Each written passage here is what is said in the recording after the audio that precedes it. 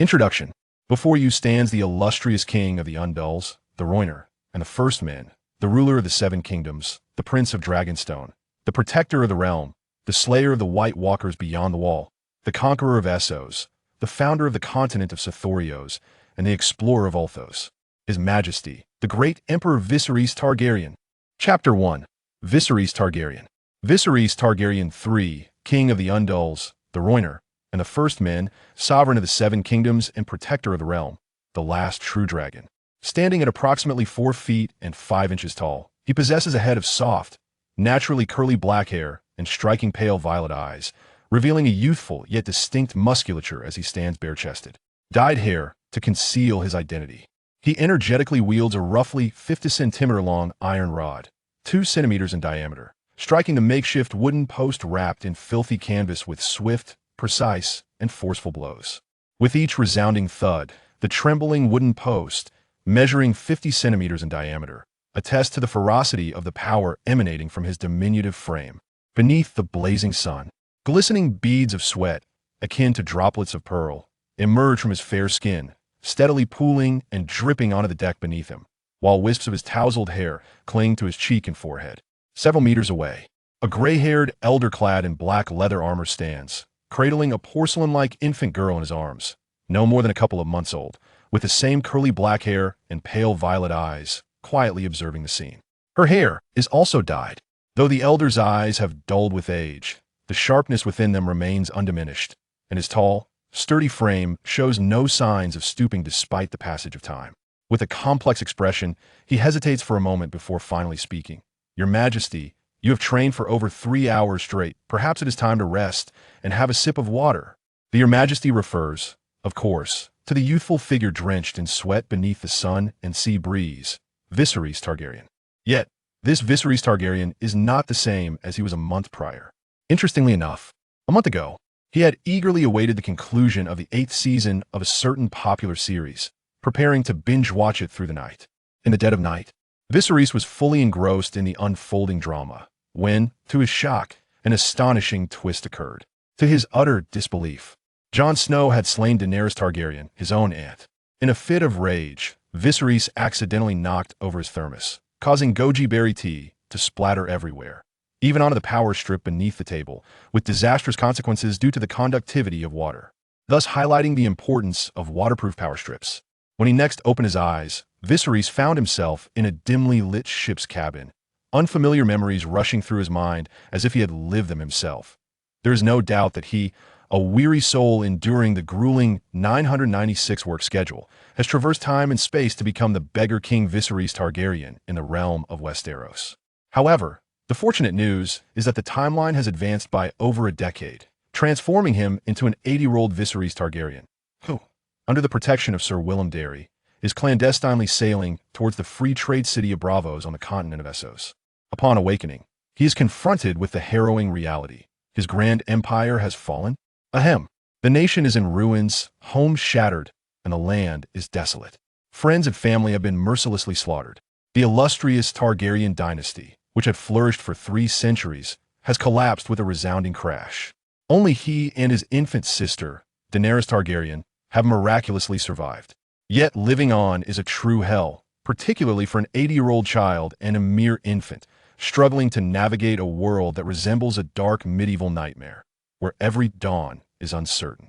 Fortuitously, with the unwavering loyalty of Sir Darry escorting them, the siblings have managed to endure until this day. Even more fortuitously, Viserys has acquired the quintessential advantage of a time travel era golden finger of sorts, a system that allows him to attain peak proficiency in skills through sheer effort, alongside a bonus of 10-fold physical attributes that will grow in tandem with his age until he reaches maturity. Moreover, he possesses a basic spatial storage, with a capacity of 1,000 cubic meters, albeit unable to hold living beings, and with a maximum single-item dimension not exceeding 1 meter in length, width, or height. While he cannot contain the very planet beneath his feet, a space of 100 meters in each dimension is ample to hold an abundance of items. Viserys continues his relentless practice, each swing of the staff releasing droplets of sweat that soar into the air due to the force of his strikes. In an instant, the sweat glistens under the radiant sunlight. "It's only been 3 hours, Uncle Darry." Rest assured, I am still capable. His tenfold physical prowess enhances his frail constitution daily. However, this enhancement lacks the support of experience points, meaning that to master his increasingly potent strength, he must engage in diligent training to seamlessly integrate and utilize it. Otherwise, he might inadvertently unleash his power, resulting in the embarrassing scenario of tearing his own garments. Through relentless, day-and-night practice, Viserys has gained commendable control over his strength, learning to exert greater force with finesse, achieving a twofold effect from a single effort. Of course, Ser Dary remains oblivious to these nuances from his perspective. Viserys is merely a pitiful child, driven mad by the loss of his family, fervently training to rapidly elevate his strength in search of security. Your Majesty, the enhancement of strength requires a gradual approach. It cannot be achieved overnight. Moreover, you are at a stage of growth. It is unwise to overexert yourself. A balance of work and rest is essential. Ser Dary cautioned at the outset. He could scarcely bear the thought of allowing the esteemed King Viserys III to address him as uncle. The profound disparity in their social standings, with him merely being a knight, instilled a deep sense of trepidation within him. However, Viserys proclaimed, "Uncle Daenerys, you are worthy of this title. Not only I, but my sister Daenerys will also call you uncle once she learns to speak. You have diligently escorted us, warding off countless threats, both overt and covert. Were it not for your meticulous care, my sister and I might have perished countless times. From this day forth, you are family." This heartfelt declaration left Ser Dary with no grounds for rebuttal. He could only acquiesce to being called uncle, while still addressing Viserys and the princess with the utmost respect. His demeanor was sincere and heartfelt. Loyalty is indeed precious, yet it is rooted in the legacy of one's forebears. And what relevance do the social intricacies of his ancestors hold for an 80-year-old like Viserys? The unpredictability of human nature lingered in the back of his mind. For who could say when he and his sister might be cast aside or even offered up as captives for glory? In the original narrative, Sir William Daenerys is depicted as a loyal subject of House Targaryen. Yet Viserys was unwilling to gamble the lives of himself and little Dany on mere conjecture.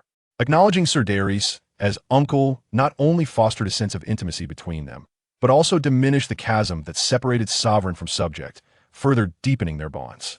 Of course, this arrangement remained fraught with uncertainty. Thus, from the very first day of his arrival in this new world, Viserys dedicated himself to rigorous training.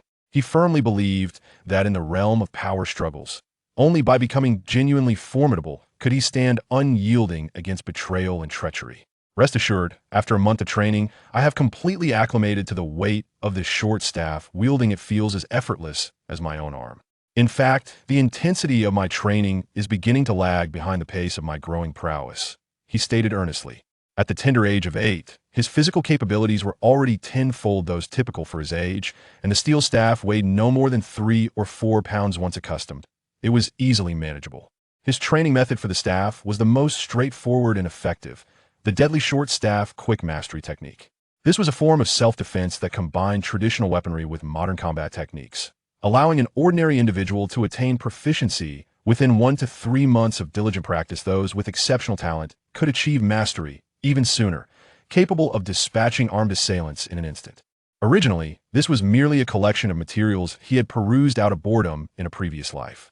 Little did he expect to find it applicable in the world of power struggles. The practice of the deadly short staff was remarkably simple. The first step was to master the shaking hands technique, an essential foundation of staff skills. Viserys first requested Ser Daenerys to procure a suitably sized iron staff for his practice. Every endeavor begins with difficulty, and the process of mastering the shaking hands technique was particularly daunting, enough to deter many. On the first day, Viserys struck the wooden post with all his might, managing only a dozen swings before his hands grew numb and his fingers ached. Each blow was delivered with utmost effort, leaving no room for slack. By the second and third days, blisters formed on his hands, causing him such pain that he nearly dropped his spoon during meals. However, once he persevered through this arduous initial phase, by the 5th day, the difficulty began to wane. A week later, he had fully acclimated. Viserys then commenced to gradually increase the number of strikes within his capacity, augmenting his count by 10 to 20 every 2 days. Now, he could strike 200 to 300 times with ease, showing no signs of fatigue. His explosive power was complemented by a rapid speed of 4 to 5 strikes per second. While building his foundation, Viserys also focused on honing his technique of delivering power, concentrating solely on the art of striking. This technique, distinct from mere smashing, involved applying force from the sides to target the human body's vulnerable areas, such as the sides of the ears and ribs. The key to mastery lay in understanding the role of inertia. During the striking process, the staff was to be swung with precision, akin to a child whipping a top with a lash. The arm became the whip, and the greater its flexibility, the more devastating the spiral force of the strike. As he practiced with both hands synchronously, each full power swing amounted to 300 strikes per hand, totaling 600 combined. Should he face a situation where he was outnumbered, Viserys would possess ample stamina to sustain himself and seize a sliver of hope. The concepts of force, technique, routines, and decisive strikes were all vital, culminating in the most crucial element, practical sparring. Sir Dare, the former instructor of the Red Keep, naturally became the ideal opponent. Initially, Sir Dare perceived the king's training as futile, seeing it as sheer brute force devoid of any strategy, reminiscent of a child flailing a stick in a field.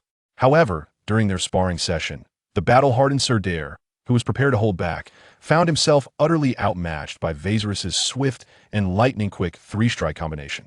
At that moment, as Viserys faced a thrust from Sir Dare, he utilized his youthful agility to sidestep to the left while simultaneously executing a horizontal swing with the staff from left to right. The power surged through to the tip of the stick, striking precisely at the vulnerable area beneath Sir Dare's ribs. Following this, Viserys swung the staff diagonally downward from the right to hit the back of Sir Dare's knee, concluding with a powerful strike to the spine. Although this series of blows seemed to take time, the entire sequence lasted less than a second. Due to the simulated sparring and the staff being wrapped in soft canvas, coupled with Viserys' timely control of his force, Sir Dare was left bewildered, feeling the three strikes on his vital points without fully grasping what had transpired. In astonishment and disbelief, he turned to see the calm visage of the king, who had deftly maneuvered behind him, while his training sword maintained its previous thrusting posture. From that moment forth, Sir Dare dared not underestimate the seemingly chaotic training of his king. Returning to the present, Viserys had finally met the standard, completing 350 repetitions in his daily training with both hands. Just as he was preparing to embark on other exercises, the venerable and sonorous voice of Ser Daryan resonated. "Your Majesty, behold, that is the Titan of Braavos." Little Dany fluttered her large, watery eyes, her chubby hands grasping at the air as if attempting to seize the clouds above, resembling cotton candy, yet to no avail. She was so eager that drool cascaded down, staining her attire. Viserys approached and gently pinched little Dany's plump, rosy cheeks before turning to gaze in the direction indicated by Ser Daryan. There, at the horizon, a dark line emerged, and at its center, a distinctly human silhouette stood out vividly. As the sailing ship drew nearer, the outline became increasingly clearer. The Titan of Braavos was a colossal statue carved from enormous rocks and bronze. It stood guard over the entrance to the great lagoon of Braavos, serving as the first line of defense for the city. Whenever the Titan was visible on the horizon, it signified their proximity to Braavos, and the salty sea breeze carried with it the echoing roars of the giant. Before his travels, Viserys had been quite fond of Game of Thrones. To better comprehend the intricacies of the narrative, he had invested in the complete set of 5 original volumes, along with supplementary guides, indulging in a hobby of scholarly exploration. Truth be told, had he applied himself with such diligence during his academic years, he might have avoided the fate of attending a lesser-known university and becoming a cog in the corporate machine. In the supplementary guides, the Titan was noted as one of the 9 artificial wonders mentioned in the book Long-Legged Lomas. The other 8 included the Valyrian Avenue, the Wall of Oblivion, the Triple Walls of Karth, the 3 Great Bells of Norvos, the Long Bridge of Atlantis, the 1,000 Rooms of Shaunas, and the Great Pyramid of Gisk. The last one could possibly refer to either the Tall Tower of Old Town, Harrenhal, or the 5 fortresses of the Golden Empire, or perhaps all of them. Regardless of the specifics, it was evident that the technological advancements of this world were unexpectedly distorted and unconventional. Chapter 2. The Free Trade City-State of Braavos. As they continued their voyage, after half a day had passed and the sun began to set, Viserys and his companions finally arrived before the towering Titan, which soared hundreds of meters high. Viewing the Titan up close, Viserys was profoundly awestruck by this man-made marvel. Who could believe that such a creation was the result of human ingenuity? Moreover, it had been completed thousands of years prior. Yet, In stark contrast, it appeared that civilization in this world had not only stagnated, but had also regressed severely. It was indeed a chilling thought. The statue of the Titan stood with its colossal feet planted on two separate small island peaks, each adorned with numerous sturdy pines and black spruces, cultivated for wind protection. The trees stand tall and majestic, yet when compared to the grandeur of the Titan, they appear as mere weeds at the feet of a giant. From a distance, the details were obscured, but upon closer inspection, Viserys discovered that the Titan's legs were not a single entity, but rather constructed from stones of the same black granite as the reef upon which it stood. A massive green bronze war skirt adorned its waist, while its weathered breastplate was also crafted from bronze. It wore a half-helm crown with a pair of cavernous eye sockets, within which fierce flames burned brightly. The Titan's left hand rested upon the mountain ridge, its bronze fingers gripping a shield-shaped boulder, while its right hand reached skyward, clutching the hilt of a sword that pierced the clouds. Upon further examination, Viserys noted that the breastplate of the Titan was riddled with numerous openings for observation and archery. The arms and shoulders were stained with countless specks, remnants of seabirds' nests accumulated over time. Not only the arms and shoulders, but as the sailing ship passed beneath, one could observe that the inner thighs of the Titan were similarly dotted with hundreds of arrow holes, and the war skirt was no exception. Should anyone dare to attack Braavos, they would undoubtedly face a deluge of arrows from the Titan. As they traversed the strait, the first sight to behold was the Braavos arsenal, perched atop a fist-shaped reef at the entrance of the Great Lagoon. This stronghold served as the main defense for the primary port of Braavos. Atop the rocky outcrop, a plethora of siege engines, crossbows, and fire-breathing ballistae were meticulously arranged for defense, showcasing the pinnacle of martial prowess. Additionally, it boasted a dock capable of accommodating dozens of grand sailing ships. From a distance, one could see along the coastline a myriad of workshops and shipyards, where countless vessels lay anchored. Viserys recalled that this arsenal housed not only the city's defensive fleet, but also served as the shipbuilding center of Braavos. It was said that a warship could be constructed in a single day. Perhaps in the future, this place would provide the means for a maritime fleet to traverse the strait. The sailing vessel that Viserys and his companions boarded navigated the waves, skirting past the bustling merchant ships and trading vessels. Looking out upon the horizon, one could see ships from various regions converging upon the sea, moving in an orderly fashion to dock at the ports of this ancient city comprised of hundreds of islands. One could observe a vibrant display of flags fluttering in the wind, each emblazoned with emblems representing the factions behind them, nearly encompassing all except for those of the Slave Bay. This was entirely understandable, as Braavos stands as the most unique and powerful city-state among the free trading city-states, benefiting from its advantageous geographical position at the confluence of the Narrow Sea and the Shivering Sea. In such a favorable context, it is only natural that Braavos would emerge as a global trade center. The rulers of Braavos are referred to as Sea Kings, though this title bears no relation to the Aquaman of DC Comics, that if one were to delve into origins, it could be argued that the illustrious Khal Drogo of the Dothraki Sea possesses a more profound lineage. The title of Sea King aptly reflects the dominion and opulence of this city, deriving entirely from maritime endeavors. Perhaps maritime sovereign would be a more fitting designation. The Sea Kings might indeed justify this appellation. He commands not only an unparalleled fleet of warships, but also an illustrious armada of merchant vessels adorned with purple sails and hulls. Currently, Viserys is aware only that the reigning Sea King is named Ferrago Antrian. Beyond this, scant records exist in both the compendium and the original texts. Perhaps upon settling in, he may glean tidbits of information regarding the Sea King from local traders.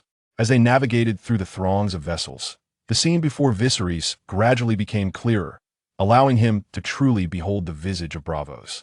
Within the havens safeguarded by the Titan, one could observe numerous arches of striking and singular colors, such as gold and crimson, alongside distant towers and domes that form the stone city. These vividly hued arches interconnect the myriad islands of Braavos, transforming the city into a cohesive entity of interdependence. However, Viserys did not encounter verdant trees instead. The landscape was dominated by stone edifices and granite sculptures. Flanking the streets were dense clusters of gray stone houses, so closely packed that they appeared nearly to collide, with some structures even erected over watercourses. Being of stone construction, most stood 4 to 5 stories tall. In the distance, one could discern elevated aqueducts spanning above the ditches and houses. since the surrounding waters are saline and unfit for consumption. The Braavosi invested considerable resources and labor to construct these conduits, transporting fresh water from the mainland across marshes and shallows. Though Braavos is encircled by water and dotted with docks, it possesses only two principal harbors. The first, the Purple Harbor to the north, caters exclusively to Braavosi merchant ships. The second, the Old Fishmonger's Dock to the west, is perpetually filled with vessels from afar and serves as the docking point for Viserys and his companions. However, prior to this, they must first proceed to the grid dock to undergo inspection and registration by the official customs personnel of Braavos. Not only must Viserys' vessel comply, but all ships of Braavos are required to anchor here for a thorough inspection of their holds by the Sea King's customs officials. This process typically consumes a considerable portion of a day. As anticipated, upon the sailboat's arrival at the dock, two customs officials clad in grayish-brown attire boarded to conduct their routine examination. Sir Willem Darry entrusted young Dany to Viserys before stepping forward to engage in the customary negotiations. Viserys, cradling Dany, approached the edge of the ship to observe the bustling activity at the dock. As the sun began its descent, casting a dim light over the scene, a kaleidoscope of individuals animatedly conversed and laughed on the grid dock, with a mingling of various unpleasant odors evoked within Viserys a nostalgic longing for the scent of sheep aboard their vessel. However, little Dany in his arms was quite exhilarated, her sparkling eyes darting around. Despite her tender age and limited vision, the plethora of novel wonders overwhelmed her senses. The officials proceeded with the review according to protocol. In truth, after a month of consumption, the provisions and water in the hold of Viserys and his companions had dwindled to a mere bundle of hay, a lactating goat, and half a goat yet to be roasted. Yet rules are rules. It was not until deep into the night, after several hours of slumber for little Dany, that the cumbersome review process was finally concluded. The night sky was an inky black, adorned with a multitude of twinkling stars, as a resplendent moon hung above, casting a silvery glow that danced upon the undulating sea, rendering it a captivating shade of silver.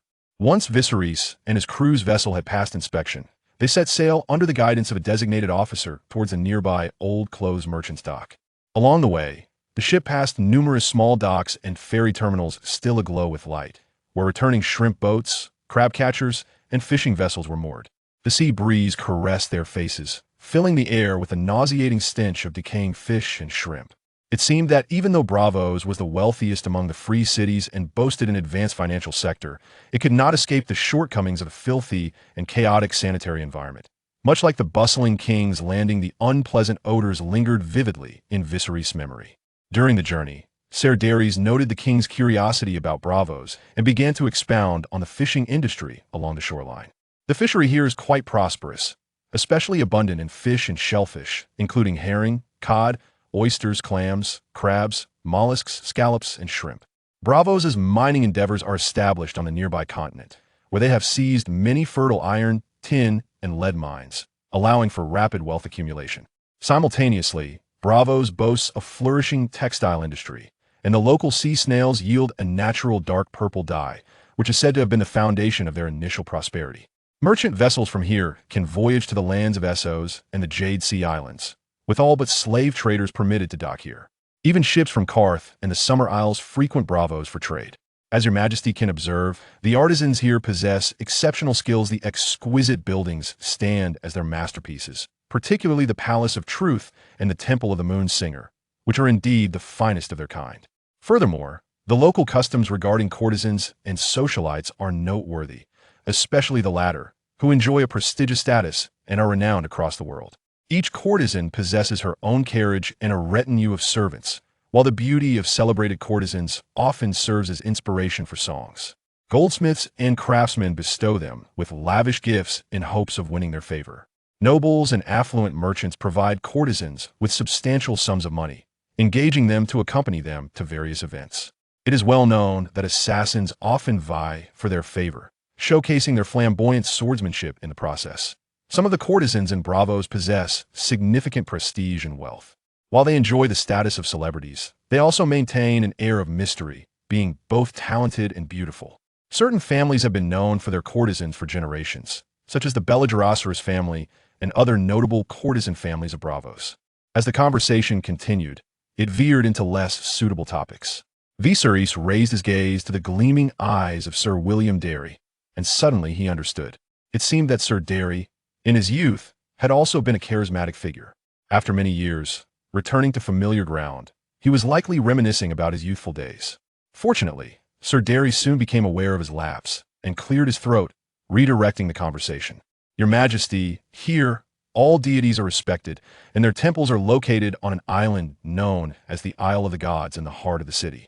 There, you can witness the most magnificent temple of the Moonlit Ones, constructed by the original Braavosi who led their people to this island. The Father of Waters rebuilds his temple each year when he marries a new bride. The 7 gods are honored in Braavos within the sanctuary known as the Outer Sanctum. Additionally, there are temples dedicated to the Faceless God, the Lightbringer, and others. Even those deities long forgotten are venerated in the hallowed halls.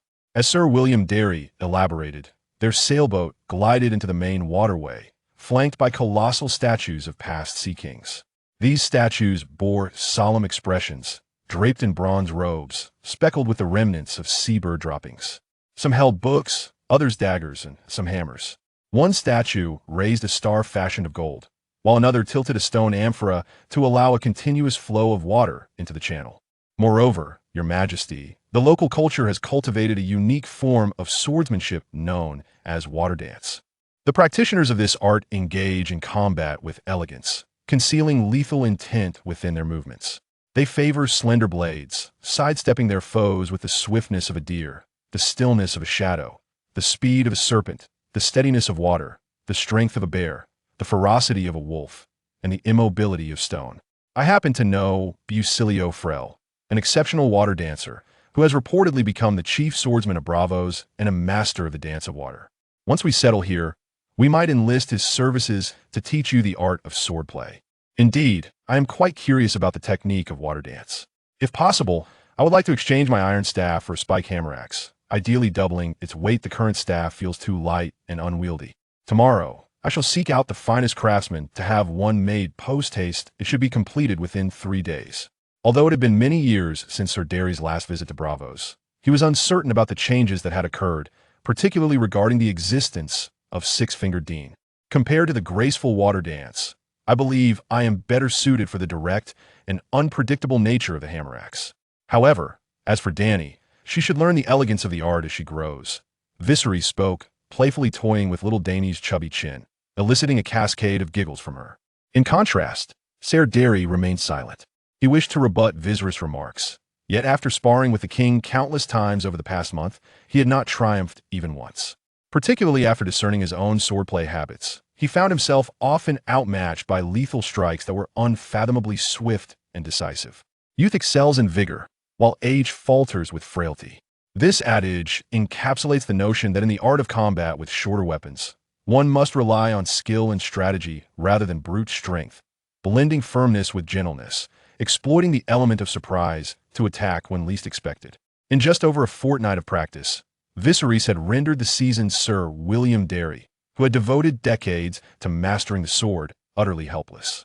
Of course, one must also consider Sir Darry's advanced age and lingering ailments. Had he been in his prime, he would undoubtedly possess the stamina, vigor, and reflexes to outmaneuver Viserys with his wealth of experience. Even so, each time they sparred, Viserys appeared to win effortlessly. It was a product of cerebral strategizing, analyzing advantages and disadvantages to swiftly choose the optimal offensive approach. A single misstep could lead to a swift lesson in humility. It can be said that the time allotted for practice was simply too brief, and the techniques with the shorter weapon had not yet been mastered to the point of muscle memory. Were muscle memory established, he could react instinctively during combat, executing the most effective counterattacks without hesitation. As they conversed, the sailboat gradually docked at the old clothing merchant's wharf. Sir William Darry disembarked first, with Viserys following closely while cradling little Dany. Though it was late at night, the wharf remained bustling with numerous passers-by, and the trio of an elder and 2 children instantly drew various gazes. Some were astonished, others curious, yet the majority harbored ill intentions. This prompted Viserys to instinctively draw his right hand closer to the iron staff concealed at his waist, while adjusting his hold on little Dany to ensure he could swiftly wield the staff without the risk of dropping her from his left arm. Despite Sir Darry's protective presence, In the event of an unforeseen situation amidst the crowd, Viserys could ultimately rely only on himself before Ser Derry could respond. Chapter 3. The old clothes vendors wharfed the dim yellow lights swayed with the sea breeze, casting flickering shadows along the street as if malevolent spirits were clawing at the surroundings, encircling Viserys and little Dany, threatening to tear their fragile forms to shreds at any moment. Do not fear. The voice of Ser Daryon, seasoned yet immensely dependable, resonated as he gently patted Viserys on the back, reminiscent of a guardian comforting a younger kin. Regardless of his acknowledgement, after a month of companionship, he had come to regard Viserys and Dany as his own children, not out of loyalty, but simply because they were Viserys and Dany. Viserys looked up into Ser Daryon's murky yet piercing gaze, which radiated a profound sense of security. In the face of numerous assassination attempts they had endured, it was this very gaze and the same two words, "Do not fear," that had brought them solace. Subsequently, all assailants had been vanquished, leaving the siblings unscathed. Yet, despite the throngs of ill-intentioned individuals around them this time, none seemed inclined to act until they settled into what appeared to be a reasonably clean inn. Only then did these nefarious figures gradually disperse. However, even from the windowsill, shadows could still be seen lurking in the dark corners below. "Your Majesty need not worry. I am here to ensure your safety and that of the princess." Ser Daryon observed the situation downstairs without so much as a furrowed brow. A veteran of countless battles, he dismissed these petty scoundrels' prying, even while he battled his own ailments. Though aged, he remained capable of fighting when necessary. "My concerns lie not with those ruffians outside, but rather with the possibility that our movements may have taken flight the moment we entered Braavos, reaching the hands of the usurper in King's Landing. On the vast sea, they have already displayed such ruthless attempts at assassination. Now that we have disembarked, this night may well be the last calm before the approaching storm." Viserys did not fear death, yet he wished to live beyond the third chapter of his tale. At the very least, he desired to effect change or accomplish something meaningful. His age in a past life was inconsequential. What mattered was that he was but 8 years old in this life. The Master of Whispers in King's Landing, the spider, Viserys, had eyes and ears aplenty, and his little birds were scattered far and wide.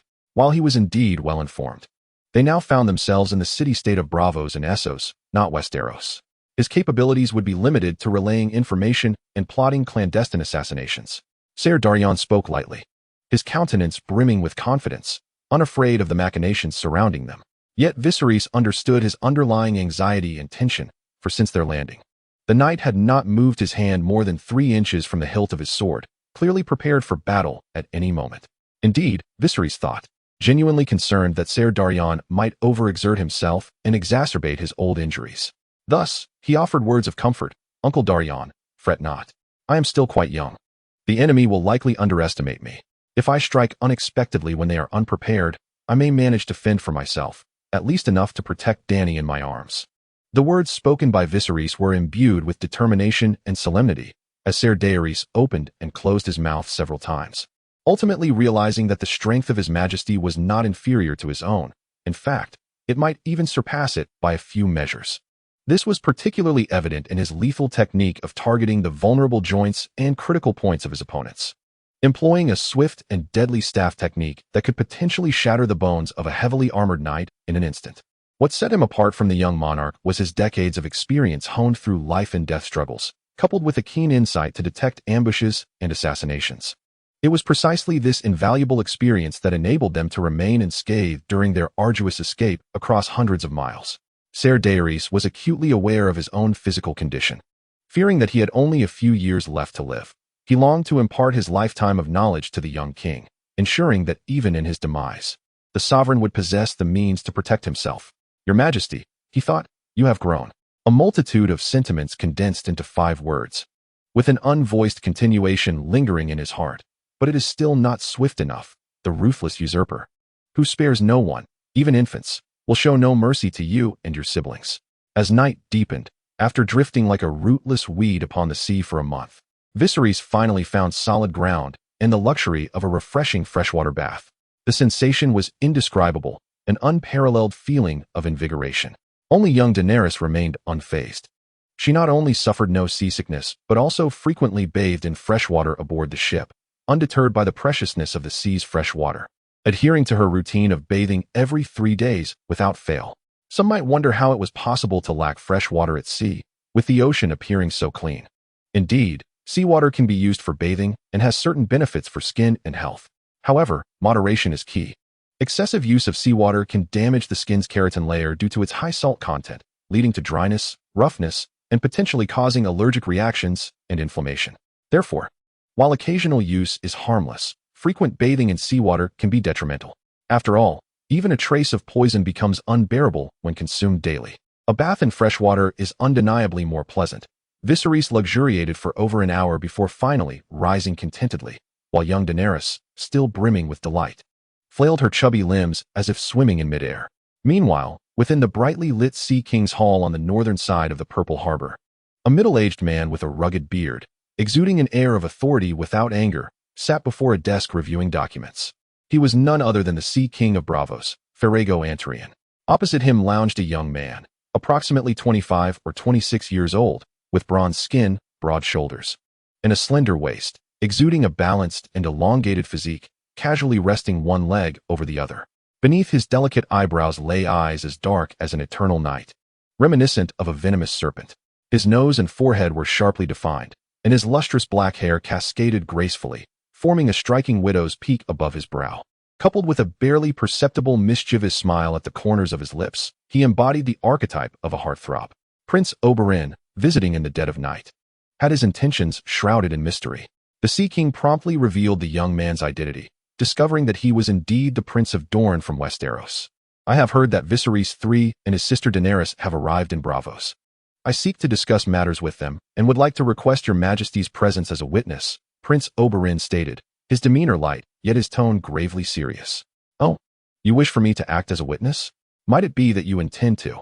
The Sea King's words trailed off as their eyes met, an unspoken understanding passing between them, and they both erupted into laughter. In the distant capital of Westeros, within a dimly lit chamber of the Red Keep, a rotund figure reflected in the flickering light, clutching a recently received piece of intelligence regarding the arrival of the Targaryen siblings in Braavos that afternoon. The stout man rose and paced about silently in his soft slippers. After numerous laps, he finally approached the candlelight, placing the note before the flame. Watching as it gradually succumbed to the fire, transforming into ash. The shadows danced across his plump visage, mirroring the tumult of his thoughts, yet his expression remained disturbingly calm, betraying nothing of his inner musings. Chapter 4. An invitation from the Sea King, September 24th, early morning as the horizon began to blush with the first light of dawn. Viserys had already risen to embark upon his daily training regimen. Although the inn offered little opportunity for staff training, it did not hinder his commitment to physical fitness. 600 squats, 600 vertical leaps, 600 sit-ups, 600 two-handed push-ups, and 600 one-handed push-ups constituted his formidable routine. This task seemed daunting. Yet with a physique tenfold that of his peers and the honed skills acquired through diligent practice, he faced no insurmountable challenges. Upon completing his daily regimen and taking a cold shower, the sun had fully ascended. At this moment, Sir Darry had prepared breakfast for the two of them along with fresh milk for little Daenerys. Poisoning, an insidious and unpredictable tactic, had once left Viserys trembling, hesitant to consume anything. However, Sir Darry possessed a highly effective method for detecting toxins, often testing the food himself 30 minutes prior to serving. This dual verification minimized the risk of poisoning to a mere 1%. Today's breakfast, despite appearing freshly cooked, had in fact been prepared an hour earlier. Viserys first fed the still sleepy Daenerys some goat's milk before hastily consuming his own meal. Once everything was prepared, the trio set out together in search of a residence for their long-term stay, whether to rent or purchase. They needed to establish a stable base. On the streets, the unusual combination of the two youngsters and the elder, Viserys and his companions, drew considerable attention. However, due to the overwhelming aura of menace emanating from Sir Daenerys, onlookers dared not approach. After wandering through several streets, they finally discovered a 3-story detached house with a garden on a small islet just before noon. The gold dragons of Westeros were indeed valid currency in Braavos, and after some haggling, they successfully acquired the villa for 200 gold dragons. Upon securing the property deed, Viserys and his companions entered the garden, where they found the small lawn and flower beds well maintained, vibrant blooms adding splashes of color. A gentle fragrance wafted through the air, pleasing to the senses. Inside, the house was impeccably clean, with a direct drainage system leading to the nearby river, a rare convenience that ensured no unpleasant odors would linger. Additionally, the house was fully furnished and ready for immediate occupancy. The natural light was abundant on all 3 floors, and there was even a 10-square-meter cellar on the ground floor, making it an exceptional value. However, as they began to unpack their belongings, an unfamiliar voice called from outside the courtyard. By the command of His Majesty the Sea King, I am here to invite the esteemed guests to the Sea King's Hall to extend a warm welcome and hospitality. Looking from the balcony, they saw a plainly dressed yet distinguished attendant announcing their arrival. Viserys glanced at Sir Daenerys, silently inquiring if he recognized the situation. Do you know him? What is this about? Sir Daenerys shook his head slightly in response. I do not know him. I am unaware of the circumstances. The Sea King was the local ruler of Braavos, a figure whose influence was not to be underestimated. Given the current situation, it was difficult to dismiss the possibility that the cellar of their hard-fought home was orchestrated by the Sea King himself. How else could such a prime location, seemingly recently occupied, have fallen into their hands? It appeared that the Sea King had been aware of their arrival in the port from the very beginning, even arranging for this villa and now extending an invitation to dine. Such overt courtesy could not be without ulterior motives. This is either a scheme or a trap. Viserys muttered, his voice louder than intended. Sir Daenerys, however, could not comprehend his words, as the king spoke in a dialect he found incomprehensible. Your Majesty, shall we attend? Sir Daenerys asked, noticing the attendant still waiting. Yes, we shall go. If the Sea King intends to harm us, he could have easily dispatched his forces to eliminate us on our first night at the inn. This polite invitation surely harbors a deeper intention. After all, I am the legitimate protector of the realm of Westeros, a rightful king, albeit in exile. My title remains indisputable. As for the intentions at hand, only the banquet will reveal the truth. His Majesty has made a definitive decision, and Sir Daenerys will comply without hesitation. The party descended the stairs and arrived outside, where a fair-faced attendant greeted them with a smile, inviting them to board a vessel for their journey along the waterways. Viserys nodded slightly, following Sir Daenerys as he cradled young Daenerys while stepping onto the nearby boat. The Sea King's palace is situated to the north of Lys, and after navigating through several narrow canals, they entered the main waterway. Compared to the bustling streets on land, the main channel was teeming with vessels, far surpassing the foot traffic, yet it was devoid of prying eyes. Moreover, anyone familiar with Braavos would recognize that this boat, adorned with cheerful faces, was the property of the Sea King, and those fortunate enough to board it were not the sort of lowly individuals who could provoke such grandeur. The saying in Braavos about being fed to the fish was not merely a threat, it was a grim reality. Nevertheless, Viserys remained prepared to leap from the boat with Daenerys in his arms at a moment's notice, knowing that Sir Daenerys would hold back to delay any pursuers. As had always been the case, one must always guard against treachery. Perhaps due to the nature of the Sea King's vessel, their journey proceeded smoothly, and they arrived at Lys without hindrance. From a distance, one could see numerous Braavosi merchant ships anchored beneath the arches and towers of the Sea King's palace. The group disembarked and transferred to an opulent carriage. As they traveled, Viserys gazed out at the world, holding the lively young Daenerys, who, despite her exuberance, remained well-behaved. Smiling with delight, her chubby cheeks dimpled adorably. Daenerys, may you grow swiftly, so you can witness how your brother gradually alters this world and triumphantly returns to Westeros, compelling the 7 kingdoms to yield and willingly offer their fealty. Of course, this was a thought kept within. The carriage offered no soundproofing, and with so many eyes around, one must be cautious of careless words, lest a bounty hunter lurk among the crowd. Discretion was paramount. After a bumpy ride of about 20 minutes, they finally arrived at the Sea King's palace. Upon exiting the carriage, beautiful handmaidens approached to receive them. Welcome, esteemed guests. The Sea Lord is currently preparing for a welcoming feast, and he has instructed that you first be taken to the hot springs to wash away your fatigue. The handmaiden spoke in flawless common tongue, her voice slightly melodic, and with her striking beauty and figure, she would have been a quintessential ice queen in a past life. Yet now, she was merely a humble servant.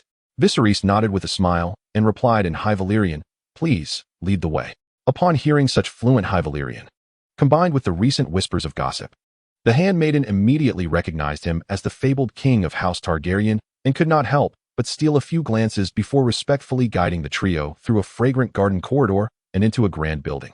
The tip of Viserys' nose twitched slightly. Even before stepping inside, he caught a faint whiff of the aroma reminiscent of eggs, a characteristic of the sulfur springs. Initially, he had assumed this hot spring was merely an artificially heated bathhouse, yet he was pleasantly surprised to discover it was indeed a natural spring, allowing him the opportunity to indulge in a soothing soak. Sir Daenerys followed him in, but upon finding nothing amiss, he took his post outside to stand guard. leaving only Viserys to enter the spring with little Dany in his arms. Viserys declined the attendant's services, merely requesting a wooden basin and a clean cotton towel before sending them away. During this time, it had been Viserys who bathed little Dany, as Sir Daenerys, being a man and of royal stature, could not possibly partake in a shared bath. Testing the water's temperature, Viserys found it pleasantly warm but not scalding. He placed little Dany into the wooden basin, gently submerging her in the water, and swiftly shed his own clothing to join her in the spring. In an instant, it felt as though every pore on his body had opened, and he was enveloped in bliss. Yet, he did not forget about little Dany. He scooped water into the basin to help her acclimate to the warmth, then added more water.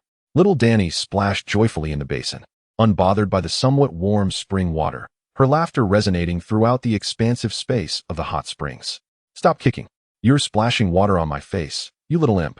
Suddenly, little Dany froze, staring blankly before gleefully splashing once more. "Surely, you haven tea," Viserys teased. "Why are you laughing? Do you think it will just go away? The water has changed color," little Dany retorted, with an exaggerated expression of disdain. Viserys lifted her from the basin and poured the water into a drain a few steps away. "Thank goodness I had the foresight to let you wash alone in the basin. I knew you would cause mischief." In response to Viserys' playful scolding, little Dany simply giggled, appearing fully aware of her own cuteness. Faced with such an adorable sister, how could he be stern? The siblings engaged in their playful banter, and outside, Sir Daenerys, hearing their joyful sounds, couldn't he help but wear a fatherly smile. Nearly an hour later, at noon, the weather outside was bright and clear, with the sun shining high in the sky. After changing into a tailored black formal suit, Viserys' figure appeared even more elongated and proportionate, his spine straight as an arrow. His pale violet eyes shone with a sharp and cold intensity, exuding an inherent authority that commanded respect and instilled awe. Little Dany, now clad in a pure cotton light purple infant outfit, looked even more endearing.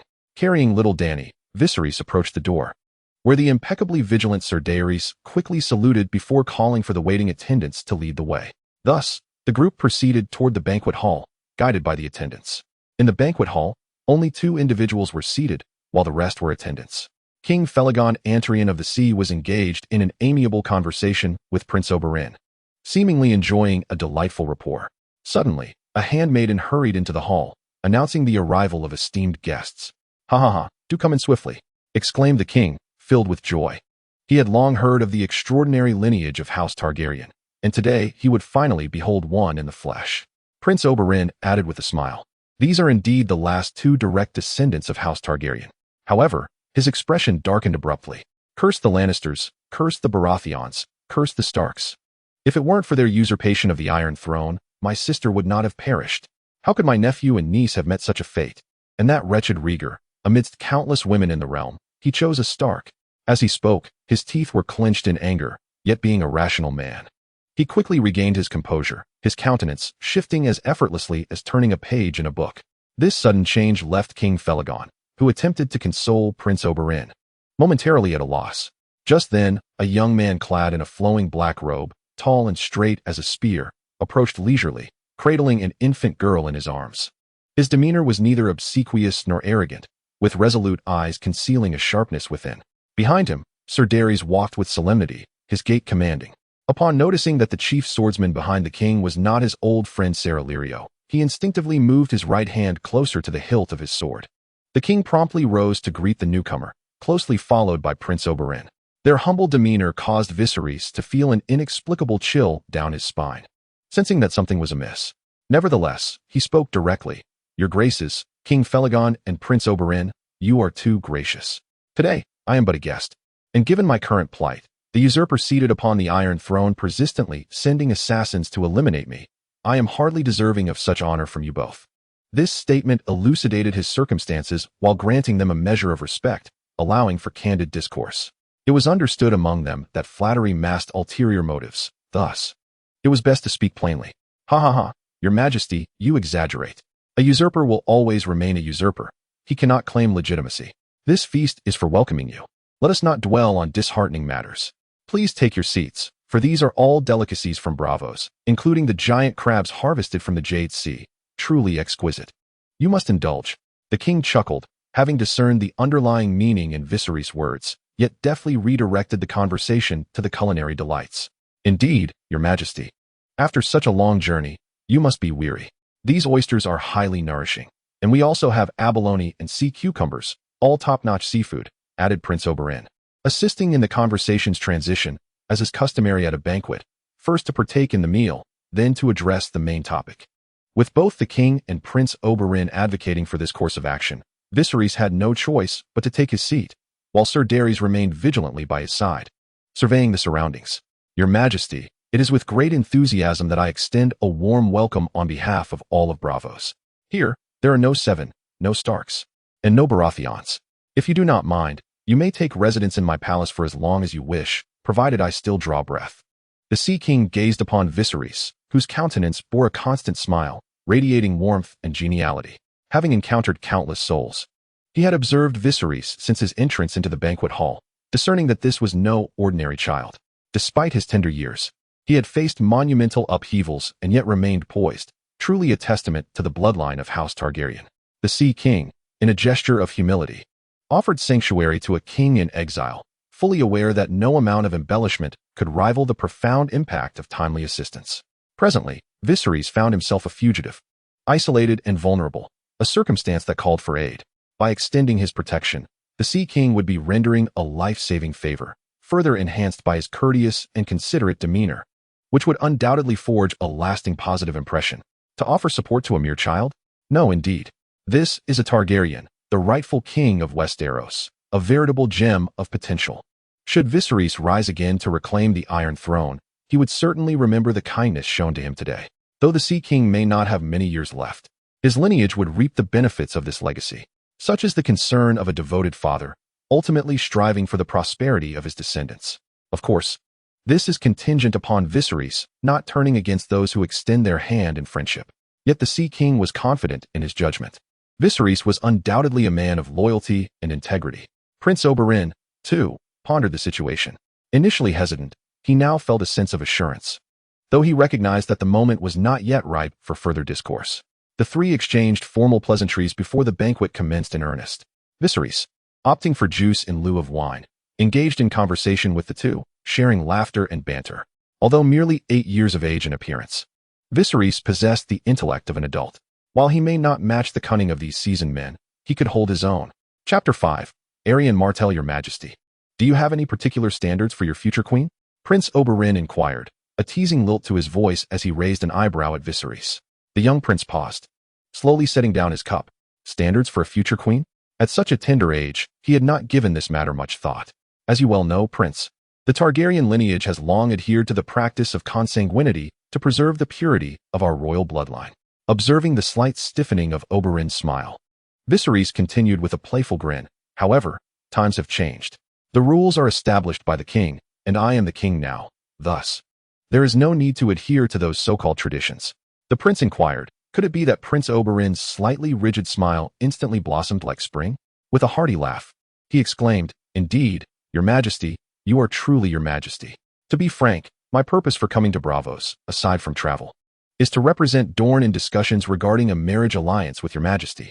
Viserys, having perused the setting materials, was aware of Prince Oberyn's intentions, yet he feigned surprise. But I am merely 8 years old.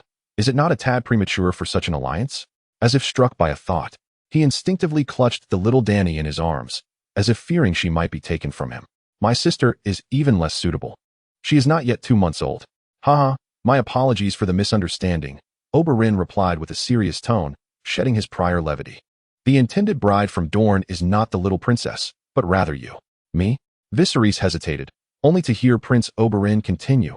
Rest assured, Your Majesty, our discussions amount to an engagement, not an immediate marriage. The union will be fulfilled when you reach the age of 16, marrying my brother Prince Doran's daughter, Princess Arianne Martell. As he spoke, he snapped his fingers, and a maid appeared, escorting a young girl with olive-toned skin, large black eyes, and lustrous, curly black hair. This little girl, standing about 1 meter tall, was undeniably adorable, a quintessential beauty. However, her expression revealed discomfort, clearly sulking. Arianne, have you not yet greeted His Majesty the King? Prince Oberyn stood and gestured to her. The little girl, Arianne Martell, Princess of Dorne, though reluctant to engage, complied and approached to pay her respects, while secretly sizing up the young boy before her. I have met His Majesty the King. To be candid, Viserys was bewildered. Was the original plot truly like this? Had Viserys and Arianne met in Braavos?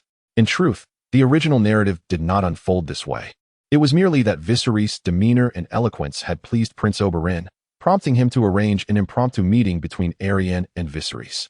After all, affection must be nurtured from a young age to endure. Princess, no need for formalities. Viserys, displaying gentlemanly courtesy, rose to assist Arianne and subsequently cast a questioning glance at Prince Oberyn.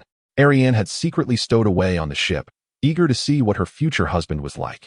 When I discovered her presence, it was too late to turn back, so I indulged her wish. However, I believe that a mere encounter cannot truly reveal a person's character. It would be better to allow Arianne to remain by your Majesty's side. Prince Oberyn, are you serious? I am but a destitute king in exile. While Princess Arianne is the jewel of Dorne, if she were to stay with me, it would be akin to a clay Buddha crossing a river, unable to protect itself. If a young girl of noble descent were to remain by one's side, one might fear that should an unforeseen incident occur, an additional calamity would befall them. Before Prince Oberyn could utter a word, the spirited young lady defiantly placed her hands on her hips and unsheathed the small whip that hung at her waist. Do you fear that this princess will hinder you? I am more concerned that you are all show and no substance. Oh, is it that you wish to test my prowess? Viserys inquired, his interest piqued by the pampered girl before him. His gaze flitted between Prince Oberyn and the Sea King, a warm smile gracing his lips. Will you wield a sword, a gun, or perhaps an axe or hammer? Arianne had grown up in Dorne's flowing gardens. Her childhood companions limited to Dray, Garin, and Sylvia, as well as her cousins, the Sand Snakes, with little in the way of entertainment. Her pastimes were restricted to practicing with weapons. Thus, despite her tender age, she possessed 5 years of combat experience. Arianne, do not act recklessly, Prince Oberyn cautioned. Aware of Viserys' cunning nature, having recently endured the tumult of life's vicissitudes, a transformative experience. Yet, formidable temperament does not necessarily equate to superior strength. He feared his niece might strike too harshly and promptly admonished her. Meanwhile, the Sea King observed the proceedings with an air of detached amusement, content to play the role of witness and facilitator, while also hoping to foster a favorable impression. The true highlights of this gathering were the young protagonists present. Do not worry, Prince Oberyn. I have also acquired some swordsmanship, merely a friendly spar, nothing more, Arianne assured him. Viserys had not only mastered the deadly short staff, but had also studied the techniques of Ser Daenerys. Moreover, he had fused the swordplay of this world with the combat skills of his past life, incorporating an array of unpredictable footwork. Although his practical experience may not rival that of Arianne, the quality of his training and practice was of a high caliber, making him well equipped to handle a young girl. Just don't cry later. Arianne furrowed her brow in mock anger. In truth, she held an admirable first impression of Viserys. Yet her displeasure stemmed from her family's unilateral decision regarding her marriage, which incited her current demeanor. Let us commence, ladies first, Viserys declared, handing the young Daenerys to Ser Daenerys while receiving a long sword from the knight. Due to his size, the one-handed sword appeared almost like a two-handed greatsword in his grasp. Nevertheless, he held it effortlessly in his right hand, his left arm resting behind him, exuding an air of calm as if the weight of the blade was inconsequential. Before the duel commenced, Prince Oberyn discerned the subtleties that set Viserys apart, regardless of the king's swordsmanship. The ease with which he assumed his stance and the unwavering precision of his blade hinted at his formidable skill. Arianne, however, paid no heed to such considerations. Without hesitation, she wielded her whip, striking towards Viserys with a crack that echoed like a firecracker, a display both formidable and fierce. Yet, in the face of that fierce lash, Viserys remained steadfast, not even shifting his feet by a hair's breadth. With a flick of his wrist, he deftly redirected the approaching whip to his side. This seemingly simple maneuver demanded precise timing, angle, and force. A moment's lapse could lead to disgrace rather than triumph. Prince Oberyn, understanding the intricacies involved, focused intently, his expression shifting to one of seriousness. The onlooking Aquaman, after a moment of astonishment, nodded in admiration, while Ser Daenerys maintained an air of indifference, having long grown accustomed to such displays. In the midst of this, Erin's heart was tumultuous. Though she had sparred with many skilled guards in the past, none had ever faced her whip without flinching. Despite her shock, the seasoned combatant quickly regained her composure, preparing for another strike. Yet, Viserys was no mere target. As her thoughts churned, he surged forward, his sword slicing through the air with lethal intent aimed at her neck. Erin's face paled in fear, and instinctively, she recoiled just in time to evade the deadly blow. However, she did not relent, rolling backward, she narrowly escaped Viserys' subsequent thrust. His movements were fluid and relentless, clearly intent on denying her even a moment's respite, as he raised his sword for another downward strike. Arianne swiftly brandished her whip to defend herself, but Viserys effortlessly parried her attempt. In an unexpected gesture, he then sheathed his sword behind him, bowing slightly as he extended his right hand. "Your Highness, I apologize. My previous strike was perhaps too forceful," he spoke gently. Just as she was about to retaliate, Arianne found her movements frozen midair. Yet, she was not one to linger in indecision. Defeat was merely a stepping stone to victory in the future. "So you are aware of your own strength?" she quipped, her words sharp, but her hand willingly resting on Viserys as she rose. After brushing off the dust from her attire, she unexpectedly flushed with shyness. Her transformation swift and surprising. Viserys, with a subtle smile, remained silent, for he had not merely held back, he had practically refrained from engaging at all. Had he wished, that single strike could have concluded the encounter. However, considering her status as a princess and potential future queen, it seemed unwise to vanquish her outright upon their first meeting. Prince Oberyn observed keenly, recognizing Viserys' swordsmanship, exquisite and practiced, each movement executed with instinctive precision. Yet, upon closer inspection, it became evident that even in his apparent fervor, the young sovereign had been tempering his strikes. His eyes narrowed as he scrutinized the young king, feeling increasingly satisfied with the prospect of their union. Clearly, Dorne had not made a poor choice this time. As the brief interlude of sparring concluded, the gathering resumed their seats and engaged in conversation once more. Chapter 6. The assault with the banquet at an end, they returned to the riverside. In the opulent carriage, where three had originally occupied, now four were present. On the left sat Sir Daenerys, cradling little Dany, while on the right was Princess Arianne, who had taken an affectionate hold of Viserys' arm and refused to let go. Initially, Viserys had been resistant to this unexpected betrothal, but Prince Oberyn insisted that nurturing feelings from a young age was essential, compelling him to accept the situation with reluctant acquiescence. Thus, the scene unfolded. "Your Highness, might you loosen your grip? We are in a carriage. Do you truly fear I might escape?" Viserys chuckled wryly, thinking to himself that she was, after all, a princess and ought to exhibit a modicum of restraint. "Just call me Arianne, and I shall call you Viserys. Titles like your Majesty and Princess sound quite awkward. Besides, I am already yours, and you must take responsibility for me." Arianne not only refused to relent, but tightened her embrace further.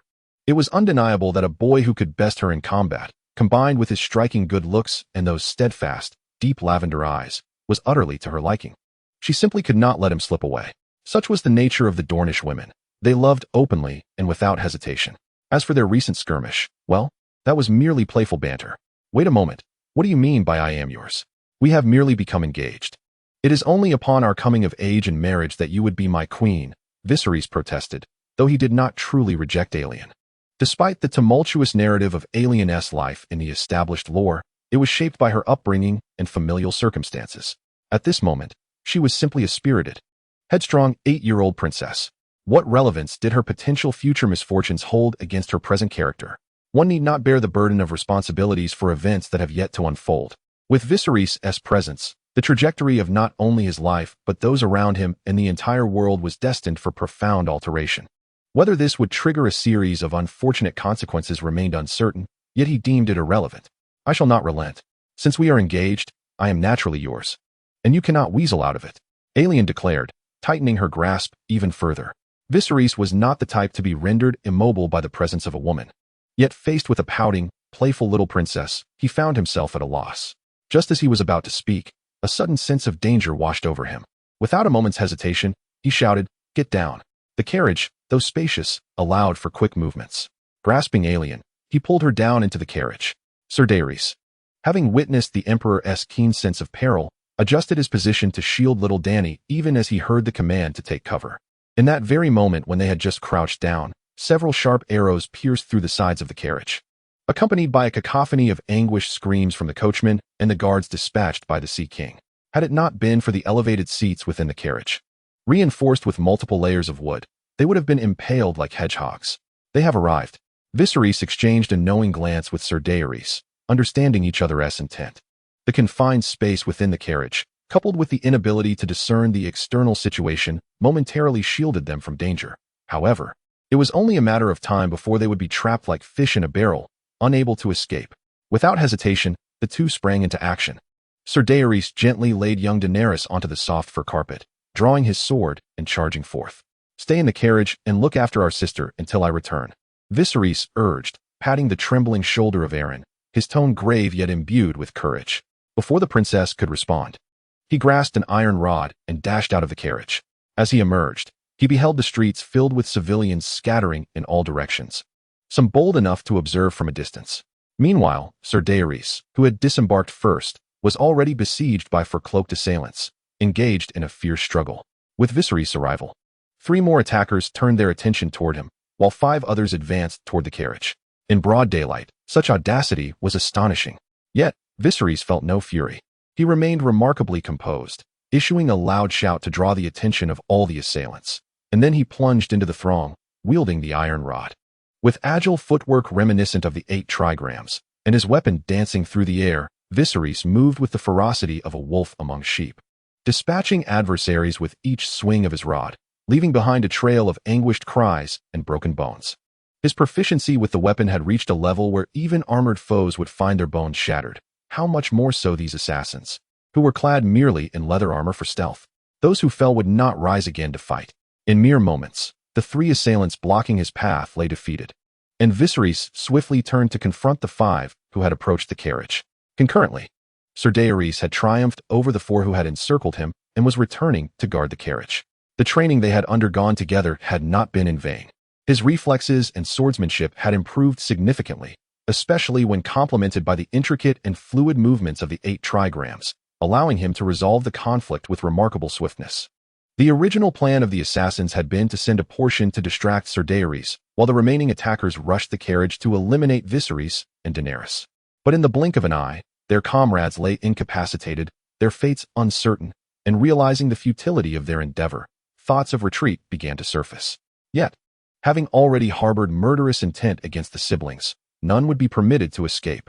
Viserys and Ser Daenerys coordinated their efforts to block the 5 assailants. And under the pressure of their combined assault, the cornered attackers could barely withstand for a minute before they followed their fallen companions. There were a total of 12 assassins. After Ser Daenerys dispatched 6, only 6 remained, all of whom had their hands and feet rendered useless, their teeth shattered, unable even to bite their own tongues to commit suicide. Arianne, cradling young Daenerys, dismounted the carriage. As Ser Daenerys' guards approached, she was about to speak when a distant clatter of hooves and the sound of armored boots rushing forward reached her ears. The attire of the approaching figures clearly identified them as the guards of the Sea King and warriors from Dorne, particularly Prince Oberyn Martell, who, even from over 200 meters away, was instantly recognizable to Viserys. "Arianne, Arianne," Prince Oberyn called out urgently, racing past her to inspect Viserys for injuries. "Uncle, I'm here," the shaken Princess Arianne said, holding young Daenerys, her tone rife with resentment. Naturally, Prince Oberyn would not publicly address Viserys as Your Majesty, for he wished to avoid causing discomfort to his prospective kin by doing so. He could only feign concern for Viserys' condition while he had already assessed that his niece was unharmed, save for a few disheveled strands of hair. "This is not a place for conversation," Oberyn declared, not wishing to elaborate further. With a wave of his hand, the arriving guards and Dornish warriors formed a protective barrier, swiftly escorting them back to the Sea King's palace. In the reception hall, Viserys and his companions resumed their seats. The Sea King, visibly enraged, inquired of the guards about the interrogation. "What did you discover? Who hired them?" The assassin had revealed little, not even the appearance of their employer. This was the final outcome extracted after employing every form of duress. The poker-faced guard replied honestly, "Your Majesty, there is no need for anger." Viserys observed the Sea King's genuine fury, whether sincere or not. It at least appeared that he was earnest in his efforts. He then spoke. "I have endured no fewer than 20 assassination attempts. There is no need to interrogate regarding the identity of the assailants, for only the newly appointed Dukes of Westeros and the usurpers of the Iron Throne would seek to eliminate me. After all, their claim to power is illegitimate, and to stabilize their rule, they must eradicate me, the rightful king. It seems I have long underestimated those smiling tigers. I never anticipated their minions would extend their reach to Braavos, audacious enough to launch an assault," Oberyn reflected. "Fortunately, Your Majesty and Ser Daenerys possess remarkable strength. Otherwise, the outcome could have been dire." Oberyn had considered the possibility of danger when permitting Arianne to remain by Viserys' side. Yet he ultimately underestimated the power of those he so scornfully deemed as mere snakes and vermin. However, this attack today only solidified his resolve to keep Arianne close to Viserys. True feelings are revealed in times of adversity, especially in a life-and-death situation such as this. Prince Oberyn, rest assured, the lack of guards today is a result of my oversight. Given the rampant assassins, we shall increase the number of guards for protection. As he spoke, the Sea King smiled at Viserys, adding, of course, if His Majesty is willing, as I previously suggested, you, the princess, and Ser Daenerys may reside in the Sea King's palace indefinitely. Viserys considered the options of returning to the villa or remaining in the Sea King's palace for scarcely a second before responding. Then we shall impose upon the Sea King more often. Haha, splendid. The Sea King expressed his joy. Agreeing to stay in the palace was a testament to Viserys' trust in him, and providing protection at this moment would undoubtedly enhance their rapport. Following this, the group engaged in further conversation, and only after dining did they depart, escorted by a maid to their respective chambers. Young Daenerys, still tender in age, felt uneasy being entrusted to others, thus choosing to sleep alongside Viserys. Ser Daenerys, however, stubbornly stood guard at the door, unwilling to relinquish his post. Chapter 7. The tree desires stillness, yet the wind does not cease across the narrow sea, in the realm of Westeros, in King's Landing, within a dimly lit chamber. Varys perused the various pieces of intelligence delivered by the little birds beneath the flickering candlelight, the sheen of his bald head reflecting the glow of the flames. Suddenly, he stiffened, cautiously bringing a note closer to the candlelight for a clearer view of each word inscribed upon it. Hiss! This was yet another report concerning Viserys' recent circumstances, detailing an assassination attempt and the astonishing news of his engagement to Princess Arianne Martell of Dorne. Originally, he believed Viserys would be ensnared in a precarious predicament, yet he was surprised to find the prince had formed an alliance with the Dornish princess. This attack was not orchestrated by Varys, yet he was aware of who had instigated it. Varys was loyal to House Targaryen, yet his true allegiance lay with the wise ruler capable of ushering in peace and glory, at least until he was assured that Viserys was not a hopeless case. He would refrain from any actions detrimental to him, even plotting against the one who sought to usurp his position. Previously, Varys had discreetly obliterated information concerning Viserys. However, this time was different. The assassination was not of his design, and the perpetrator was equally informed about Viserys' affairs. Even if he remained silent, the truth would inevitably surface, becoming a weapon aimed at himself. Thus, it was wiser to proactively report the matter, though the veracity of the information he would convey remained uncertain. Taking a few deep breaths, Varys incinerated the note and turned to head towards the Red Keep. In the depths of the night, within the king's chambers, King Robert, still reeking of alcohol, retained his imposing stature and handsomeness, yet had not yet transformed into the drunken, corpulent figure portrayed in the tales of the realm. Your Majesty, the latest intelligence I have just received indicates that the siblings of Varys have arrived at Braavos across the narrow sea. Today, they faced an assassination attempt. But thanks to the timely arrival of the Kingsguard, the attempt was thwarted. However, I must clarify that this assassination was not orchestrated by me. Before I could explain further, I was interrupted by Robert. A failure is a failure, regardless of who devised the scheme. What I know for certain is that yet another attempt on Varys' life has failed. Over the past month, I have received similar reports countless times, leaving me perplexed as to whether Varys is simply fated to survive, or if you, who claim to possess all-seeing prowess, are utterly inept. With that, Robert raised his goblet and drained it in one go, casually wiping the red wine stains from the corner of his mouth with his sleeve. Failure. This is the last word I wish to hear. Now that we have knowledge of Varys' whereabouts, we must act swiftly to eradicate him. At present, Robert has just ascended to the throne, and the political landscape across the continent is exceedingly precarious. It would not be an exaggeration to say that it is on the brink of collapse. During the day, Duke Tywin Lannister proposed that Robert marry Cersei, thereby securing the full support of House Lannister and solidifying his position. This proposal, I must admit, is quite enticing. After much contemplation, Robert reluctantly acquiesced. Upon returning to his chamber, he commenced drinking alone, continuing until this very moment. Robert belched and, with impatience, gestured dismissively. As the master of whisperers, you are entirely responsible for matters concerning Varys. I hope to hear good news before my wedding. I shall heed your command. Varys, of course, understood the reason behind Robert's demeanor, yet feigned ignorance, bowing respectfully before swiftly departing the Red Keep. Achoo! In the depths of slumber, Varys suddenly sneezed. And though it would have been inconsequential had he been alone, he was not, for beside him lay a tiny infant. Although the sneeze was not loud, it was sufficient to rouse her. The room was immediately filled with the thunderous cries of the little one, and Varys instinctively rose to uncover the blankets of young Dany. "Do not fret, little one. I shall change your diaper right away." A month-old infant typically requires several diaper changes throughout the night, particularly when well fed, as is the case with little Dany, who was quite the hearty eater. Varys, with a soothing tone, skillfully began the task of changing her diaper. Though it may seem simple, it is a delicate art. After all, cloth diapers are not as comfortable as modern disposables. If not secured properly, the infant may feel discomfort and wail incessantly. Yet Varys, through practice, deftly completed the change in no time. However, before he could catch his breath, he noticed that, instead of crying, Dany was now staring wide-eyed at the ceiling in silence. A sense of foreboding washed over him as he prepared to remove the diaper. But alas, everything was already in motion, and a sudden sound erupted. An unmistakable, pungent aroma filled the air. "Dear little one, could you not manage this all at once?" Little Daenerys smiled innocently, her demeanor revealing a delightful mood. Viserys, on the other hand, felt a profound sense of despair. What could he do for his sister but attend to her every need? After removing her diaper and cleansing her with warm water, he replaced it with a fresh one. Just as he exhaled a sigh of relief, he caught sight of Daenerys' lips curling downwards. Was she hungry? Viserys, well aware that a 1-month-old infant could not articulate her needs, swiftly summoned one of the 3 wet nurses stationed at the Sea King's palace to attend to her.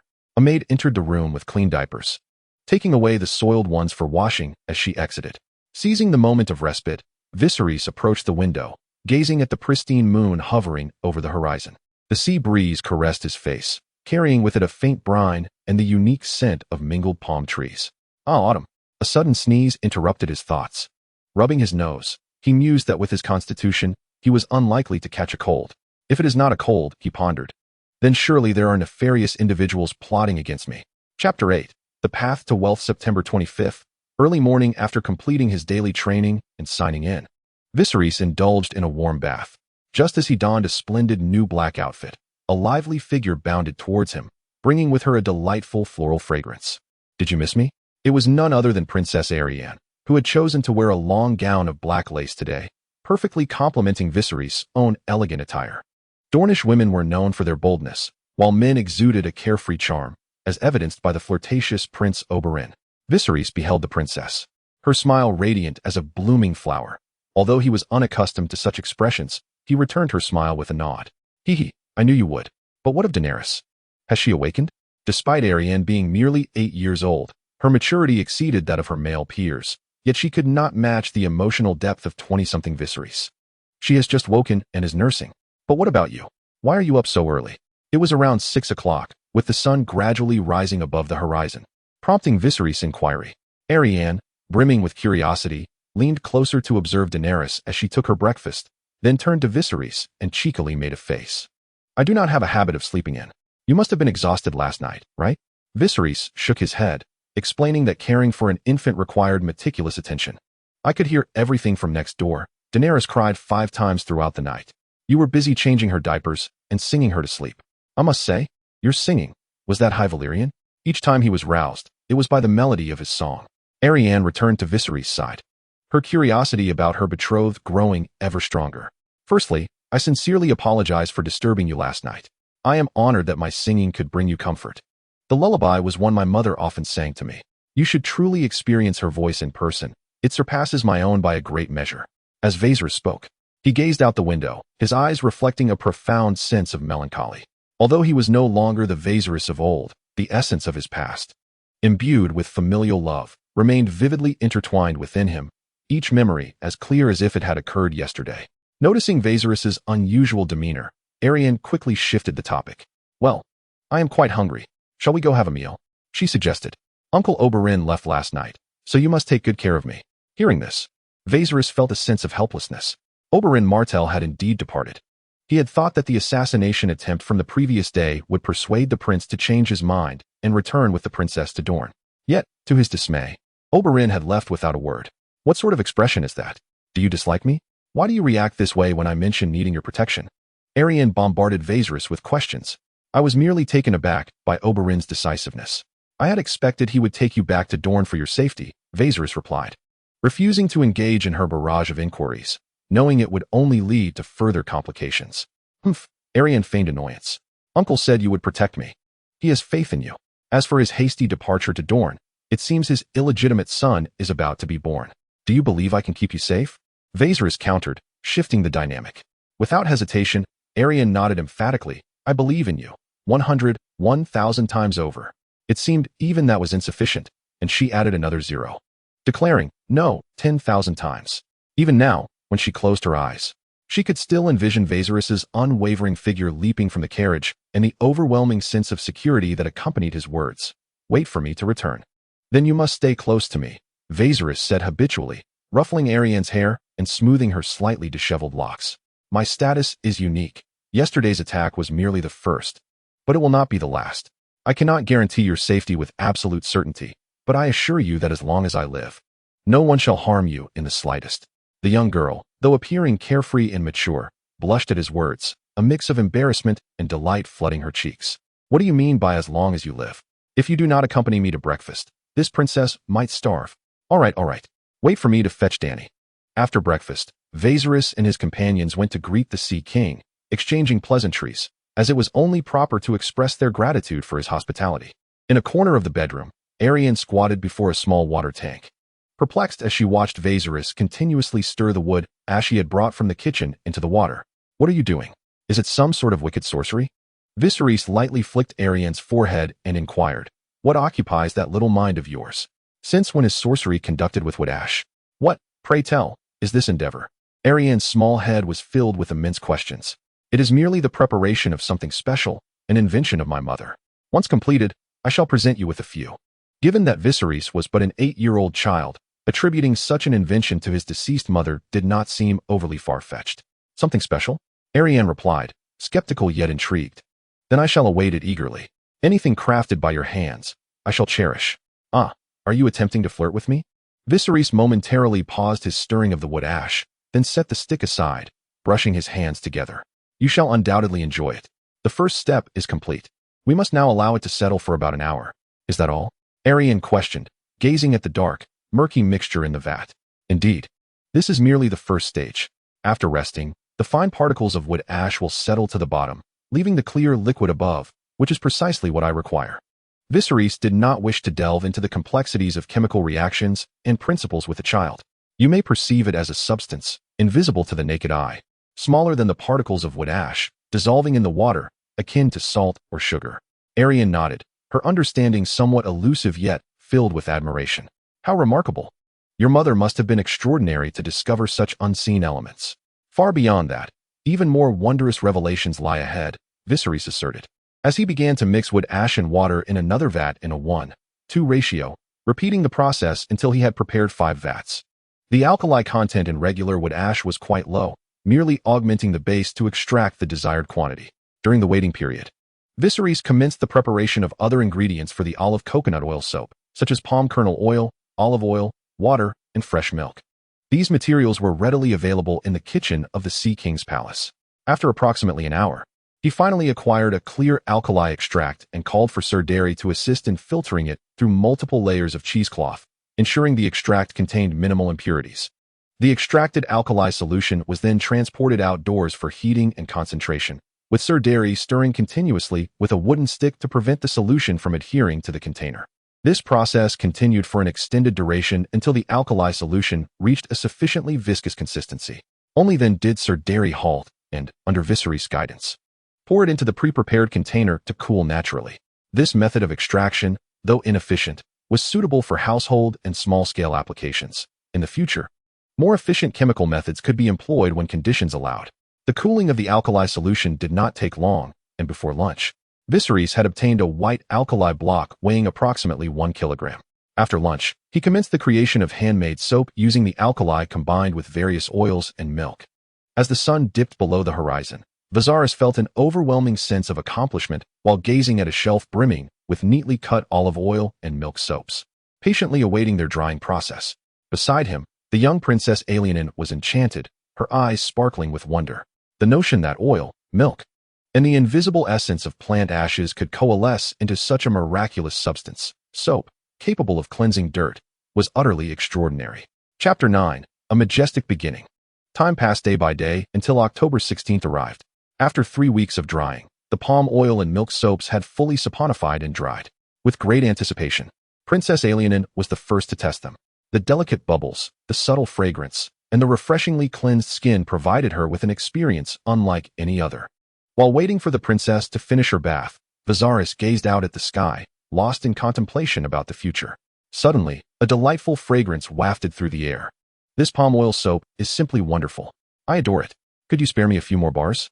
Arianne exclaimed, her hair still glistening with droplets as she rushed into Viserys' room, fearing that such a treasure might vanish if she delayed. Viserys couldn't help but marvel at the nature of girls. Their innate desire for beauty and cleanliness was unchangeable. As long as you are pleased. I've already prepared these 10 bars for you. Moreover, given this successful venture, I shall continue to produce more in the future. So there is no need for concern about a lack of soap. That's splendid. I shall store them carefully and use them sparingly. But whom are you gifting these to?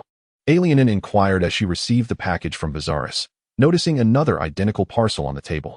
Unbeknownst to her, she had been residing in the Sea King's palace for nearly a month.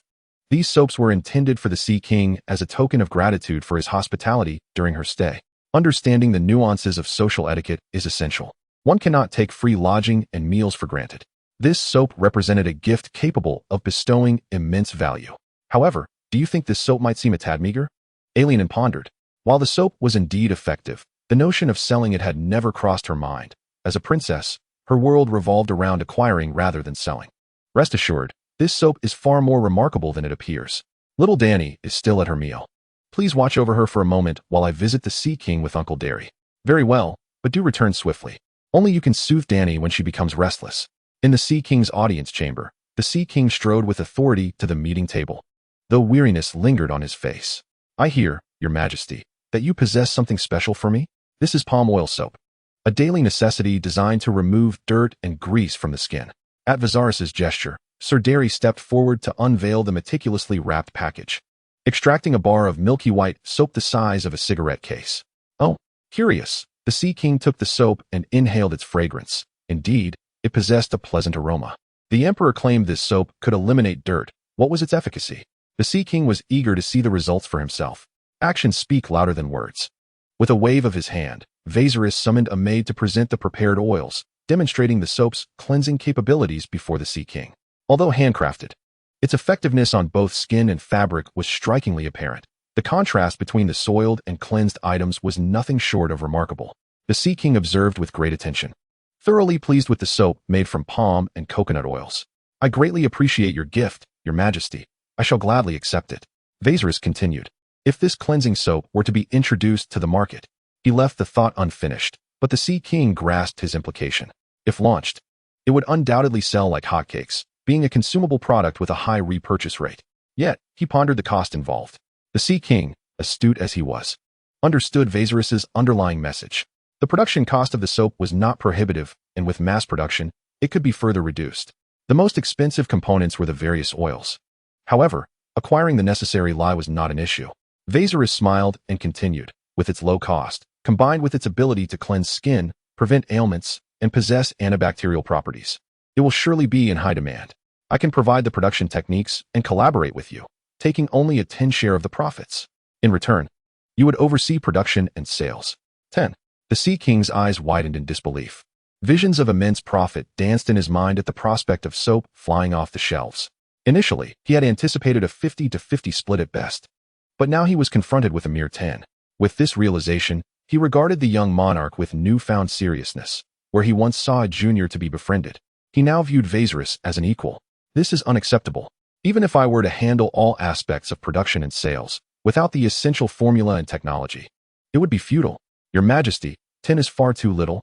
You must take at least 30. Otherwise, I cannot risk sharing this lucrative opportunity. While no one is immune to the allure of wealth, the Sea King valued Viserys' goodwill more than mere monetary gain. Noticing Viserys' unflinching demeanor, he amended his request. If it pleases Your Majesty, may I invite 4 individuals to discuss this collaboration? At this, Viserys finally nodded in agreement. He had been mulling over how to connect with the affluent nobility of Braavos, and the Sea King's thoughtfulness was unexpected. Those he invited would undoubtedly be close allies. If they could collaborate, their mutual interests would pave the way for greater ventures in the future. The Sea King, a man of decisive action, quickly sent out the invitations. After roughly an hour, For middle-aged men clad in black robes, flanked by attendants, hurried into the reception hall. Allow me to introduce you to Diongo Sissoko, hailing from the Iron Bank. The Sea King rises to introduce the first individual, a middle-aged man of slender build, yet possessing piercing eyes. Next, we have Faramurad, who controls the mineral resources of Braavos 80. He is a portly middle-aged man, his face adorned with a benevolent smile, reminiscent of a true smiling tiger. Following him is Eric Kegg, who oversees the production of textile goods in Braavos 70. He appears to be a weathered middle-aged man, his visage marked by the creases of time. Next is Jerome Retwan, who governs the fisheries of Braavos 80. He is a middle-aged man weathered by the elements, his skin deeply tanned. Finally, let me introduce our esteemed guest, His Majesty Viserys III from the Targaryen Kingdom of Westeros.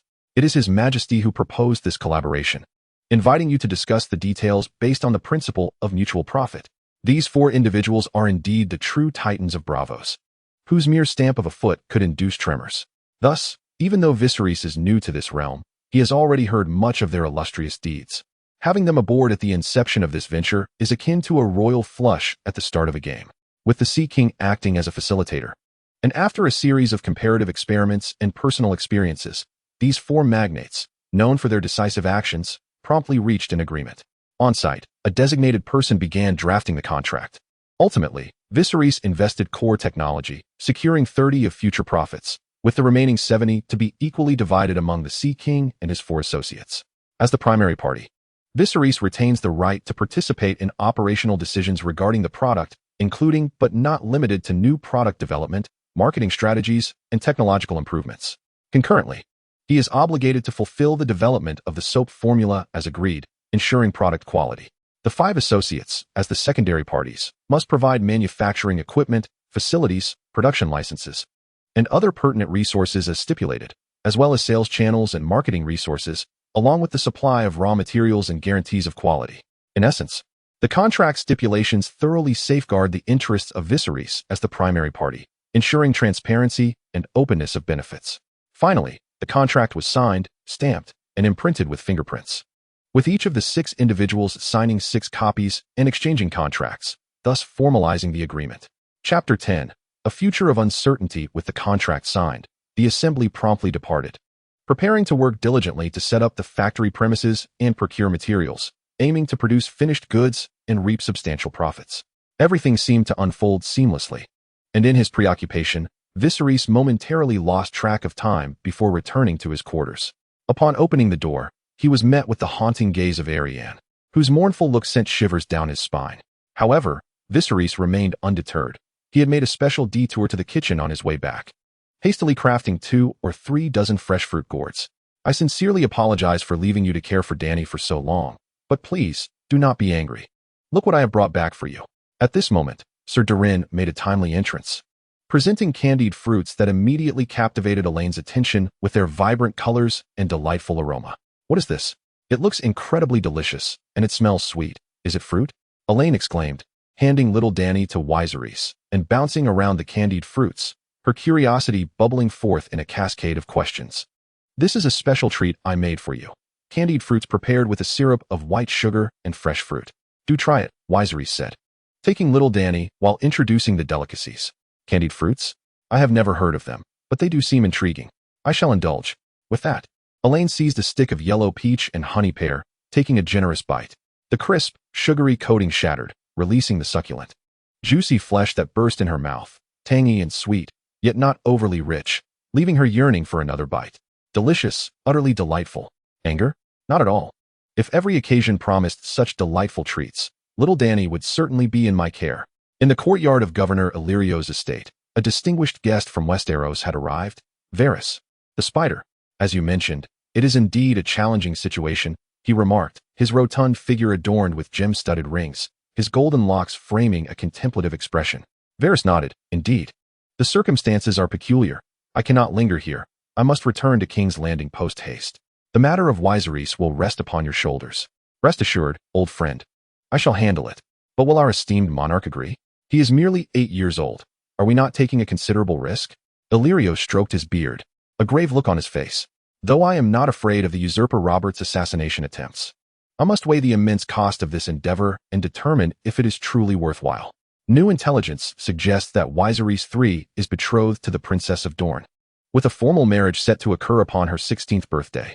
You are not unfamiliar with the Dornish temperament. They are known for their meticulousness, and it is evident that they hold Viserys III in high regard, allowing Princess Elaine Martell to remain by his side. That is true. Yet I cannot fathom what allure an 8-year-old child possesses. I, too, am perplexed.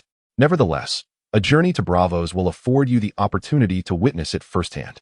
Those in the court who covet my position have already begun their machinations. The attempts on my life will not cease. As long as there is an opportunity, they shall strike before I am aware. My old friend, you must depart swiftly. I shall not linger much longer. The next time we meet may very well be our last. I hope that when that time comes, we are both still alive. On a hill, the exact location unknown, a massive fishleaf tree stood defiantly against the cold wind, its trunk weeping a crimson liquid resembling blood. Beneath it lay a pitch-black cavern, from which a whispering murmur, seemingly self-conversational, wafted forth, only to be swiftly torn asunder by the biting cold wind. The future has shifted, yet the harsh winter approaches. The song of ice and fire shall inevitably commence, and the prophesied prince. No, everything is amiss. How could it be? The future, I can no longer perceive it. Is it you, Aegon III? On October 29th, Illyrio, ceaseless in his journey, finally arrived at the city-state of Braavos. Due to his distinguished status, he disembarked directly at the Purple Harbor, granted the privilege to meet the Sea Lord. Illyrio, what wind has blown you here?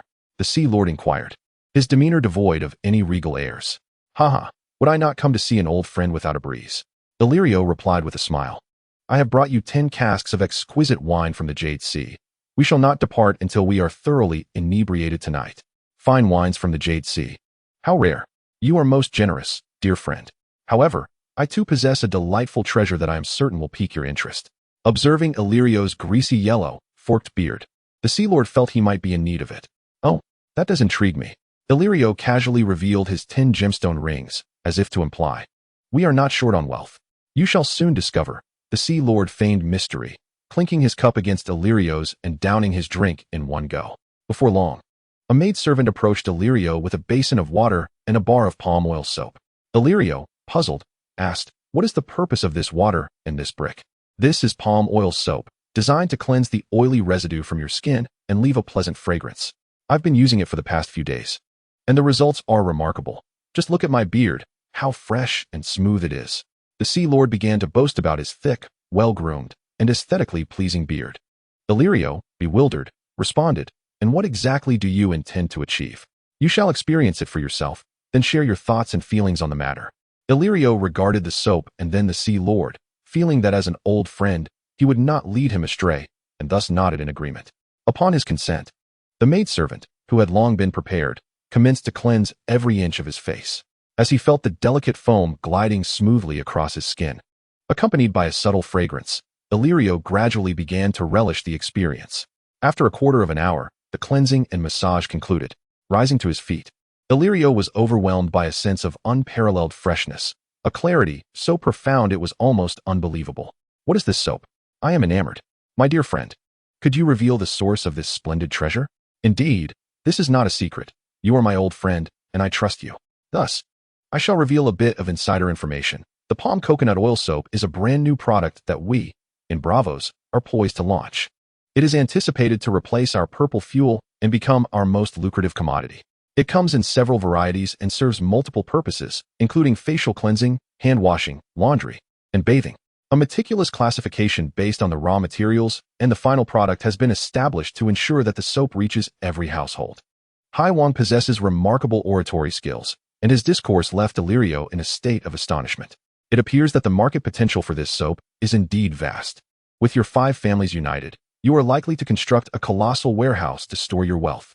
Illyrio leaned closer and whispered, given our relationship, once the product is launched, could I be granted exclusive distribution rights for the city-state of Pentos?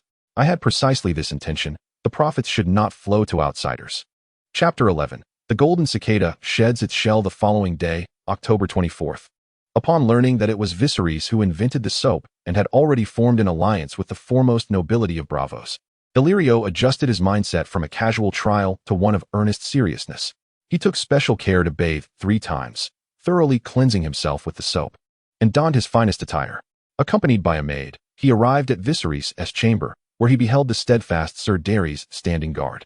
"I am Illyrio, the governor from Pentos, seeking an audience with His Majesty, King Viserys III. I would appreciate it if you could inform him, sir." Illyrio bowed slightly, his demeanor humble and his posture deferential. Sir Daenerys scrutinized Illyrio for a moment before finally responding, "Please wait a moment." He then turned to knock on the door, announcing, "Your Majesty, Governor Illyrio from Pentos requests an audience." Soon, a youthful yet somewhat mature voice called from within, "Let him enter." Upon hearing this, Illyrio's expression brightened. The king's willingness to see him indicated that he had successfully taken the first step. As the door opened, Illyrio stepped inside, and the first sight that greeted him was an abundance of books, shelves filled to the brim with various texts in a room of approximately 200 square meters. At the center, he observed a figure engrossed in reading at a desk. It was Viserys, diligently studying ancient tomes, while Princess Daenerys played nearby. "Illyrio, I greet your Majesty." "Greetings, Princess." Illyrio advanced swiftly, stopping about 5 meters from the desk, respectfully bowing to both Viserys and Princess Daenerys. Viserys, shifting his gaze from an ancient text discussing the runes of the ancestors, looked up at the apprehensive Illyrio, a faint smile gracing his lips. "Governor Illyrio, having traveled such a distance, I apologize for the lack of hospitality. Please forgive me." "Not at all, your Majesty. I actually have pressing matters to discuss with you." Illyrio glanced around solemnly. "Oh." Viserys raised an eyebrow, placing his book down and rising. "Pray, share your thoughts." "In Westeros, I once had a steadfast companion named Varys, who risked his life not long ago to seek me out. He conveyed that numerous individuals within the court were attempting to curry favor with the usurper by plotting the assassination of His Majesty, thereby seeking to elevate their own status.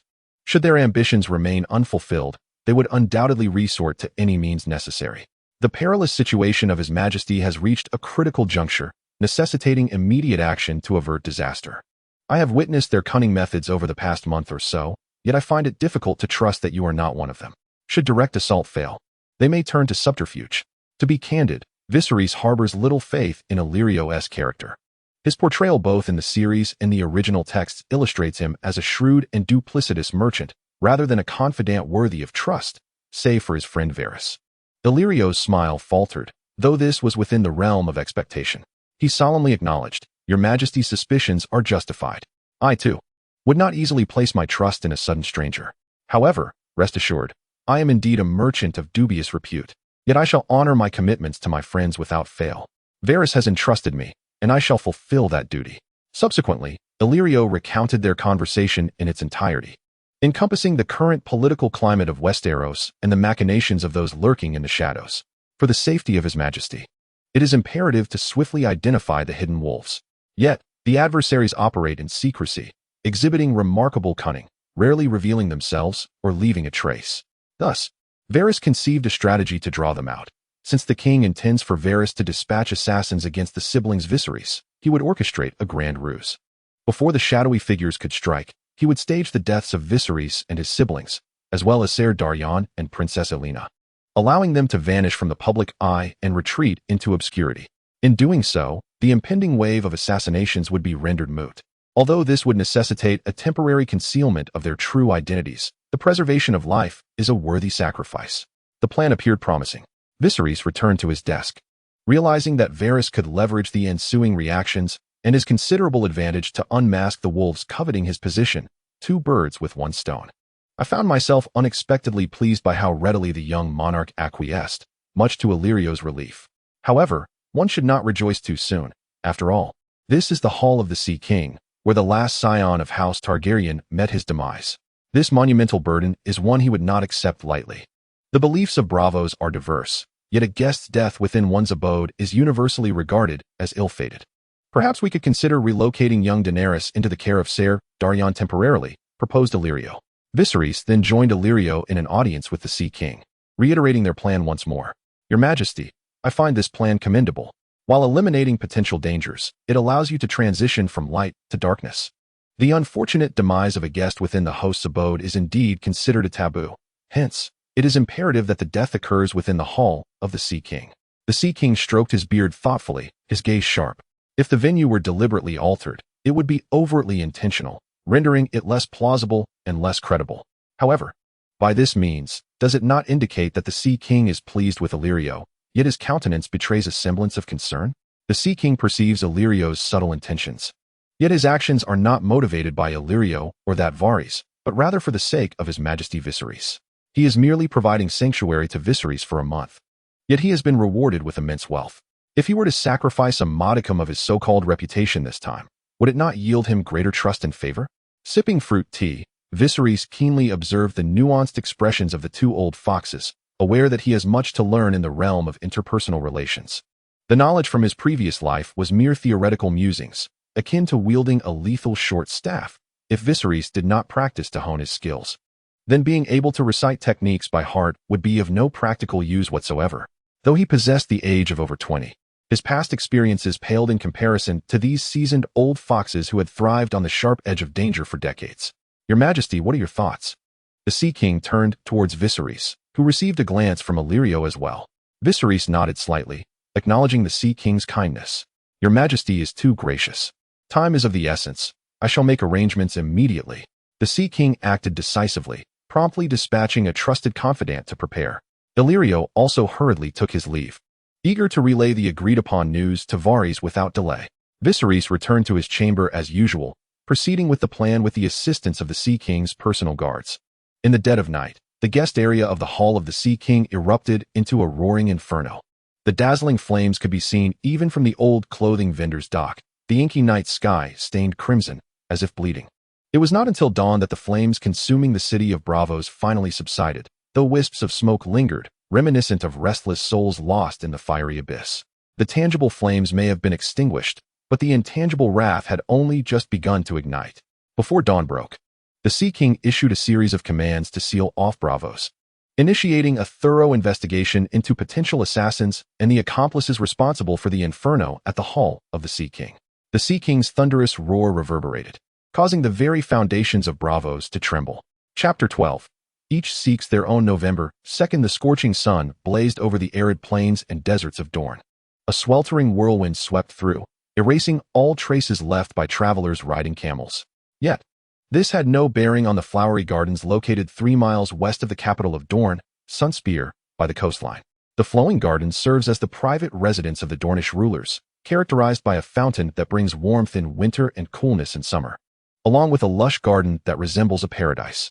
Prince Daelon, accompanied by the captain of his guard, sits regally on the balcony overlooking numerous pools and the central fountain, where children from various backgrounds across Dorne frolic and play. A refreshing breeze stirs the surface of the water, causing ripples that dance with the reflection of the blood-orange trees. The delicate pink marble floor adorns the garden paths and courtyard, leading through a row of intricately carved columns and beneath elegant sculpted arches. As he retracts his gaze, Prince Daelon receives a confidential letter from the Sea Lord of Braavos, presented by a guard. Upon opening it, the contents incite a moment of fury within the gentle prince, only for him to regain his composure as he continues reading. The letter discusses the tragic demise of Princess Arianne Martell and the Valyrian siblings, yet amidst the words, he perceives the shadow of his beloved daughter. It is evident that this missive, cloaked in secrecy, serves a dual purpose: to inform him that the Valyrian siblings and Arianne Martell are, in appearance, deceased. But the truth lies elsewhere. While he can only speculate the reasons behind Arianne's feigned death, it is plausible to connect her circumstances with those of the Valyrian siblings, especially given the King Robert's ruthless disposition and his intent to eradicate any threats. As a father, upon learning of his daughter's supposed demise, Daelon realizes he must take action to render this intelligence more credible and convincing.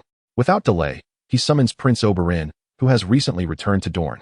The situation unfolds thus: you shall lead our forces to the border to assert our stance. Robert has undoubtedly received the letter announcing the extinction of House Targaryen's bloodline. That young man, aware of his culpability and bolstered by his alliance with House Lannister, is unlikely to provoke a war. Daelon has long harbored a fire within regarding his sister's plight. This presents an opportune moment to demand some recompense from House Baratheon. He wouldn't dare. He muses. Rest assured, my brother, I shall assemble troops disguised as bandits to raid the borders. In the Grand Hall of the Red Keep, Robert sits at the head of the table, radiating joy as he clutches the recently received letter bearing news of the Valyrian siblings' deaths. At last, the last remnants of House Targaryen have been extinguished, he exclaims with laughter. With no heirs left to the Targaryen name, he declares himself the sole rightful claimant to the throne of Westeros. rendering any claims of usurpation utterly absurd. Indeed, it is a cause for celebration. May the gods bless us. In an instant, a cacophony of flattery and praise echoed through the Imperial Council, with Varys, the master of whisperers, among the sycophants. His preemptive stratagem, akin to a golden cicada shedding its shell, effectively thwarted the schemes of his clandestine adversaries, ensuring their plots would remain born. He had already pinpointed the treacherous rats lurking in the shadows, allowing them a brief reprieve. Amidst the self-congratulation, a guard presented a secret report. Upon opening it, Robert's smile froze, his brow furrowing with veins bulging in fury as he slammed his palm upon the table with a thunderous clap. Outrageous! How dare Prince Dorne plunder and massacre the border villages? What are they plotting? A rebellion? Your Majesty, came the response. The inferno at the Sea King's Hall claimed not only the lives of the Valerian siblings, but also that of Princess Arianne Martell, daughter of Prince Doran. Varys discreetly gave a thumbs up to Prince Doran from within the ample folds of his sleeve, admiring the audacity. Princess Arianne Martell? What was she doing in Braavos? And with Viserys? Robert, tempering his wrath, sought clarification. Princess Arianne secretly boarded a vessel while Prince Oberyn was journeying to Braavos. Upon encountering Viserys, Oberyn endeavored to champion him as king, thereby securing a betrothal on the spot. Thus, Arianne found herself in Viserys' company. At this moment, Varys cast aside pretense.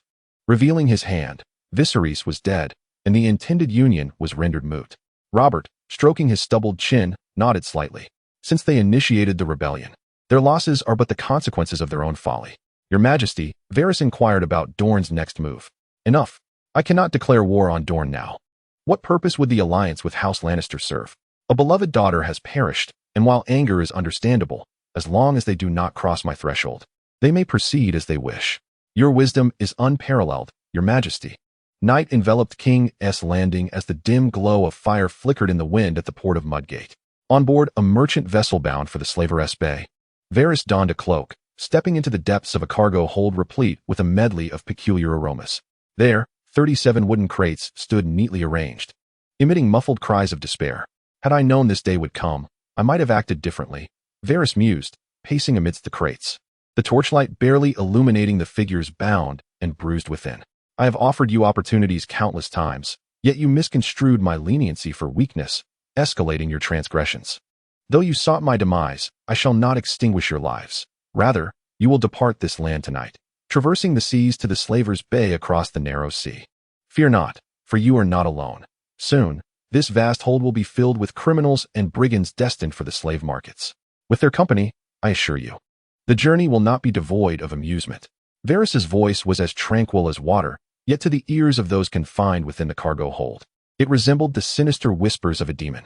What is the Slave Bay? It stands upon the ruins of the ancient Giscari Empire, currently the unequivocal epicenter of the global slave trade. There, the enslaved endure unspeakable cruelty each day. To label them as slaves is to do them a disservice, for they are treated even worse than livestock, which at least can be fed. Those engaged in intelligence and clandestine operations are well acquainted with the Slave Bay. Upon learning of their impending transfer to that dreadful place, they struggle desperately, but their hands and feet are bound, their mouths gagged tightly, leaving them only to whimper and howl in their final throes of resistance. Now, you are aware of the peril? Yet, having chosen this path, one must be prepared for such a fate. With that, Varys departed the cargo hold without a backward glance. As he left, the sole source of light was extinguished, plunging the hold back into an abyss of darkness, consuming the last flickers of hope and illumination for those trapped within. Chapter 13. The Free Trade Consortium, January 15th. 285 time flows like water, and the years weave swiftly. It has been over a year since Viserys feigned death and receded into the shadows. During this time, the enterprise centered around Viserys, alongside the Sea King and the 4 Titans of Braavos, has flourished remarkably, amassing wealth with astonishing rapidity. All of this was not merely due to soap and cleanliness, for who could forget that Viserys is a master of ingenuity. In a matter of months, he developed dozens of new products amidst his busy schedule. These included washing soap, bleaching soap, sanitary soap, antibacterial soap, bathing soap, children's skincare soap, and a myriad of fragrant soaps.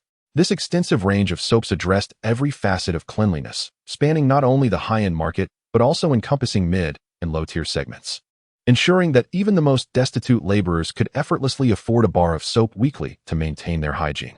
Of course, the allure of quality is often obscured by the shadows of obscurity, making effective advertising and marketing the cornerstone of success. Once the concepts of illness and cleanliness become intertwined, their significance transforms entirely. Faced with the exorbitant costs of medical treatment after falling ill, the lower classes are far more inclined to purchase inexpensive yet effective cleansing soaps that eradicate germs. Such a straightforward price comparison is comprehensible to all but the most foolish. Consequently, orders for soap surged exponentially, and the factory expanded continuously. The workforce grew from a mere 100 to thousands, with truckloads of raw materials flowing into the factory, while countless finished products were dispatched to various stores.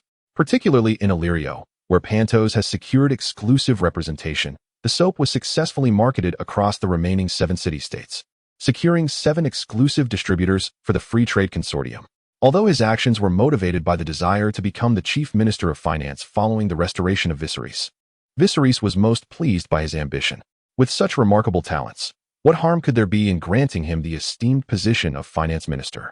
The market's demand was ever increasing, with factories experiencing explosive growth in production capacity daily, yet supply remained insufficient. Local shops often found their shelves emptied the moment new stock arrived, while orders from the 8 Free Cities agents extended well into 2 years ahead.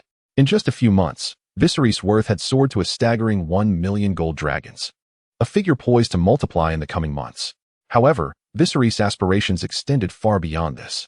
On this day, representatives from the 9 city-states, including the bearded monk and the Sea King, along with Viserys, gathered in the Sea King's conference hall, approximately 30 individuals in total. These individuals could be regarded as the wealthiest in both Essos and Westeros.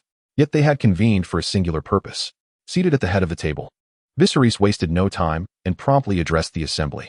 First and foremost, I extend my warmest welcome to each of you for taking the time to visit Braavos. The purpose of this invitation is to discuss the establishment of the Free Trade Consortium and to present tangible opportunities rather than mere promises. Today, I bring forth substantial offerings, beginning with the advanced sterile canning production technology, which has undergone 3 significant upgrades. This is precisely the innovation that Loras requires, enabling them to process their abundant, yet unappreciated seafood for export, thus generating substantial wealth while enriching culinary practices across various regions. Next, I introduce a suite of new technologies, including innovative textile machinery, cutting-edge leather production techniques, new ceramic manufacturing processes, and advanced papermaking methods. Dozens of technologies encompassing all aspects of daily life. Each of these innovations is indispensable, catering to the unique geographical conditions of each of the 9 city-states. I am prepared to provide these technologies at no cost, provided that we sign a consortium contract. This contract will clearly delineate the technological patents held by each city-state, ensuring that no other state may infringe upon or replicate them. Furthermore, we will unite as a collective entity known as the Free Trade Consortium. This consortium will operate as a community of shared interests, wherein I, as the provider of these technologies, will receive a fixed 10% of your annual profits, thereby securing your continued access to my proprietary innovations. The remaining 90% of your earnings will belong solely to you, without the need for distribution among other city-states. The contract is extensive, filled with countless stipulations, thick enough to rival a dictionary. Every clause is meticulously crafted to uphold fairness and protect the interests of all, contingent upon the agreement to respect established boundaries. Otherwise, should one party violate the agreement, they would face sanctions from all sides. However, Viserys exists independently. He does not engage in manufacturing, production, or sales, but merely provides technological patents, reaping dividends annually while passively accumulating wealth. Knowledge is indeed wealth. This timeless adage holds true in every era. Naturally, as members of a shared interest community, the linchpin sustaining this collective is profit. The numerous technologies currently introduced are merely rudimentary and simplistic versions. In the future, Viserys will not only convene regular meetings to unveil innovative technologies, but will also venture into entirely new realms. It is likely that some may, in a moment of overwhelming temptation from vast profits, choose to betray the collective. However, such traitors will face complete ostracism from the group, and many astute individuals will undoubtedly vie for their positions. The essence of these discussions lies in the fact that treaties serve both as constraints and protections, a notion you all surely comprehend. Viserys, after quenching his thirst with a sip of candied pear, continued, inviting questions from the audience, promising to address each one. Silence enveloped the room as everyone instinctively shook their heads. No one had inquiries. Viserys feigned ignorance, aware that his previous remarks had been comprehensive and easily digestible. The attendees, all prominent figures, nodded in unison, eager to sign and join the free trade group. With that, the moment arrived to formalize their union. As his words faded, each individual seized a pen, their signatures dancing across the contract. Once all had affixed their names, the free trade group was officially established.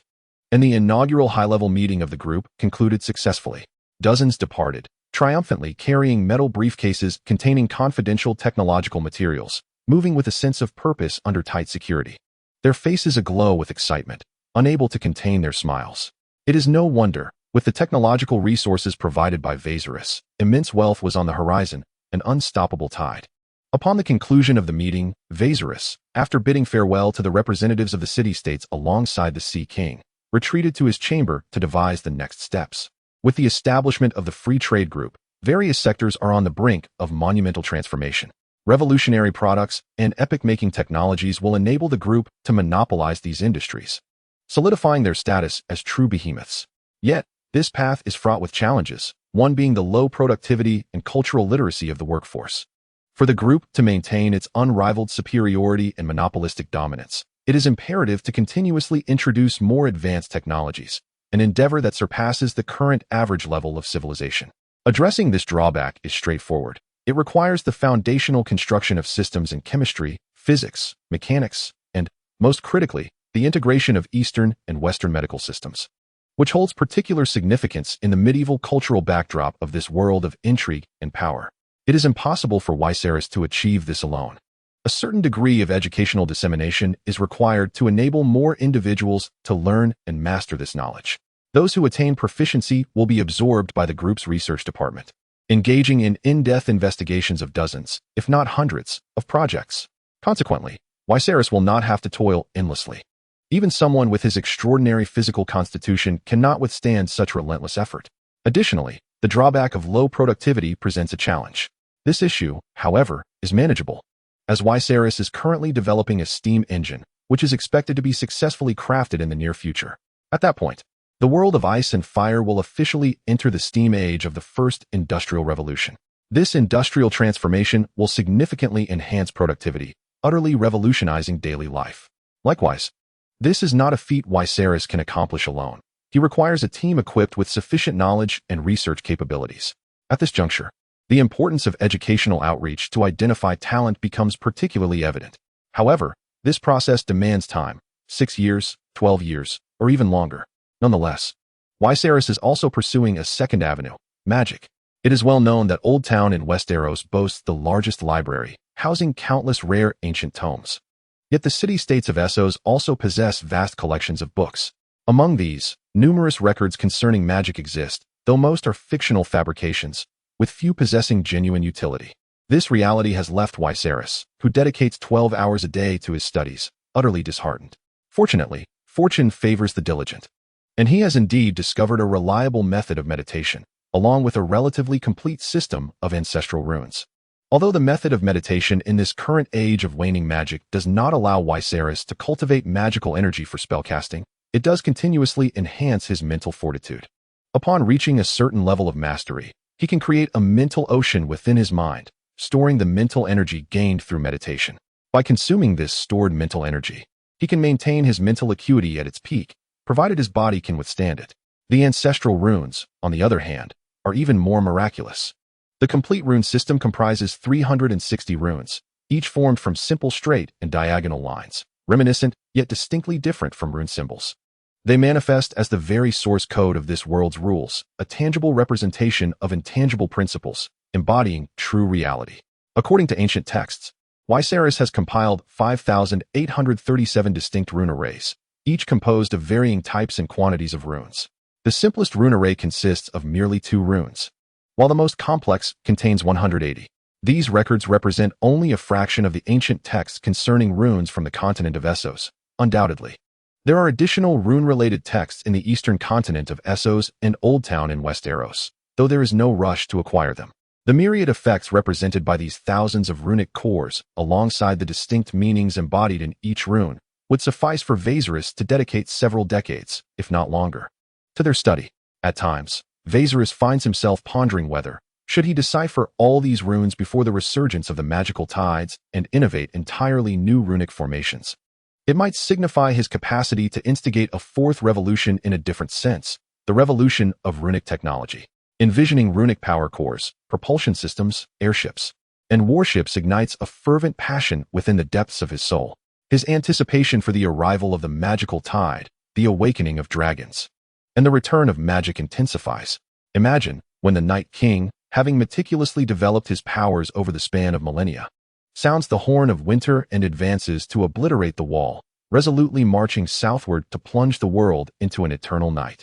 What if he were to encounter an unparalleled force, an array of runic cannons unleashing a devastating barrage? Such a scene would be nothing short of extraordinary. Perhaps even the Night King would strike himself in regret for seeking vengeance, while Viserys still drew breath. Chapter 14. Meeting the Parents, March 13th, 286, a merchant vessel. Unremarkable in every aspect, proudly flying the banner of Pentos, navigates through the azure expanse of sky and sea. After drifting for over a month, the crew finally glimpses land once more. Viserys and his siblings, alongside Sir William Darry and alien Martell, stand on the deck gazing towards the distant shore. In a moment of reverie, Viserys experiences a sense of déjà vu reminiscent of his arrival in Braavos. "What are you thinking?" Alien inquires. "My father is quite amiable. You needn't worry." Having spent considerable time together, a profound friendship has blossomed between Alien and Viserys, allowing her to discern his contemplative expression. "I have no concerns on that front.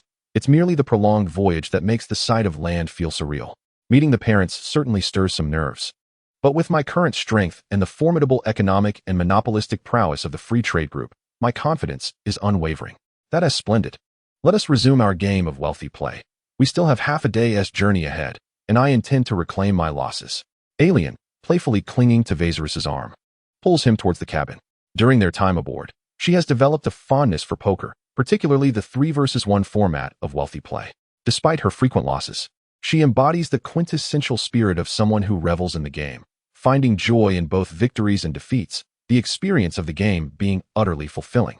The sole drawback is that her pocket money has been depleted once again. However, Viserys generously bestows upon her a daily allowance of 1,000 golden dragons. And with no avenues for expenditure aboard the ship, she finds herself shifting coins from one hand to the other, a delightful way to pass the time and amuse a child. The sky is an immaculate azure, stretching endlessly without a cloud in sight, occasionally graced by a flock of seagulls soaring overhead. The briny sea breeze carries the fragrant essence of flowers and fruits from the land. In the distance, the Sun Tower and the Spear Tower rise majestically from the old palace of Sunspear, piercing the clouds. They symbolize the long spear of House Martell and the son of House Nymeros Martell. Behold, the Sun Tower and the Spear Tower I have mentioned to you, along with the triple curved walls encircling the castle. Upon returning to her childhood home, Princess Arianne transforms into a little guide, eager to share tales of Sunspear and its intriguing attractions with Viserys. For Sir Dray, it is his inaugural visit to the grand city of Sunspear and Dorne, and he is deeply impressed by its scale, rivaling that of King's Landing. What astonishes him most is that, even from several kilometers away, one can detect the foul stench emanating from King's Landing, while Sunspear exudes a refreshing cleanliness. Could it be attributed to the 3 sides surrounded by the sea, allowing for ample ventilation? Compared to King's Landing, I find myself more fond of this place. It offers a sense of comfort. Viserys, inhaling the sea breeze, squints his eyes, wearing a serious yet content expression. Arianne beams at his words, playfully suggesting that if he likes it here, he should stay longer. For this is her home, a refuge where they can be themselves without fear of concealment, while returning to one's true self is indeed desirable. The covert tactics of others are formidable. Before choosing to confront them, we must prioritize our safety and that of our allies hidden within enemy ranks, necessitating a degree of discretion. Viserys turns to gently smooth Arianne's hair, which has been tousled by the wind, a gesture that now feels entirely natural, contrasting with the intimacy felt upon their first meeting. "Indeed, I was mistaken," he acknowledges. Arianne's sun-kissed complexion flushes slightly. She has matured from the willful and proud princess she was over a year ago. As the saying goes, one who is close to vermilion becomes red. Spending each day with Viserys has undeniably influenced her character, rendering her more empathetic and reasonable. The most apparent change is her increased willingness to heed advice. And though she only listens to Viserys, it marks a commendable transformation. "You are not mistaken. This is your home. I completely understand your desire to not hide here. But this is only applicable in exceptional circumstances. In crowded and scrutinizing places, We still need to alter our appearances. Understood, she replies. As they converse, a cargo ship steadily docks at the pier. Viserys and his companions are masquerading as merchants and their families from Pentos, with Ser Dre portraying the role of the patriarch leading them ashore. Accompanying them are numerous workers unloading boxes from the ship, placing them on the dock for transportation. These boxes contain not only the latest soaps, but also unique specialties from the 9 free cities. It would be unthinkable to meet the father-in-law empty-handed. The beachside is adorned with a flowing garden, perfectly situated within this picturesque setting. As they journeyed along, it appeared that Ser Dary was leading the way. However, at each intersection, it was actually Arianne who guided the decision of whether to turn left or right. They first stored all the cargo in the warehouse at the port, and after dismissing the laborers, they ventured down a secluded path, winding through narrow alleys for approximately half an hour. Suddenly, the scene before them opened up magnificently, revealing a vibrant garden adorned with blossoms of every hue. Prince Oberyn, having received news in advance, awaited them beneath a palm tree not far off. Perched upon a coal-black steed with a fiery mane that danced in the breeze, embodying the wild spirit of its master. Uncle. Arianne spotted Prince Oberyn at once. But recalling Cerys's words, she refrained from revealing her identity.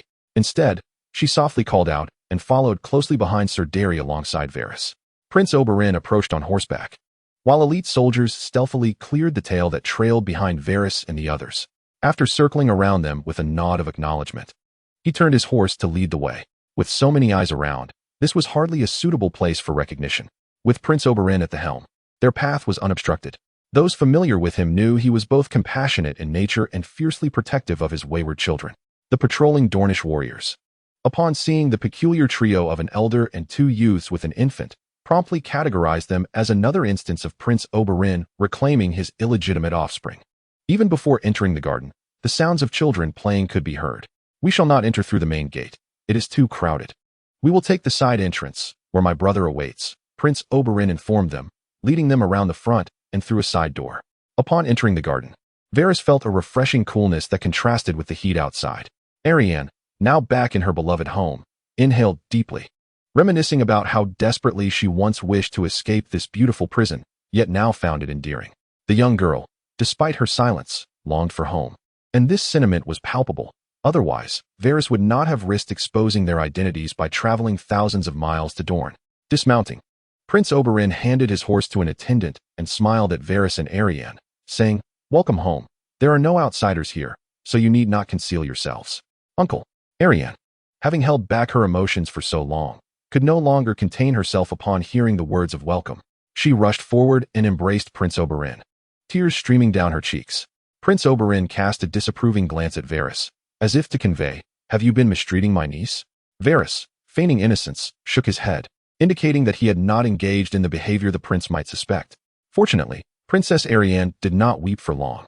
She wiped away her tears with a silk handkerchief, her sorrow swiftly transforming into a smile. "Uncle, I have missed you so much." Prince Oberyn affectionately ruffled Arianne's hair, replying, "I have missed you too. You must have endured some hardships during this time. With Viserys taking care of me, how could I possibly suffer?" Arianne exclaimed, "You simply cannot imagine how delectable the desserts he makes are." Once Arianne began to speak, she could hardly contain her enthusiasm, eager to recount all the amusing occurrences from the past days. Prince Oberyn, observing his naive and clearly smitten niece and glancing at Viserys a few steps away, chose not to interrupt, instead opting to listen as they walked together. After approximately 10 minutes, the 5 of them arrived at a bright and spacious courtyard. By this time, the courtyard was devoid of all unrelated individuals, save for a few dozen loyal guards and the captain of the guards, who stood watch over Prince Daeron. Seated at the head of the banquet table beneath the pavilion, Prince Daeron appeared remarkably youthful, hardly resembling a man nearing his 40s. Rather, he looked like a young man in his 20s. Standing beside Prince Oberyn, one would never guess that they were separated by a decade.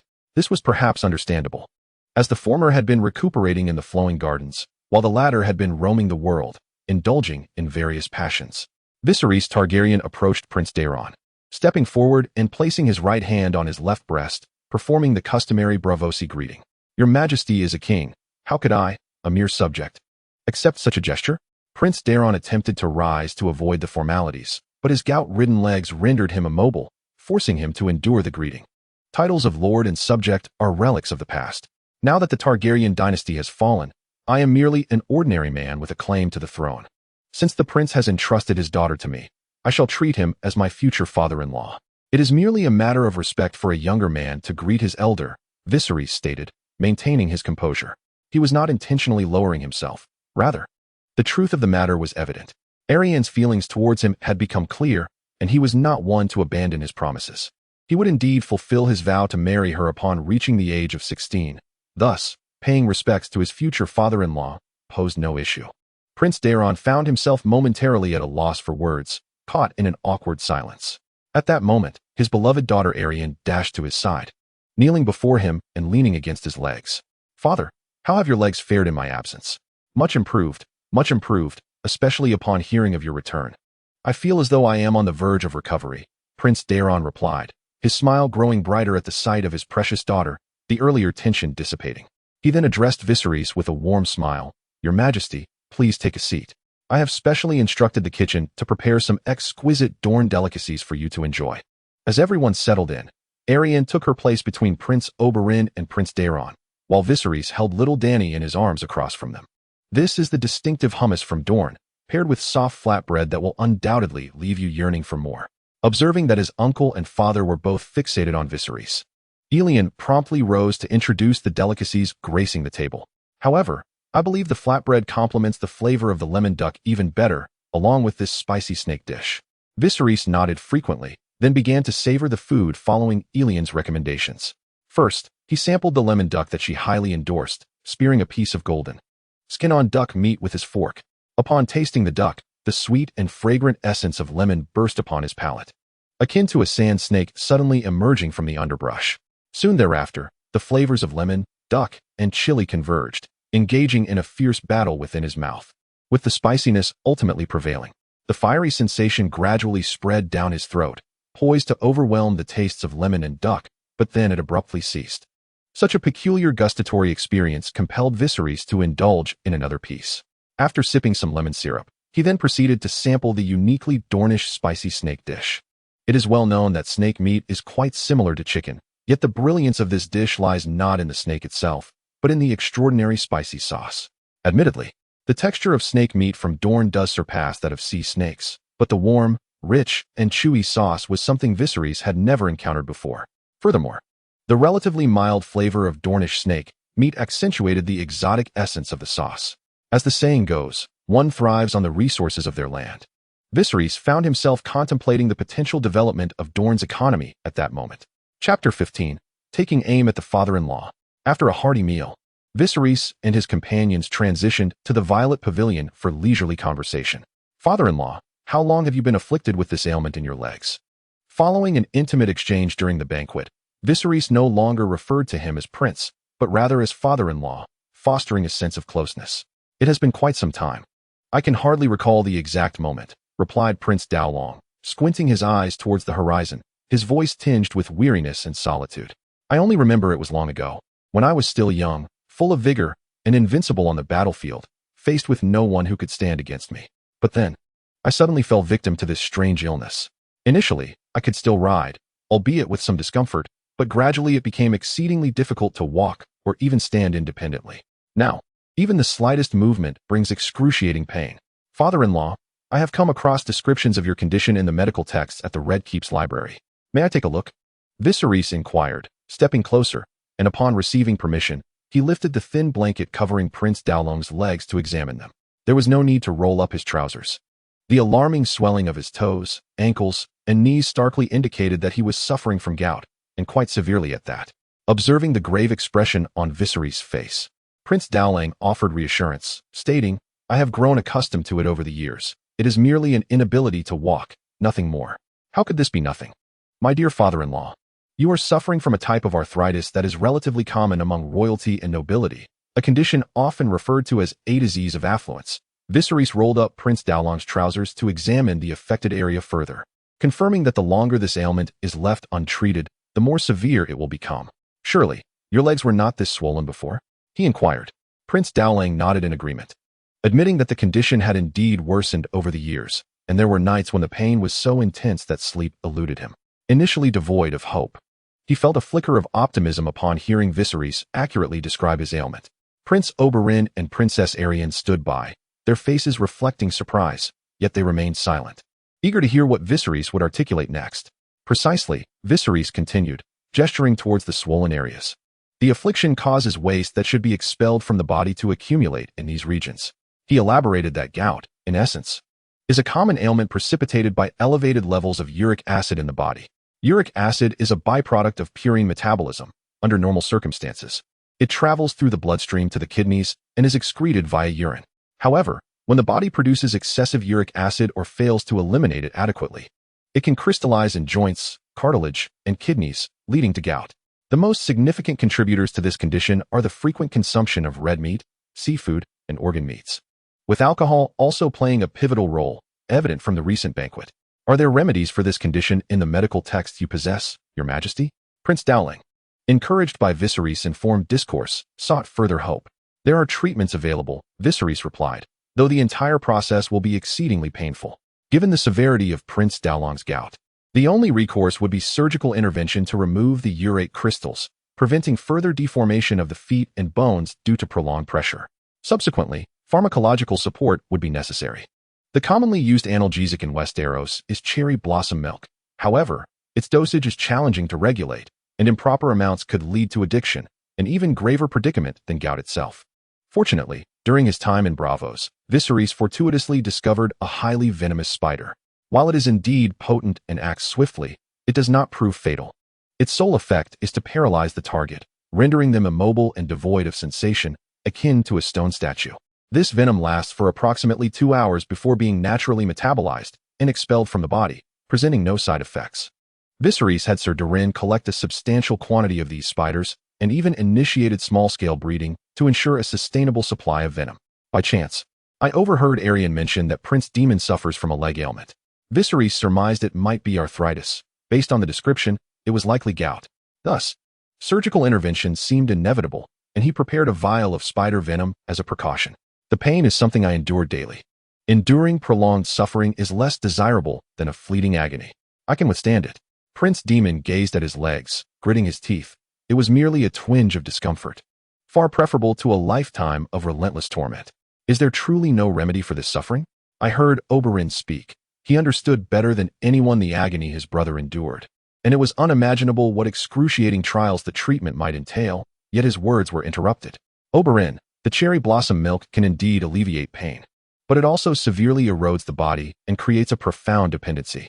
After stating this, Viserys produced a small glass vial, holding approximately 10 milliliters of a translucent, pale yellow liquid that glimmered with an amber sheen beneath the delicate sunlight filtering through the violet pavilion.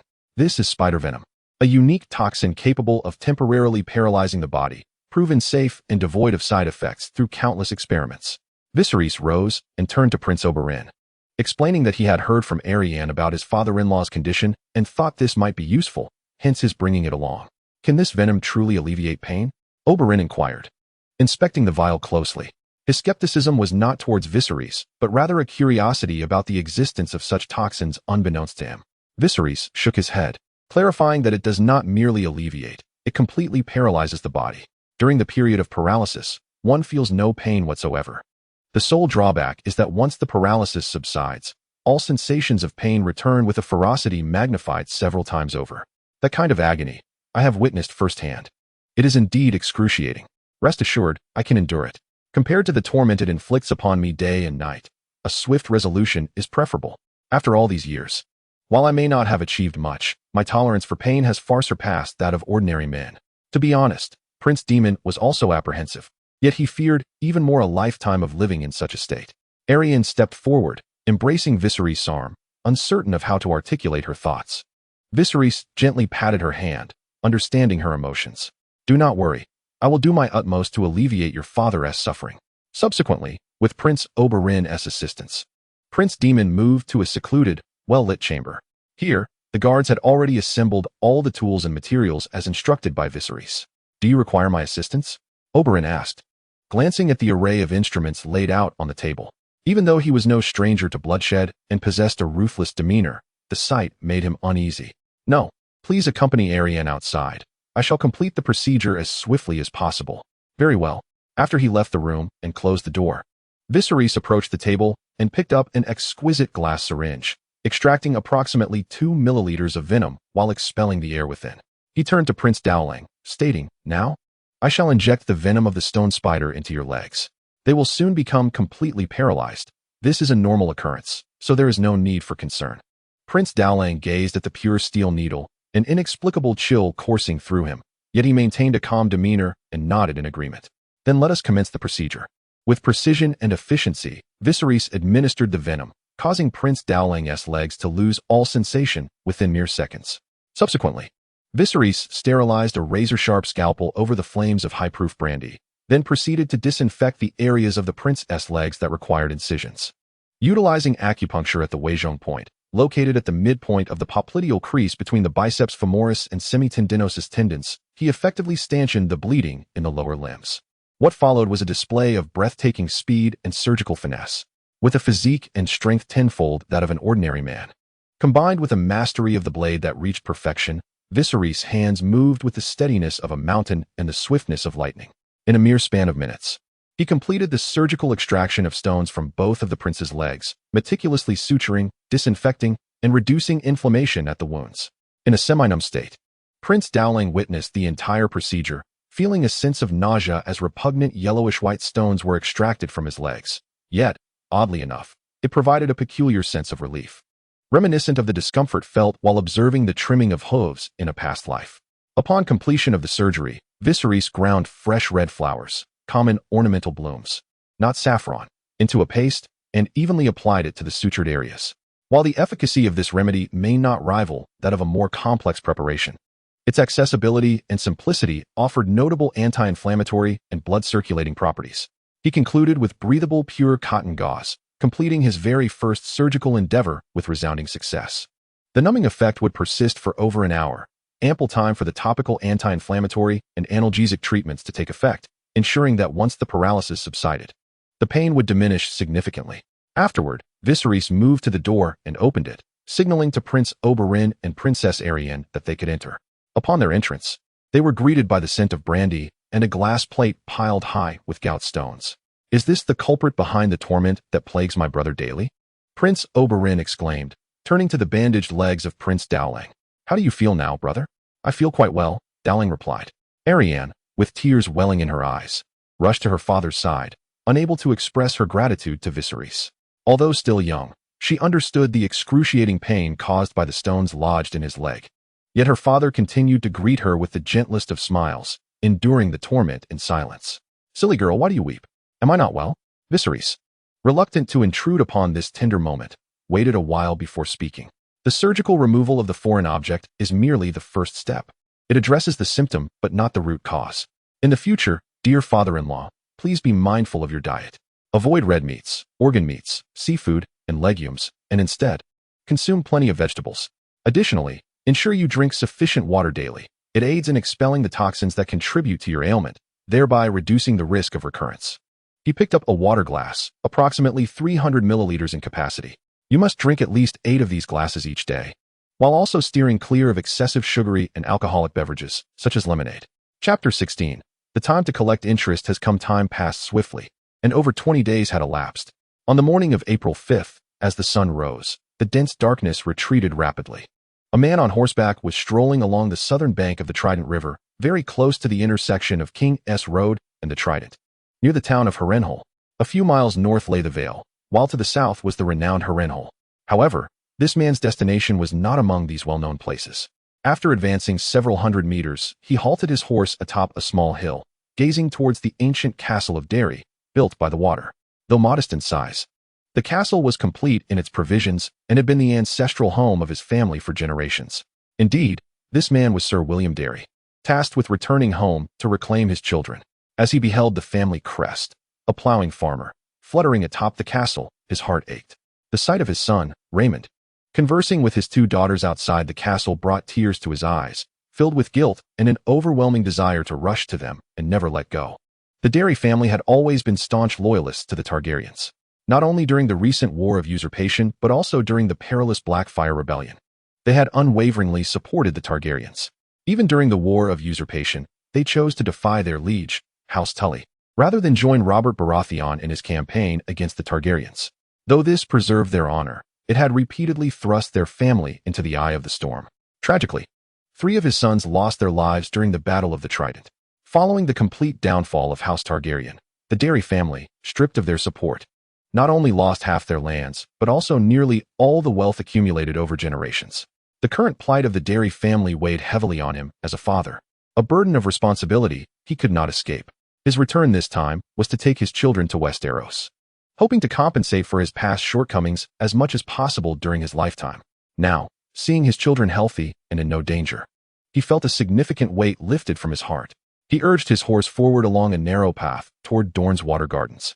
During his 20 days in Dorne, Viserys and Arianne, in disguise, explored all the intriguing and entertaining locales of Sunspear.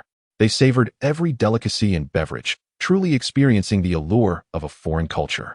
However, their time was not solely spent in leisure. Viserys also took the opportunity to refine and re-season Dorne's unique spicy sauce. The addition of several new spices enriched its flavor profile, ensuring that each bite left a lingering fragrance and an unforgettable aftertaste. Yet, the current prices of spices were exorbitant, unaffordable for the average minor noble. Thus, promoting and selling it seemed unfeasible. Consequently, Viserys developed a sweet and spicy flavor reminiscent of Wei Long, which, while still somewhat pricey, was significantly more accessible than its spiced counterpart. As a taste tester, Arianne expressed her fondness for both sauces, and even Prince Oberyn praised Viserys' mastery of spicy condiments, claiming he understood them better than the people of Dorne themselves. With such delightful products, sales would not be an issue. However, Dorne's current food preservation methods were rather outdated, limiting the spicy sauce's distribution to the highborn of the Reach and the Martells of Storm's End. Transporting it overseas to the free cities of Essos risked spoilage en route. Yet, Viserys was undeterred.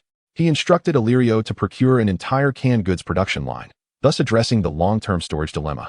After a series of reasonably rigorous calculations, it appeared that the canned sauce could be sealed and preserved for approximately 3 months, even in the sweltering climate of Dorne. In the colder north, such as Winterfell, the preservation period could extend even further. Nevertheless, theory remained theory. Actual confirmation of the maximum shelf life was necessary before commencing sales. Fortunately, this did not hinder the artisans from further refining the canning process during the waiting period, minimizing the risk of bacterial contamination and enhancing the yield of quality products. In Westeros, glass was a luxury, valued only when flawless. Upon investigation, Viserys discovered that Dorne's desert was primarily composed of quartzite, with the expansive sands containing over 85 quartz. With minimal purification, this could be melted into glass jars. Initially, he anticipated that such rudimentary glass would yield poor quality. However, to his surprise, the finished jars displayed a vibrant, speckled appearance that exuded a postmodern artistic flair, making each jar unique and unreplicable, thus elevating their appeal. This could potentially become another selling point for Dorne's spicy sauce. Today marks the arrival of a new batch of finished products. After enjoying breakfast, Viserys intended to conduct a quality inspection at the factory, yet he was intercepted by Prince Oberyn. On the second floor of the courtyard, both Prince Daemon and Prince Oberyn were present. After reviewing the latest intelligence, Viserys placed the documents back onto the table. "Is this information accurate?" he inquired. "Indeed. The news is unequivocally true. The Raven delivered it just this morning," replied Prince Daemon. Although he had not ventured out for some time, he maintained a network of reliable spies dispersed throughout the continent. The confidential letter had been sent by an informant embedded within the Lannister territory in the Westerlands. The letter detailed that Gregor Clegane, known as the Mountain, departed from Clegane's keep on February 26th, accompanied by 4 attendants, heading towards the border between the Westerlands and the Reach. He is notorious for his towering stature and unmatched brutality. Legends speak of his insatiable bloodlust, claiming that he must kill at regular intervals lest he descend into madness. This proclivity has resulted in a severe shortage of servants within Clegane's keep, for no one dares remain near a master capable of erupting in fury, as if crushing a watermelon. No amount of gold is worth risking one's life. Consequently, the Mountain often finds himself without prey and must venture into remote areas to slaughter villagers. His journey to the border is undoubtedly for the purpose of carnage. What are your thoughts, Your Majesty? During this period, Prince Daemon had not only witnessed Viserys' commercial acumen, but had also come to appreciate his prowess as a formidable warrior. Not even the most elite of Dornish knights could inflict harm upon him. Rather, they were easily dispatched, rendered powerless. Such combat prowess is truly terrifying. Prince Oberyn, who had also experienced his nephew-in-law's might firsthand, conceded that he was no match, feeling akin to a mere child in the presence of a seasoned veteran, fully equipped for battle. It is worth noting that in the television series, Prince Oberyn is capable of confronting the Mountain single-handedly, his spear skills remarkably lethal. Had he not been overly confident, he would likely not have fallen victim to the Mountain-esque counterattack. Now that the Mountain has departed the Westerlands for the border, if Viserys were to ally with Prince Oberyn for an assassination attempt, the probability of success would be exceedingly high. The Mountain is not only the murderer of Princess Elia Martell, but also the brutal killer of Viserys' own nephew and niece. What could Viserys possibly say in response? He gazed at the two princes, his voice icy. It was time to collect some interest from them. Chapter 17, The Red Viper and the Mountain, April 30th. Viserys and Prince Oberyn hastened their journey, piecing together the latest intelligence from the confidential letter. At last, they arrived at the border of the Reach by the end of the month. It was a wretchedly dilapidated village, so small that one could see no more than 7 or 8 households at a glance. There was no need for them to enter. The nauseatingly thick scent of blood in the air was sufficient to reveal the horrors that had transpired within the village. Without entering the village, they rode around it, quickly discovering fresh hoofprints. Confirming the direction, the two immediately galloped forward in pursuit. At last, as the sun dipped below the horizon, they spotted the Mountain of Magic and his companions, who were resting and setting up camp behind a low, wind-sheltered hill. From a distance, the Mountain of Magic, Gregor Clegane, appeared immensely tall and robust, standing approximately 2 meters high, with broad shoulders and arms as thick as tree trunks, resembling a human bear. Clad in the heaviest and thickest armor of the 7 kingdoms, even a single ordinary man would struggle to move it. Beneath this armor, he wore chainmail and leather armor. His flat-topped helmet left only a breathing passage for his mouth and nose, while a narrow slit for observation was located beside his eyes. The helmet was adorned with a stone fist pointing skyward. Through the narrow slit, the Mountain of Magic spotted the approaching duo. He swiftly drew his nearly 2-meter-long two-handed sword with one hand, wielding a shield crafted from thick oak, emblazoned with the sigil of House Clegane, a trio of black dogs. In an instant, he assumed a battle stance. The enormous sword, which required the strength of an adult man to wield, seemed as light as a firewood stick in the hands of the Mountain, showcasing his extraordinary might. The guards surrounding him simultaneously stepped back, forming a battle formation in preparation for the impending conflict. As the clash loomed, Viserys and Prince Oberyn had already designated their targets. Viserys was to eliminate the foot soldiers, while Prince Oberyn aimed to engage the Mountain in a one-on-one duel. The 200 meters between them vanished in the blink of an eye, as Prince Oberyn, brandishing his spear, surged forward like a bolt from a bow. The spear's tip, akin to a striking viper, aimed straight for the Mountain's eye socket, moving with such speed that it created a faint sound of air being sliced. However, the Mountain's prowess was formidable, effortlessly. He swung his massive sword to deflect Oberyn's thrust and countered with a backhand slash aimed at the prince's waist. Prince Oberyn, known for his swiftness, was no ordinary foe. Anticipating the Mountain's movement, he dodged a split second before the strike, retracting his spear like a venomous serpent before launching another thrust. This attack targeted the critical gap in the Mountain's lower armor, forcing him to evade. Yet, his muscular frame and the weight of his armor impeded his agility. Caught off guard by the rapid assault, the Mountain was unable to defend in time, and his knee was struck hard. Although the spear did not penetrate deeply, it opened a wound several centimeters long, causing blood to flow freely. Upon closer inspection, one could see the bright red blood gradually turning black, a clear indication that Oberyn's spearhead was poisoned, a testament to his moniker, the Red Viper. The injury to his joint, combined with the poison, rendered the Mountain's left leg weak, nearly causing him to stumble. Seizing the moment, Prince Oberyn pressed the attack, thrusting once more at the Mountain's right leg, striking true. These two rapid thrusts occurred in less than a heartbeat. The speed at which the Mountain fought left him utterly defenseless, forced to wield his massive sword and shield in a futile attempt to block the onslaught. Yet, Prince Oberyn was like a cunning serpent, launching attacks that were both intricate and difficult to evade. With a resounding thud, the Mountain's joints sustained injuries, rendering him unable to maintain his stance as he fell to his knees. Fortunately, he managed to prop himself up with his sword, thus avoiding a complete collapse. However, in this compromised state, the Mountain was incapable of mounting an effective counterattack, and soon, Oberyn's lance was thrusting towards him once more. Simultaneously, Viserys had surged into the midst of the Mountain's guards. Despite the armor and fine weaponry adorning these sentinels, they were akin to lambs led to slaughter in the face of his overwhelming prowess, falling before him with ease. Did Viserys feel any remorse for slaying these men? Absolutely not. He believed he had been too merciful, allowing them to perish so swiftly. Given their heinous actions along the way, subjecting them to a slow and torturous death would have been entirely justified. Faced with a dimensional disparity in strength, the guards fell within the span of merely a minute. Over 30 of them dispatched with precision, leaving no survivors. Turning his gaze towards Prince Oberyn, he observed that the latter was nearing the conclusion of his own confrontation. In stark contrast to Viserys' swift and decisive kills, Oberyn had been tormenting the mountain since he had knelt. The mountain's heavy armor had been stripped away, his chainmail and leather armor torn asunder, and tendons severed. His body was riddled with a multitude of puncture wounds, transforming him into a grotesque figure. Yet still clinging to life. Justice, obscured by ignorance, shall be served by my own hand, declared Prince Oberyn Martell. I hereby pronounce Gregor Clegane to be sentenced to death. With that, he thrust his lance through the mountain's glaring visage, while at the same moment, Viserys' hammer fell.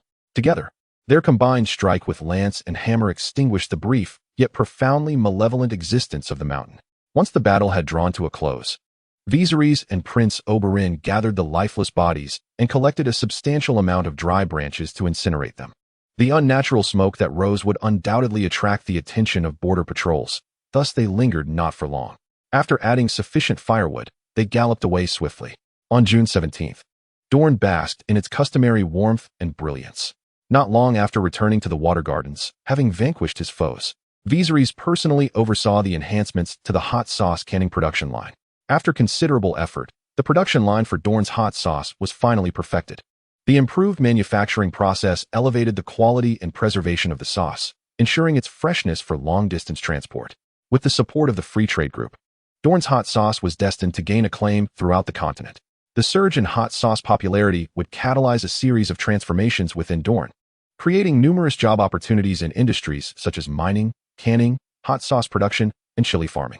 This will enable an increasing number of individuals to secure employment and possess the means to provide for their families. As for the potential for formula leaks, there is no cause for concern. The hot sauce is made from a unique pepper exclusive to Dorne, which boasts a depth of flavor unmatched by other varieties. This pepper has been decisively monopolized in cultivation by Prince Daeron, rendering it impossible for others to replicate. In the afternoon, a large merchant vessel, flying the flag of Braavos, lay anchored upon the tranquil sea. Externally unremarkable, the hold contained 2 princes, a king, and several princesses and princes. As he gazed at the adorable 2.5-year-old Jon, Viserys could not resist gently pinching his cherubic cheek. Be good and call me uncle. Young Jon looked up at Viserys, instinctively feeling a profound sense of kinship, unafraid. Uncle, he exclaimed with delight. Ha ha ha, that's right, come here, have some candy. Viserys ruffled Little Jon's hair and handed him a piece of fruit candy wrapped in oil paper. Excitedly, Jon accepted it, saying, thank you, uncle, as he eagerly began to unwrap it. Brother, I want some too. Nearby, little Daenerys curiously observed the boy of similar age, but upon seeing Viserys produce sweets, her attention was immediately captivated. She placed her tiny hands on her waist, gazing expectantly at her brother. There's enough for everyone. Here you go. This is for you. Viserys gently pinched Daenerys' cheek and produced another piece of fruit candy for her. At that moment, Ser Darion knelt on one knee, exclaiming, Your Majesty, I am honored to have fulfilled my duty and safely returned the young prince. Raymond, Your Majesty. Maria, Your Majesty. Ginny, Your Majesty. Fire Mage Harlan, Your Majesty. Viserys smiled as he helped Ser Darion's children to their feet, proceeding to the frail elder. He glanced at Ser Darion before returning his gaze to the Fire Mage. You claim to be a Fire Mage. Can you produce wildfire? Yes, Your Majesty, Harlan replied. Not only wildfire, but I also possess mastery over various magics and arcane secrets. However, my magical abilities have waned, and currently, I can only create wildfire. Nonetheless, wildfire is formidable. It can even melt rock and steel. Harlan, anxious to avoid any semblance of deception, yet fearing for his life due to his diminished capabilities, repeatedly emphasized his ability to produce wildfire and its tremendous power. Wildfire is a highly flammable liquid that burns for an extended period. Once ignited, it cannot be extinguished until it has completely consumed itself. Capable of melting steel into molten iron and even liquefying rock. Remarkably, wildfire can burn while floating on water, making it an ideal weapon of war. It was particularly favored by Viserys' late father, the Mad King Aerys II, who wished to use the wildfire buried throughout King's Landing to achieve a fiery demise. Alas, in the end, it was betrayed by Jaime, Otherwise, the elite forces of House Lannister and Eddard Stark would have been obliterated together. However, the process of creating wildfire is both lengthy and perilous, known only to the Alchemists Guild, who assert that it necessitates the use of magic. Originally, Viserys believed that prior to acquiring a dragon egg, he would likely have to venture to Essos to abduct several fire wizards to concoct wildfire. To his surprise, Ser Daenerys undertook a journey north and conveniently returned with a fire wizard in tow. There is no need to emphasize the formidable power of wildfire. I have witnessed its devastating flames firsthand. Since you possess the ability to create it, you shall henceforth craft wildfire exclusively for me, and in return, you will receive rewards beyond your wildest imagination. Thank you, Your Majesty. Thank you. Harlan stammered with gratitude, fully aware that he had managed to secure his life. In the coming decades, the tide of magic will be revived by the crimson comet that streaks across the sky. At that time, the dragon will once again manifest in the world amidst fierce flames, heralding the return of even more capricious and unpredictable sorcery. While the Night King of the eternal frozen lands shall cross the wall and descend southward, while the distances to other realms are far beyond Viserys' reach, the Whites and others of the north are ever so close at hand. It is well known that the Night King and his Whites are vulnerable to dragon glass and Valyrian steel, while Whites are susceptible to dragon glass, Valyrian steel, and fire. Against a tide of undead calamity, a saturation assault of wildfire bombs may indeed prove to be a prudent choice. After exchanging a few more words, Viserys turned to the two princes and smiled, saying, "Father-in-law, Uncle Oberyn, there are many matters in Braavos that require my attention, and we must take our leave. Your Majesty, with your busy schedule, it is vital to balance work with rest." Prince Daeron nodded, smiling, and continued, "I must trouble you to look after Arianne. As you know, her temperament. Do not worry, father-in-law. I shall ensure Arianne is well cared for," Viserys replied, casting a glance at Arianne, who had hidden behind him. He felt a sense of helplessness. It was truly a case of drought and flood, as he did not wish to fall in love so early. Prince Oberyn crossed his arms, saying, "Brother, you worry too much." Indeed, in the Westerlands, in the Grand Hall of Casterly Rock, there lay a charred corpse. Unmistakably the remains of the long-missing mountain Gregor Clegane, discerned by the size of the body and the dark armor and massive sword beside it. Witnessing the transformation of his most formidable single combatant into Ash, Tywin, the old lion with unparalleled control over his emotions, rarely lost his temper. "We must uncover which faction has slain the mountain," he declared. "It is an affront to House Lannister that someone would dare to kill a vassal so soon after Cersei has become queen. Such an act is utterly unforgivable." The guards, trembling like frightened rabbits before the enraged lion, prepared to heed his command to investigate. Yet, before they could act, the once furious Duke Tywin exhaled, regaining his composure in an instant. As the calm Tywin finally pieced together the unfolding events, he raised his gaze towards Dorne, his expression a tapestry of emotions, ultimately culminating in a heavy sigh. After ensuring the body was properly cremated and interred, he entrusted the funeral rites to his brother. In truth, once old Tywin collected his thoughts, he discerned the most probable instigator, and aside from Prince Oberyn of Dorne, few would dare to challenge the mountain. The deeds of the mountain were such that any individual would find them intolerable. The demise of the mountain was, to him, merely the loss of a difficult-to-control hound. Killing him was no great tragedy. Engaging in war with Dorne, however, would be a fruitless endeavor. Yet, a show of diligence was still necessary. An exhaustive investigation must be conducted. Chapter 18. Reading thousands of books. July 15th, a large cargo ship laden with Dorne's new spicy sauce leisurely sailed into the violet harbor of Braavos. On the deck, young Dany and young Jon were playfully chasing one another, while Princess Arianne and the two daughters of Ser Daeron were engaged in girl talk. Raymond practiced swordplay with Viserys, with Ser William Daeron offering his son strategic advice from the sidelines. Initially, Raymond considered easing up, for this was the king, should he inadvertently harm him. He feared his father would mete out punishment in retribution. However, the moment their swords clashed, it was evident who was the superior. In an instant, Raymond found himself bested, the sword's edge mere centimeters from his throat, realizing that he was not merely sparring with the king, but rather standing against his own limitations. At 17 or 18, brimming with youthful vigor, Raymond resolved to give his all in response to the king's formidable prowess. Yet, despite his fervent efforts, he could scarcely graze the hem of Viserys' garment. Nevertheless, his endeavors were not entirely in vain, as the intense training markedly improved his fledgling swordsmanship. With Viserys slightly holding back, he managed to execute 3 moves before being thwarted. Upon the cargo ship's arrival, dedicated personnel promptly boarded to assist, while Viserys and his companions entered the palace under the escort of a contingent of sea guards. Just as Viserys pondered why the usually attentive Sea King had not greeted them at the entrance, a maid rushed towards him. "My lord, the Sea King is gravely ill. Upon hearing of your return, he was unable to receive you and conveys his deepest apologies." "Ill? What afflicts him?" "I do not know. He merely coughs incessantly, and there is blood in his phlegm." Before the maid could finish her explanation, Viserys instructed Ser Daren to look after Raymond and the others, transforming into a gust of wind as he vanished down the corridor. His speed was such that even the swiftest cheetah of the plains would struggle to keep pace.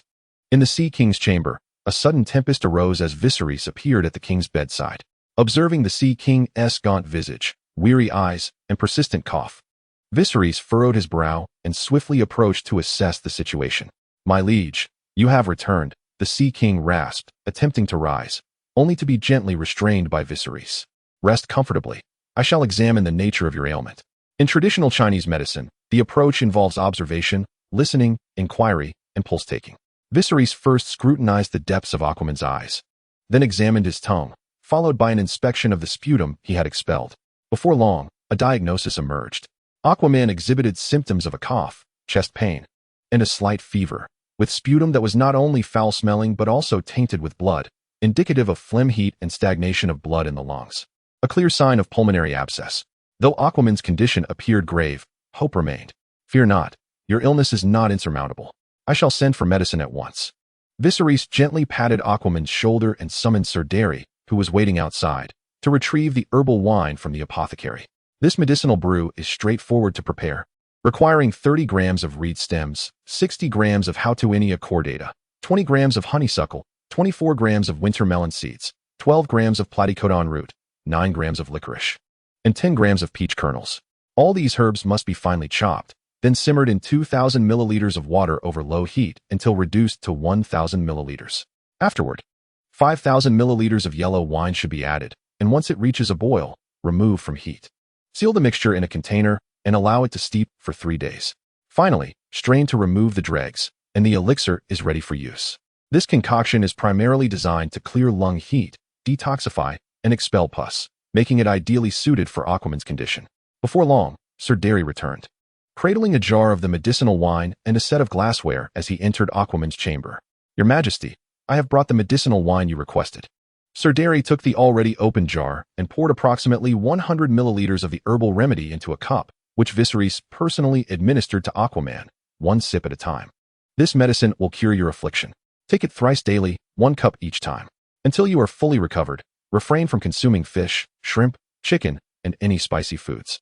Aquaman, a steadfast ally of Viserys and a capable assistant, could not afford to succumb to a grave illness at the prime of his life. After consuming the herbal wine, Aquaman coughed again, this time expelling a considerable amount of sputum, though the blood had diminished. "Your Majesty, your foremost priority now is to rest. Everything else can wait until you are well," Viserys interjected, urging him to focus on recuperation before taking his leave. As Aquaman lay in bed, watching Viserys depart, tears welled in his eyes, filled with gratitude. His efforts had not been in vain. In a critical moment, they had proven life-saving. July 25th, 10 days had swiftly passed. Aquaman adhered strictly to Viserys' instructions, taking his medicine punctually and avoiding forbidden foods. Compared to the time when Viserys first returned, Aquaman appeared much more invigorated, with his complexion markedly improved. However, as he gazed upon a sheet densely filled with treatment plans for the year ahead, his expression clouded with distress. It was not the bitterness of the medicinal wine that troubled him, but rather the torment of dietary restrictions, particularly for Aquaman, who was accustomed to sumptuous delicacies and bold flavors. The sudden imposition of such prohibitions was indeed a trial to endure. "This is all for your own good. You suffer from hyperlipidemia, mild arteriosclerosis, rheumatoid arthritis, and slight diabetes, among a dozen other ailments. It could be said that your body is riddled with illness. I have returned just in time to save your life, but next time, fortune may not favor you so." Viserys gazed earnestly at Aquaman, who fully understood the gravity of the situation. Deeply appreciative, Aquaman assured, "Your Majesty, I will diligently follow the prescribed regimen to restore my health." Viserys nodded with a smile. "I will soon journey across the Essos continent to witness the wonders of this vast world. The affairs of the group shall be entrusted to your capable management. Rest assured, "Your Majesty, I shall serve with utmost dedication." 3 days passed, and under Aquaman's meticulous preparations for the long journey, on July 28th, Viserys, accompanied by Arianne and young Daenerys, boarded a merchant ship of the Free Trade Group under the protection of Sir William and his son, setting sail for their first destination, Lorith. Lorith is the smallest, most impoverished, least populated, most backward, and most isolated among the 9 free trade city-states. It lies at the westernmost tip of the largest island in the Trembling Seas archipelago, backed by Lorith Bay, west of the Axewood Peninsula and east of Braavos. Its territory encompasses 3 main islands among a chain of isles, numerous uninhabitable reefs, and a peninsula blanketed with dense forests across the sea to the south. Once, Lorith's territory extended as far as the Axewood Peninsula, but as the city's influence waned, only the eastern and southern shores of Lorith Bay remained firmly under the control of the Lorith people. This decline is partly due to their infrequent construction of warships and a notably weak military presence.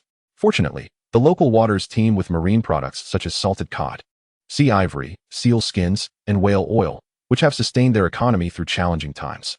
It was not until they invested in the Free Trade Group that their situation began to improve. However, Viserys was more intrigued by the extinct and enigmatic group known as the Maze Builders, whose remnants still lingered in the vast labyrinths they crafted. Despite their extinction, many of their bones remained preserved within these monumental structures. Such an intriguing destination certainly warranted a visit. Chapter 19. To travel thousands of miles. Read thousands of books. Travel thousands of miles. Viserys' journey exemplified this adage in practice. Equipped with a reliable method for enhancing his mental fortitude through meditation, and possessing the comprehensive and versatile system of ancestral runes, all that remained was the investment of time to accumulate experience and hone his skills. By exploring the landscapes and immersing himself in the local cultures, while simultaneously dedicating time to gain experience, he sought a harmonious balance between work and leisure, ensuring his efforts yielded fruitful outcomes. The journey of travel is indeed a long one, with the route encompassing Loras, Novos, Conqueror, and Volantis, as well as the regions of Slaver's Bay such as Yunkai, Marine, and Astapor. The areas belonging to the Free Trade Group are well-known tourist destinations, each a treasure trove of historical significance.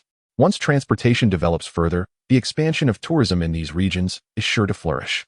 In Slaver's Bay, however, Viserys has extravagantly invested in the acquisition of all 8,000 Unsullied to accompany him, led and trained by Ser Derry's son, Raymond, who is also Viserys' apprentice.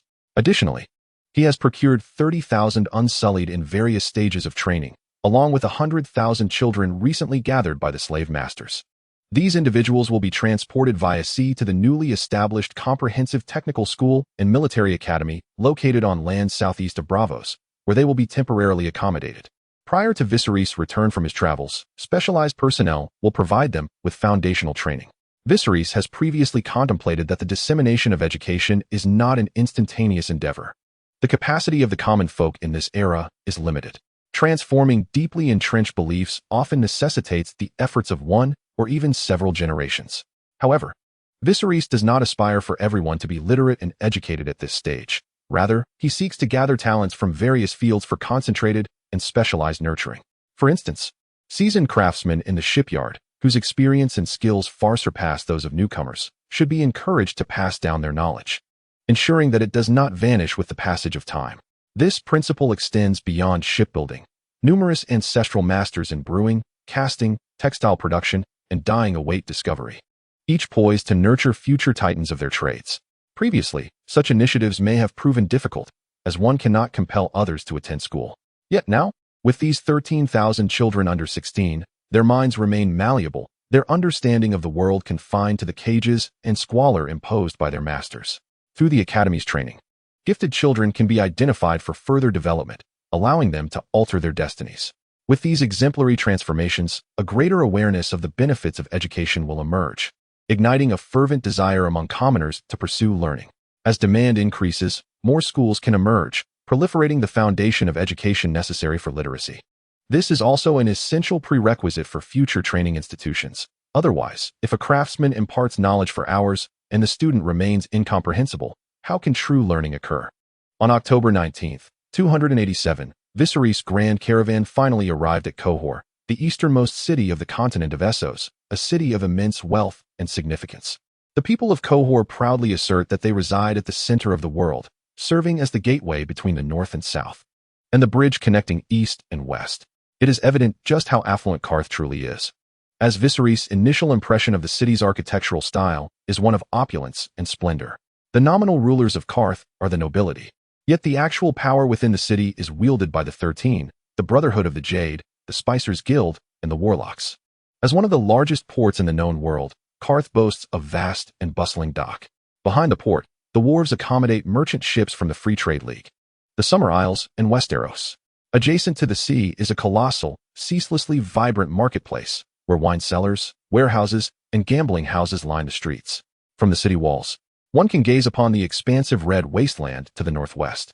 The triple thick walls of Qarth, a marvel of the world, symbolize the city's strength. The outer wall, crafted from red sandstone, rises 30 feet high, adorned with various animal carvings. The middle wall, made of gray granite, reaches 40 feet, depicting vivid battle scenes.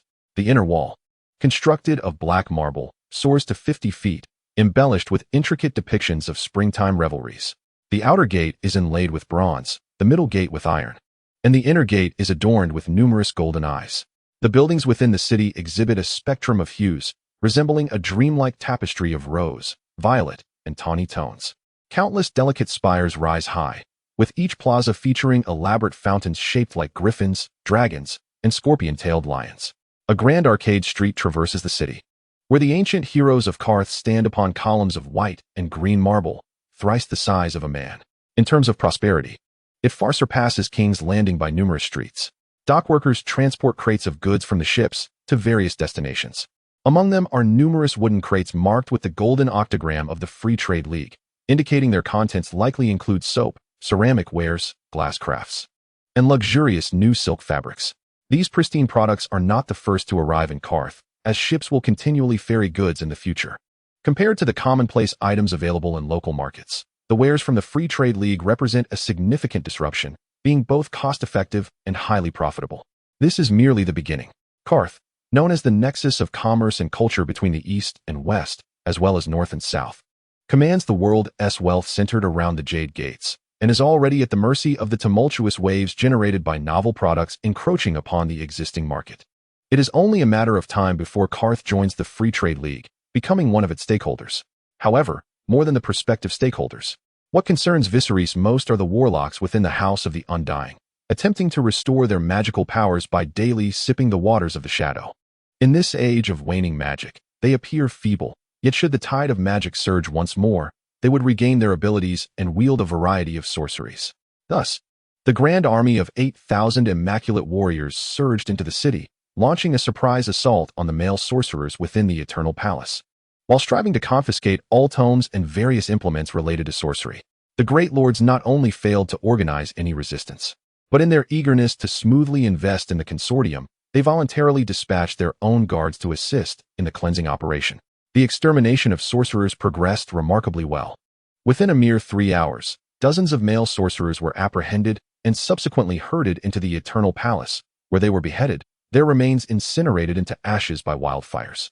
Following this, 1,000 jars of wildfires were used to fill the Grand Hall, and after constructing a rudimentary time device, they departed entirely. As they sailed approximately 3 nautical miles from the dock, a green mushroom cloud suddenly ascended from the distant city of Qurs. The eerie green flames illuminated much of Qurs, casting both the city and the night sky into a ghastly hue, simultaneously searing and frigid. Whether it was an illusion or not, Viserys appeared to glimpse countless grotesque faces within the flames, yet they soon vanished entirely, as if they had never existed. Chapter 20. From the Northlands, August 26th. 288. Over 2 months had elapsed since Viserys returned from his circumnavigation of the continent, and nearly 3 years had passed since the establishment of the Free Trade Consortium. The gradually improving foundational education system had produced waves of exceptional talents, who proceeded to various specialized academies to further their studies in diverse fields. Upon completion, they secured commendable employment opportunities. In stark contrast to the past, the streets of Braavos were devoid of beggars and petty thieves. Able-bodied beggars were forcibly conscripted into literacy programs, thereafter entering factories to work on assembly lines. Criminals among thieves and brigands faced labor reformation in the mines, with their duration determined by the severity of their offenses. The death penalty was non-existent. However, The relentless exploitation they endured was often more harrowing than a swift demise. Most serious offenders could not endure even a third of their sentences, meeting their ends in the grueling process, a grim fate indeed. Witnessing Braavos' educational reforms and treatment of criminals, the other 8 city-states began to emulate its model. However, unlike the emancipated beggars of Braavos, all beggars and offenders in the other city-states were shackled and reduced to slavery. Yet they too were compelled to learn and engage in unpaid labor reform. It remains unclear who proposed the point system, but as long as individuals refrained from causing trouble and diligently completed their work each day, they could earn points. Accumulating a sufficient number of points would grant them freedom. Liberating them from slavery and future employment would yield wages. Naturally, this was contingent upon their consistent diligence, as deductions of points could occur far more swiftly than their accumulation.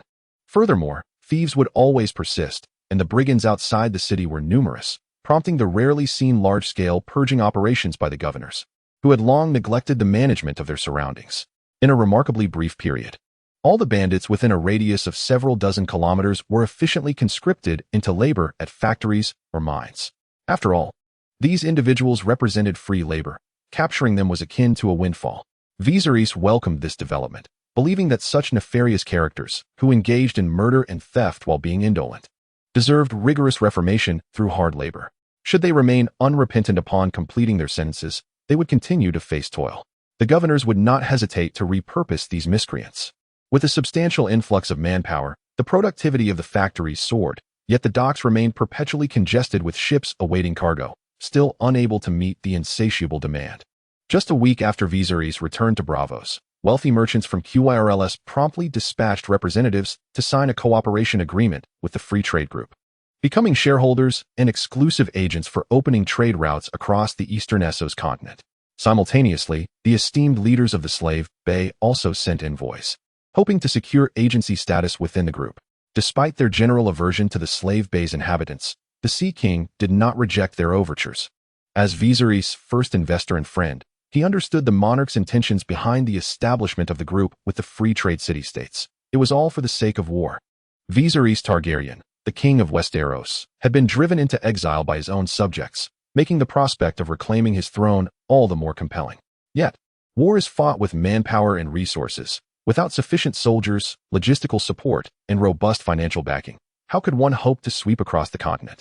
The Sea King had initially perceived this endeavor as a lifelong ambition, never anticipating that the monarch would directly establish such a grand conglomerate, unveiling a multitude of innovative products and technologies.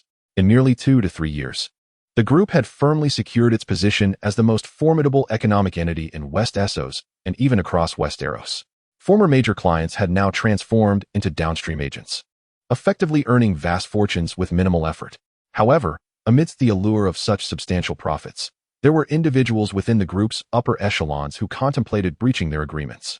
They were not foolish. The group's prosperity was intrinsically tied to Viserys.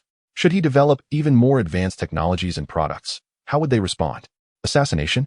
It is likely that no one in the world could penetrate the extensive defenses of the 3,000 Unsullied to infiltrate the villa and eliminate Viserys, whose physical prowess surpassed that of an ordinary man tenfold.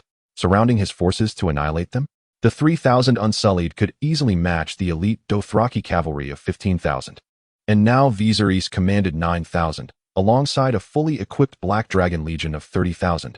Victory seemed elusive. They were acutely aware of their own limitations.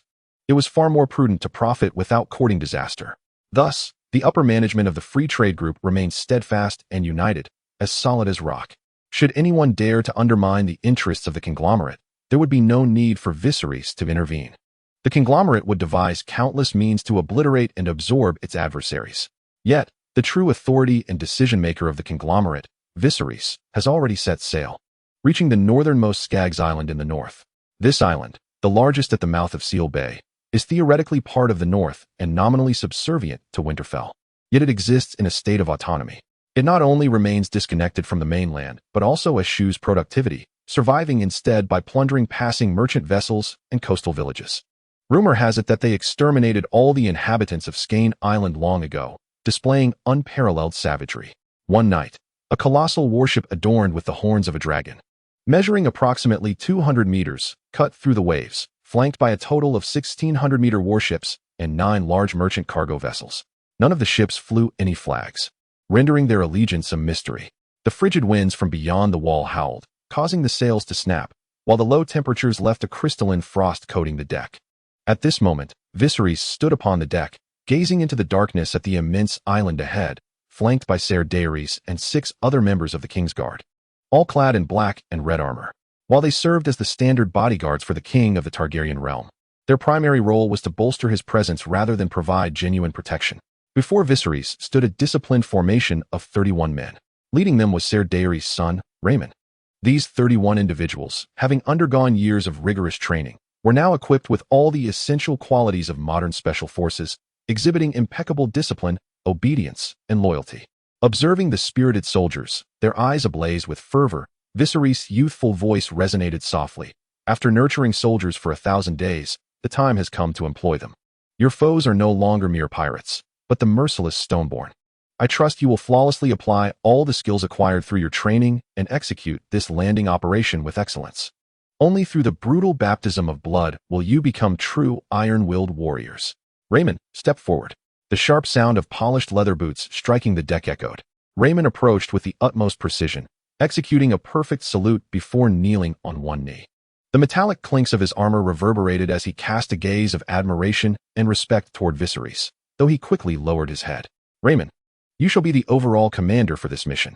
Adjust tactics as necessary based on the circumstances, Viserys stated succinctly. He lifted his gaze to the moon obscured by dark clouds, and with a grand gesture, commanded, set sail. Yes, the soldiers simultaneously knelt in salute, their voices resounding in unison. Fortuitously, the headwind ensured that their words would not reach the keen ears of the Stoneborn on the island. Under the guidance of Raymond, all soldiers boarded the speedboats in an orderly fashion, taking advantage of the night's cover to sail towards the island. Chapter 21. A moonless and windy night. On this moonless and windy night, when murder and arson ran rampant, Raymond led thousands of soldiers silently ashore at the southeast coast of Skargas. It seemed that due to the prolonged absence of outsiders, many of the watchtowers along the shore had succumbed to neglect, leaning precariously or crumbling, with no one left to patrol. Yet, this very absence called for heightened vigilance. Although Raymond lacked extensive combat experience, his solid theoretical foundation enabled him to issue a series of commands, ensuring a meticulous and thorough advance. The Skargas people, translated from ancient texts as rock species, were derisively referred to as the Skargath tribe by the northern folk, who considered them no better than savages. Historical records indicate that the rock species are descendants of ancient ancestors, living a barbaric and uncivilized life in clans. Perhaps due to their harsh environment, they have also been labeled as cannibals. A notorious story serves as evidence. It recounts how, in ancient times, the rock species sailed to the nearby Sky Island, abducting women and slaughtering men, subsequently hosting a gruesome banquet on the pebble-strewn beach for half a month, a tale now known as the Sky Feast. Since that time, Sky Island has remained uninhabited. If this tale holds any truth, then the rock species must face annihilation to eliminate the threat they pose. According to intelligence gathered by scouts, 3 clans still inhabit the island, occupying its most advantageous locations: the Magnar clan of the King's Hall, the Crow clan of Abyss Fortress, and the Strath clan of Driftwood Hall. Among them, the King's Hall is the most formidable, with a population of around 4,000, including over 1,000 combatants. The other 2 clans are somewhat smaller in scale, yet each boasts no fewer than 800 warriors. One must not underestimate these rock species, who, despite their fewer numbers, are of towering stature, averaging over 2 meters in height, with robust bones and exceptionally developed muscles. Their thick hair gives them the appearance of upright bears, each one a formidable presence akin to the beasts of the mountains. Scholars speculate that their lineage may trace back to the Ibanians. Yet it is apparent to any discerning eye that these beings are imbued with the blood of giants. Having landed on the southern shore, Raymond directed the first team towards the nearest Driftwood Hall, located on the island's southwestern coast, adjacent to Seal Bay. The remaining 4 teams paired off, heading towards the King's Hall and Abyss Fortress respectively. In the darkness of the night, Raymond climbed a palm tree, observing as the Special Operations team infiltrated the Strath clan's territory. In the late hours, only flickering embers illuminated the tribe, as the majority of the rock species slumbered. They entered in a fan-like formation, their dark gray combat attire effectively concealing their figures, allowing them to swiftly evade the stationed rock species, as if traversing an uninhabited realm. Rapidly approaching the heart of Driftwood Hall, Upon ascertaining the situation and confirming that the clan lord was slumbering within the floating hall, they stealthily infiltrated, employing a specially crafted matte dagger to slit his throat. Simultaneously, in several nearby shanties, a similar scene unfolded. These were the lord's trusted confidants, and it was imperative to eliminate them all without delay. Within mere minutes, the Special Operations Squad had executed all suspected sub-leaders, and the subsequent phase involved the massacre of combatants. Gradually, a pungent scent of blood enveloped the entire clan. Regardless of age or gender, all succumbed to eternal slumber in their dreams. Initially, Raymond harbored some reservations, as this was an act of genocide. However, his extensive training allowed for doubt. Yet he remained resolute in fulfilling his mission. The discovery of skulls fashioned into drinking vessels and ornaments crafted from human ribs and spines eradicated any lingering uncertainty, replaced instead by a profound fury that compelled him to partake in the slaughter. As the horizon to the east brightened with the first light of dawn, every last inhabitant of the Rocky clan lay slain, with no survivors remaining. The circumstances in the floating hall mirrored those of the King's Hall and the Abyss Fortress, where two squads had coordinated their efforts, enhancing their efficiency. The biting cold wind could not deter Viserys, who had grown accustomed to morning exercises. Dressed only in a sleeveless athletic shirt and beach shorts, he braved the chilling gusts as he performed sit-ups, push-ups, pull-ups, and intricate skipping routines. Just as he completed his training and prepared for a hot shower, he beheld 3 ethereal green flames rising majestically from Skaggs Island. This was the signal that the battle had concluded, indicating that Raymond had commenced the process of transporting and incinerating the remains with wildfire. Ordinary flames lacked the potency to thoroughly consume corpses, but wildfire, with its extreme heat capable of melting steel, could effortlessly reduce bodies to ashes, allowing them to return to the earth. Most importantly, the entire process was smoke-free and environmentally friendly. Turning to Sir Derry, Viserys instructed, "Uncle, have the Unsullied army disembark at 3 distinct points to assist Raymond in cleaning the battlefield. We shall retreat to Skaggs Island for respite." "At once, Your Majesty," Sir Derry replied, promptly departing to convey the orders. The current monarch was no longer the same as he had been years prior.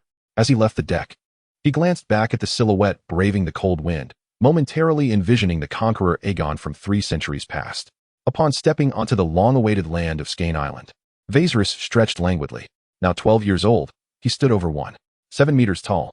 His figure tall and slender, an embodiment of a physique that appeared lean in clothing yet robust when bare, though his face still bore youthful innocence. The commanding aura he exuded rendered him impossible to dismiss. "Is this the north? It certainly feels rather cold," he remarked, when suddenly, a graceful young maiden naturally wrapped her arms around him in an embrace. The young maiden is Arianne Martell, who is of a similar age to Viserys, merely a month or 2 younger. At this moment, she has surpassed a height of 1.60 meters, and the early signs of her puberty are becoming apparent. Her figure unmistakably reflecting the fiery allure characteristic of Dornish women, even beneath her thick down jacket. "Auntie, wait for me," she giggled. "Why are you so slow?" Not far away, under the guard of the King's Guard, 2 small figures chased each other playfully through the snow, leaving behind a trail of deep footprints. These were the 4-year-old Dany and Jon, 2 little ones who had grown up together, their playful antics bringing much laughter to their travels over the years. Viserys smiled slightly. Beyond the north lies the land of eternal frost, and this place is the northernmost of the north, where the cold is undeniable. They had spent their time traveling in the south until now. "Here, let me drape my mink fur cloak over you, Arianne. How does that feel? Is it better?" Arianne shyly nodded. Time flies. In the blink of an eye, they have all grown so much. Rubbing Arianne's shoulder, Viserys smiled knowingly. "Yes, they have all matured. We too have grown." Embarrassed by the revelation of her thoughts, Arianne stomped her foot, darting a few meters away to scoop up snow and mold it into a snowball, which she hurled at Viserys. "You promised that once we arrived, you would play snowball fights and build snowmen with me." With a soft thud, Viserys did not evade. Instead, he merely turned his body to let the insubstantial snowball hit his arm, transforming back into snowflakes that fell to the ground. "You initiated this. You cannot blame me for being ruthless," he quipped, launching a counterattack. The 2 exchanged snowballs in a spirited back and forth until suddenly, one landed atop young Jon's head, covering him in snowflakes. Rather than being upset, he beamed with delight, his little voice chiming, "I want to throw snowballs too." He bent down, round and chubby, to scoop up snow, but clad too heavily, he lost his balance and tumbled into the snow, flailing about. Dany, who had been running ahead, burst into laughter upon seeing Jon's predicament, losing her footing and plopping down beside him. This sight only made Jon laugh harder as he struggled to rise. Viserys and Arianne approached, each taking hold of a little one, leading them to a spot where the snow was thicker. "Shall we build a snowman together?" "Okay." The joyful sounds of the four echoed across the desolate island, once untouched for centuries, breathing a semblance of life into its barren landscape. Chapter 22. The Wall. August 26th. Viserys rarely had the opportunity to play with Arianne, Dany, and Jon for an entire morning, and by afternoon, he turned his attention to more pressing matters. Although the rock species on the island had been entirely eradicated, it remained uncertain whether any had escaped by sea to raid elsewhere, evading the massacre. To thoroughly eliminate potential threats, Viserys has left the Black Dragon army and 3,000 Unsullied on the island to continue the battlefield cleanup, while also monitoring the sea for any signs of returning foes. Should any remnants appear, they are to be swiftly eradicated, leaving no trace behind. Meanwhile, various technical personnel arriving on commercial cargo ships have commenced their respective tasks. Geologists are diligently surveying the island for valuable mineral veins, while cartographers, equipped with specialized tools, meticulously sketch and document the geography. Additionally, workers have begun assembling various components brought in for production lines. Once completed, they will commence the continuous manufacturing of essential goods such as bricks and reinforcing steel for construction. From this day forth, Skagos Island shall serve as Viserys' frontline base for his return to Westeros. Everyone is engaged in their duties, and Viserys, too, remains active. Accompanied by Arianne, his sister, and his nephew, along with 7 Kingsguard, totaling 11 individuals, he disembarks at Seal Bay and rides towards the Black Castle on the Wall. Throughout their journey, they traverse the formidable wall that stretches 300 miles, with its highest peaks soaring nearly 700 feet. This man-made marvel, crafted from ice and massive stones, reveals its gray or blue contours, depending on the weather, even from several miles away. While on Skagos Island, its grandeur was not fully appreciated. Now, beneath its towering presence, one can truly feel the magnitude of human achievement, akin to the Titan of Braavos, a feat seemingly beyond mortal capabilities. At its summit, the wall is wide enough to accommodate 12 fully armored knights riding side by side, and its trapezoidal structure suggests that its base is even broader. In both the original novels and the television adaptation, the wall serves as the first line of defense against the wildlings beyond. According to ancient myths, the inner sanctum of the wall is woven with archaic runes designed to thwart mysterious beings from crossing, such as the Night King and the White Walkers. Although the series depicted instances of whites breaching south of the wall, this occurred due to the onset of winter and the resurgence of magic, which significantly weakened the wall's rune seals. Even so, whites cannot endure for long south of the wall, and the Night King and his kind remain firmly halted from crossing. Viserys has contemplated seizing the opportunity to launch an offensive beyond the wall, aiming to eliminate the weakened Night King before the resurgence of magic. However, successive waves of scouts have reported that the mapped regions beyond the wall do not represent its outermost limits, but rather the maximum extent to which humans can venture. The lands inhabited by free folk constitute merely the periphery of the eternal frost, and the distance to the true core remains unknown.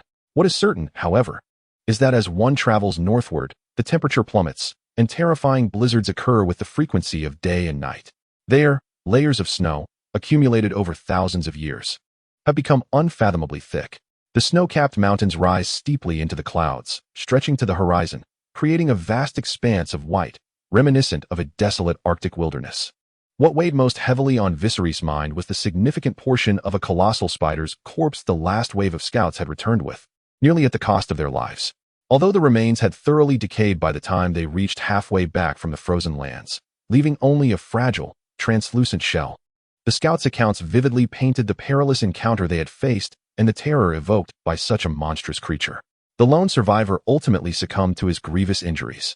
In that seemingly endless expanse of perpetual ice, the monstrous spiders existed like a forbidden realm for humanity and all life.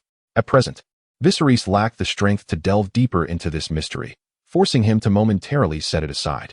As they journeyed along, pausing intermittently to admire the man-made marvel of the Great Wall, Ser Dairy and his companions indulged in a variety of wild delicacies they procured from the snow-laden terrain. Finally, on the afternoon of September 4th, the group arrived at the fabled Black Castle, previously thought to exist only in legends. Thanks to prior communication via Raven, the current commander, Giamormont, along with Maester Aemon, personally awaited them at the castle gates. since they had not divulged any information regarding Viserys and his party to the other Night's Watchmen. The guards at the watchtower and the main entrance merely gazed curiously at their arrival, whispering amongst themselves in speculation. Inside the commander's office, only the Viserys siblings and the Commander Guillaume, along with Maester Aemon, were present. Sir William Derry and the others remained outside to prevent any interruptions from unrelated individuals. "May I inquire as to the purpose of your visit, Your Majesty?" The commander's tone remained courteous, yet it was evident that he was not particularly welcoming towards Viserys and his entourage. After all, the Great Wall was hardly a picturesque destination. It was implausible that they had journeyed such a great distance merely for leisure. "If I were to say I came to visit my great-grandfather, would you believe it?" Viserys replied with a warm smile, his every gesture radiating an innate elegance and nobility. The aura of authority that enveloped him made it seem as though he were seated upon the Iron Throne, surveying the realm with sovereign grace. Well, it is good that you have arrived." Before the commander could speak further, Aemon gently interjected, "For years ago, I received word via Raven that my nephew had perished, followed by the loss of my grandson, and even my great-grandson was brutally slain. Yet soon after, I received tidings of you and your sister's escape to the shores across the narrow sea. My child, these years have been arduous for you. It is my great-grandfather's fault, an old man, frail and blind, now 90 years of age." Tears welled in his eyes as his voice trembled with emotion. Viserys promptly stepped forward to grasp Aemon's gnarled hand, reminiscent of a withered branch. "There is no blame to be placed upon our great-grandfather. It is simply the fate that the Targaryen family must endure, akin to the fall of the Valyrian freehold. Yet the true dragon shall rise from the ashes, ruling once more." Feeling the warmth of youthful kinship in his palm and hearing the confidence in his words, Aemon was profoundly moved, and tears streamed down his cheeks as he struggled to find his voice. At this moment, little Dany and little Jon approached, each taking one of Aemon's hands. "Great-grandfather, do not cry. I have candy, made by my brother. It's very sweet. I will feed it to you." Little Dany pulled a fruit candy from her small bag and began to unwrap it. Not to be outdone, little Jon chimed in, "Great-grandfather, I also have candy. It's milk candy. Oh, so delicious, and it doesn't stick to your teeth. Uncle gave me a lot. I will feed it to you." "Good, good." Aemon felt the warmth of his three kin, his tears subsiding into laughter. He opened his mouth, allowing the two little ones to place the sweets inside. "So sweet, so delightful. Your name is Dany?" "Great-grandfather, I am Daenerys Targaryen, and I am 4 years old." "Great-grandfather, I am Aegon Targaryen, but I am also called Jon, and I am 4 years old too." The two little ones competed for attention, but to Aemon, they appeared utterly charming. He gently stroked their little heads, smiling warmly. "Good. Good, good." This marked the third time he uttered the word good, revealing the depth of his excitement and contentment. Since the fall of the Targaryen kingdom, this was the happiest day of his life. "The dragon has 3 heads, great-grandfather. We have returned." After conversing for a while, Aemon, due to his advanced age and the emotional turmoil he had recently experienced, felt quite fatigued. Viserys promptly escorted him back to the Maester's tower for rest. Upon returning to the commander's office, he regained the profound, regal demeanor that was his alone. Viserys instructed Aelion to take the two little ones outside the castle to play, under the protection of the King's Guard, leaving only Ser Daenerys to guard the door. "Commander, I am unaware of the latest developments beyond the wall. Could you enlighten me?" With Aemon absent, Viserys addressed the matter directly. Although he could send someone to gather intelligence from beyond the wall, it would be far less efficient than inquiring directly from the Night's Watch commander. "What specific information does your Majesty seek?" Commander Gior, moved by the genuine bond witnessed between the grandfather and grandchildren, softened his tone. Such emotionally rich individuals could hardly be malevolent. "I wish to know about Mance Rayder's current status. I have heard he defected from the Night's Watch years ago and ventured beyond the wall. I am curious about his present activities." Viserys was only aware that Mance was likely traversing the lands, rallying the various free folk tribes, attempting to unite them, in a bid to become the king beyond the wall, much like his predecessors. Specifics eluded him. Upon hearing this, Commander Gior sighed deeply. Mance had fled to beyond the wall in early 280, living among those who called themselves free folk. Initially, reports from the Rangers indicated that he had been moving between tribes, attempting to persuade them to coexist peacefully, possibly forging alliances reminiscent of the former kings beyond the wall. "Do you have an idea of his current whereabouts?" "Among the wild folk exists the tribe of giants. Should these giants become armed, they would undoubtedly resemble colossal, human-like bulldozers, capable of subduing formidable foes like the White Walkers with but a few strikes. Given that Mance is likely still wandering and persuading others, It is feasible to locate him and collaborate under the auspices of a free trade coalition to exploit the resources beyond the wall. We could establish a frontline base to fend off the threats posed by the others and the Night King, as well as those unknown monstrous beings that lurk in the shadows. Jo poured himself a glass of wine, took a sip, and shook his head with a wry smile. The expanse beyond the wall is vast, yet the Night's Watch Rangers are woefully few, only able to patrol a minuscule area. Last year, Mance was still within our patrol range, but this year, sightings of him have become increasingly rare. Spreading out the map of the lands beyond the wall, he pointed to a specific area, tracing an imaginary circle with his hand. It is certain that he is currently within this vicinity, though the exact tribe remains unknown. Upon observing the delineated area, it is astonishing that Mance has ventured to the frozen coastline on the western side of the Frostfang Mountains. According to the map, there are at least 7 tribes settled there, and their numbers are considerable. Gratitude was expressed to the commander for this intelligence. Viserys noted the information received, then shifted the conversation. Though I am a newcomer, I have witnessed many fortifications rendered desolate or even collapsed along the way. Even the Night's Watch at the Black Castle numbers less than 1,000. Has the Night's Watch truly fallen to such depths? It is rather amusing upon reflection. The Night's Watch was established in the wake of the heroic age, following the repulsion of the White Walkers, dedicated to guarding the wall. It is the oldest organization in the history of the Seven Kingdoms. Having endured the fall of the first Men-s kingdoms and the subsequent invasions and conquests by the Andals, since the epoch known as the Long Night, the Night's Watch has existed for over 8 millennia. Under the cover of a century-long, unending darkness, the White Walkers descended from the lands of always winter, reducing much of Westeros to ruins, until the first men and the children of the forest triumphed in the Battle of Dawn. Following the resolution of this crisis, in order to prevent another incursion by the White Walkers, Brandon the Builder erected the wall to safeguard the Seven Kingdoms. Records from the Night's Watch during the heroic age mentioned that the children of the forest would bestow upon them 100 obsidian daggers each year. Apart from the corruption of the 13th Lord Commander, known as the Night King, incursions by the White Walkers have not occurred again. The original text does not clarify whether this Night King is the same individual, but this text will proceed with that assumption.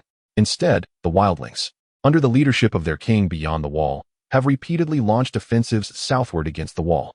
Gradually, the Night's Watch began to forget their true adversary, the White Walkers, redirecting their focus towards the Wildlings. As time passed, the original purpose for establishing the Night's Watch faded, and with the Seven Kingdoms' neglect of the wall, the manpower of the Night's Watch dwindled further. Only the North, specifically the Stark family, retains the old memories and the phrase winter is coming. Yet even they regard the legends of the White Walkers as mere tales to frighten children. The Night's Watch reached its zenith during the era of the Seven Kingdoms, a time when its ranks defended 19 castles along the sprawling wall, with the number of soldiers exceeding 10,000. At the Black Castle alone, 5,000 soldiers were stationed, along with their steeds, servants, and armaments. Serving at the wall was once viewed as an honor by the northern nobility, rather than the current practice of gathering prisoners and brigands to fill the ranks. Many younger sons of northern houses, who might otherwise be overlooked in the line of succession, willingly donned black cloaks, proudly displaying their heraldic shields in the Hall of Shields at the Black Castle, reflecting on the past and observing the present. The contrast is indeed staggering. It is precisely due to the multitude of unstable elements within the Night's Watch that led to the eventual betrayal of Commander Jeor, who met his demise at Castle Black. Commander Jeor, with a troubled countenance, was acutely aware of the Night's Watch's dire state, yet he felt powerless, forced to endure this arduous struggle. The decline of the Night's Watch, much like the towering wall itself, is not a result of a single day. It is a culmination of various factors that have brought about this current dismal state. Though I am the commander, I am merely the commander of the Night's Watch. Unable to influence the decisions of kings and dukes, Commander Jeor felt a profound sense of helplessness. He had once aspired to strengthen the Night's Watch, but reality often diverges from one's aspirations. While Viserys lamented the Night's Watch's decline, he was also acutely aware of the reasons behind it. He remarked, "The king and the dukes are preoccupied with their myriad duties and have little time to concern themselves with the affairs of the Night's Watch. It seems that only the northern nobles still remember that winter is coming." Gradually rising, Viserys gazed at the map of the lands beyond the wall spread before them. Why is that? Surely the commander understands. The best way to describe them is out of sight, out of mind. The North and the Wall share a symbiotic relationship, and with their generations-long devotion to the old gods and the prophecy of winter is coming, they continue to uphold their traditions. But aside from the North, Did the commander not consider who might be more vulnerable? Who stands at the forefront? Commander Gior's gaze fell upon the map of the lands beyond the wall, his eyes widening in sudden realization. The free folk? Indeed, the free folk. Viserys returned to his seat and, without awaiting the commander's inquiry, continued, the free folk, who refer to themselves as free men, number in the tens of thousands, perhaps even hundreds of thousands beyond the wall. Their lineage traces back to our ancestors. Thus, the free folk were not originally our enemies. How can the free folk not be enemies? Commander Jor began to retort, only to be interrupted by Viserys' unwavering gaze. I speak of the original free folk, who were not our enemies. In the present day, the free folk are barbaric and primitive, often breaching the Great Wall to plunder, resulting in the deaths of numerous Night's Watch members. Yet we must not forget the sacrifices made by our ancestors who valiantly fought against the White Walkers, suffering immense losses, ultimately achieving victory at a great cost, and erecting walls to prevent the resurgence of our enemies. However, a portion of our forebears found themselves stranded in a harsh, desolate land, where the environment is exceedingly unforgiving, rendering agricultural pursuits impossible and providing insufficient fodder for livestock. Tragically, half of the children born in such dire conditions fail to survive beyond their second year. In such an environment, how could the free folk endure without resorting to plunder for essential sustenance, such as salt and sugar? If they do not descend across the Great Wall, can their children survive in such extreme weather? The decline of the Night's Watch did not occur overnight, nor did the transformation of the free folk into their current state happen in an instant. They act out of a primal need to survive. Anyone raised in similar circumstances would behave likewise. Setting aside the outside world, consider the Great Wall itself. Without a supply line, how long could you endure? One cannot truly understand another's suffering without experiencing it firsthand, nor can one judge another's actions without knowing their struggles. Viserys does not wish to delve into lofty philosophical discussions or scrutinize the disputes between the Night's Watch and the free folk. While others may forget or disbelieve, the Supreme Commander surely understands that our true enemy has never been the free folk, but the White Walkers. Indeed, the White Walkers have become mere legends. While the wildlings present a tangible threat, their acts of violence and pillaging have led to abandoned lands, forcing villagers to migrate southward for refuge. And the Night's Watch has suffered tremendous casualties in their prolonged battles. Yet, while the White Walkers are but a myth, our Targaryen dragons have also become legends within a mere century. If the legendary dragons are indeed real, how can we dismiss the possibility that the White Walkers, too, are not just a myth but a genuine threat? I tell you, free folk, it is not my intent for you and the Night's Watch to resolve your conflicts through diplomacy, but rather to make you aware that, in comparison to the White Walkers, your skirmishes with the free folk are but trivial matters. Viserys continued, as the first target of the White Walkers' resurgence. The free folk will undoubtedly be more eager than we are to resist or even annihilate them once they return. Currently, Mance is rallying the tribes, seemingly uniting the free folk, which is, in fact, a fortuitous development. It saves us the trouble of seeking them out individually. Should the free folk elect a king beyond the wall again, it opens the door to potential negotiations and alliances. Perhaps, together, we can definitively end the long winter of this era, transforming the Great Wall into a monument honoring the steadfast brothers of the Night's Watch who have guarded the realm of men for millennia. With eloquence and fervor, Viserys spoke, observing the shifting expressions on Commander Gior's face, at times conflicted, at times enraged, at times hesitant, and ultimately, resigned. In the end, Commander Gior nodded solemnly, acknowledging that the king's words were indeed enlightening. In comparison to the White Walkers, the wildlings are truly insignificant. However, prior to the resurgence of the White Walkers, the wildlings would persistently breach the wall, engaging in incessant pillaging and slaughter. The Night's Watch, severely undermanned, could hardly mount a defense. This situation is straightforward. I have returned to Westeros with 3,000 Unsullied, renowned for their rigorous training and exceptional prowess. Should the commander agree, they shall be stationed at Eastwatch by the Sea, impeding the free folk from scaling the walls or clandestinely crossing from the Bay of Seals to launch their raids. Viserys is not inclined to be a mere pawn guarding the wall.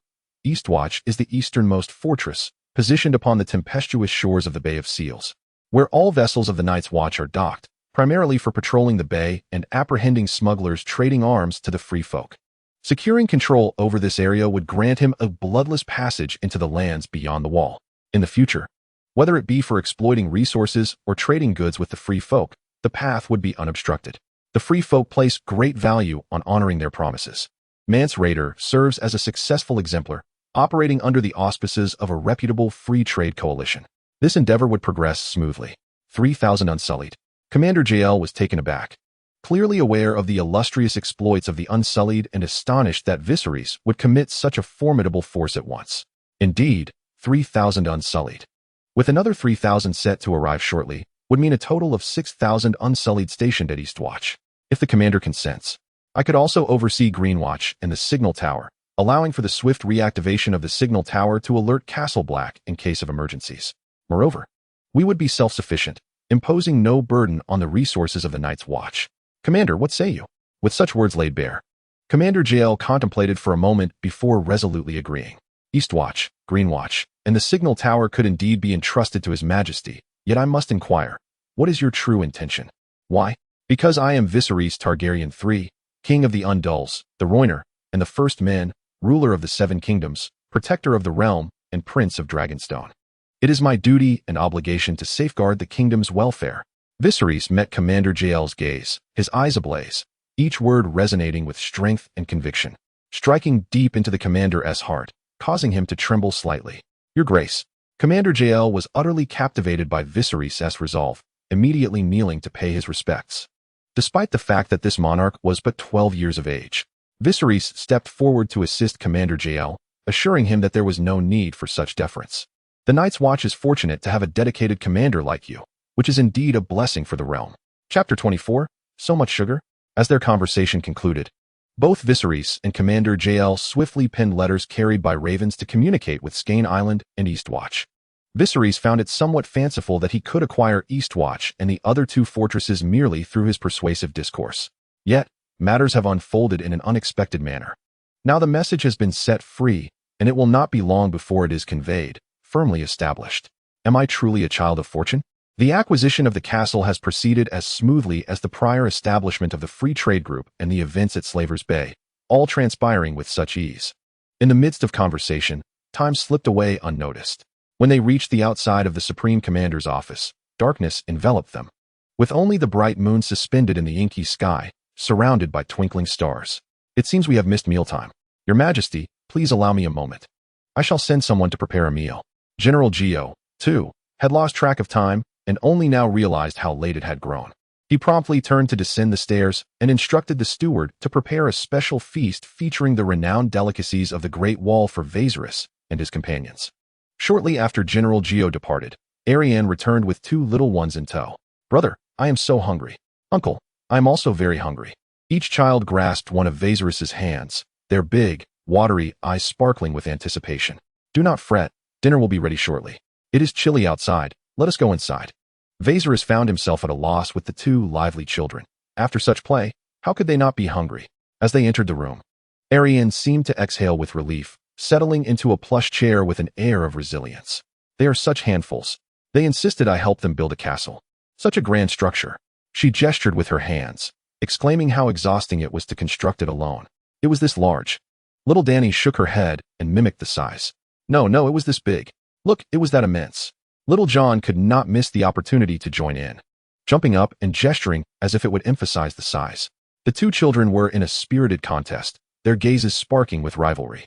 This scene, which should have been filled with tension, appeared rather comical with the children in their plump attire and little caps, their flushed cheeks and adult-like expressions evoking laughter. Viserys sat beside Arianne, amused by the spectacle, resembling a proud father. Arianne nestled against his chest, listening to the powerful rhythm of his heartbeat, akin to a war drum, and softly remarked, I can envision years ahead when our family camps in the garden, watching the sunset as our children frolic on the lush grass. That is the happiness I desire. That is the life I yearn for as well. However, life often dictates otherwise. As the last scion of the Targaryen lineage, the weight upon my shoulders allows for no respite. Viserys, intertwined with his memories, deeply felt the beauty of the past and the profound sorrow that accompanied its abrupt shattering before him. This was a heartache. If the Iron Throne were not reclaimed and Westeros united, it would likely linger indefinitely. I understand. I truly understand. Look at Dany and Jon. What if we were to have two children in the future? They could help us care for them. With a mischievous smile, Arianne reflected on the years she had spent experiencing the trials of motherhood, having navigated the challenges of raising children. After all she had sacrificed, it seemed only fair to let Dany and Jon take turns caring for the little ones. Huh, 2 children hardly suffices. Why not have 2 more, and let Dany and Jon each take one? Viserys feigned seriousness. Arianne, well aware of his jest, had merely spoken in passing, yet could not help but smile at his mock solemnity, feeling a tinge of shyness at the thought of such a proposal. Who would bear so many? At that moment, little Dany approached, her curiosity piqued, and leaned in to listen to Arianne's belly, patting it gently. Is there a baby in there? She asked, wide-eyed. Hearing this, little Jon hurried over, drooling slightly. Does Auntie Arianne have a lot of candy in her pocket? What kind? Can I see? The child's innocent misunderstanding was amusing. Not candy. Dear, Arianne is going to have a baby. Dany, full of enthusiasm, examined Arianne's belly for a while, casting a look of both disdain and delight at Jon, who was eager for sweets. A baby? I want to see, Jon declared, reaching out, only to be stopped by Viserys. No, there is no baby yet. Dany, your brother and sister aren't married yet. Not married. Then uncle and auntie should hurry and wed. I want to see the baby. Jon chuckled, his innocence contrasting sharply with Dany's more astute nature. Faced with the incessant chatter of the children, Viserys could only sigh and adopt a serious demeanor to enlighten them. He spoke until his throat grew dry, finally relieved when dinner was served. As per tradition, Ser Daenerys personally tested each dish for poison, ensuring their safety before placing them on the table. General Jo understood this precaution, recognizing Viserys' unique position and the constant threats he faced. Unbeknownst to him, after Viserys had feigned death years ago, he had not been targeted by assassins or poisoned, not once. Ser Daenerys' caution stemmed primarily from the fact that they were in Westeros, a place he found less trustworthy than Essos. Better safe than sorry, indeed. Aemon, now of advanced age and accustomed to small, frequent meals, had been invited to join them. General Jo chuckled, saying, the conditions at the wall are harsh, and our hospitality may be lacking. I hope your Majesty will not take offense. In an effort to lighten the mood, he gestured towards the food on the table. Once the introductions were complete, everyone began to dine. The 2 little ones ate heartily, alternating between bites of bread and meat broth, followed by flaky pastries, their mouths stuffed and too busy to converse, perhaps influenced by their hearty appetites. Aemon also consumed a third more than usual. After a while, the group engaged in light conversation. However, before they had exchanged many words, the 2 already satiated little ones began to animate the room with their exuberant gestures and vivid recounting of amusing anecdotes from their perspective. Their comical movements and exaggerated descriptions frequently elicited uproarious laughter from the audience. It was not until the deep hours of the night that everyone dispersed to rest. The following day, on September 5th, in the afternoon, Raymond, having received a letter from Viserys the previous night, summoned 3,000 Unsullied to board the ships, preparing for an overnight journey to Eastwatch. However, Viserys instructed that they must wait until the original Night's Watch garrison had completely evacuated before landing to take control. Thus, they waited from morning until afternoon. Once using a telescope confirmed that the Night's Watch had fully departed, they finally made landfall. They brought not only the 3,000 Unsullied, but also a number of individuals tasked with various menial jobs. These individuals were primarily responsible for maintaining cleanliness within the fortress and other miscellaneous duties, akin to the stewards among the Night's Watch, handling all the dirty and laborious tasks. After completely securing Eastwatch, Raymond sent a message via Raven to Viserys, indicating that he had arrived and requesting further instructions. Upon reading the reply, Viserys was quite pleased, never having anticipated such smooth progress. Given this, there was no need to linger at the Black Castle for too long. Consequently, Viserys and his companions stayed but one night at the Black Castle before bidding farewell to the commander and Aemon, continuing their journey southward. Chapter 25. Winterfell on September 20th. This time, Viserys and his party did not take any detours but traveled directly along the King's Road. The name King's Road may sound grand, yet it was merely a smoother path compared to the usual trails, lacking the mud that typically plagued them, and it was incomparable to the Valyrian road in Essos. Nevertheless, the quality of the road did not hinder their progress on horseback. As they journeyed further south, the rise in temperature became distinctly perceptible. Regrettably, the temperature merely increased from a chilling -10 degrees to a slightly less frigid -5 or 6 degrees. Even though they were nearing Winterfell, they still had to don their thick down jackets. Approaching noon, Viserys and his entourage arrived at Winterfell. Prior to departing from the Black Castle, Viserys had already sent a message to Eddard Stark via Raven. Since the time of the Conqueror, the relationship between House Targaryen and House Stark had never been particularly amicable, though it had not been severely antagonistic either. Even during the tumultuous period of the Dance of Dragons, they had continued to support the Blacks, of which Viserys was a member. The true rift that irrevocably divided the two houses was the brutal slaying of Eddard's father and brother by the Mad King Aerys Targaryen. However, the Mad King had been slain, and Rhaegar had perished at the Trident, with his two children also cruelly murdered by the Mountain.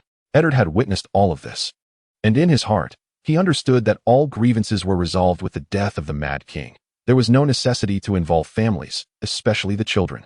Several years ago, when Ser Dairy ventured to Winterfell to claim Jon Snow, Eddard Stark neither obstructed nor reported it.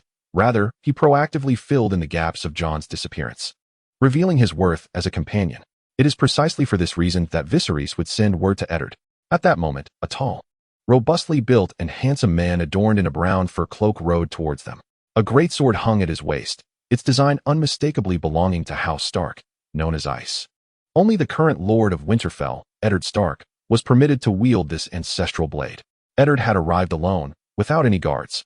As he approached Viserys and the others, he quickly assessed the group, ultimately fixing his gaze upon Viserys, particularly his face, with a complicated expression.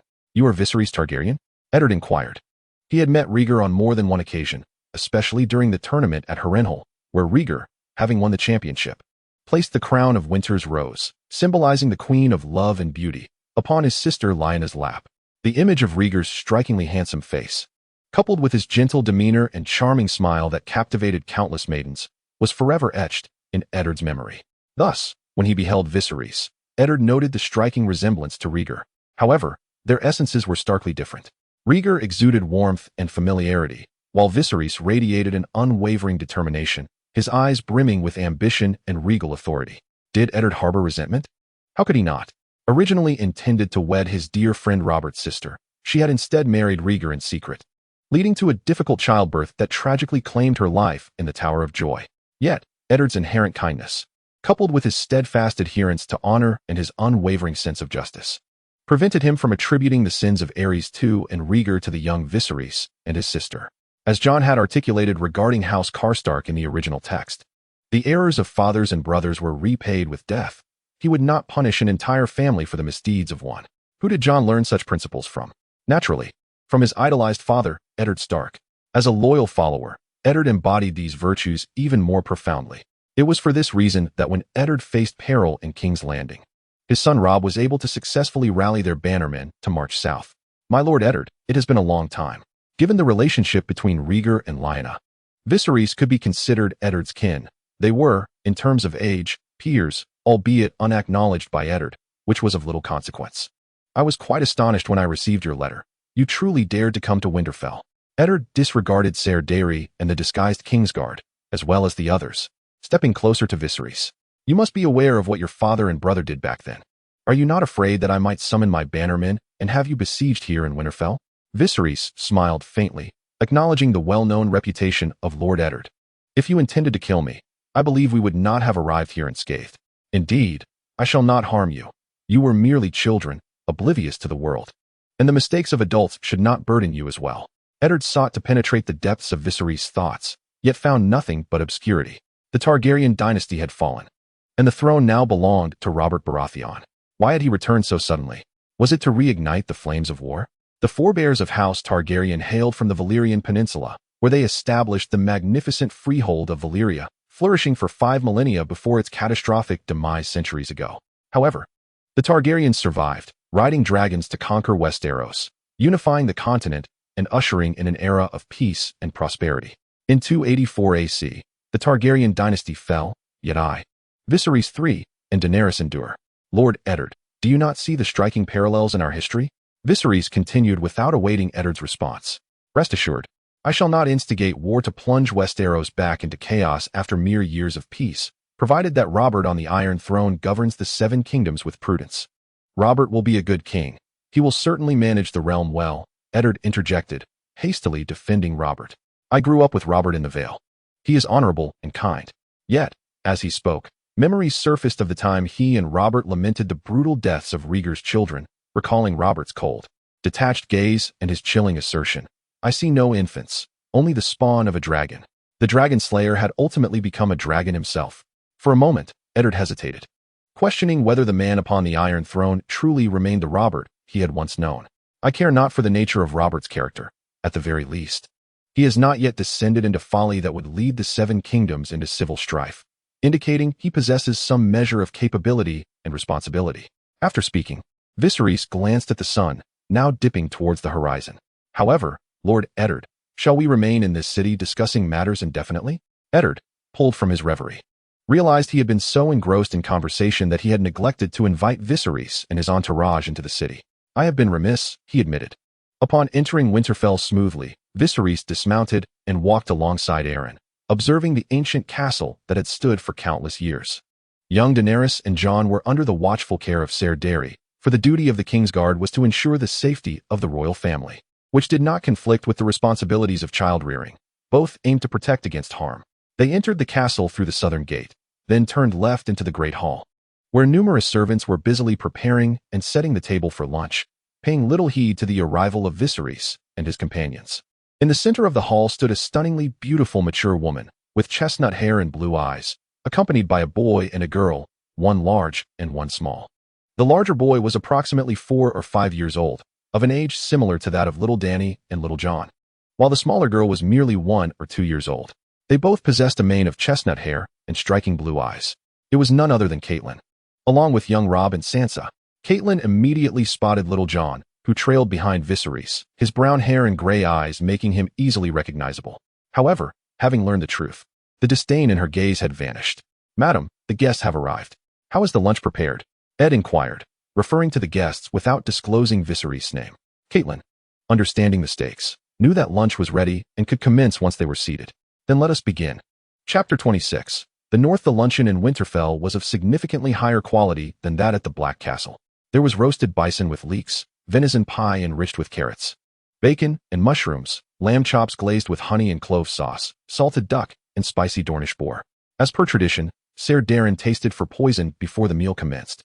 After lunch, Alan took little Dany, little Jon, young Robb, and little Sansa to play and chase in the courtyard, under the watchful eyes of Lady Catelyn and Ser Dairy. Viserys stood alongside Ed on the bridge between the keep and the armory, observing the children below. At such a tender age, children are blissfully carefree, innocent and untainted by schemes or treachery, laughing purely even in the simplest of games. Viserys, since his arrival in this world, had borne burdens far beyond what his years should have allowed, yet now things were improving. Watching his sisters smile, the trials he faced seemed trivial.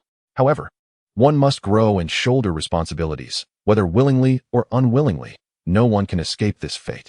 Children can enjoy their youth solely because the continent is at peace. If war were to erupt, countless families would face devastation and separation. Ed's words were laden with meaning, as he attempted to dissuade Viserys from reclaiming the Iron Throne. On one side stood his own nephew's uncle and aunt, and on the other, the King Robert, who had grown up alongside him like a brother. Caught in the middle, Ed found himself in a difficult position. Neither side wished for conflict, yet he could not bring himself to urge forgiveness. "Lord Ed, we are peers. I shall refrain from addressing you as Lord and instead refer to you as brother," Viserys remarked, not engaging directly. "Brother? Is that permissible?" Ed nearly faltered in following Viserys' shift in tone. Was he seeking to forge a bond? Indeed, in terms of lineage, he was but a brother-in-law to Viserys. "Why not? Do not shy away, brother.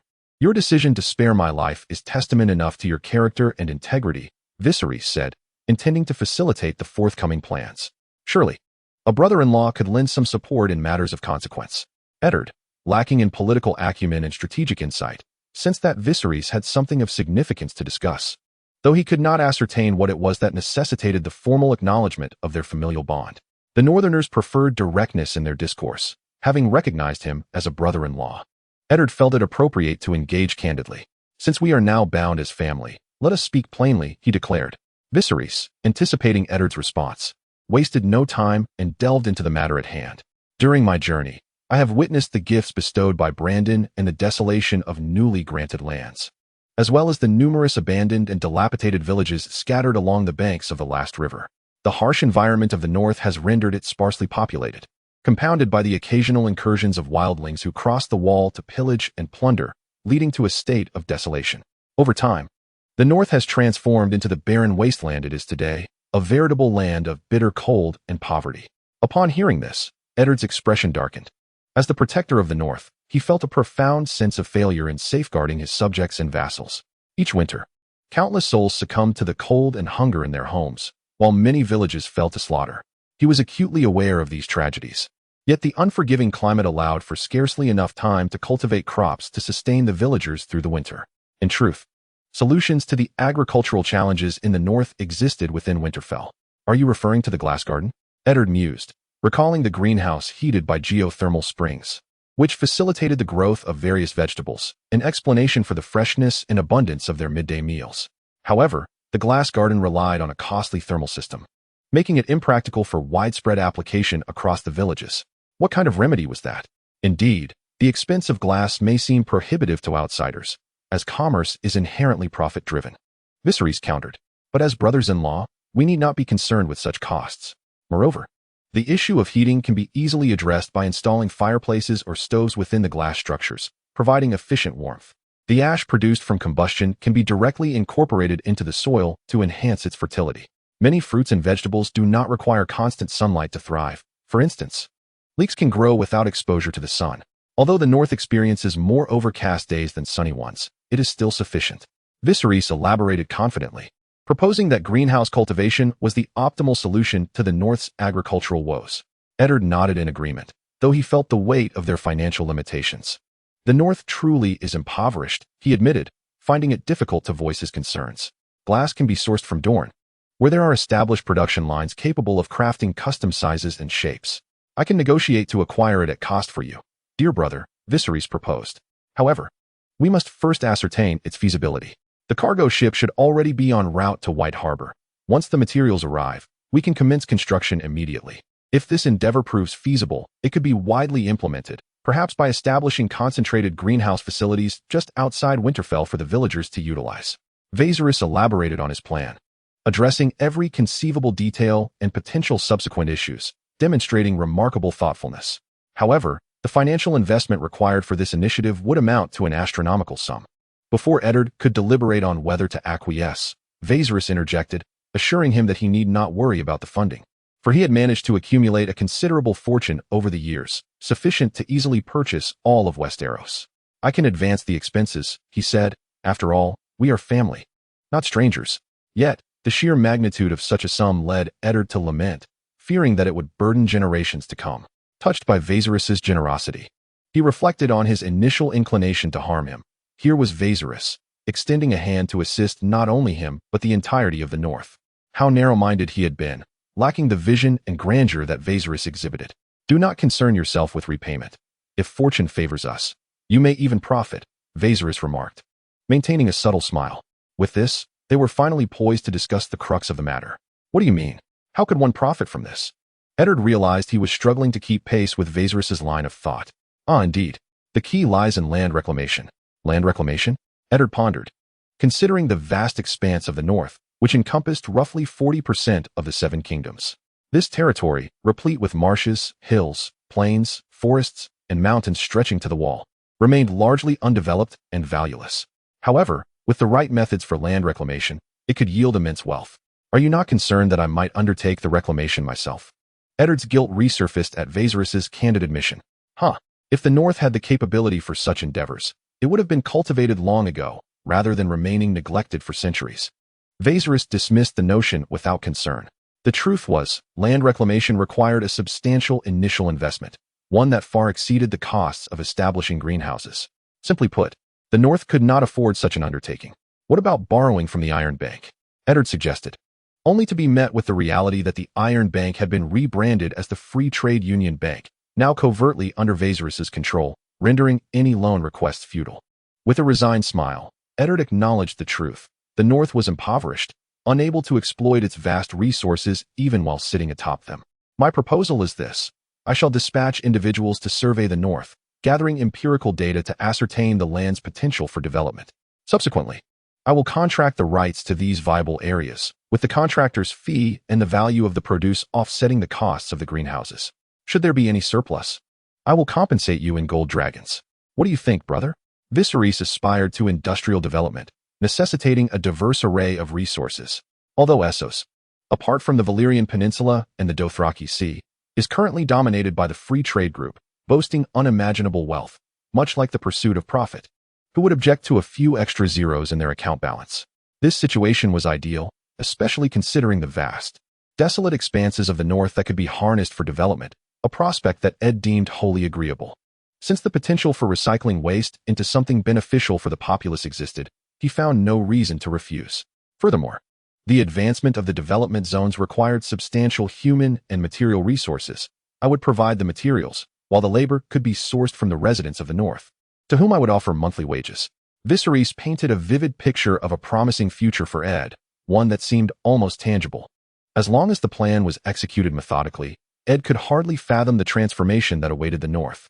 His gaze towards Viserys underwent a profound change. I trust you. Proceed boldly, as I will negotiate with the vassals to ensure no hindrance arises. Chapter 27. Strangulation. September 21st. Nestled in a natural harbor southeast of Eagle's Nest, south of Stone Mill, lies Seagull Town, the principal port of the Vale. Seagull Town ranks among the 5 major cities of Westeros, comparable in scale to the North's White Harbor, albeit smaller than Lannisport, Old Town, and King's Landing. This, however, does not diminish its prosperity. At this time, the infamous Peter Baelish, known as Littlefinger, was diligently working in customs here, achieving remarkable success with steadily increasing tax revenues.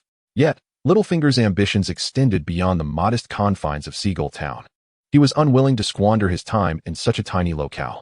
Over the years, he had maintained correspondence with Lisa Tully, who was now wed to Jon Arryn, seeking to leverage her influence to ascend to King's Landing and fulfill his aspirations. However, before that could happen, he needed to produce noteworthy results to gain attention. Thus, he poured his heart and soul into managing the port's customs, devising ways to justifiably enhance tax revenues, ultimately achieving a tenfold increase. This afternoon, Littlefinger finally received the long-anticipated response from Lisa, stating that Jon Arryn had taken notice of him and that an envoy to issue his reassignment would arrive in Seagull Town in a few days, at which point they would reunite in King's Landing. However, he disregarded the subsequent sentences, focusing solely on his potential promotion and its timing. With the assurance that his desires were about to be fulfilled, he indulged in a celebratory drink at a tavern, perhaps a bit too liberally. In his exuberance, he lost track of time, and upon exiting the tavern, he discovered that night had fallen completely, with few passers-by on the streets. A sudden chill crept up from his heels to the crown of his head, but having imbibed excessively, his mind was in a haze. Moments of clarity slipped away, plunging him back into a state of confusion. Leaning against the wall, he staggered homeward, stumbling repeatedly and narrowly avoiding several falls along the way. As he passed by a waterway leading directly to the sea, he was unexpectedly shoved, and, by sheer misfortune, fell headlong into the water. Upon entering the depths, he was immediately choked by several mouthfuls of water, abruptly awakening from his intoxicated stupor. He attempted to rise, yet an unseen force firmly pinned his shoulders, rendering him unable to escape. His fingers desperately flailed, but the more he struggled, the more violently he was overwhelmed by the water that surged into his mouth, nostrils, and trachea, causing an intensifying sense of dizziness from hypoxia. However, this torment did not last long. Soon, his consciousness slipped into darkness, and he ceased to fight. Meanwhile, in a secluded corner of a nameless village by the Tears River in the north, a boy of approximately 5 or 6 years was torturing a nearly lifeless rabbit with a blunt bone knife by a puddle. Surrounding him lay 7 or 8 other rabbits in tragic states, alongside a large gray rabbit bound to a tree trunk, its eyes blood red. How does it feel to watch your offspring being dismembered and killed one by one? The child's name was Ram Snow, the illegitimate son of Luspaton, destined to become a grotesque little Skinner. The adage that human nature is inherently good seemed not to apply to Rams from a young age. He exhibited an intense possessiveness and an intrinsic cruelty rivaling that of his father, Lusp. Yet, he was still merely a child. Suddenly, a shadow appeared, and before Rams could react, it placed the stick binding the mother rabbit to her carotid artery, witnessing her offspring perish one after another. The mother rabbit harbored a deep-seated hatred for this human child.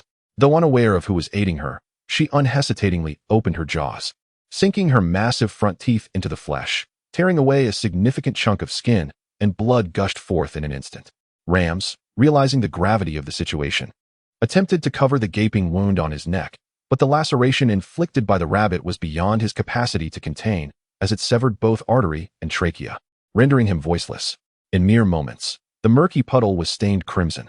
Rams collapsed, utterly powerless and unwilling, unable to scream, his frozen visage etched with disbelief and terror of death. Once the shadow confirmed Ram's demise, it swiftly dispatched the mother rabbit. As for the night's feast, it was secured. In the north beyond the wall, Raymond led 1,000 pure ones and several hundred craftsmen to the difficult encampment. This settlement, one of the free folk beyond the ancient Great Wall, was situated at the very tip of the Stad Peninsula, reaching towards the Trembling Sea. This bay naturally formed a deep-water harbor, ample enough to accommodate the largest vessels. The shores were richly endowed with timber and stone, while the sea teemed with various edible fish, and it was also a breeding ground for seals and walruses.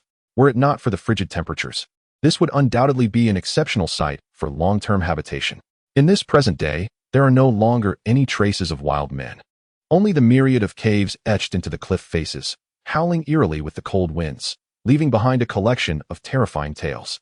Once, the arduous settlement was the only place outside the Great Wall that was on the verge of becoming a true township. However, on a fateful night over 300 years prior to the arrival of Egan, the rock formations of Skaggs Island launched an assault here, treating the inhabitants in a manner akin to that of the residents of Skye, cannibalizing, roasting, and hosting unceasing bonfire revelries for days on end, before retreating back to Skaggs Island. Yet, these events have long since faded into history. Upon their landing, Raymond and his companions immediately began to organize their efforts, setting up tents, preparing meals, while the technicians, under the protection of the innocents, utilized the light of torches to conduct a rudimentary field survey of the arduous settlement. As for precise exploration, that could only commence at dawn, as torches were insufficient for the task. Centuries later, amidst the biting cold winds of the settlement, the aroma of food began to waft through the air once more. The initial task assigned to the emissaries from Viserys was to renovate and construct the settlement, transforming it into a frontier base. This location would continuously receive soldiers to establish control over the surrounding territories, namely, the Forest of Ancestors, the Ghostly Woods, the Valley of Winter Nights, the Horn Valley, and the Peaks of the Ancestors, while initiating daily patrols and management. Simultaneously, the accompanying technicians would explore and document various regions beyond the border, with dedicated personnel tasked with creating more accurate maps of these lands. Compared to the north, the frontier is more inhospitable, yet hardship does not equate to barrenness. Rather, if resources here can be effectively harnessed, they would undoubtedly rival, if not surpass, those of the north. However, these remain theoretical conjectures, with the true outcomes only to be unveiled upon the completion of the explorations. Should valuable resources be discovered, an increasing number of individuals would inevitably be dispatched to the north. In this regard, Viserys contemplated recruiting the free folk of the frontier to serve under him. But the prerequisite was to first locate Mance Rayder. Chapter 28, The Steam Engine, Additional Update, September 23. King's Road, a cavalry unit, proudly bearing the sigil of House Arryn, escorted a luxurious carriage along King's Road towards the valley. Inside the carriage sat a young and striking woman, aged 36. With cascading auburn hair tied behind her ears and eyes swollen from weeping, exuding an air of poignant vulnerability. This was the young Lisa Tully, now the Prime Minister's wife. After receiving the news of Littlefinger's demise 2 days prior, she had hastily departed from King's Landing, returning to the valley with such urgency that she had no time to inform her husband, Jon Arryn, and even her escort comprised merely 7 knights. Barry, how could you possibly drown in a drainage ditch due to drunkenness? Someone must have orchestrated your demise. He knew you were to be reassigned to King's Landing. He didn't want to see you with me. I must uncover the truth and ensure he pays with the most agonizing death imaginable for what he has done to you, Lisa murmured softly, her demeanor profoundly troubled, exhibiting signs of a fraying mind. Suddenly, the carriage came to a jarring halt, causing her to stagger. Before she could chastise the driver for his reckless handling, she felt a chilling sensation in her abdomen. Looking down, she was horrified to see a half-foot-long crimson blade protruding from her midsection. Lisa attempted to cry out for help, but as she opened her mouth, blood gushed forth, choking her and provoking a fit of coughing. Her consciousness began to fade, and she felt herself unceremoniously shoved aside, collapsing within the carriage. After that, there was nothing more. Outside the carriage, a group of raggedly dressed marauders, resembling wild men in tattered leather attire, systematically stripped the knights of their armor and horses. With their spoils slung over their shoulders, they retreated into the thicket, vanishing from sight, leaving behind a grim tableau of lifeless bodies. In King's Landing, Prime Minister Jon Arryn, a middle-aged man with graying hair, stared at the urgent report that had just arrived. His eyes were bloodshot, and his body trembled slightly as he staggered back into his chair. Is this truly your choice? Knowing the peril, aware of the peculiarities, you still rushed headlong into danger. Is Peter Baelish so significant to you? Astute as he was, Arianne had long discerned the subtle bond between Lisa and Littlefinger, perceiving it merely as a childhood friendship akin to familial ties. It was commonplace for relatives to maintain correspondence. However, it now appeared that Arianne had been overly naive. The signs had been evident all along, yet he had been blissfully unaware. No wonder Lisa had radiated joy at the news of Baelish's impending transfer to King's Landing, a smile she had never before displayed. Now, faced with the grim reality, Jon Arryn felt utterly helpless. He could only dispatch men to gather the remains and prepare for the inevitable. A multitude of pressing matters, thrust upon him by Robert, awaited resolution, leaving no room for sorrow or rage. Time, as it often does, rushed onward. As the date turned to October 28th, after more than a month of meticulous exploration by hundreds of skilled technicians, the moment of revelation had finally arrived. It must be said that, even with the anticipation, Viserys was taken aback upon reviewing the findings of the extensive survey. Notably, within the craggy peaks of the Stonecrack Mountains to the northwest of Long Lake, the exploration team had unearthed 5 remarkably rich tungsten veins. Tungsten is a rare metallic ore from which the coveted metal tungsten can be extracted.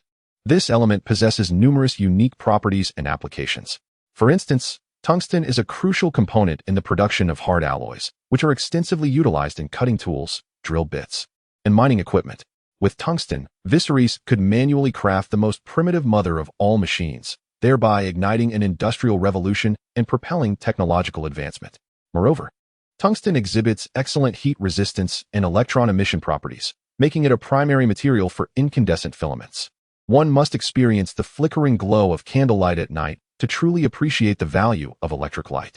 Additionally, tungsten can serve as an alloy additive, enhancing the hardness, strength, and wear resistance of various metals, not only for cutting tools, but also for missiles and armor-piercing projectiles.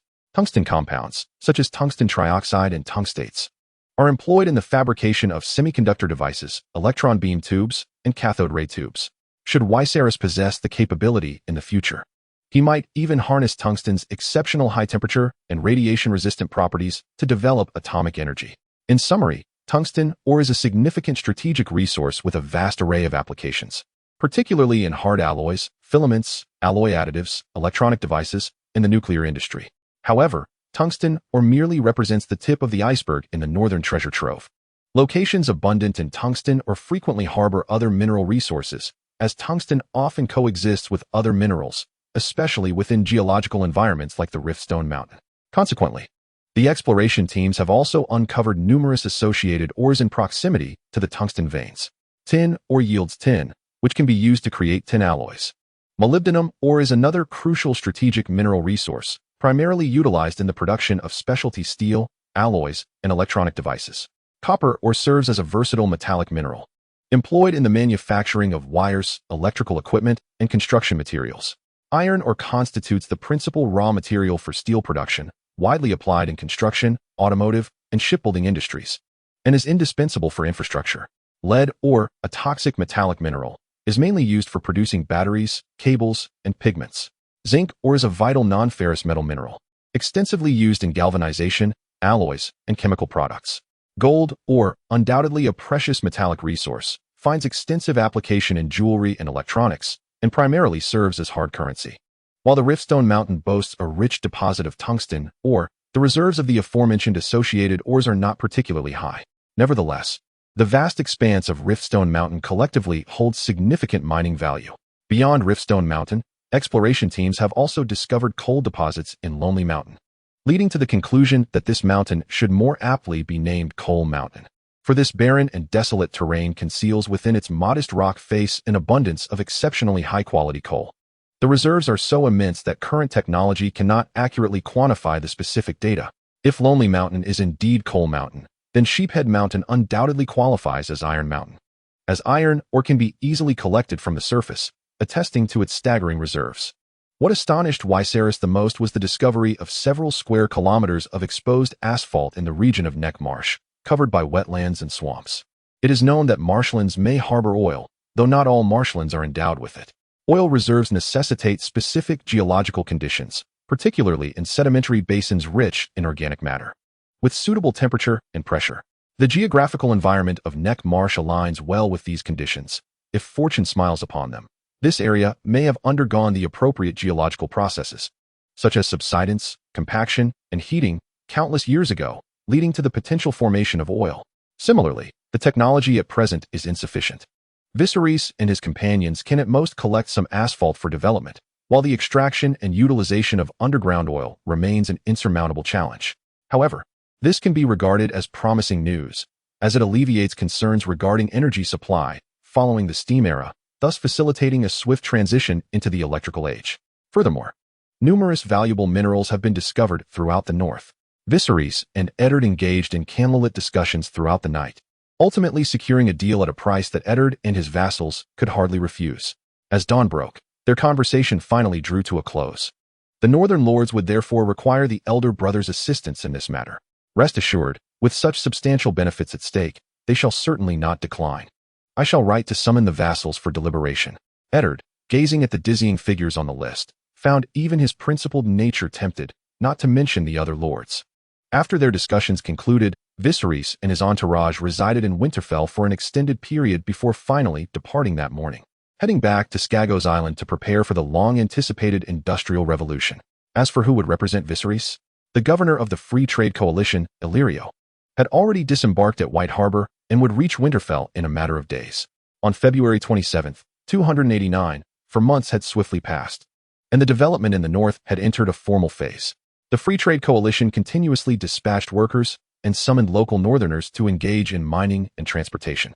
These workers were treated equally by the coalition, receiving not only free meals and lodging, but also considerable wages. This situation prompted many idle northerners to seek employment in various development zones to earn extra income. To prosper, one must first build roads. Immediately, cement roads began to be laid between the mines and factories, accompanied by dormitories featuring cement flooring right at the entrance. Additionally, a dual-lane cement road connecting all development zones was under construction. Once the cement road is fully completed, the various development zones will be interconnected, allowing for the rapid transport of metals and alloys produced by the factories to Seal Bay Harbor, ultimately reaching Skagos Island. The promised greenhouses have also commenced construction across the north. Observing the effects of the sample greenhouses, the vassals of House Stark eagerly expressed their desire to offset their contracting fees with the greenhouses. This outcome pleased both parties, with the lords feeling they had come out ahead. However, Viserys remarked, "While you may profit, I shall undoubtedly reap substantial rewards." On Skagos Island, within a vast and warmly lit factory filled with an array of mechanical equipment and process components, dozens of skilled workers were engaged in the final adjustments of a colossal steel behemoth, measuring over 10 meters in length and 5 meters in height. Should a modern individual witness this, they would undoubtedly recognize it as the renowned steam engine. The steam engine, a power mechanism that converts steam thermal energy into mechanical energy, heralds the dawn of the steam era for humanity. The premise is that the world of Game of Thrones aligns with scientific theories. Otherwise, all discussions are futile. Once the technicians meticulously inspected the system thrice and confirmed its flawless operation, they ignited the boiler, the pivotal component responsible for generating steam in this steam engine. The fuel employed was finely crushed coal, allowing for a swifter, more efficient, and uniform combustion, thereby preventing the occurrence of uneven flames. After a brief wait, the superheated steam, reheated through the piping, entered the cylinder, converting its expansive energy into the reciprocating motion of the piston, successfully driving the crankshaft's rotation. The rotating crankshaft transmitted motion and power, propelling a copper three-blade propeller. In an instant, the roar of the steam engine crescendoed, and the propeller's rotational speed intensified. While Viserys appeared composed as he observed the steam engine's continuous operation, his heart brimmed with exhilaration, convinced that it was indeed possible. As the power steadily increased, ensuring the steam engine operated safely, the output ultimately stabilized between 70 to 80 horsepower. For safety's sake, the steam engine was allowed to run for 6 hours before being manually shut down. The entire process had been remarkably smooth, signifying that the steam engine had successfully commenced and could operate sustainably and steadily. Viserys had officially ushered this world into the steam age. However, there remained numerous aspects to enhance, particularly regarding safety and power output. Fortunately, Viserys possessed a diverse and extensive knowledge from before his transmigration, having some understanding of steam engines. With this successful experience, he merely needed to further refine and improve upon it, confident that it would not be long before he developed the steam engine 2.0. With a stable steam power source now at his disposal, He could simultaneously process the natural magnets collected from the Stormlands to construct a rudimentary generator for electricity generation while working on the 2.0 model. With electricity harnessed, machine tools could undergo further upgrades, enhancing processing precision, ensuring that the components produced would align more closely with established standards. Every great endeavor begins with difficulty. The most challenging phase is transitioning from nothing to something, yet moving from 1 to 100 still presents a formidable journey. In the Outer Lands, after months of development, Raymond had led his army to meticulously map the geographical terrain within a 100-kilometer radius north of the Great Wall, marking various resource points identified by the exploration teams. The arduous encampment, following the construction of the port and the new city, was renamed Dawn City. In this region of the Outer Lands, encountering free folk was entirely commonplace. Raymond had been diligently seeking the free folk, and, after a brief skirmish in which he subdued a group of them, he calmly engaged in conversation and finally learned of Mance's whereabouts. Under the guidance of the free folk, Raymond, accompanied by 300 members of the Black Dragon army, approached this future king of the Outer Lands to negotiate on behalf of Viserys. Mance was not an unapproachable individual. On the contrary, he relished engaging in conversation. The north is harsh, and the lands beyond are even more unforgiving.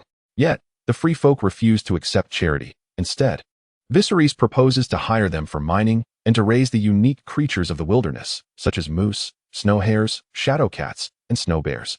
This proposition is enticing, and Mance along with the leaders of a dozen other tribes readily agree. Furthermore, Viserys assures that newly joining tribes will receive the same terms, with no alteration in mining commissions or the prices for purchasing animals. This arrangement would alleviate the scarcity of resources in the tribes beyond the wall. As long as basic necessities are no longer in short supply, the free folk would be less inclined to risk their lives crossing the wall for plunder, at least until the resurgence of the magical tide and the reappearance of the White Walkers in the year 298. There would be a significant reduction in the frequency of free folk raids to the south. This was one of the conditions Viserys had initially discussed with Commander Gior. Chapter 29. Every mortal must meet their end. Additional update. On May 29, 289, after 3 grueling months of relentless labor, Viserys finally completed the creation of the Steam Engine 20. This model underwent a comprehensive upgrade from version 10, now equipped with a safety valve, condenser, and a gearbox, transforming from a single-cylinder to a 4-cylinder engine. Precision machine components enhanced both its safety and power significantly. Previously mentioned was the manual construction of a generator, a feat that Viserys has successfully accomplished. Upon engaging the power transmission mechanism, the generator whirled into a frenzy, its speed likely reaching 2,000 revolutions per minute. When the copper core wires, crafted from a mixture of tree resin and plant fibers, were connected to the tungsten filament light bulb recently created, an incandescent brilliance erupted instantaneously, illuminating the workshop as if it were day. One could even feel the warmth radiating from the bulb when approached. The first light bulb in this world of Game of Thrones, a testament to human civilization, shone with dazzling luminosity in this alternate realm. All the workers in the factory were drawn to this radiant glow. Even though Viserys had previously described their creation, mere words could not convey a fraction of the awe experienced in witnessing it firsthand. In that moment, everyone fell to their knees before Viserys, venerating him with a reverence akin to divinity, utterly captivated by his brilliance. Viserys welcomed this adoration, recognizing that in an age of ignorance, people require faith. Faith in themselves is far superior to worshipping so-called true gods who demand sacrifices from their followers at a whim. With the generator in place, Viserys commenced the production of artificial strong magnets. The optimal materials for creating these powerful magnets consist of an alloy of 3 elements, neodymium, iron, and boron, known as neodymium iron boron magnets. These magnets exhibit high magnetic energy density, excellent coercivity, and remarkable temperature stability, surpassing traditional ferrite and aluminum nickel cobalt magnets. They are among the finest permanent magnetic materials currently available, finding extensive applications across electronics, electrical engineering, machinery, and medical fields. The fabrication of neodymium iron boron magnets is not overly complex, requiring only the appropriate materials and equipment. The first step is alloy smelting. Neodymium, iron, and boron are melted together in specific proportions to form an alloy. The second step is powdering. The molten alloy is cooled and crushed into a fine powder, which is then subjected to balm milling and classification to obtain uniform powder particles. The third step is shaping. The powder is placed into a mold and pressed into the desired form using a steam press. The fourth step is sintering. The shaped magnets are sintered in a vacuum or protective atmosphere, allowing the powder particles to bond together, resulting in a dense alloy. The fifth step is heat treatment. The sintered magnets undergo thermal treatment to enhance their magnetic and mechanical properties. The sixth step is coating. To protect the surface of the magnets from corrosion and oxidation, a surface coating treatment is typically required. The seventh and final step is magnetization. The magnets are placed in a strong magnetic field to be magnetized, endowing them with permanent magnetic properties. Thus, powerful magnets are produced. It may seem simple, but it is far from easy. Since 285, Viserys has been preparing various resources needed for the First and Second Industrial Revolutions. While continuously organizing and documenting the vast knowledge stored in his memory, all preserved in a systematic manner. This preparation spanned 5 years. It is precisely due to this extensive preparation that the current rapid advancements are possible. Otherwise, scrambling at the last moment to gather materials across the continent would have proven to be an insurmountable challenge.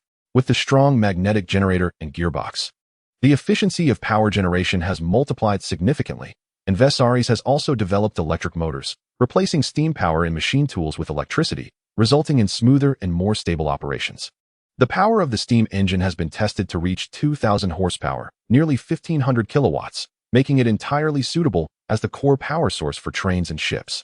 Thus, with a command from Viserys, the dock and transport machinery factories began constructing trains and ships. With the advent of steam trains and ships, the speed of transport on land and sea will witness unprecedented improvement, along with unparalleled carrying capacity.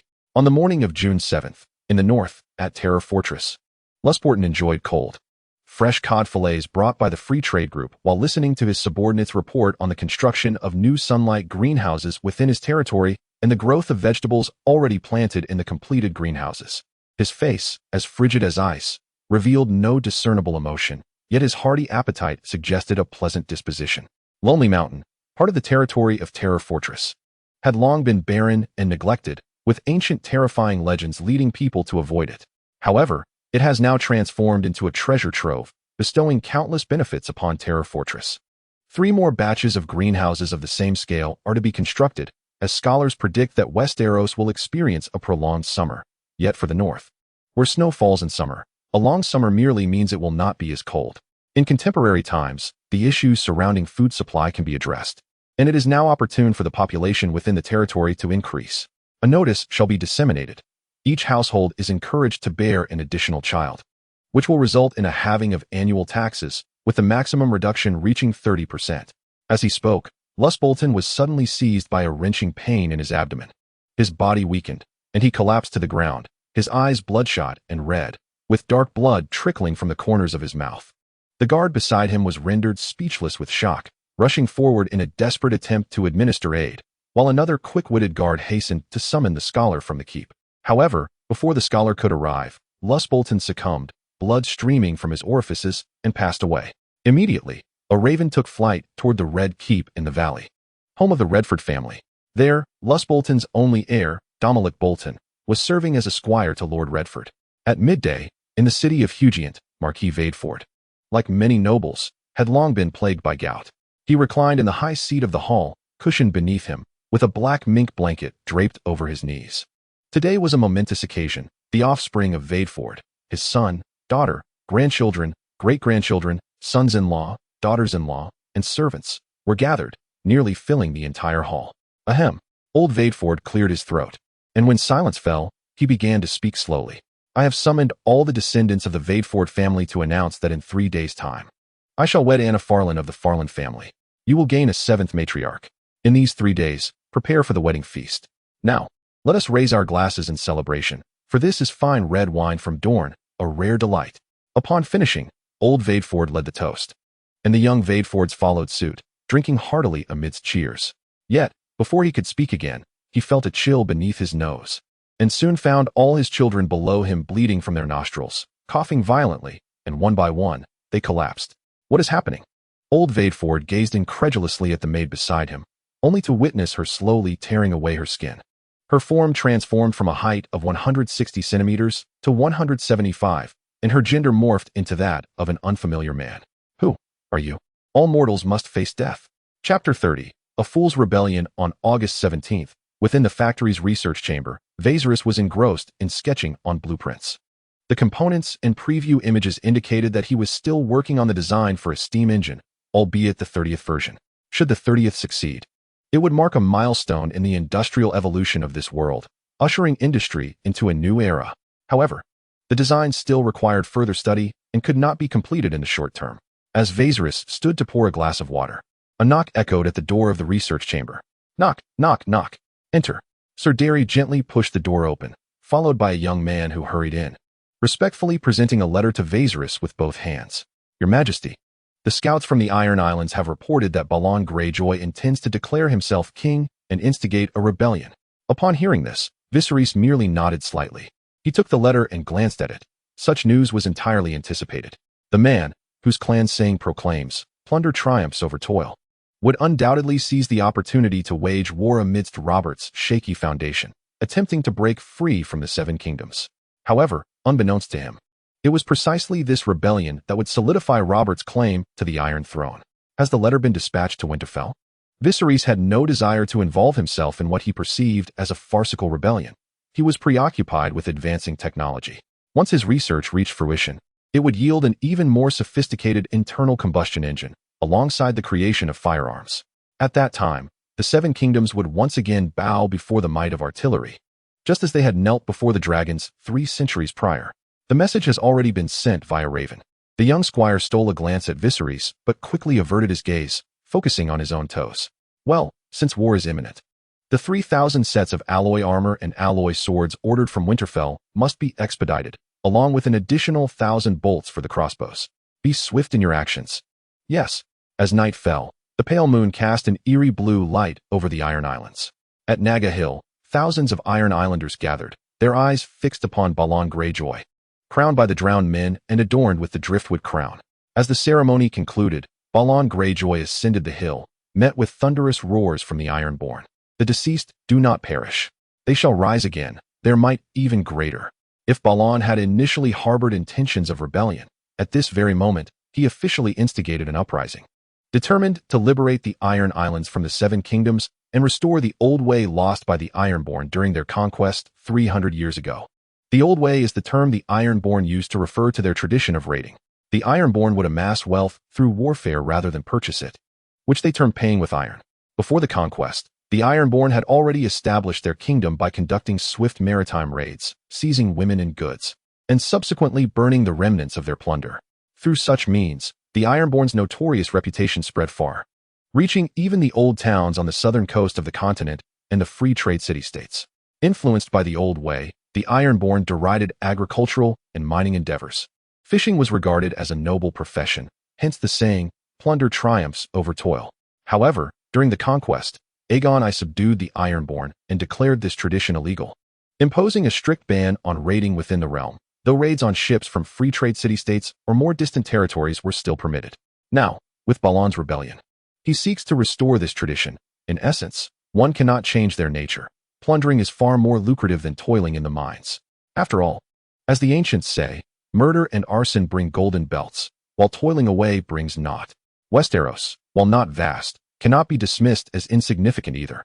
News of Balon Greyjoy's ascension and his intent to rebel spread like wildfire, reaching the hands of every noble in the realm. In the north, Winterfell has undergone a remarkable transformation. Greenhouses have sprung up like mushrooms after rain, drawing many villagers from nearby hamlets due to Eddard's new policies. Within 6 months, rows of uniform 2-story houses accommodating approximately 30,000 commoners have been constructed outside Winterfell. The foundations are deep enough to allow for an additional 3 stories, enabling future expansions if necessary. The neighborhood is designed to modern standards, complete with drainage systems, waste disposal, public restrooms, and a marketplace, all of which starkly contrast with the austere appearance of the old Winterfell.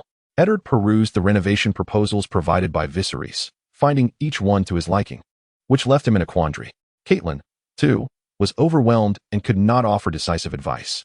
Just as he grappled with his thoughts, Maester Luwin approached, bearing a letter from the Iron Islands. Upon reading the first letter, Eddard's expression brightened. It announced that their ordered supplies were en route and expected to arrive in 3 days. However, his smile faded upon reading the second letter. The Iron Islands had rebelled, and a fleet had been assembled. The summons from Robert was surely on its way, commanding all bannermen to prepare for a southern campaign. At King's Landing, King Robert had succumbed to despair, spending his days in drunken revelry. Though his stature remained imposing, his waistline had expanded considerably.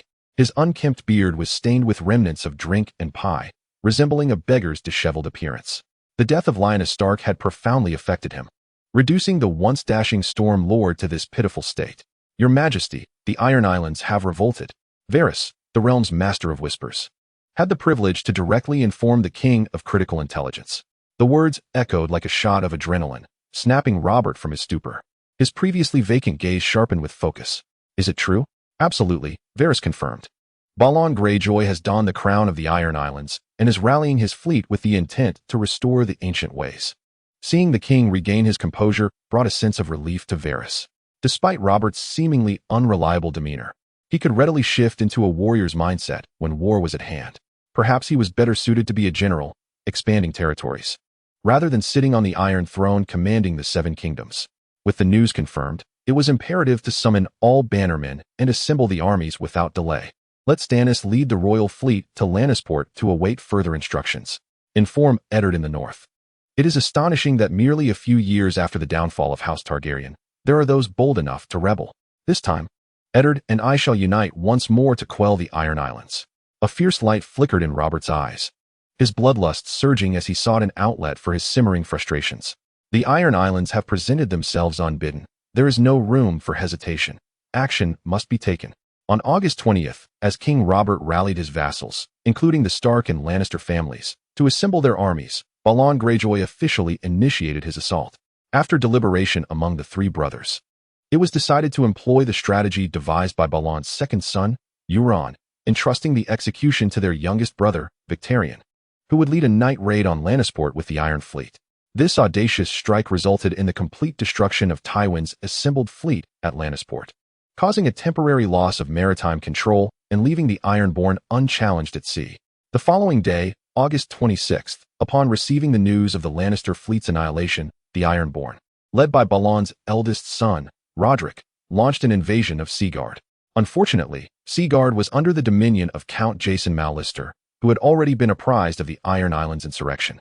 Recognizing that his territory might soon face an assault, he took measures to prepare. It proved true that foresight is invaluable. Had Count Jason not anticipated the threat, he might have suffered an invasion. However, reality has no room for hypotheticals. Not only did the Ironborn retreat, but Count Jason personally engaged in single combat, slaying Roderick and driving the Ironborn back to the sea.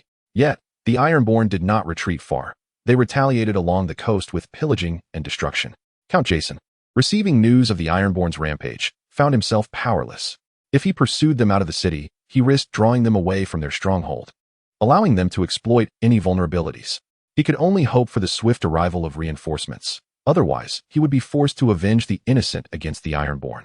On September 29th, an army of 30,000 from the north marched southward, bypassing Seaguard without pause, commandeering fishing vessels, sailing boats, and even cargo ships from the docks to assist their ground forces in sweeping the coastline of Ironborn. Concurrently, Robert's 50,000 troops had arrived at Castle Black, joining forces with Lannister's own 50,000. In Lannisport, the royal fleet from Highgarden and Dragonstone had gathered. The 80,000 from Highgarden, 20,000 from the Vale, and 30,000 from the Riverlands had all converged at Castle Black, coordinated by the kingdom and various lords, with Balon revealing his hand. It was time to put an end to this farcical rebellion.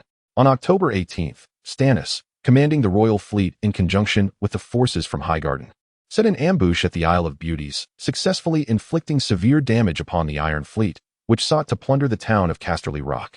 Yolen has already been captured after his ship was destroyed and fell into the sea. Originally, he was to be imprisoned in Kagan City until the conclusion of the war. Yet this time, he succumbed to dehydration during his escape and perished on the way. No one would care about the life or death of an Ironborn. Even if he were the brother of Balon, his death was inconsequential. With over 200,000 troops amassed, the Iron Islands were certain to be conquered, rendering hostages unnecessary as a bargaining chip for negotiations.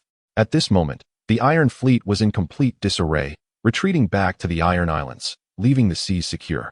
Once the army was reorganized, they could embark on ships to land on the Iron Islands. On October 27th, Eddard was the first to land on Harlaw Island, launching a relentless offensive, swiftly moving towards Black Tide Island. Stannis led the royal fleet, conquering Great White in the name of his elder brother. Simultaneously, Ser Bali Stanselmi led an assault on Old White, while the Highgarden fleet attacked Salt Cliff Island, and the forces from the Riverlands and Vale raided Oakmont Island. Through a strategy of complete encirclement, the Greyjoy family's Pike Island was utterly besieged. On October 30th, the Allied forces officially landed on Pike Island, their mighty army sweeping away everything in their path. Castles, villages, ports, and docks were all obliterated. King Robert and Duke Eddard Stark's troops, equipped with siege weaponry, assaulted the southern walls, ultimately shattering the main tower and a portion of the battlements. In the midst of the defense, Balon's second son, Meryn Greyjoy, fell in battle as the castle was breached. Ser Jorah Mormont and Jaime Lannister followed the fearless sorrows of Muir, who wielded a burning sword of wildfire as they surged into the castle. The close-quarters combat within was exceedingly fierce, yet the defeat of the Ironborn had become inevitable. The momentum of the Allied forces surged, while the Ironborn struggled in vain. The outcome of the confrontation was already determined, with the Allied forces enjoying an overwhelming military advantage. Within merely half a day, they successfully seized the castle. Thus, Balon Greyjoy's aspirations for kingship were irrevocably dashed, compelling him to surrender and once more pledge fealty to the Iron Throne. As the vanquished party, the Iron Islands were stripped of their rights to construct warships and were permanently prohibited from plundering passing merchant vessels, whether they belonged to Westeros or the free-trading city-states across the Narrow Sea. Any infractions would lead to further suppression by the Allied forces. In the harsh reality of victors and vanquished, Balon could only acquiesce to the stringent terms of surrender, handing over his only remaining 9-year-old son, Theon, to Duke Eddard as an adopted son, hostage. Thus, the rebellion, which lasted less than 3 months, came to an end. Although the Iron Islands uprising seemed rather laughable, it inadvertently strengthened King Robert's grip on the Iron Throne. To commemorate his triumph, he held a grand tournament in Lannisport. Meanwhile, on the northernmost Skagos Island, Viserys blew into the 289 rifles, Mauser 98, using his extraordinary vision to observe a human target 300 meters away. From afar, someone shouted, 10 rings. All tests have met the anticipated requirements. Notify the factory to expedite the establishment of the production line for firearms and ammunition, aiming to manufacture 6,000 units by the end of the year, with ammunition not falling below 200,000 rounds. Chapter 31. The Industrial Revolution, January 24th. 290. Following the development of the 289 model rifle, Viserys has successfully engineered the 290 model shotgun, a Remington 870 imitation. Not only firearms, but also grenades and smoke bombs have been progressively developed and manufactured. Furthermore, Viserys is conducting further research and upgrades on these weapons, striving to enhance the overall military capability in the shortest time possible. April 27th, the Power Locomotive 10 has successfully undergone trial runs on a specially laid 3,000-meter circular railway. The locomotive roars forward, exhaling thick black smoke, smoothly traversing the tracks while towing 2 carriages, approximately 10 tons in total. Tests indicate that the first-generation train achieves speeds of 2,030 kilometers per hour and can tow a weight of up to 10 tons. Meanwhile, the steamship 10 has officially launched from the dry dock. It can reach a maximum speed of 10 knots, approximately 1,852 kilometers per hour, and has a practical load capacity of around 50 tons. The successes of Power Locomotive 10 and Steamship 10 mark a promising beginning. However, a far greater workload and research timeline lie ahead. April 30th, after relentless efforts from the craftsmen, several production lines for firearms have been established. In a short span, various firearms and ammunition have been manufactured for military purposes. Viserys' army of 10,000 Pure Ones has been outfitted with the 289 model rifle and the 290 model shotgun, undergoing specialized training in these areas to master rifle operation and precision shooting promptly, thereby forming effective combat capabilities. August 15th, due to the simultaneous development with Power Locomotive 10, Power Locomotive 20 has also been successfully engineered 3 months later, achieving a maximum speed of 60 kilometers per hour and a maximum towing capacity of 1,000 tons. With the railway connecting Seal Bay to the Crackstone Mountain mining site now complete, Locomotive 20 commenced service after testing. The locomotive racing through the newly acquired land has become a distinctive sight in this desolate region. August 21st, Steamship 20 successfully launched for trial navigation, achieving a cruising speed of 20 knots, approximately 37 kilometers per hour, and an astonishing load capacity of 20,000 tons. The vessel measures 985 meters in length, 11 meters in width, and has a draft of 65 meters. In this world, a ship constructed entirely of steel is truly a remarkable giant, utilizing steam power. It does not rely on human or wind power, allowing for stable navigation and significantly reducing travel time between the two shores. October 11th on this day, the 290 semi-automatic rifle, 290 semi-automatic shotgun, 290 sniper rifle, 290 revolver, and 290 handheld grenade launcher have all completed their testing. Like their predecessor, the Model 289. These machines boast a simple yet reliable structure, capable of adapting to various harsh environments. Even when cast into a marshy desert, they can function normally within a short time frame, and their disassembly, cleaning, and maintenance are remarkably straightforward. The modular and standardized design ensures that should any firearm sustain damage, it can continue to operate seamlessly after swiftly replacing the defective components, thus avoiding the predicament of total obsolescence upon a single failure. On October 13th, 291, the powerful locomotive Model 30 was successfully developed by the industrious Viserys. Compared to its predecessor, the Model 20, the newly equipped steam engine 30 enabled the locomotive to achieve a remarkable speed of 100 kilometers per hour, with a hauling capacity reaching approximately 5,000 tons. This advancement drastically enhanced the efficiency of transporting ore from the mines by an astounding 500%. However, akin to the steam engine, the locomotive Model 30 represents the pinnacle of current technology, albeit with sufficient capacity for the time being. Consequently, upon Viserys' command, the factories commenced an urgent and intensive production of the Model 30 locomotives, with the first batch consisting of 10 units, bringing the total, including the prototype already in service, to 11. Over the years, the railway has successfully connected all mining areas, with steam-powered machinery in the mines producing astonishing daily outputs. Presently, these 11 locomotives are merely sufficient to meet the burgeoning demands. Such significant developments could not remain concealed, especially given that the Free Trade Group has not made any efforts to obscure its intentions. All the great nobles of Westeros are aware of these advancements, yet they attribute the initiative solely to the investment of the Free Trade Group from Essos, aimed at facilitating the transportation of or from the mines. Aside from Eddard and his wife, no one realizes that the true driving force behind this endeavor is Viserys himself. As for the solar greenhouses, which have flourished and received widespread acclaim in the north, the southern nobility remains largely indifferent. After all, the north is the only region that endures such cold, while even the Riverlands and Vale experience relatively milder climates that render greenhouse cultivation unnecessary. The sight of the railway and the colossal machines racing along its tracks is an unprecedented spectacle for all of Westeros. The Old Lion astutely recognizes the strategic value of the railway. However, the exorbitant construction costs, ongoing maintenance expenses, and the depletion of gold mines in the Westerlands render him powerless to act. He even endeavored to secure a loan from the Free Trade Group for railway construction, despite his previous disdain for those who wage war solely with money. Alas, after 2 months of field exploration, the evaluators rejected Duke Tywin's loan application, citing a failure to meet the qualification criteria. As for Robert, having firmly seated himself upon the Iron Throne, he indulges in unchecked hedonism, lost in a haze of intoxication and revelry, oblivious to the world around him. On October 15th, on Skagos Island, Viserys was in the testing chamber, calibrating the latest fully automatic assault rifle when a knock echoed at the door. "Your Majesty, Varys requests an audience," Sir Daenerys' voice called from beyond. "Have him wait for me in the reception room," Viserys instructed. Viserys chambered the Type 291 fully automatic assault rifle with a decisive click, then aimed at a humanoid target situated 100 meters away and squeezed the trigger.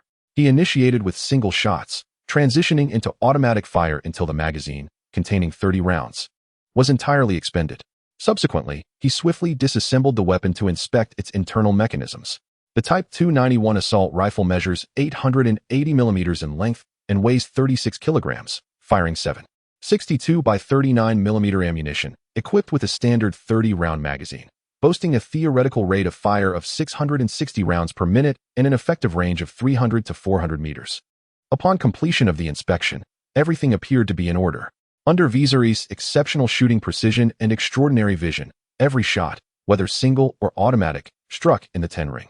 The thrill of employing the fully automatic feature was exhilarating. After reassembling the rifle, Viserys proceeded to adjust the Type 291 light machine gun, a formidable weapon developed from the original Type 291 assault rifle. Both firearms utilize identical intermediate power ammunition, with interchangeable components and mechanical systems. This squad support machine gun can accommodate 40-round magazines and 75-round drums, weighing 56 kilograms when unloaded, with a sighting baseline of 560 millimeters. An initial muzzle velocity of 745 meters per second, a maximum range of 1,000 meters, and a lethal range of 1,500 meters, with a theoretical rate of fire of 600 rounds per minute. Once the adjustments were complete and the ammunition loaded, the staff had replaced the target, allowing Viserys to conduct a series of 3-shot bursts, first at fixed distances of 100, 200, 300, 400, and 600 meters, followed by moving targets at the same intervals. 10 ring. 10 ring, all 10 rings. Viserys' remarkable eyesight enabled such accuracy. With the addition of optical scopes, Raymond and others could achieve similar results, although precision and control would necessitate further training. He meticulously recorded the test data and informed the factory to commence mass production. Yes. With that, Viserys exited the testing room, making his way to the reception area, delegating the remaining tasks to his subordinates. Chapter 32. The night before, additional update. In the reception area, Varys had been waiting for some time, visibly anxious as he paced back and forth, unable to remain seated. The sound of boots echoed from outside the door, and moments later, Viserys entered, his bald head gleaming under the lights. Upon seeing Viserys, Varys halted his restless pacing and hurriedly approached, bowing respectfully. Your Majesty, I am honored to see you. Please. No need for excessive formalities. You have traveled a great distance, and I presume you have urgent matters to discuss.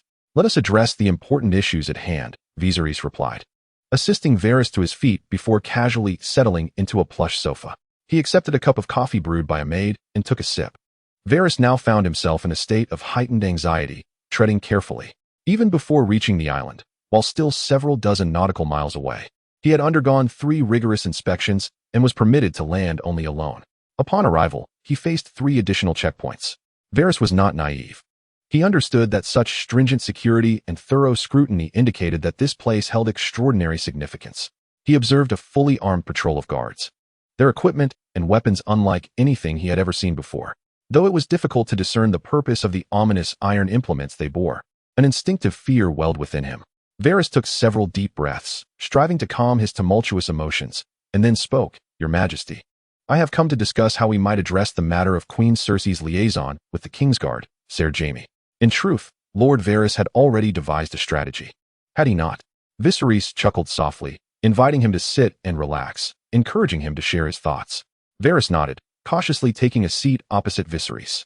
The affair between Cersei and Jaime was no longer a secret within the Red Keep. It had been whispered by gossipy handmaidens and easily swayed guards alike. Yet no one possessed any tangible evidence. Viserys inclined his head, signaling Varys to continue. At present, the most compelling evidence lay in the fact that both Joffrey and Myrcella possessed golden hair and green eyes. In contrast, Robert's bastards were all dark-haired with blue eyes. Perhaps 1 or 2 could be dismissed as mere coincidence. However, among the 6 known bastards, irrespective of their mother's hair and eye colors, they all shared dark hair and blue eyes. Yet, curiously, both Joffrey and Myrcella bore golden locks and green eyes, which raised significant questions. Viserys set down his coffee cup, articulating Varys's apprehensions. But you fear that rousing those who feign slumber may backfire, placing you in peril. Indeed, that is the predicament, Varys confessed, sensing a kindred spirit in Viserys. Then why not cultivate public opinion? Viserys suggested, regardless of its veracity. The Queen and the Kingsguard would be compelled to address the secrets swirling through the capital. I believe the populace of King's Landing would be most eager to hear and understand the intricacies of the matter. Viserys regarded Varys with a knowing glance. Perhaps it is not that you had not considered this approach, but rather you wished for me to articulate it, thereby highlighting my sagacity, allowing you to flatter me and discern my character to better manipulate me. Nay, I would not presume, Varys replied earnestly. While I may hold the title of Master of Whisperers in King's Landing, it is a position that invites animosity. I am a target of universal disdain. Though Robert retains my services, he does not extend to me his full trust or favor. Should I disseminate information regarding the Queen, I would undoubtedly find myself the prime suspect. Varys felt a deep sense of despair, having served 2 monarchs who both harbored mistrust towards him. He could only hope that Viserys III might embody the wise ruler he envisioned. You raise a valid point. Thus, it is essential for you to secure a trustworthy ally within King's Landing. Perhaps Jon Arryn, the Hand of the King, would be a prudent choice, Viserys mused. Robert holds his adoptive father in higher regard than his biological parent. I believe Robert would heed Jon Arryn's counsel. You need merely to stir the stagnant waters of the court with the royal secrets. Unless Jon Arryn is both deaf and blind, he will inevitably catch wind of the rumors. Upon discovering the truth, he would undoubtedly seek to investigate the origins of the rumors and ascertain their veracity. Such matters are intricately interconnected. Once Jon Arryn takes action, can the Queen and Jaime remain idle? I believe they will certainly be unable to sit still and will promptly devise strategies for self-preservation. Firstly, upon learning that Jon Arryn is investigating bastards, including her own offspring, the Queen's most effective and direct course of action would be to silence Jon completely.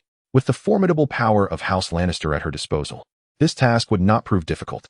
By eliminating the primary suspect behind the public outcry, she could then employ financial means to quell the unrest in no time. Robert would have no recourse against this. Secondly, she might consider eliminating Robert along with all of his illegitimate children, then leveraging the influence of House Lannister to support the 6-year-old Joffrey's ascension to the throne, thereby legitimizing his claim and positioning herself as the regent. Gradually, she could then eliminate dissenters. However, it seems inevitable that one must face death in this scenario. Varys felt that he might be unable to escape this fate, unless he completely disregarded the Queen's sordid affairs, allowing Robert to continue in blissful ignorance. Yet, he had traveled a great distance to Skagos Island, where he encountered Viserys and discussed these matters. Now, should he wish to backtrack, he must weigh the likelihood of surviving amidst thousands of armed guards on the island.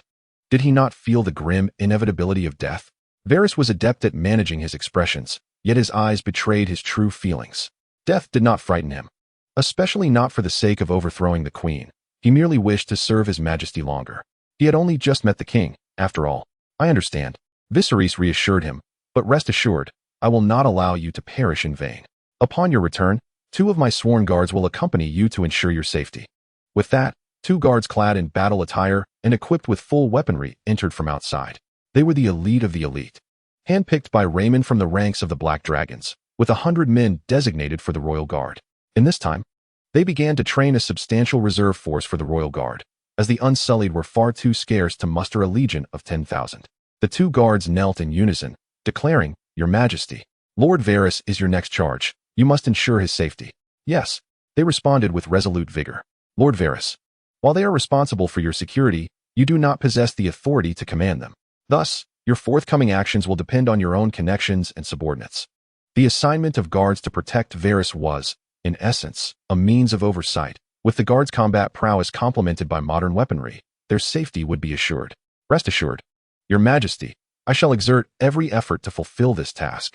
Chapter 33. The Gathering Storm, October 20th. King's Landing. Though Varys had yet to return to King's Landing, tales regarding Cersei and Jaime had already morphed into catchy rhymes and ballads, swiftly disseminated throughout the streets.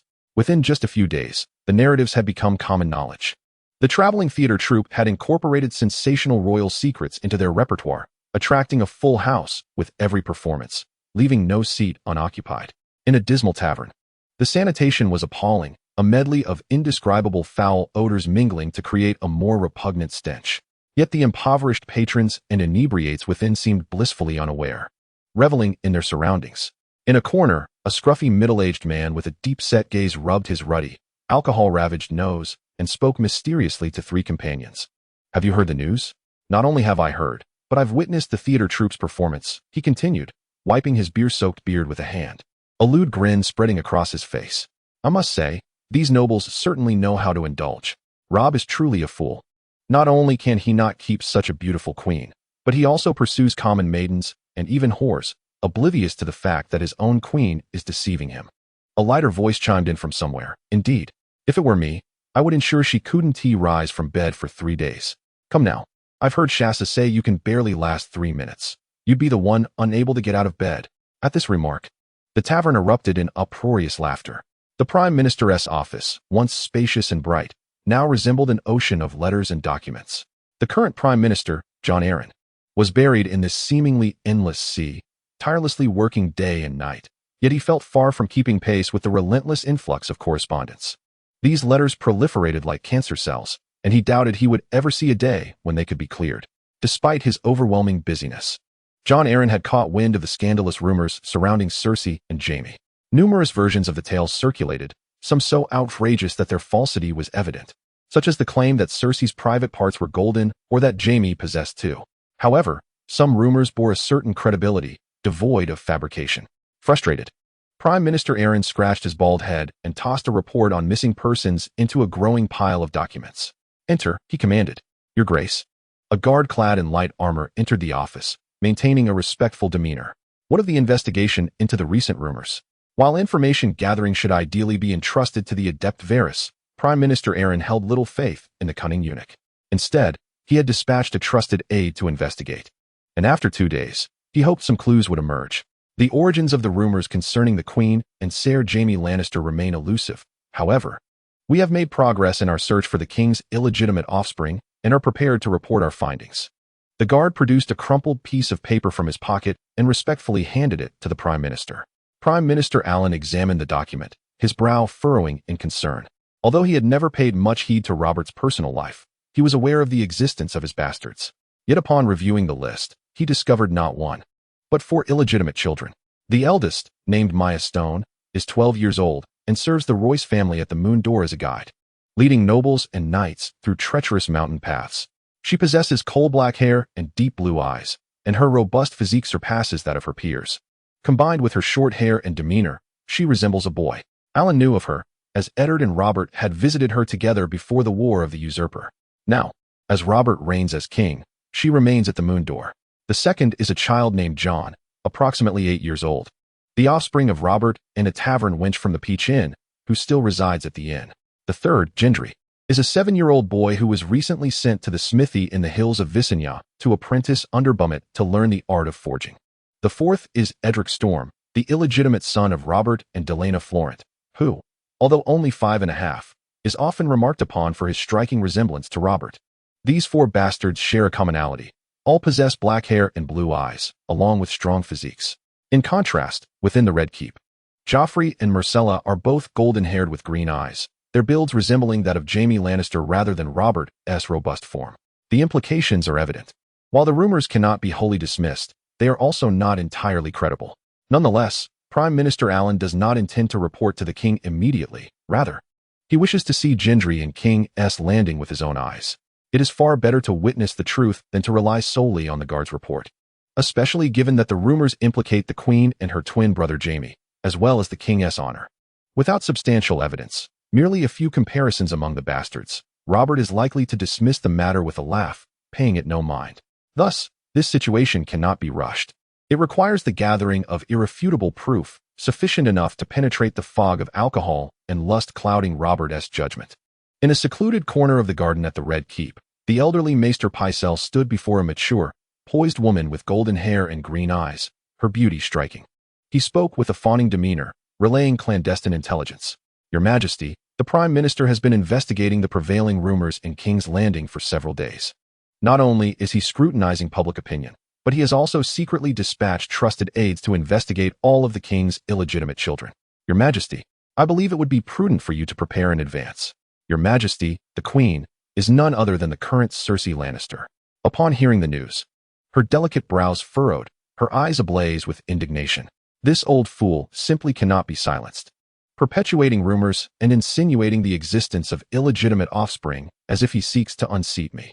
With a derisive laugh, she declared, "Let him investigate if he wishes. Send some trustworthy subordinates to eliminate all these bastards. From now on, anyone resembling them must be dealt with ruthlessly.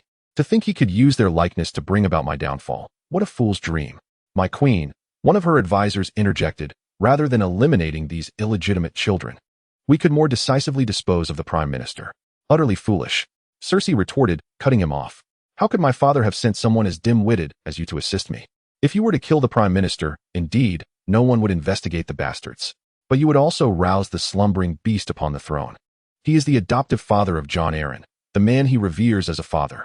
Instead of assassinating the Prime Minister, it would be wiser to discreetly eliminate all the illegitimate children.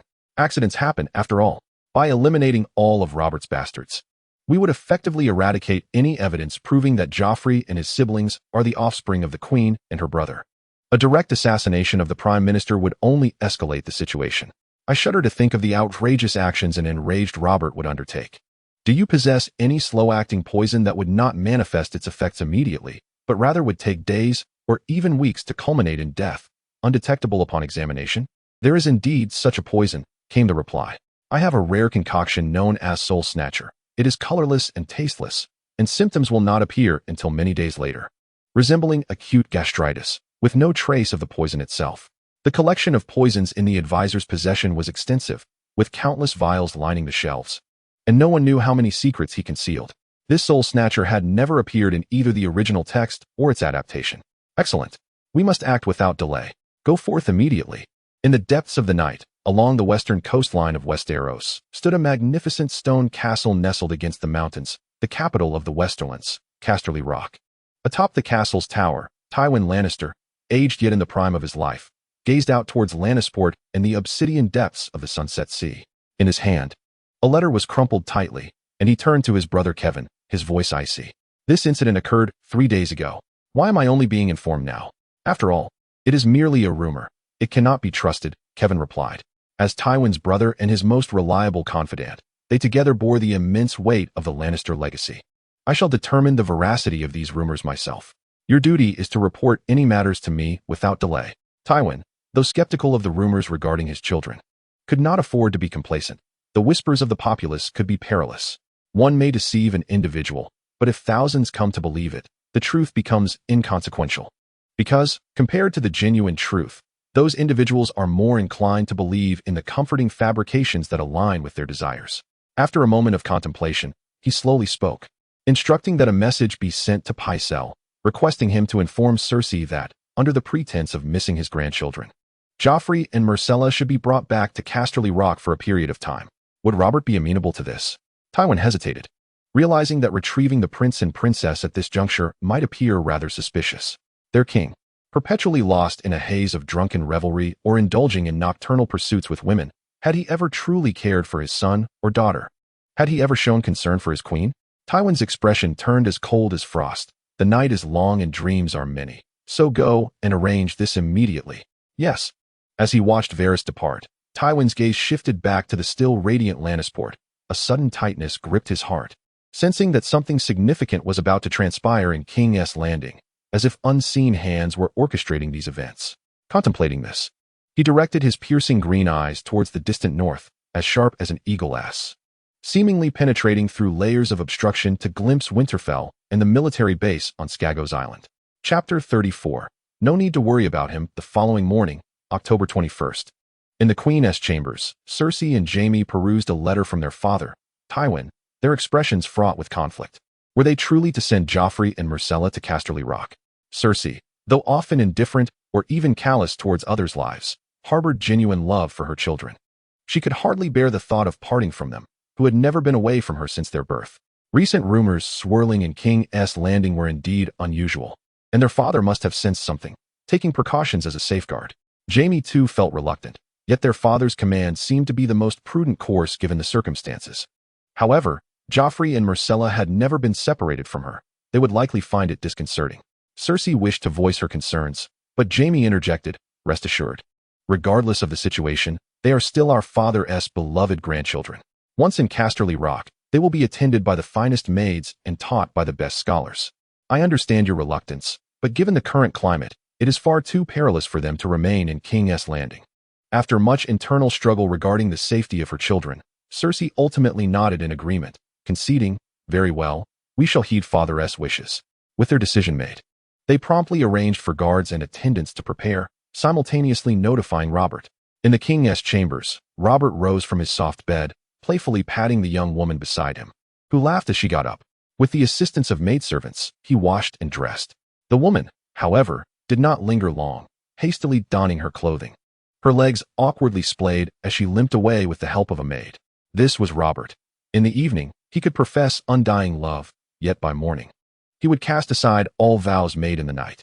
A quintessential example of one who, after indulgence, forgets all. Just as he was about to enjoy breakfast and seek out new conquests, a knock echoed at the bedroom door. Annoyance flickered across his face, yet he called out, enter. As the door swung open, Barristan Selmy, clad in the armor of the Kingsguard and draped in a white cloak, entered the chamber and respectfully bowed, acknowledging the presence of his Majesty.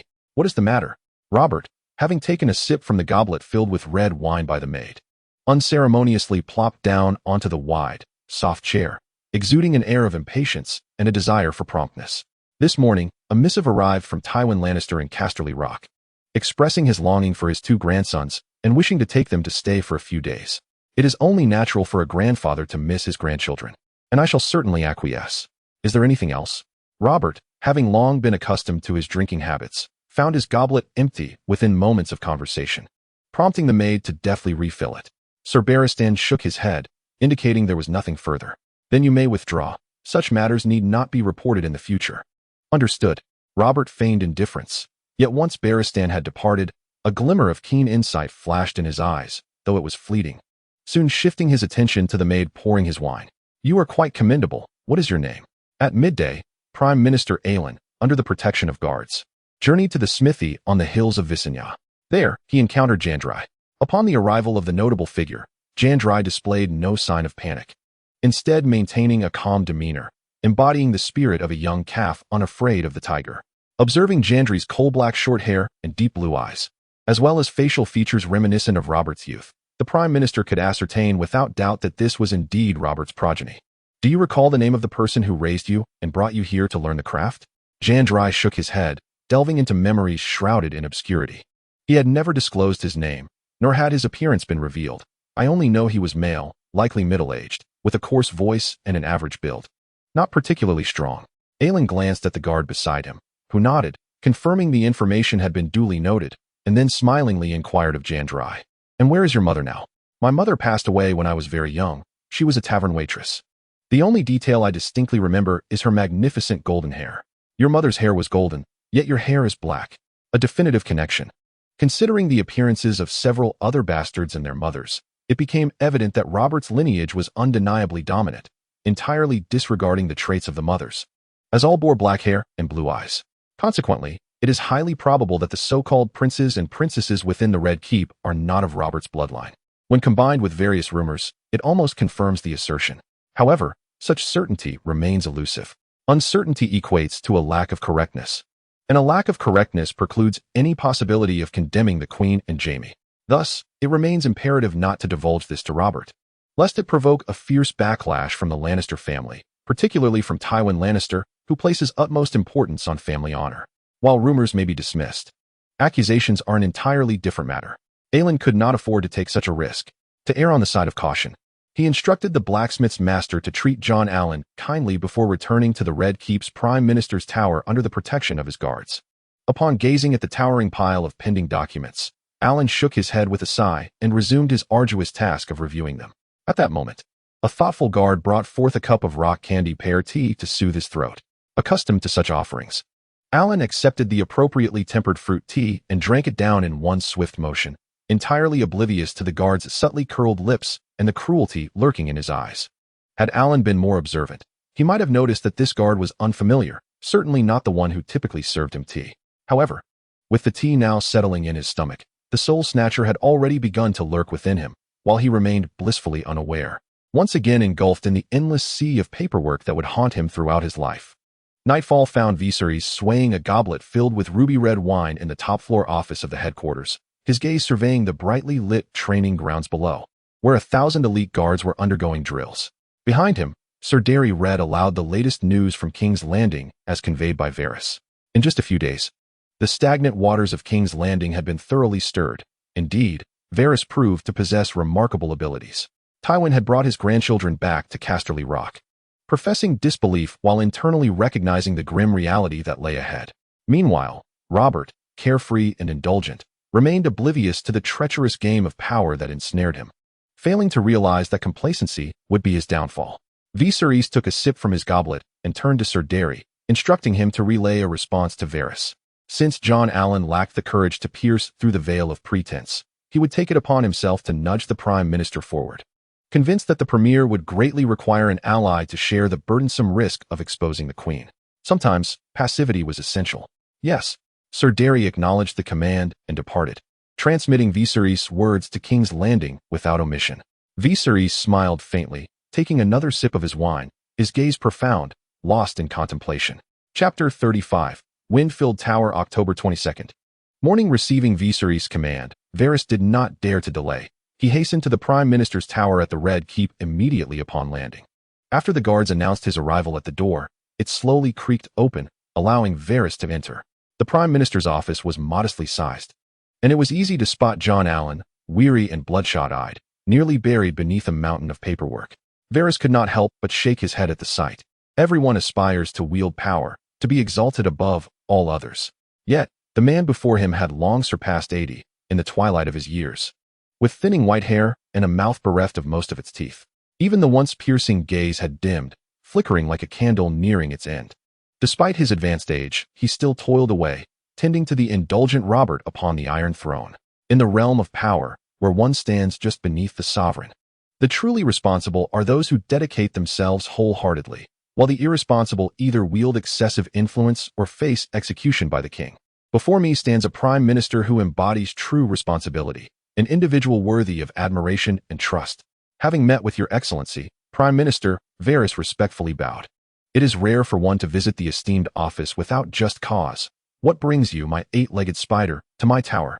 Aelin closed a document he had been reviewing and rubbed his nose to relieve the strain on his eyes. It was not that he had endured a sleepless night. Rather, the passage of time had rendered his slumber fleeting, waking him at 4 or 5 in the morning. With a calm smile, Varys replied, I do indeed have matters to discuss with you, my lord. Noticing Aelin's nod to continue, Varys proceeded to disclose his purpose. Surely you are aware of the recent tumultuous rumors circulating in King's Landing. You have likely dispatched individuals to investigate. Just yesterday, my informants observed you visiting a blacksmith in the Visenya Hills, where you encountered a child with black hair and blue eyes. Additionally, others connected to you have sought out other children sharing the same striking features. Please, articulate your intentions. Aelin, not wishing to indulge the spider's verbosity, had many pressing matters to attend to. Since you have located the king's illegitimate son, you must also have realized that the prince and princess hastily dispatched to Casterly Rock yesterday are not, in fact, the king's biological offspring. Is there proof based on hair and eye color? I doubt such evidence would convince the king of his queen's infidelity. Indeed, that alone would not suffice. And your hesitation to confront the king suggests an awareness of the delicate nature of this situation. Why not collaborate to resolve this matter? Collaborate? And what would be the benefit? Success and accolades would belong to you. Failure and risk would be shared between us. Moreover, I possess advantages that you do not. My network extends throughout King's Landing and all of Westeros, allowing me to effortlessly acquire the most sensitive information. Such secrets could very well be the final straw that breaks the camel's back. Oh, that piques my interest. Pray, elaborate on your plan. First, we must acknowledge that the Queen represents not only herself but also Jaime Lannister, and their father, the most affluent and powerful Duke of Casterly Rock, Tywin Lannister. For years, Tywin has adeptly managed the Lannister family, consolidating power and weaving intricate alliances, establishing roots that run deep. It was precisely due to the union between the Baratheons and Lannisters years ago that the continental situation was stabilized, and the subsequent Ironborn rebellion solidified the Lannisters' dominance. To topple the Queen and the towering tree that is the Lannister family. The plan is straightforward. Gather as much intelligence as possible and patiently await the opportune moment to strike decisively. Aelin remained silent, his murky gaze flickering with uncertainty. After a considerable pause, he nodded solemnly, acknowledging the validity of the argument presented. This matter, he mused, was a delicate web where a single thread could unravel the entire tapestry. Inaction would be prudent, yet should action be taken, it could lead to irrevocable consequences. However, given the king's current disposition, how could one ignite the fervor within his heart? Upon uttering these words, Aelin abruptly lifted his gaze to meet Varys's earnest and respectful stare. It became evident that such a situation was intolerable for any man. Yet once they ventured down that path, the situation would likely spiral beyond their control. Indeed, my lord, Aelin conceded, the circumstances could indeed spiral out of control, yet such chaos typically manifests in a few distinct ways. Firstly, the king, consumed by rage, might wield his spiked iron hammer to slay the couple on the spot, thereby severing ties with House Lannister and possibly igniting war. After all, Tyrion is not the most favored heir of Lord Tywin, who still harbors hopes of having Jaime return from the Kingsguard to claim his ancestral legacy. Should the king take Tyrion's life, he would surely lose all reason and plunge into conflict. Secondly, if the king harbors no affection for the queen and has grown weary of this odious union, he may seize the opportunity to dispose of her, while simultaneously stripping Jaime of his position in the Kingsguard and exiling the siblings back to the Westerlands.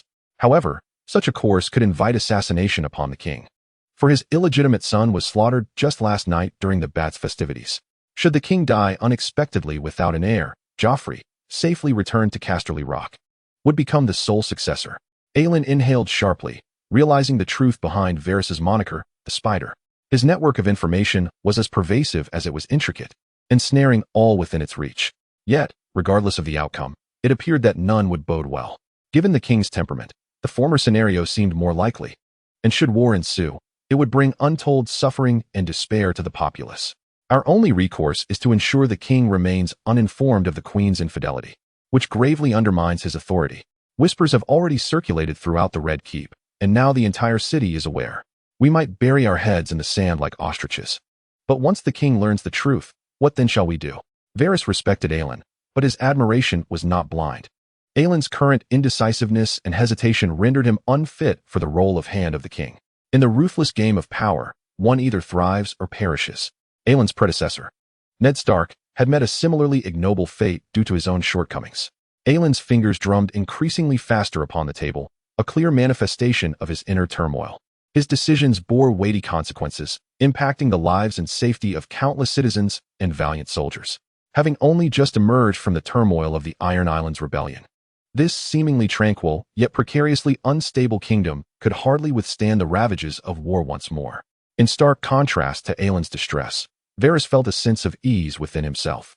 Having witnessed the modern military installations on Skagos Island, along with the prowess of his two seemingly unremarkable guards, each capable of single-handedly vanquishing dozens of ordinary soldiers, he remained unfazed. Varys understood well that His Majesty Viserys possessed the power to sweep across Westeros. However, he chose not to seize the Iron Throne by force, but rather to let the wolves and tigers contend, allowing himself to observe from a distance. Just as Varys contemplated this, Prime Minister Aeron finally made a decisive choice. He recognized that indecision would only lead to disorder and opted to follow the strategy proposed by Varys, with one condition: he must be capable of executing his plans.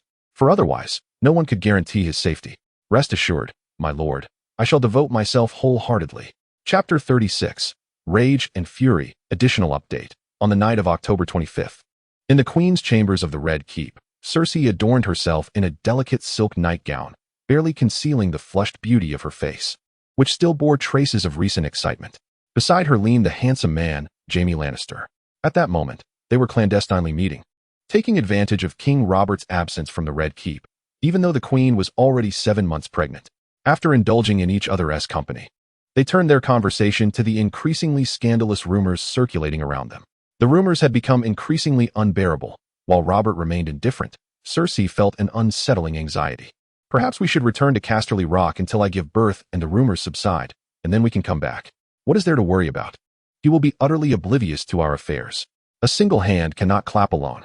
Even if he remains unaware, if he harbored even a shred of affection for you, he would not allow such rumors to proliferate, nor become the most sensational tale of the flea-bottom theater. Jaime rose to pour himself a glass of wine, taking a sip as moonlight illuminated his robust, statuesque figure, draped in what appeared to be a gossamer veil of silver. With a confident smile, he remarked, "Why did Robert initially seek an alliance with our Lannister family? It is simply because our house is among the most formidable of the dukes. As long as he requires our strength to stabilize the realm, he shall not dare to sever ties with us.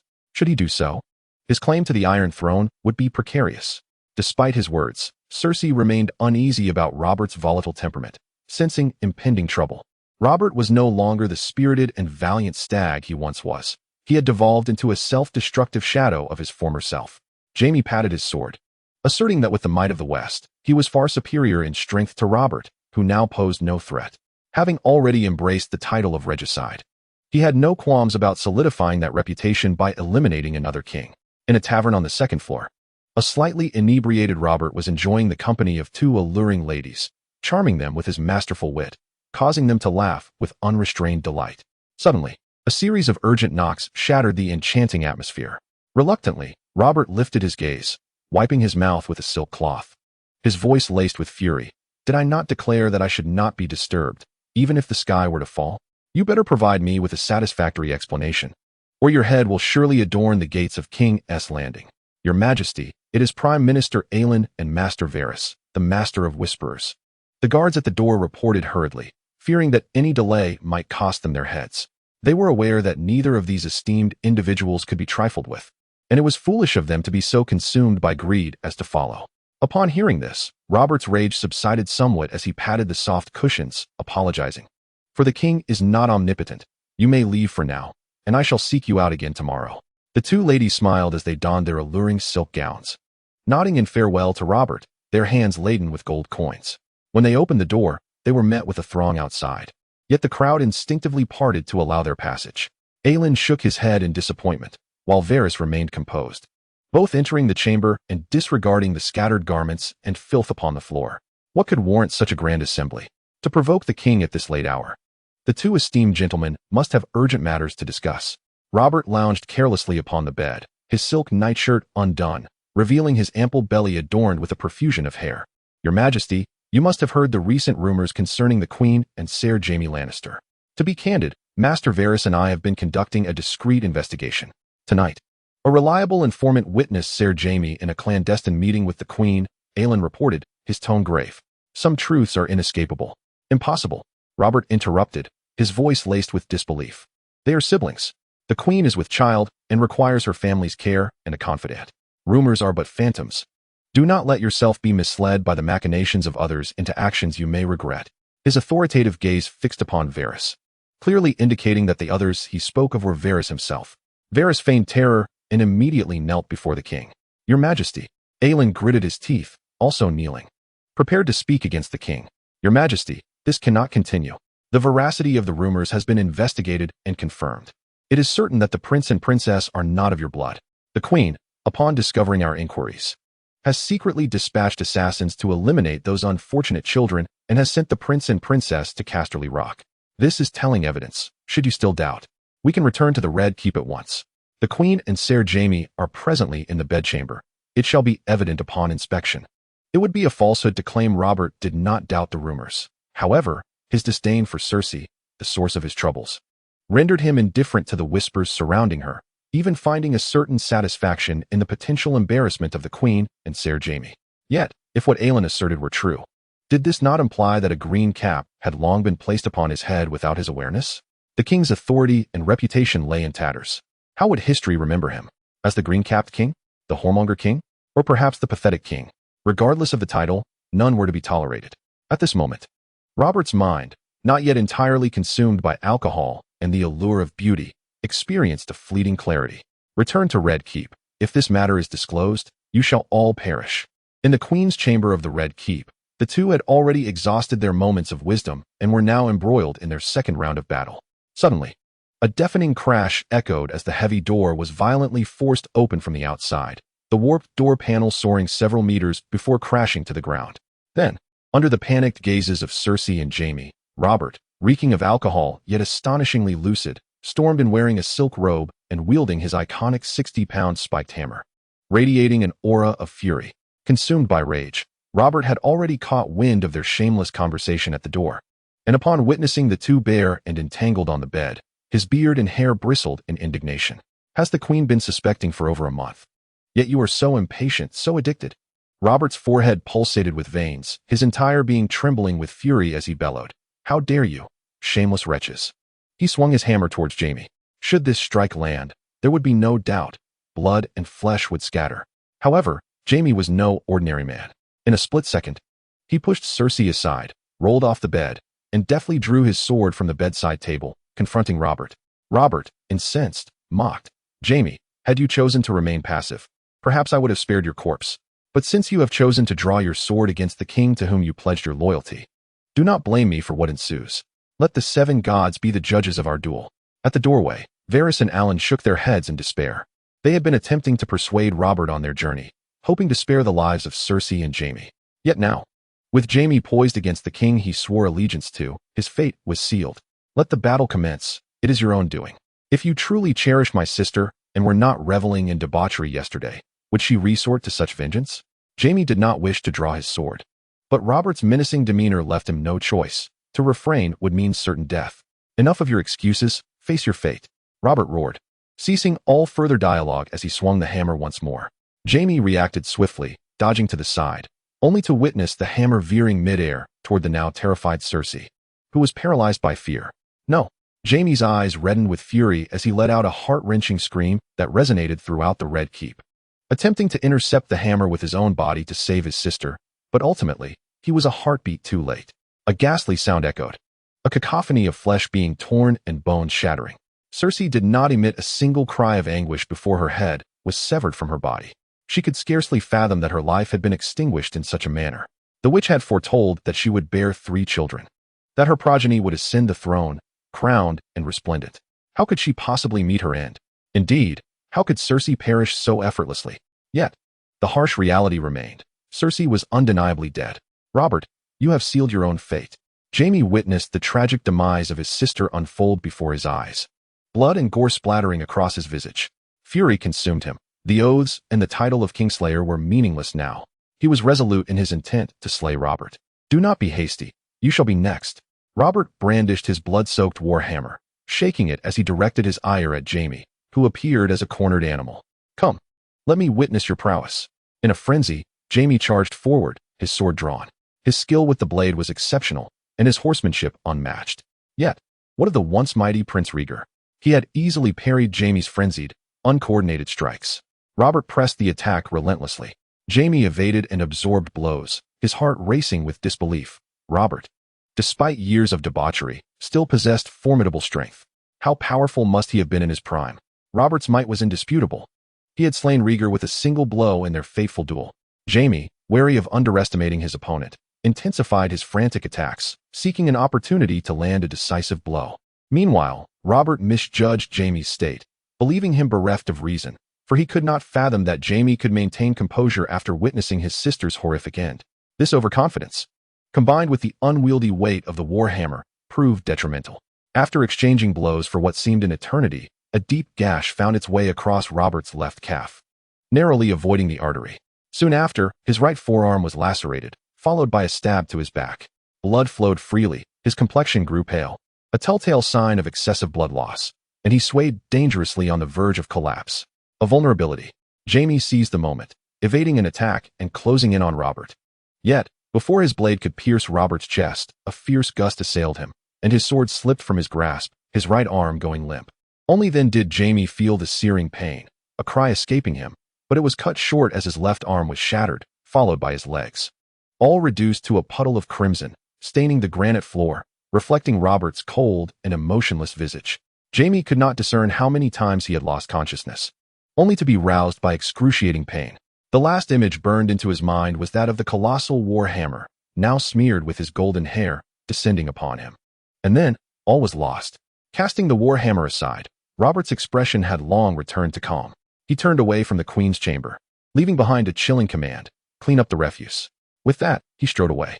Eileen and Varys exchanged a glance, with Varys left to clean up the mess while Eileen hurried to catch up with Robert. Before he could utter a word, he heard Robert declare, "Send out all the ravens, summon all the vassals. I am to lay siege to Casterly Rock." Chapter 37, Movements from All Directions. Bonus update, King's Landing.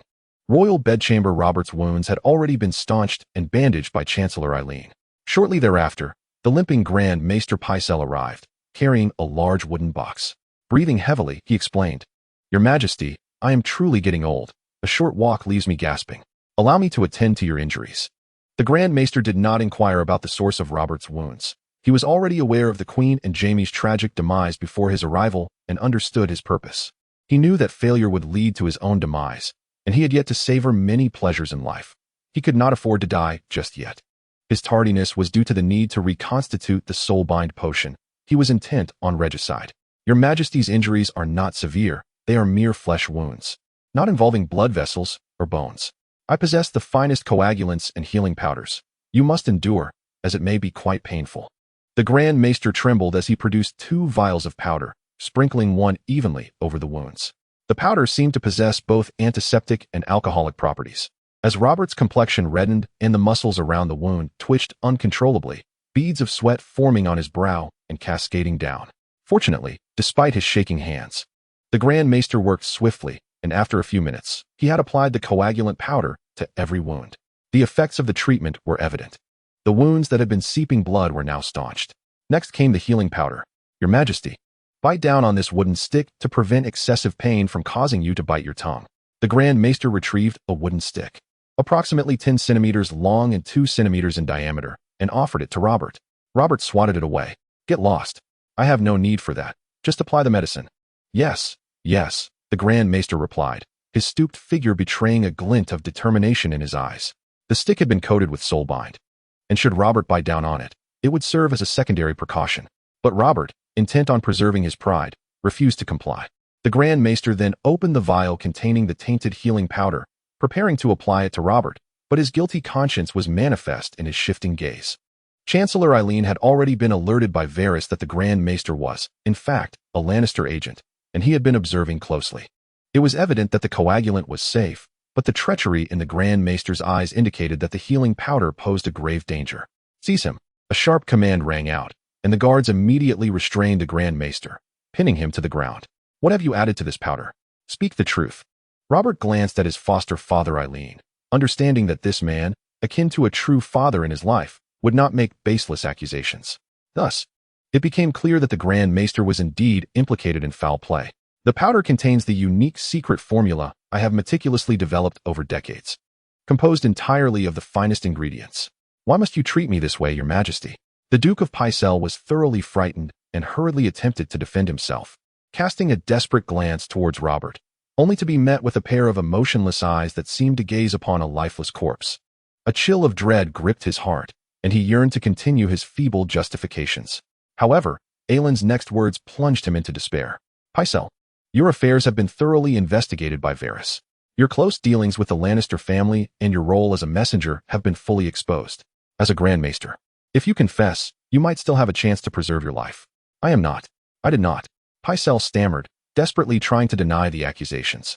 Yet, he underestimated Robert's murderous intent. Before he could finish his sentence, his left hand was suddenly severed from his body. Robert, wielding a bloodstained knight's sword, gazed down upon the struggling Grand Maester with a chilling expression, his voice as cold as frost. Every word of your nonsense will cost you a limb. Given your current blood loss, you have but 2 minutes to confess. I. Pycelle was gripped by terror, the excruciating pain from his severed arm threatening to send him into unconsciousness. He intended to divert blame, but upon seeing Robert's sword, his words faltered. I am indeed a man of the Lannisters. I was involved during the reign of Aerys too. It was I who sent assassins to kill your bastards. I conveyed the message about the prince and princess to the queen, and I have always been aware of the queen's and Ser Jaime's affairs. I even administered an incurable poison to Lord Aelin. As he spoke, Pycelle suddenly erupted into a maniacal laugh. And you, Your Majesty, while I may not have succeeded in poisoning you, I have observed that your wound was inflicted by Ser Jaime's blade, which was also poisoned. Pycelle's laughter was frantic. You shall all perish. With your demise, I shall not be alone. Perhaps I should never have come here. Damn my curiosity and foolish hope. Yet all is not so dire. His laughter was abruptly replaced by agonizing screams. Robert methodically severed the Grand Maester's limbs, seemingly unsatisfied with this punishment. He commanded his guards to carry Pycelle's dismembered body outside, hanging each piece upon the mud gate for all to witness. Your Majesty, regarding the poison. Aelin showed no concern for the Grand Maester's death or his own poisoning. His attention was solely on Robert, who had also been poisoned. I am fine. But what of you, my lord? Are you experiencing any discomfort? Robert was ruthless and cruel to others, yet he showed utmost concern for Eddard, whom he regarded as a brother, and for Aelin, whom he treated as a son. I feel no ill effects. Perhaps Pycelle, knowing his fate was sealed, sought to instill panic before his demise. However, Your Majesty, your injury is genuine and must be treated with caution. I shall summon the most skilled healer from the Citadel immediately. Robert waved his hand dismissively. It matters not. Death is inevitable. Tywin dreams of usurping the throne for that bastard Joffrey. Before I die, I shall personally crush his skull along with those of his 2 half-brothers. On October 27th. In the afternoon, on Skagos Island, Viserys placed the letter he had received back on the table. Viserys took up his pen to write a letter to Eddard in Winterfell, detailing the events that had transpired in King's Landing, including the poisoning of Robert and Arryn. The fuse had been lit, and all that remained was to let the bullets fly for a while. Eddard was to receive the news of the upheaval in King's Landing before Viserys. Yet Arryn had not disclosed the matter of the poisoning. Nevertheless, Eddard was filled with rage and promptly began to summon his bannermen, quickly gathering at the train station in Winterfell, where the electric locomotive traversing the north awaited. Before the bannermen could arrive, Viserys' missive reached him. Upon reading its contents, Eddard felt as if he had transformed into a creature driven to madness by the revelation. His childhood brother and his adoptive father had been poisoned, while he remained oblivious. The Lannisters, you shall pay dearly for this. Master Luwin, I implore you to send a letter to Riverrun, for it cannot be denied that the Lannister family is formidable. Mere armies of 20 or 30,000 from the north cannot breach Casterly Rock. Not only had the north stirred, but the Vale was also mobilizing its knights under the command of Lord Arryn. Highgarden, Storm's End, and even Dorne received letters from the king. The former two actively prepared for war, while Dorne, upon receiving Viserys' missive, began its mobilization, a move entirely consistent with Dorne's customary demeanor, garnering no suspicion. Faced with the formidable coalition of the Seven Kingdoms, Casterly Rock maintained an unusual calm at the center of the storm. In truth, Lord Tywin attempted to rally his bannermen for resistance, yet confronted with the entire continent of Westeros arrayed against him, the lesser houses hesitated to take sides. Seeking to maintain neutrality, Lord Tywin, fully aware of his waning power, refused to surrender passively. Instead, he summoned his most loyal followers into Casterly Rock. While vast supplies of grain flooded in, this was clearly a strategy to fortify the castle. The strength of the Lannister army was undeniable. Yet the coalition was no mere clay to be molded.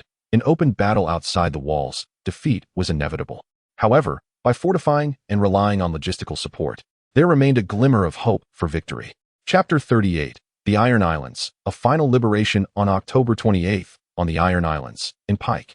Valon Greyjoy sat comfortably by the hearth, savoring fine wine. Beside him lay the latest intelligence on various dukes and the upheaval in King's Landing. The continent of Westeros, which had enjoyed peace for but 2 or 3 years, was on the brink of war once more. He was a man who held grudges, never forgetting the tragic demise of his 2 sons during the rebellion, nor his own brother. He failed to recognize that it was his own foolishness that led to the deaths of his kin, or perhaps he had been deceiving himself all along. Otherwise, the rest of his days would be fraught with unbearable guilt. Now, a once-in-a-lifetime opportunity lies before us. Numerous dukes are departing their fiefs with troops, leaving the rear vulnerable and exposed. If we were to launch a blitzkrieg, we might swiftly restore the glory of the Iron People. However, just as Baron is contemplating the preparations for yet another rebellion, Commander Raymond has already arrived, quietly landing with a fully armed contingent of 300 Imperial guards aboard a fast boat, followed by a legion of the Pure Ones. Without exception, each soldier is equipped with the latest thermal weapons from military bases and is trained in modern combat tactics, maximizing the effectiveness of both thermal weapons and individual combat capabilities. Blitzkrieg demands speed, precision, and ferocity, ensuring that the enemy is caught off guard. With the cold barrel of a gun pressed to their temples before they even comprehend the threat, and the trigger pulled to empty the magazine, Viserys has given them a straightforward mission: to liberate the Iron Islands before dawn and suppress the rebels. As it was deep into the night, most of the Iron People were in deep slumber. After all, they had always been the plunderers, never the plundered, with only a handful of sentinels patrolling.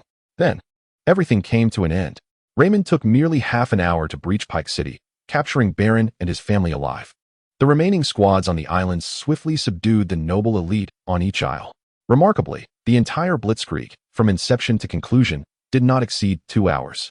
When the message confirming the liberation of the Iron Islands reached the Rhaegar-class battleship, Viserys was on the deck, enjoying a night of fishing, a veritable paradise for anglers. Having caught over a dozen large fish without a single empty cast. Your Majesty, the Iron Islands have been taken. Commander Raymond is directing the Imperial Guards to escort the captives to Naga Hill, Sir Darry recited from the message. The operation unfolded more swiftly than anticipated. Faced with the modern automatic thermal weapons of the Imperial Guards, the Iron People, still reliant on cold steel, had no capacity for resistance. After hundreds of the obstinate were swiftly dispatched, the remaining Iron People cowered in fear, hands clasped atop their heads, crouching on the ground. In truth, the Iron People were not inherently so spineless. Their resolve had been shattered long ago by the Conqueror Aegon. To be hard, it seems, would require reincarnation. Under the protection of the Kingsguard, Viserys set foot on Old Wyke, ascending Naga Hill, gazing at the enormous ribcage of the colossal sea dragon. Resembling immense white trunks akin to the masts of grand sailing ships, yet towering twice as high, Viserys could not help but marvel at the depths of this world, far exceeding his imagination. If such a gigantic sea dragon as Naga once truly existed, then did the legendary king of the Grey Sea, who vanquished it with the aid of the drowned god during the Age of Heroes, also exist. And what of the mermaids and the Storm King? though it is preferable to trust in the existence of deities rather than deny them at this moment. The so-called drowned god and the Grey Sea King have long since faded into ancient legend. Rather than beseeching divine protection, Viserys firmly believes that true and enduring progress is only achieved through self-reliance and personal effort. Deities are deemed divine precisely because they have transcended their humanity. Human lives, in their eyes, are as inconsequential as mayflies skimming the surface of water. If these so-called gods require belief, then if one slaughters the Ironborn and no one remains to worship them, do they not cease to exist? Contemplating this, Viserys had approached the kneeling Balon Greyjoy. Before him stood the king of the Andals, the Rhoynar, and the first men, the protector of the realm, the prince of Dragonstone, and the king of the Seven Kingdoms, Viserys Targaryen III. Ser Durick stepped forward to proclaim the legitimacy of the claim. Upon hearing the declaration, Balon suddenly lifted his gaze to Viserys, noting his silver and gold hair, violet eyes, and the resplendent golden three-headed dragon brooch upon his chest. Your Majesty. Balon's voice trembled as he prostrated himself, his forehead striking the uneven rocky ground with a dull thud. It was truly uncanny. Had not that damned Robert claimed to have eradicated the Targaryen line? What is this? What is happening? I am displeased with your transgressions. While your acknowledgement of error is commendable, such mistakes must be atoned for with blood and fire. The Iron Islands henceforth shall belong solely to House Targaryen and no longer to any Ironborn. In consideration of our shared humanity, I shall not annihilate your kind entirely. But you and your descendants shall bear the burden of atonement for your misdeeds for the remainder of your lives. Viserys ascended the steps, and upon reaching the summit, he turned to survey the gathered multitude below. This is not a discussion, it is a command. Do any of you dissent? His voice, as calm as still waters, resonated in the ears of all present. Balon, with his forehead to the ground, was about to declare his compliance when a dozen seemingly foolish captives sprang forth, exclaiming, "We dissent." A cacophony of gunfire erupted. Those audacious enough to rise against him were silenced before they could utter another word, returning instead to the embrace of the drowned god. This is the first, and I hope the last time. Should there be a next occasion, for every one captured, 100 shall perish, for every 10, 1,000, for every 100. This Iron Islands may welcome a new breed of inhabitants. Viserys was not one to revel in slaughter. Yet these marauders, who thrived on murder and pillage, were scarcely worth lamenting. If they were to mine diligently, they might yet survive, if they wished to exhibit their ferocity. Viserys would not hesitate to shatter what remained of their already broken spines. Rest assured, your Majesty, I shall lead them diligently in mining, and they shall not dare to defy your will. Baron was utterly defeated. The ominous weapon was simply terrifying. The dozen or so individuals earlier were not weak. Yet in the blink of an eye, they all lay in pools of blood. Against such adversaries, they were utterly powerless. Even if he wished to avoid living in such abject humility, what would become of the countless Ironborn? He harbored no doubts that the seemingly youthful monarch before him would indeed follow through on his words. To fight to the death? It seemed that death was the only option, for they possessed no right to even struggle. Those who understand the times are the true wise. Baron, though foolish, has made a sagacious choice. Therefore, he must ensure that the Ironborn remain diligent in their labors. Yes, your Majesty, rest assured. We shall remain compliant and work diligently in the mines. Humiliation, resentment, fear, regret, helplessness, resignation. Chapter 39. A successful convergence on November 12th. After nearly half a month of exploration by professionals, 93 incredibly rich iron mines were ultimately identified across the 8 islands of the Iron Islands. Truly, the moniker Iron Islands proved accurate. It was indeed all iron. Should all the iron mines be extracted, they could provide billions of tons of steel for the military base, along with countless associated minerals. Most importantly, the Ironborn had all become free laborers, enduring the harshest, most laborious, dirtiest, and most perilous tasks. What Viserys needed to provide was merely to ensure they had sufficient strength to work. 3,000 fully armed Unsullied supervised 50,000 Ironborn in the mines, while a steel fleet patrolled the waters surrounding the Iron Islands. Transport vessels docked at temporary wharves to unload various equipment for mining operations. Subsequently, all extracted iron ore would undergo initial refining at the smelting factories on the tidal flats, then be continuously shipped to the military base. Everything was falling into place. While Viserys busied himself with fervor, King S Landing was marching its 30,000-strong army along the Golden Road towards Casterly Rock.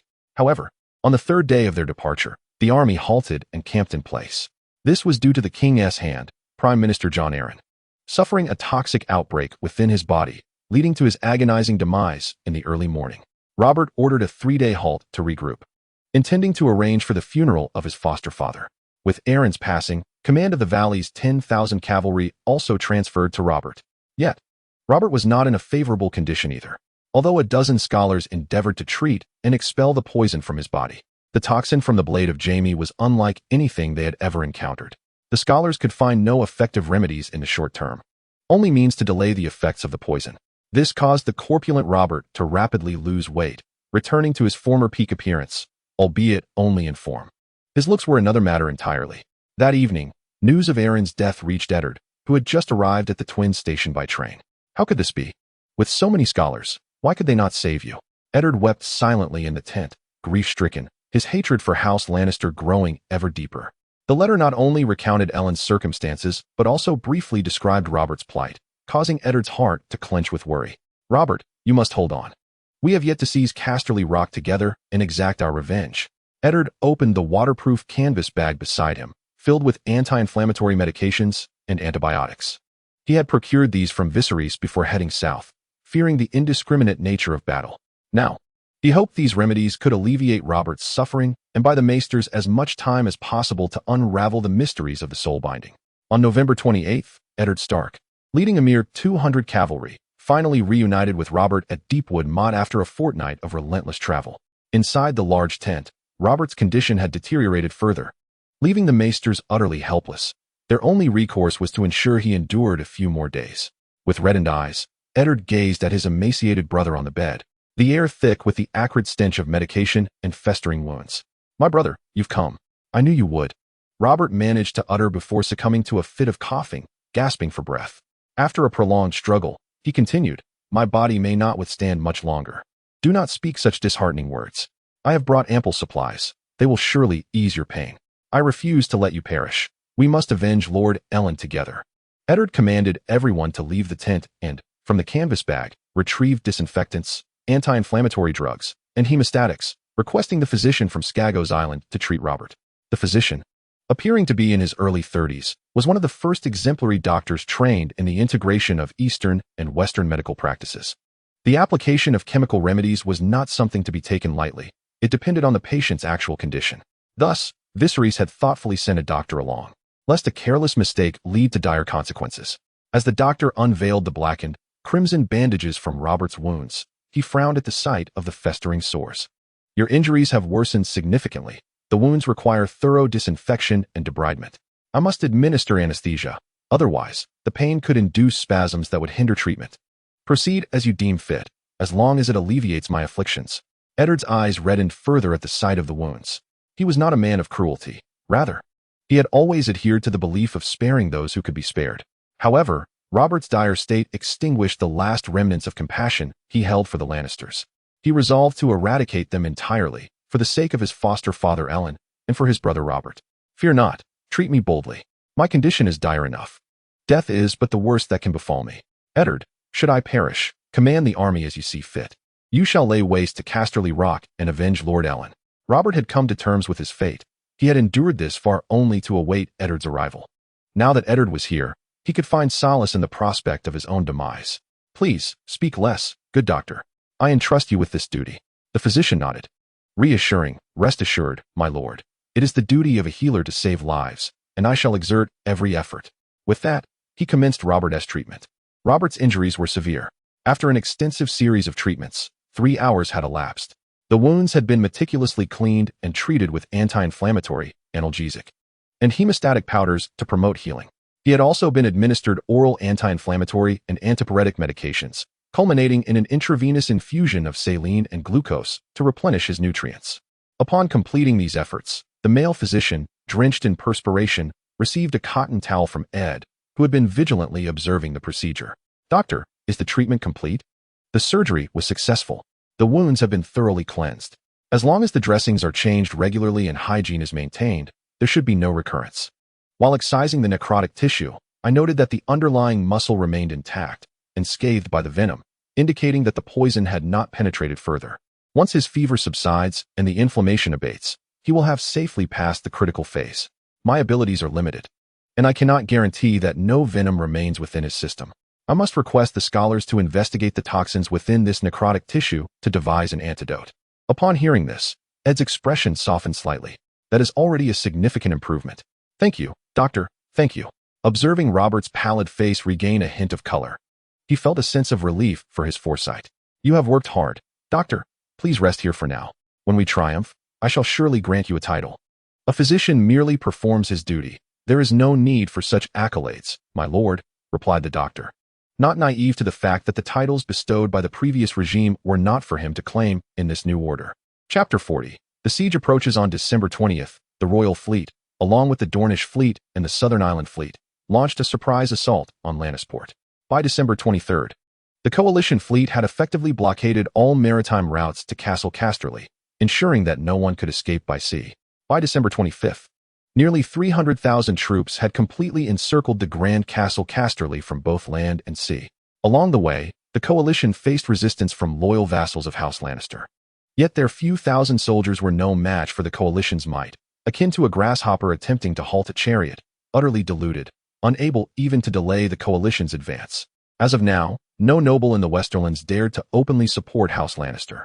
The warm sun hung overhead, its golden rays illuminating the towering and magnificent Castle Casterly, as if cloaking it in a dazzling layer of gold. True to its name, Castle Casterly was sculpted from a colossal rock, with the walls and other structures built upon it fortifying the castle's defenses. Historical records state that Castle Casterly has never fallen. It stands as the largest, wealthiest, and most fortified fortress of the Seven Kingdoms. Legend has it that Viserys Targaryen, upon witnessing Castle Casterly, could not help but thank the gods for allowing King Loren to engage her brother Aegon in the fiery battle of the Burning Lands. Had the enemy taken refuge within the castle, even Dragonfire would have proven ineffective. Castle Casterly's height is approximately 3 times that of the wall or the towering structure of Old Town, stretching nearly 2 miles in length from east to west, housing tunnels, dungeons, cellars, barracks, halls, stables, staircases, courtyards, balconies, and gardens. Beneath the city lies a labyrinth of mines, numbering in the hundreds. Even after millennia of extraction, the rich veins of red gold and gold continue to glimmer deep within the rocks. Within the confines of King's Landing, a port thrives, complete with docks, shipyards, and all facilities necessary for maritime trade. This port is, in fact, a vast cavern sculpted by the relentless waves against the western cliffs, with 9 natural openings wide enough to accommodate longships and flat-bottomed merchant vessels for seamless entry and unloading of cargo. However, it is now under the occupation of the Allied fleet. In the Grand Tent, Robert has regained much of his strength. His gaunt visage has filled out somewhat, and in his quest for cleanliness, he has shaved off his beard. Surprisingly, he appears considerably younger, with a rosy complexion and an invigorated spirit. Yet, this is merely a fade. The toll on his vitality cannot be so swiftly remedied. Healing from grievous injuries takes time, 100 days at least, let alone the arduous process of cleansing the poison from his bones. The fortitude of King's Landing is well known to all. Now, the cunning Tywin Lannister has retreated within its walls, hoping to leverage this strategic advantage to outlast us. Alas, he is mistaken. Robert surveyed the assembled dukes of the Alliance, instinctively reaching for his beard, only to find emptiness. He felt no embarrassment. After all, it was King Aerys too who had commissioned the pyromancers to create vast quantities of wildfire, intending to obliterate King's Landing along with the rebels. He himself emerged from the flames, yet ultimately, Aerys met his demise at the hands of Jaime Lannister in the throne room. Wildfire is a term that resonates with all present. Though the pyromancers of Westeros have vanished, the wildfire remains, hidden deep within the dragon's lair. In preparation for the siege of King's Landing, I have brought with me 3,000 jars of wildfire. This substance is reputed to melt steel and stone, rivaling even the legendary breath of dragons. Today, I shall break the seemingly impregnable King's Landing. The assembled dukes are undoubtedly aware of wildfire. Who among them has not suffered loss due to its ferocity? Especially Eddard, whose father perished in its flames, and whose elder brother witnessed the horror firsthand. However, now is not the time for personal grievances. Faced with the bastion of King's Landing, only wildfire possesses the capability to breach its defenses. To sacrifice lives in a futile assault would merely lead to a tragic demise for nearly 300,000 troops. Of course, the Alliance's encirclement will, given sufficient time, inevitably lead to the demise of all within the city. Yet, the Allied forces require sustenance and supplies. While the logistics of such a large coalition can endure for a time, they cannot outlast the well-stocked provisions of King's Landing. Ultimately, the Allied forces would find themselves in a state of disarray and retreat. To lay siege requires resolute determination. The king is correct. Wildfire is indeed our best option. Eddard was the first to voice his agreement. I concur. King's Landing is merely a stone fortress, and flesh and blood alone cannot breach it. Wildfire is essential. Prince Oberyn echoed his support, though his motives stemmed purely from a desire to please Daenerys. Otherwise, Dorne would have no interest in this conflict. They would prefer to see the factions within turn upon one another. After 2 successive votes, the other dukes raised no objections, and thus the proposal to use wildfire in the siege was approved. The next step was to deliberate on a detailed action plan. A siege is not merely about blowing up the city gates. It requires a series of strategic deployments thereafter.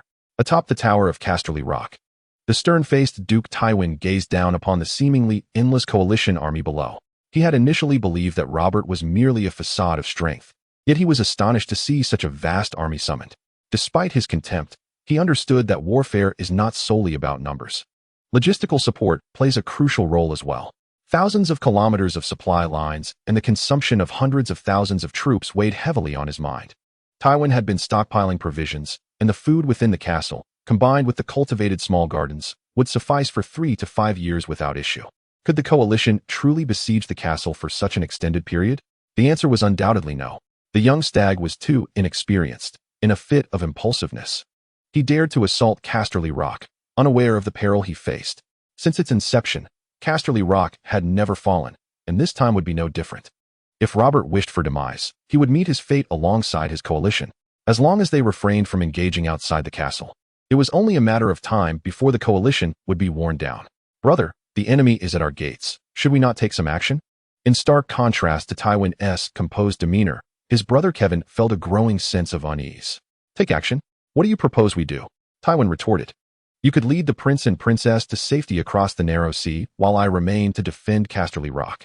As long as you and the royal children are unharmed, the Lannister family will not fall.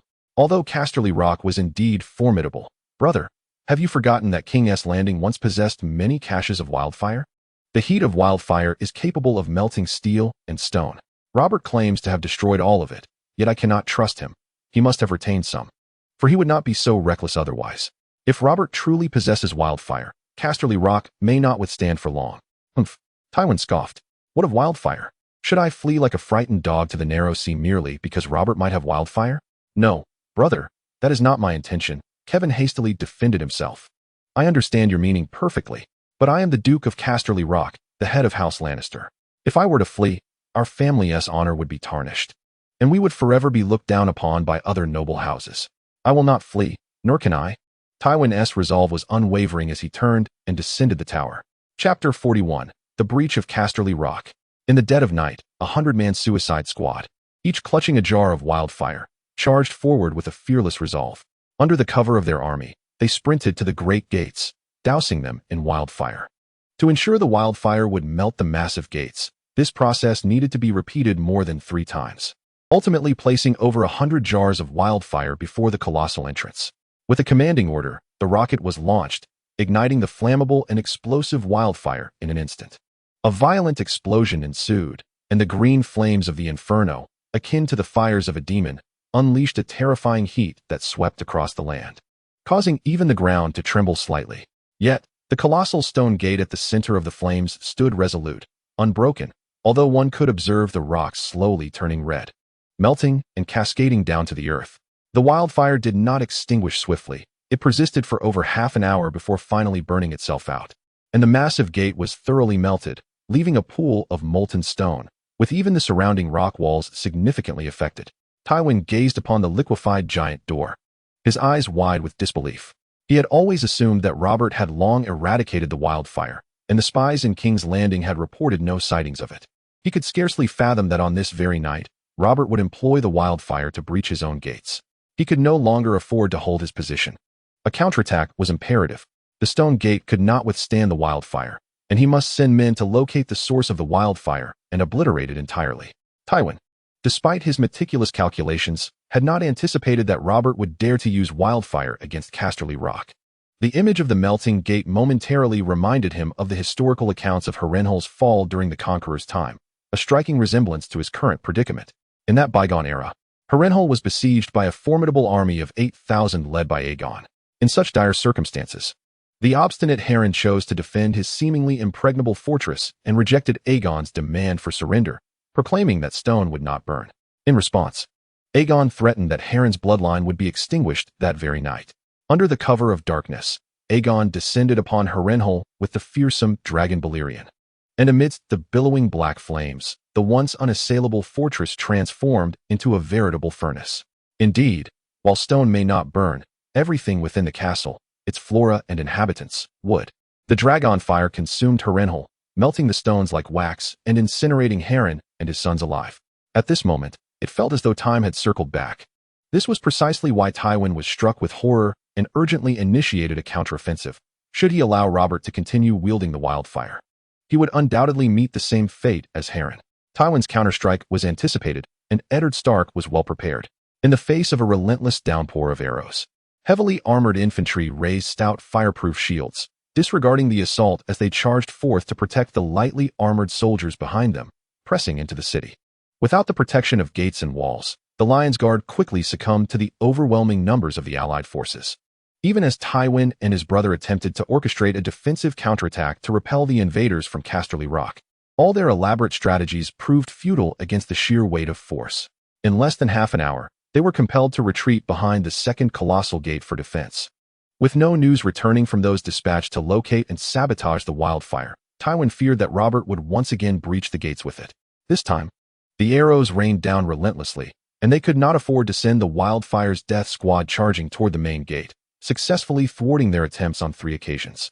He had contemplated directly igniting the wildfire nestled in the arms of the fearless warriors, yet the containers housing the wildfire were remarkably resilient. Ordinary arrows would scarcely penetrate them. Thus, he was left with no choice but to retaliate in this manner.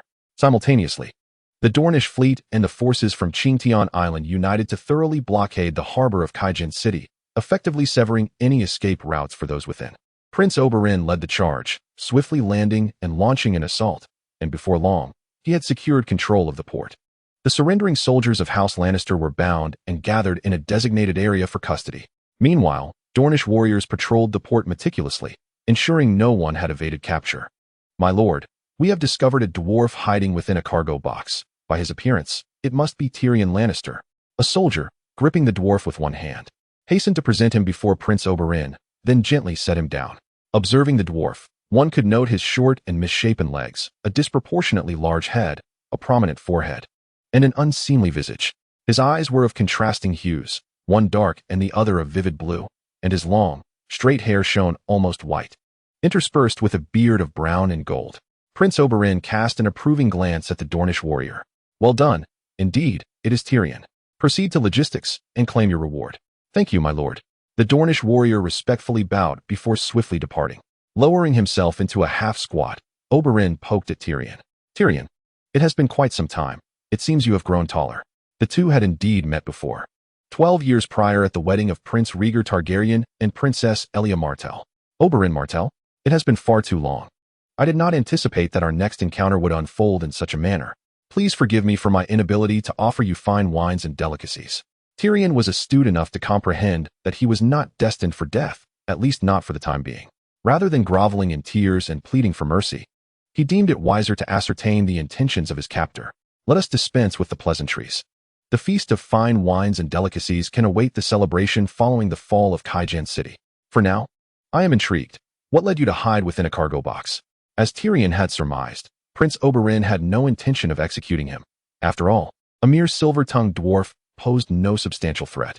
"Well, if I were to say that I had indulged too liberally last night and found myself asleep in this box without understanding how I got here, would you believe me?" Tyrion feigned a groggy demeanor, rubbing his head as if recovering from a hangover, bolstered by the strong scent of red wine that clung to him, rendering his excuse quite convincing. "Indeed, I would believe it. I have heard you have never been favored by the old lion, Tywin, and are regarded as a disgrace to your family. Now, an opportunity to prove your worth lies before you. It remains to be seen whether you can seize it." Prince Oberyn resembled a tempting serpent, enticing Tyrion to partake of the forbidden fruit.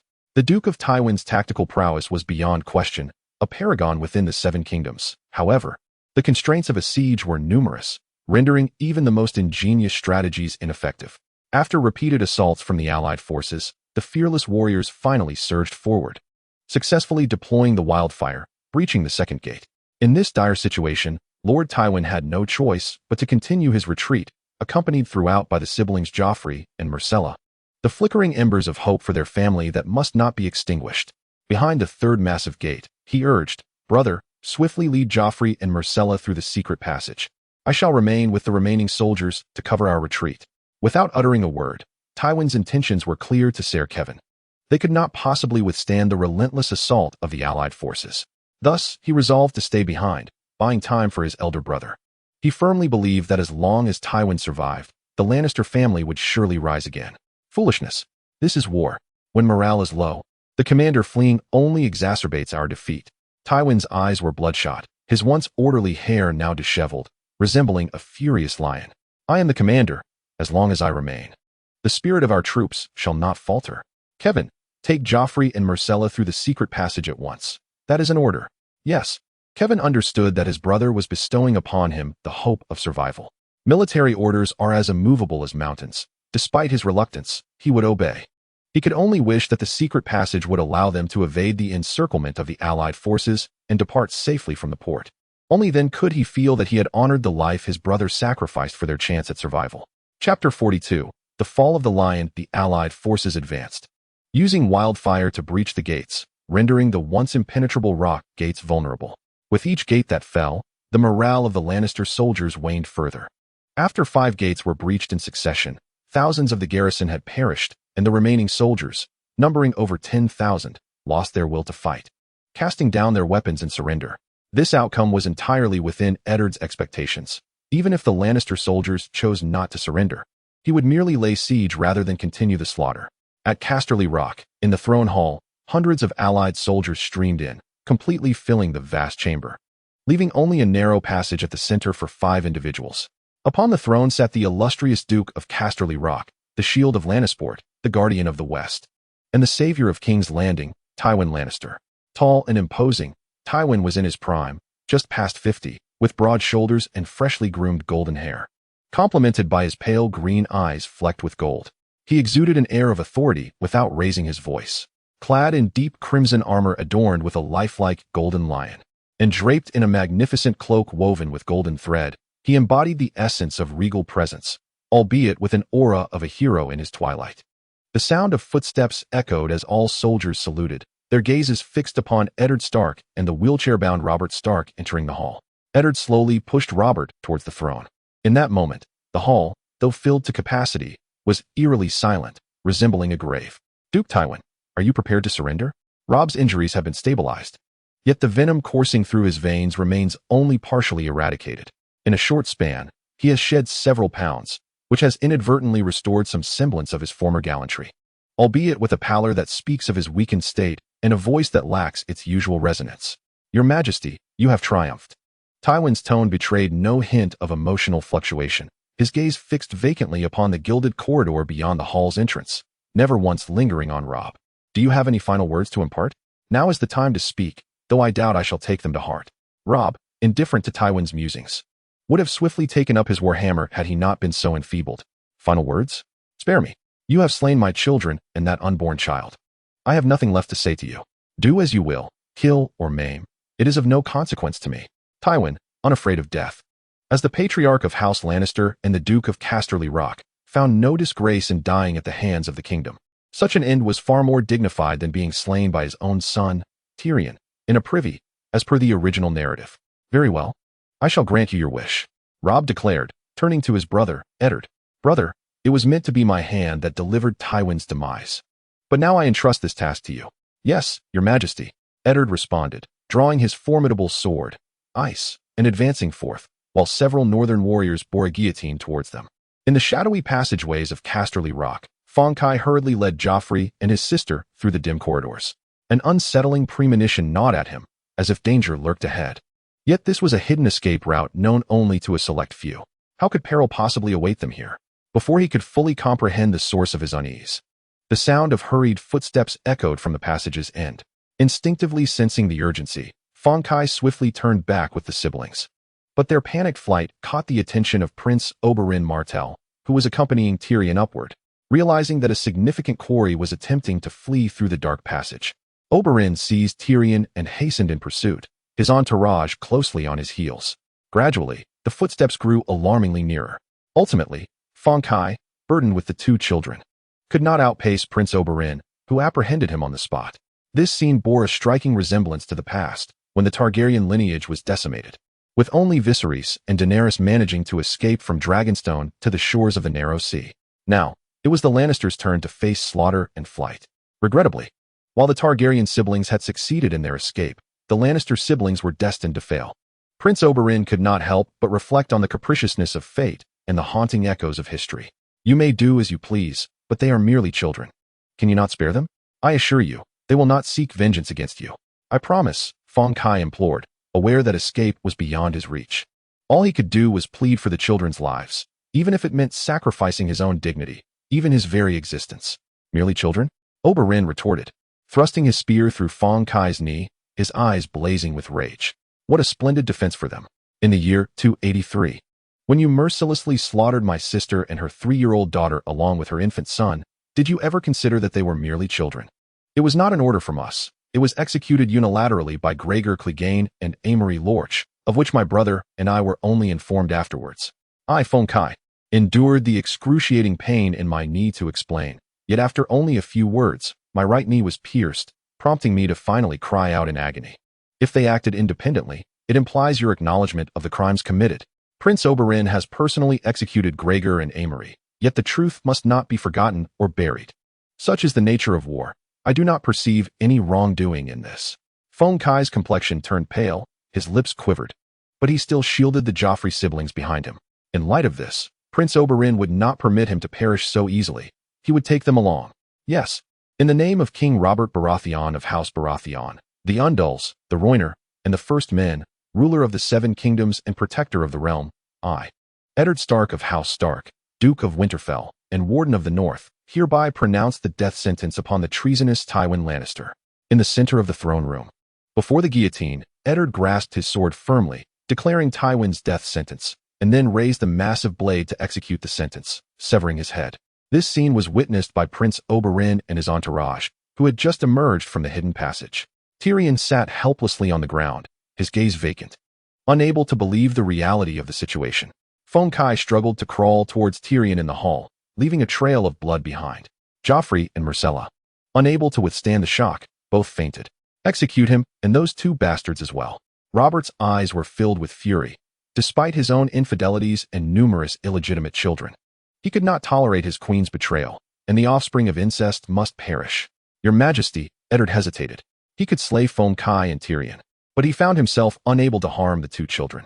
Ned, do you hesitate? Robert's cold voice echoed. He was not inherently a cruel murderer. Rhaegar's children could threaten his claim to the throne, and Joffrey and Myrcella were the offspring of the queen and her brother. From his perspective, executing them was entirely rational. Meeting Robert's gaze, Eddard seemed to comprehend his brother's sentiments, sighed internally, and acquiesced. As you command, Your Majesty. Chapter 43.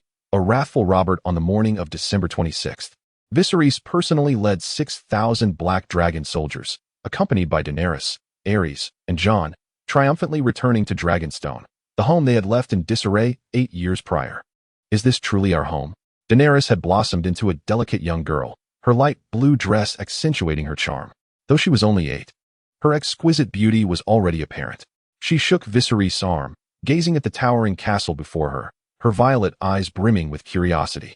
Indeed, this is our home. We have returned. Everything that rightfully belongs to us shall return to our hands. Viserys chose this moment to return, considering that the strength he has accumulated is now sufficient to subdue the entirety of the Seven Kingdoms.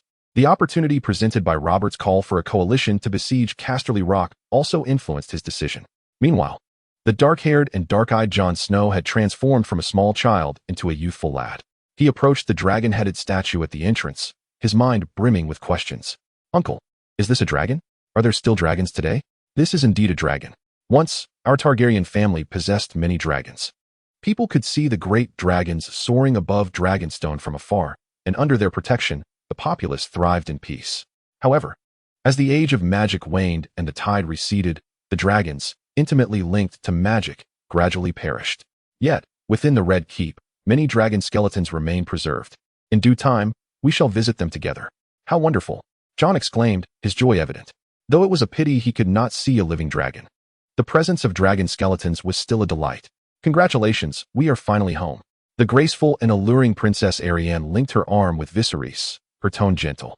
Indeed, we are finally home. I hope we can tidy up the mess left by Robert before our grand wedding.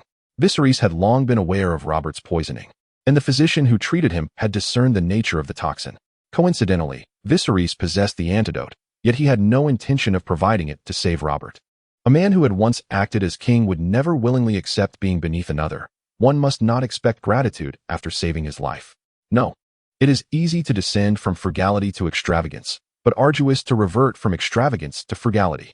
If Robert had remained merely a duke, it would have sufficed.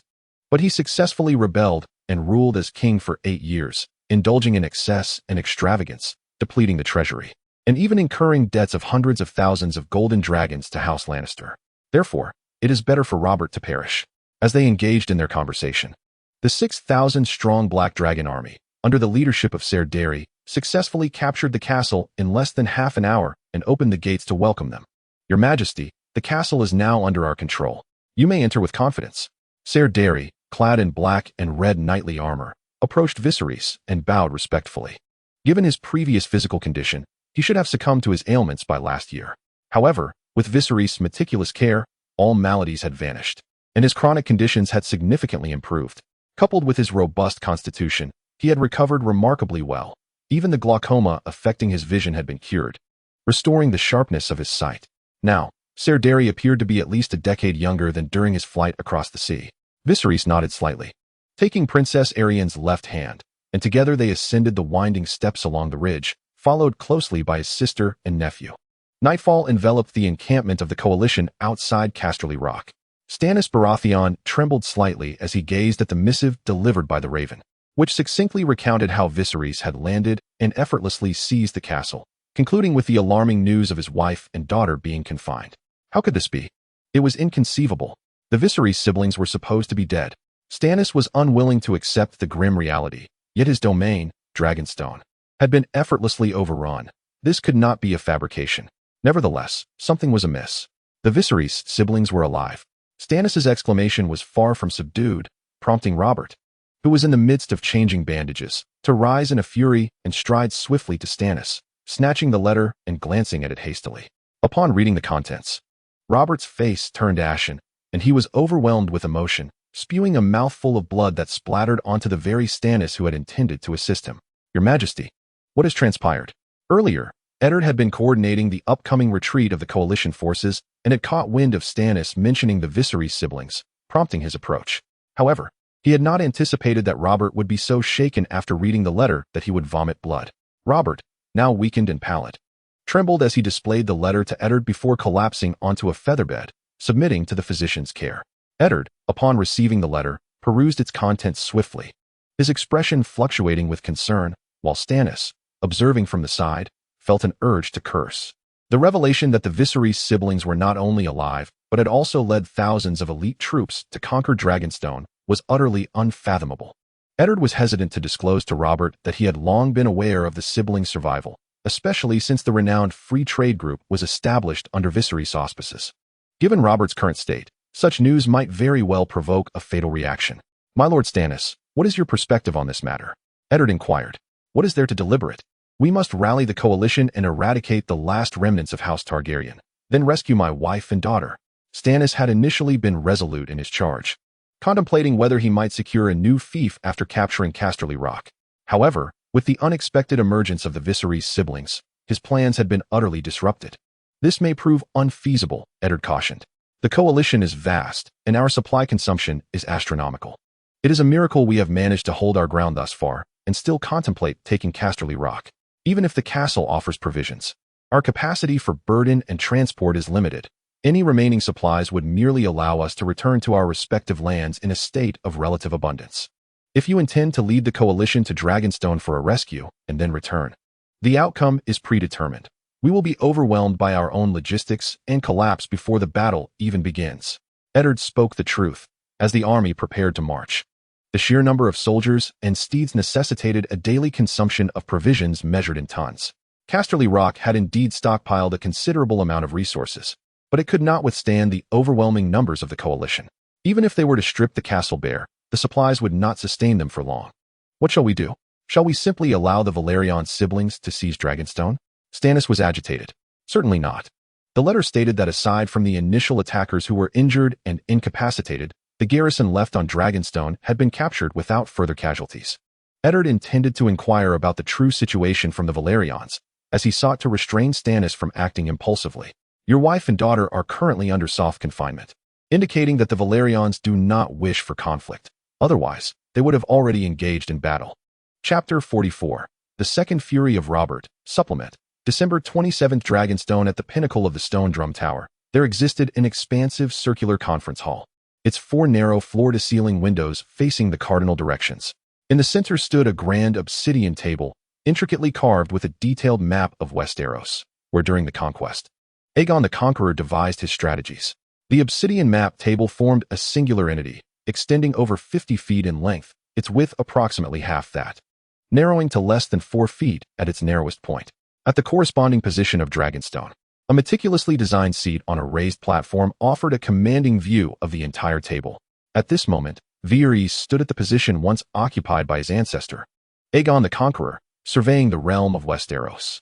Casually tossing the letter into the dragon-shaped hearth, Viserys strolled to the narrow window on the western side to gaze into the distance. The poison within Robert had seeped into his very bones. Time was of the essence, and the realm could not endure a day without a king. A proclamation must be issued, heralding the return of the rightful king of the Seven Kingdoms, House Targaryen. All lords should proceed to King's Landing to pay homage and pledge their fealty. Should anyone refuse, I shall emulate my ancestor, Aegon the Conqueror, and wage war. In the Westerlands, amidst the returning coalition forces, a sudden gasp erupted, followed by a chaotic halt among the ranks. At the center of this turmoil lay Robert, who had once again coughed blood and fainted. Even in unconsciousness, he clutched the letter tightly, unwilling to relinquish his grip. Eddard, holding a similar letter, understood well the source of Robert's fury, yet felt helpless. Only those who had truly witnessed Viserys could comprehend the terror he inspired. Such power did not choose to obliterate everything in its path. Rather, it opted for diplomacy before force, demonstrating that Viserys was not a man inclined toward slaughter. Otherwise, even an army of hundreds of thousands would merely serve to exhaust munitions against such formidable weaponry. Not only Eddard and Robert, but the other dukes and earls within the coalition had also received the letter. They gathered within the royal tent, awaiting the decision of King's Hand. Eddard. Lord Eddard, what shall we do now? The Targaryen return, blessing or curse? Where do we go from here? They are but a few thousand soldiers, yet they surpass us. We cannot allow this. Ed spoke up immediately to halt the discussion, asserting that it was impossible for them to be unaware that Viserys was employing a strategy of diplomacy before aggression. Should they initiate an attack, they would find themselves irrevocably ensnared in a position of disadvantage. Ed was in profound anguish. He could not divulge his relationship with Viserys, nor could he candidly disclose the might of the Black Dragon army. Thus, he could only analyze the situation through various well-known details. After what felt like an eternity of deliberation, the final decision was reached. The coalition forces would march towards King's Landing. On December 29th, as a command issued from Viserys resonated, 2,000 soldiers of the Black Dragon army swiftly reorganized the 5,000 gold-cloaked guards in the capital within 2 days, employing a ruthless approach.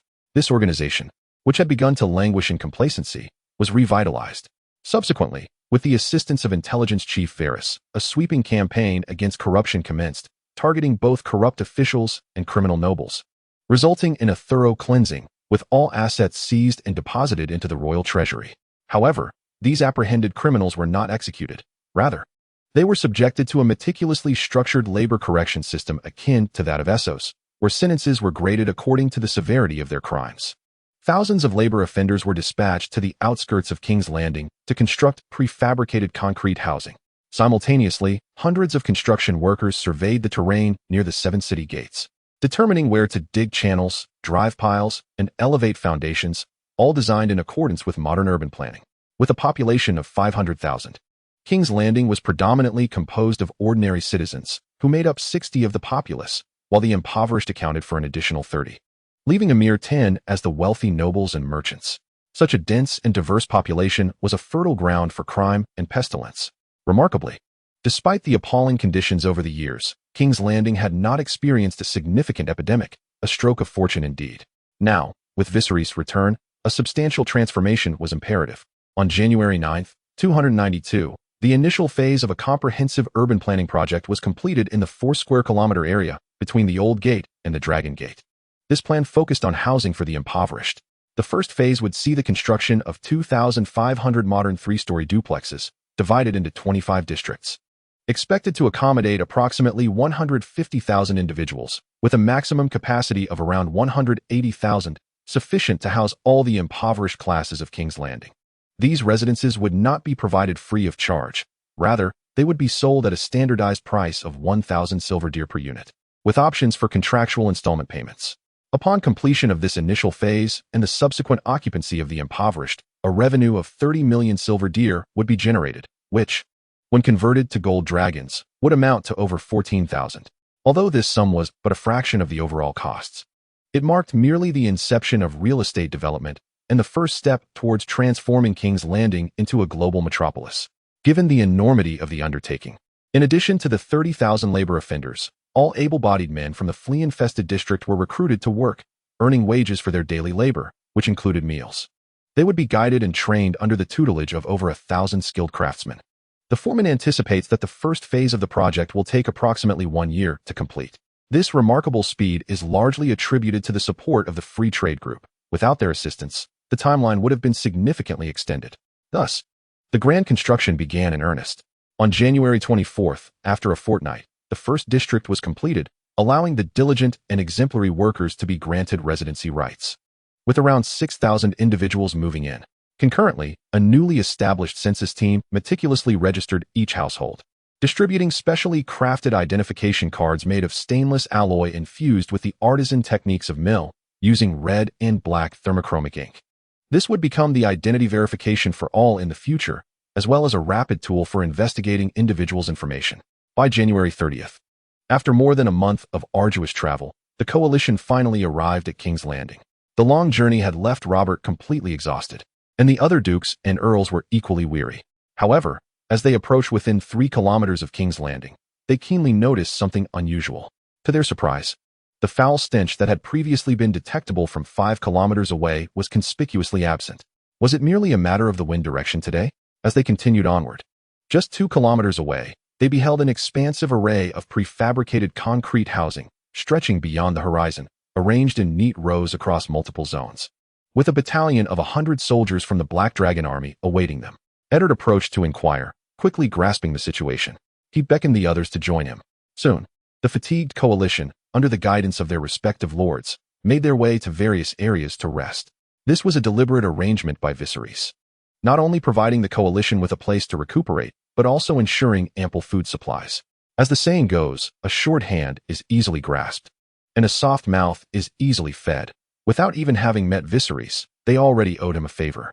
The coalition arrived around midday and rested until approximately 2 or 3 in the afternoon.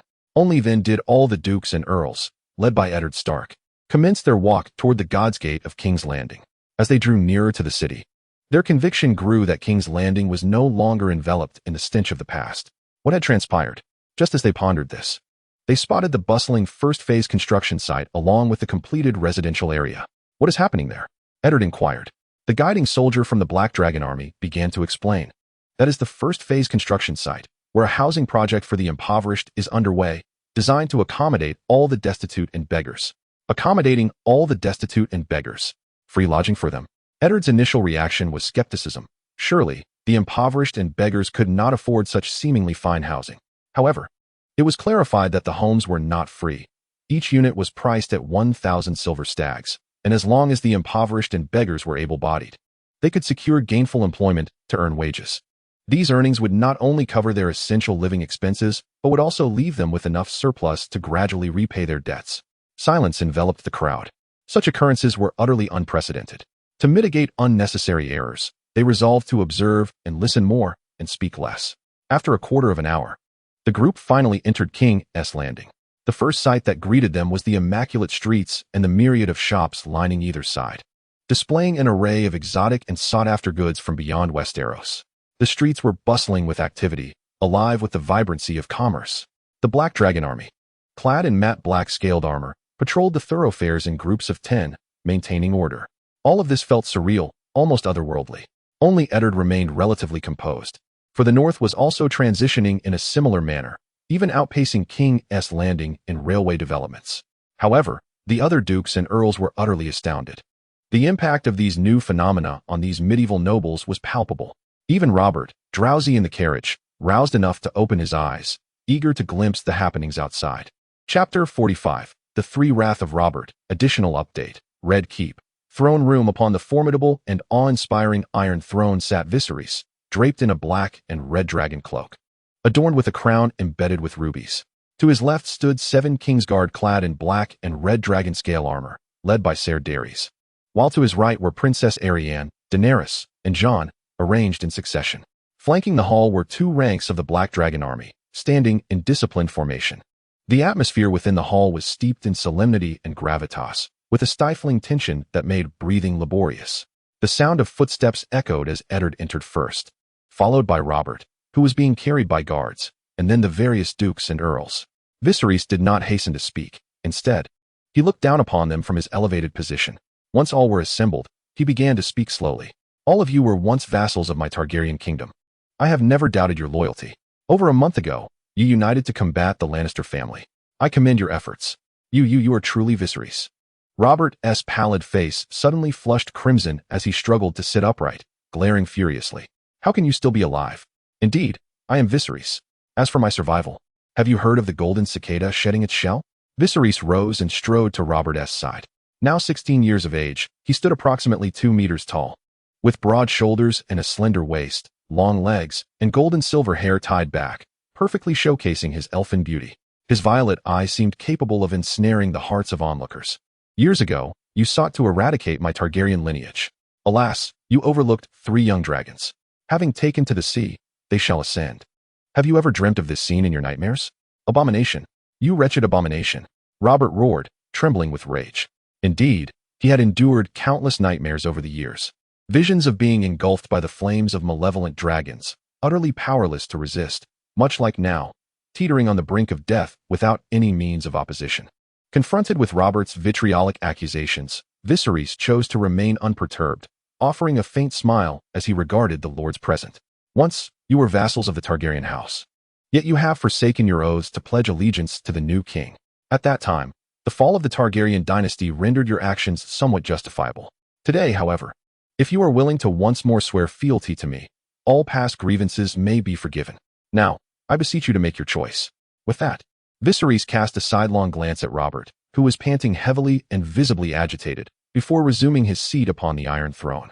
An oppressive silence enveloped the chamber, broken only by Robert's labored breaths, violent coughs, and the foul language escaping his lips. Let him curse. What merit is there in arguing with a man on the brink of death? After a moment's pause, it was Prince Oberyn Martell who first stepped forward, kneeling in homage and pledging his oath. Following him was Lord Tyrell of Highgarden, who had already declared his loyalty to Viserys, alongside the earls under their command, who also knelt in submission. With a leader taking the initiative, others, including the Duke of the Riverlands and the Earl of the Vale, followed suit, kneeling to swear their allegiance. This turn of events sent Robert's blood pressure soaring. His eyes bulged with rage and disbelief. He might perish, but the king to whom they swore allegiance remained alive, and they dared to betray their oaths before him. With a spurt of dark blood, Robert's face froze in an expression of fury and despair as he collapsed back onto his litter, lifeless.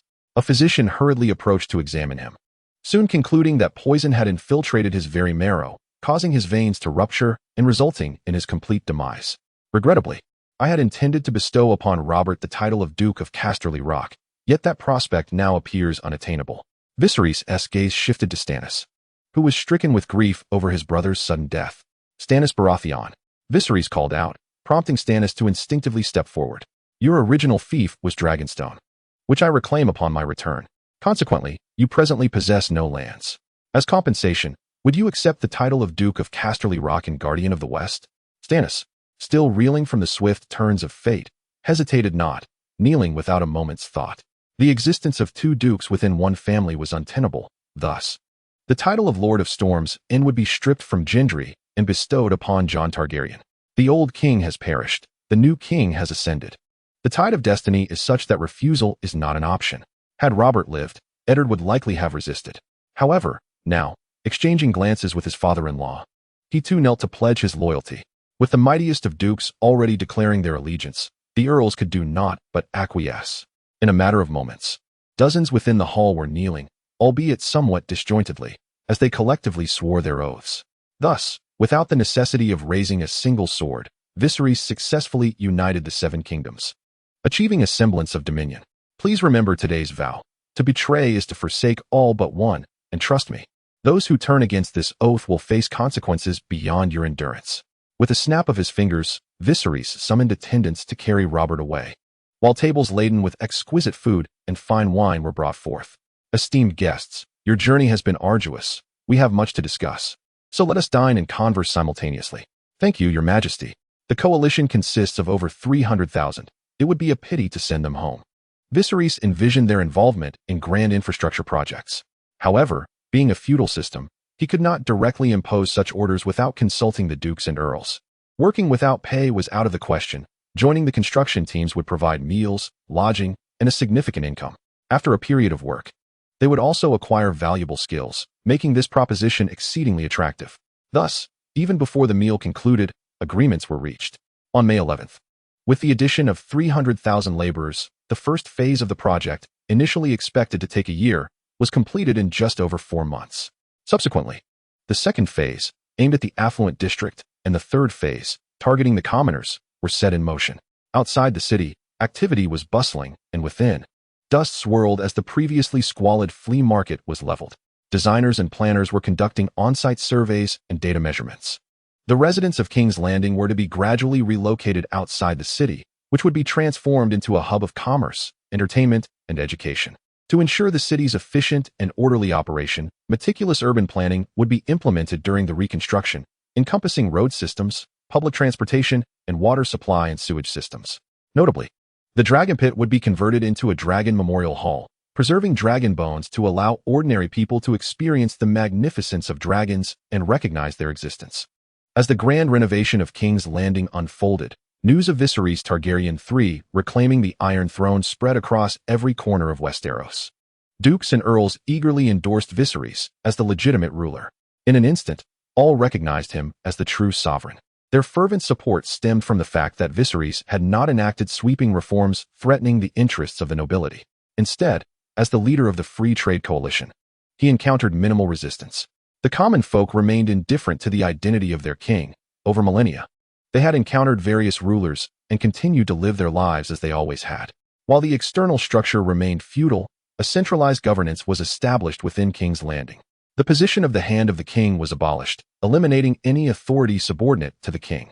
Viserys also fulfilled his promises, appointing the Sea King as the Admiral of the Navy and Illyrio as the Treasurer. In matters of the military, aside from the original garrison of 5,000 troops, Viserys has further recruited an additional 5,000 new soldiers, with the elite forces of the Black Dragon Army serving as instructors for their military training. The reserves of the Black Dragon Army are also undergoing training. Chapter 46. The Wedding, Season Finale, August 23rd, 292. 3 months have swiftly passed. During this time, the steamship has successfully embarked on its maiden voyage, measuring a remarkable 269 meters in length, 28.5 meters in width, with a draft of 10.5 meters and a maximum speed of 35 knots, bearing a capacity of 66,000 tons, an impressive behemoth, 2 to 3 times larger than its predecessor.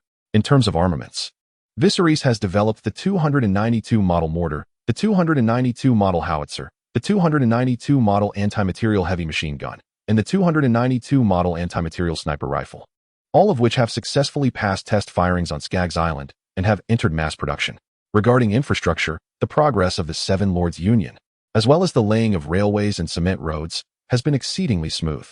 The second and third phases of the project, bolstered by a substantial workforce, have been completed at an astonishing pace within 3 months. Today marks the grand wedding of Viserys Targaryen and Arianne Martell. A vibrant crimson carpet stretches from the gates of the Red Keep to the entrance of the gods. The long streets are adorned with flowers, flanked by a throng of curious commoners and nobles alike.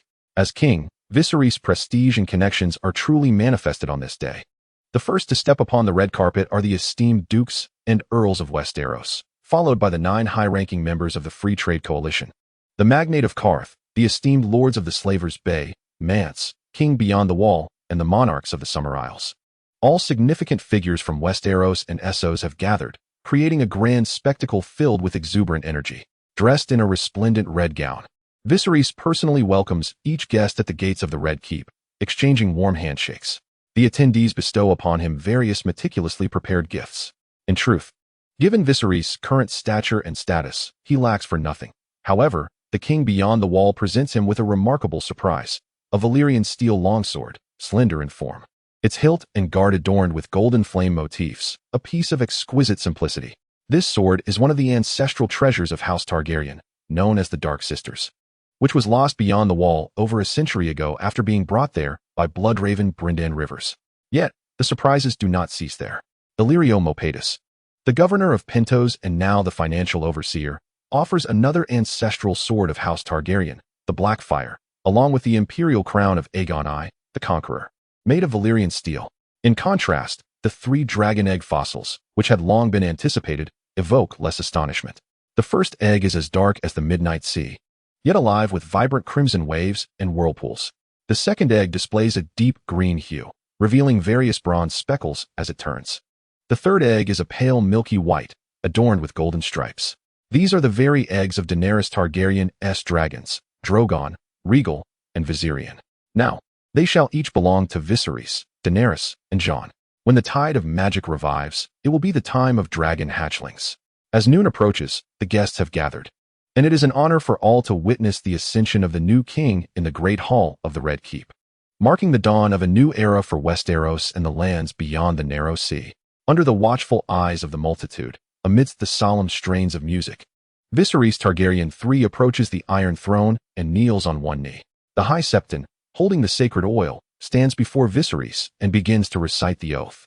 May the warrior grant him courage. May the smith lend strength to his sword and shield. May the Father protect him in his hour of need. May the crone raise her shining lantern to guide him toward wisdom. With each phrase, the High Septon anoints Viserys' forehead with holy oil.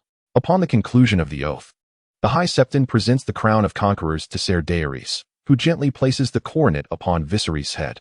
The time-honored crown of conquerors, under the watchful gaze of the 7, proclaims Viserys Targaryen as the rightful heir to the Iron Throne. The High Septon assists Viserys to his feet. Long live Viserys III, King of the Andals, the Rhoynar, and the First Men, ruler of the 7 kingdoms and protector of the realm. As the High Septon concludes his proclamation, a heavy and resonant bell tolls. Long live King Viserys. In that instant, the solemn hall erupts into a cacophony of cheers and applause, echoing like a tidal wave, harmonizing into a unified chant. Long live King Viserys. Viserys turns, drawing his black fire sword high above his head. The cheers grow even more fervent, as if to lift the very dome of the throne room. Thus, the coronation ceremony, under the gaze of the 7 and the multitude, comes to a formal close. Next, the wedding shall commence. The solemn and majestic music gracefully transitions into a lively and joyous tune. All lights extinguish, and the spotlight shines upon the entrance of the hall, where Princess Arianne, adorned in a pure white gown resembling a fairy, enters, linking arms with Prince Daelon. Her face aglow with happiness, Viserys gazes at her from afar, his eyes filled with affection. Your Majesty, I now formally entrust my daughter to you, Prince Daelon declares, placing Arianne's hand in Viserys, his eyes misting with emotion. Do not worry, father-in-law. I shall protect her for a lifetime, Viserys assures, gently clasping Arianne's hand. An unspoken understanding passing between them. The High Septon reappears, holding a thick tome of scripture, signaling the couple to stand opposite each other, before opening the book to commence the recitation of their vows. The love of the 7 is sacred and eternal, the wellspring of life and love. Today, we gather to give thanks and praise as 2 souls unite as one. Father, mother, warrior, smith, maiden, crone, stranger, please heed their vows. Viserys lowered his head and kissed Princess Arianne's cheek, declaring, I am yours, and you are mine, no matter what the future holds. Princess Arianne reciprocated the gesture, affirming, "I am yours, and you are mine, regardless of what may come. Before the seven gods and the gathered assembly, I proclaim that Viserys III of House Targaryen and Arianne of House Martell are united in marriage, becoming one in heart and spirit, until eternity." As the ceremony concluded, Viserys and Arianne embraced and kissed, and the hall, which had only just settled, erupted once more into jubilant cheers and applause, showering the newlyweds with heartfelt blessings. Season 1 concluded. Prologue: in the blink of an eye, 6 fleeting years have passed. On the eve of winter's arrival, the continent of Westeros has undergone profound transformation. In terms of infrastructure, bustling railways and 4-lane concrete roads span the land. In education, kindergartens, primary schools, secondary schools, vocational colleges, and specialized universities have gradually been refined, subtly shifting the ideologies and perspectives of the new generation. Politically, a federal system prevails in peacetime, while centralized governance is implemented during wartime. Economically, the Free Trade Coalition has officially rebranded as the Targaryen Group, monopolizing all known industries through advanced technological reserves. In military matters, the Unsullied Legion maintains a strength of approximately 15,000, while the Black Dragon Legion has expanded to 10 legions, with a reserve force of around 200,000, all comprising labor released by the Industrial Revolution across various regions. Locally, the standing armies of dukes and earls can now support a far greater number of troops due to significant economic growth and improvements in transportation, eliminating the need for hasty conscription during wartime. The military strengths in various regions are as follows: Winterfell, standing army of 50,000 the Vale, standing army of 40,000 the Riverlands, standing army of 50,000 Crownlands, standing army of 30,000, navy of 50,000 Dorne, standing army of 100,000, navy of 50,000 Stormlands, standing army of 40,000, navy of 40,000 Sunspear, standing army of 50,000, navy of 50,000. Their armies are not permitted to be equipped with any firearms during peacetime, relying solely on cold weapons. Nevertheless, their training adheres to the rigorous standards of the Marine Corps, with regular groups dispatched to the newly established military bases in the north for firearms training. In the event of warfare, the centralized system will be activated, requiring all dukes and earls to convene in King's Landing to discuss strategies and relinquish their military authority to a singular commander for unified direction. At that juncture, firearms will be distributed in an orderly fashion. What if a military mutiny occurs? With everyone wielding firearms, casualties would be inevitable. This concern is certainly not overlooked by Viserys. Generally, the issues that the Black Dragon Legion can resolve do not necessitate the mobilization of a large army, unless confronted with an extraordinary crisis, such as the invasion of the White Walkers. Before the resurgence of the magical tide, the White Walkers would not venture southward. This implies that prior to the year 298, the dukes could hardly expect their armies to be armed during peacetime within their domains. However, as the magical tide quietly reawakened at the beginning of 298, although the Red Comet had yet to descend, Viserys had already sensed the gradually accumulating magical energy in the air through his formidable mental prowess. February 27th marked a historic day. Viserys meticulously inscribed a rudimentary defensive rune array on a dragon crystal composed of 3 runes. Upon completion, he infused it with magical energy, and in an instant, the once black surface of the dragon crystal emanated a gentle white glow, which quickly subsided. Yet, Viserys could perceive the elementary defensive rune array on the crystal absorbing the magical energy from the air, functioning steadily. In a comparative shooting experiment using a 9-caliber pistol, the similarly sized dragon crystal without the inscribed rune array shattered instantly, while the one inscribed with the array remained unscathed. Even the tofu it leaned against showed no signs of disturbance or damage. This mere elementary defensive rune array was capable of effortlessly withstanding shots from a 9-caliber pistol.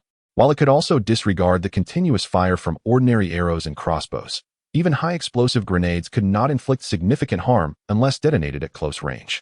However, it soon became ineffective against the sustained fire from 556 and 762 caliber automatic rifles and heavy crossbows. Next came the introduction of a mid-level defensive rune array, composed of 6 runes. In the realm of healthcare, both traditional Chinese medicine and Western medicine advanced rapidly, with every town housing a hospital to ensure basic medical services while also taking on the responsibility of preventing outbreaks of influenza viruses. In terms of weaponry, the development of firearms had reached a bottleneck by 296, as the creation of high-caliber, long-range missiles was unfeasible before significant breakthroughs in electronic information technology. Consequently, a shift in focus occurred, pursuing extreme caliber and yielding remarkable results. Following the resurgence of the magical tide, Viserys also engaged in experimental enchantments on various types of ammunition, including armor-piercing rounds, explosive rounds, electric rounds, and ice explosion rounds, among dozens of specialized munitions of varying calibers. The outcomes of these clandestine experiments remain known only to Viserys, yet it is certain that the results were exceptionally favorable. Of course, the engraving of runes and activation of arrays is not a skill exclusive to Viserys. Dany, Jon, and Arianne, all trained in the art of meditation, are capable of similar feats. However, this core secret is currently held solely by Viserys, as he has not imparted it to them. This knowledge serves as the ultimate safeguard for the Targaryen bloodline, shielding it from the backlash and rebellion resulting from the proliferation of firearms, ensuring the future prosperity of House Targaryen even in the absence of dragons. The runic formations possess an extraordinary mystique. Once inscribed and activated, they vanish without a trace, leaving no visible marks or tactile irregularities. Even when triggered, outsiders can only witness the enchanted objects emanating radiant luminescence, devoid of any visible runes. Only the inscriber or those they choose may perceive them. Even individuals with similar capabilities cannot forcibly observe these runes, endowing them with unparalleled confidentiality. Viserys, by fortunate happenstance, has mastered the complete set of 360 runes and possesses thousands of pre-existing runic formations for reference. He comprehends both the potency and the terror of runes, thus dedicating these years to collecting tomes, manuscripts, and even mural carvings related to runes. Yet, he acknowledges that countless runic insights remain undiscovered across the world. Nevertheless, Viserys is confident that, armed with the entire set of runes, he shall innovate and develop entirely new and formidable runic formations. Magic conquers magic, runes outmatch runes. Let the strength of magic and the might of runes be put to the test. All facets of the continent of Westeros are flourishing at an unprecedented pace. However, as an urgent telegram from the 2nd Legion stationed at the wall beyond the lands of the free folk, a formidable network of 300 concrete fortifications known for its devastating firepower, is handed to Viserys. The 3 dragon eggs in the hearth tremble and crackle, emitting the nascent cries of dragons awakened from their slumber. Winter has arrived. The dragons are reborn. A new war begins. Chapter 1. The long summer ends. Winter has arrived. In the deep of night on September 15, 298, within the king's chambers at King's Landing, Viserys, clad in a black silk nightgown, sat before the fireplace, holding the latest intelligence from the wall. Beside him stood Ser Dary, poised in respectful attention. The inevitable had arrived, albeit earlier than he had anticipated. Placing the telegram on the coffee table, Viserys sipped from a steaming cup of coffee. Uncle, the telegram instructs all to enter a state of readiness. By sunset tomorrow, I wish to see them all gathered in the throne room. Yes, Ser Dary replied, swiftly departing. Once afflicted by grave illness and nearing the end, despite Viserys' diligent care and various restorative concoctions, his condition had steadily declined. Yet, 6 months prior, Viserys gifted him a dragon crystal amulet, urging him to wear it day and night, which astonishingly began to mend his frail body.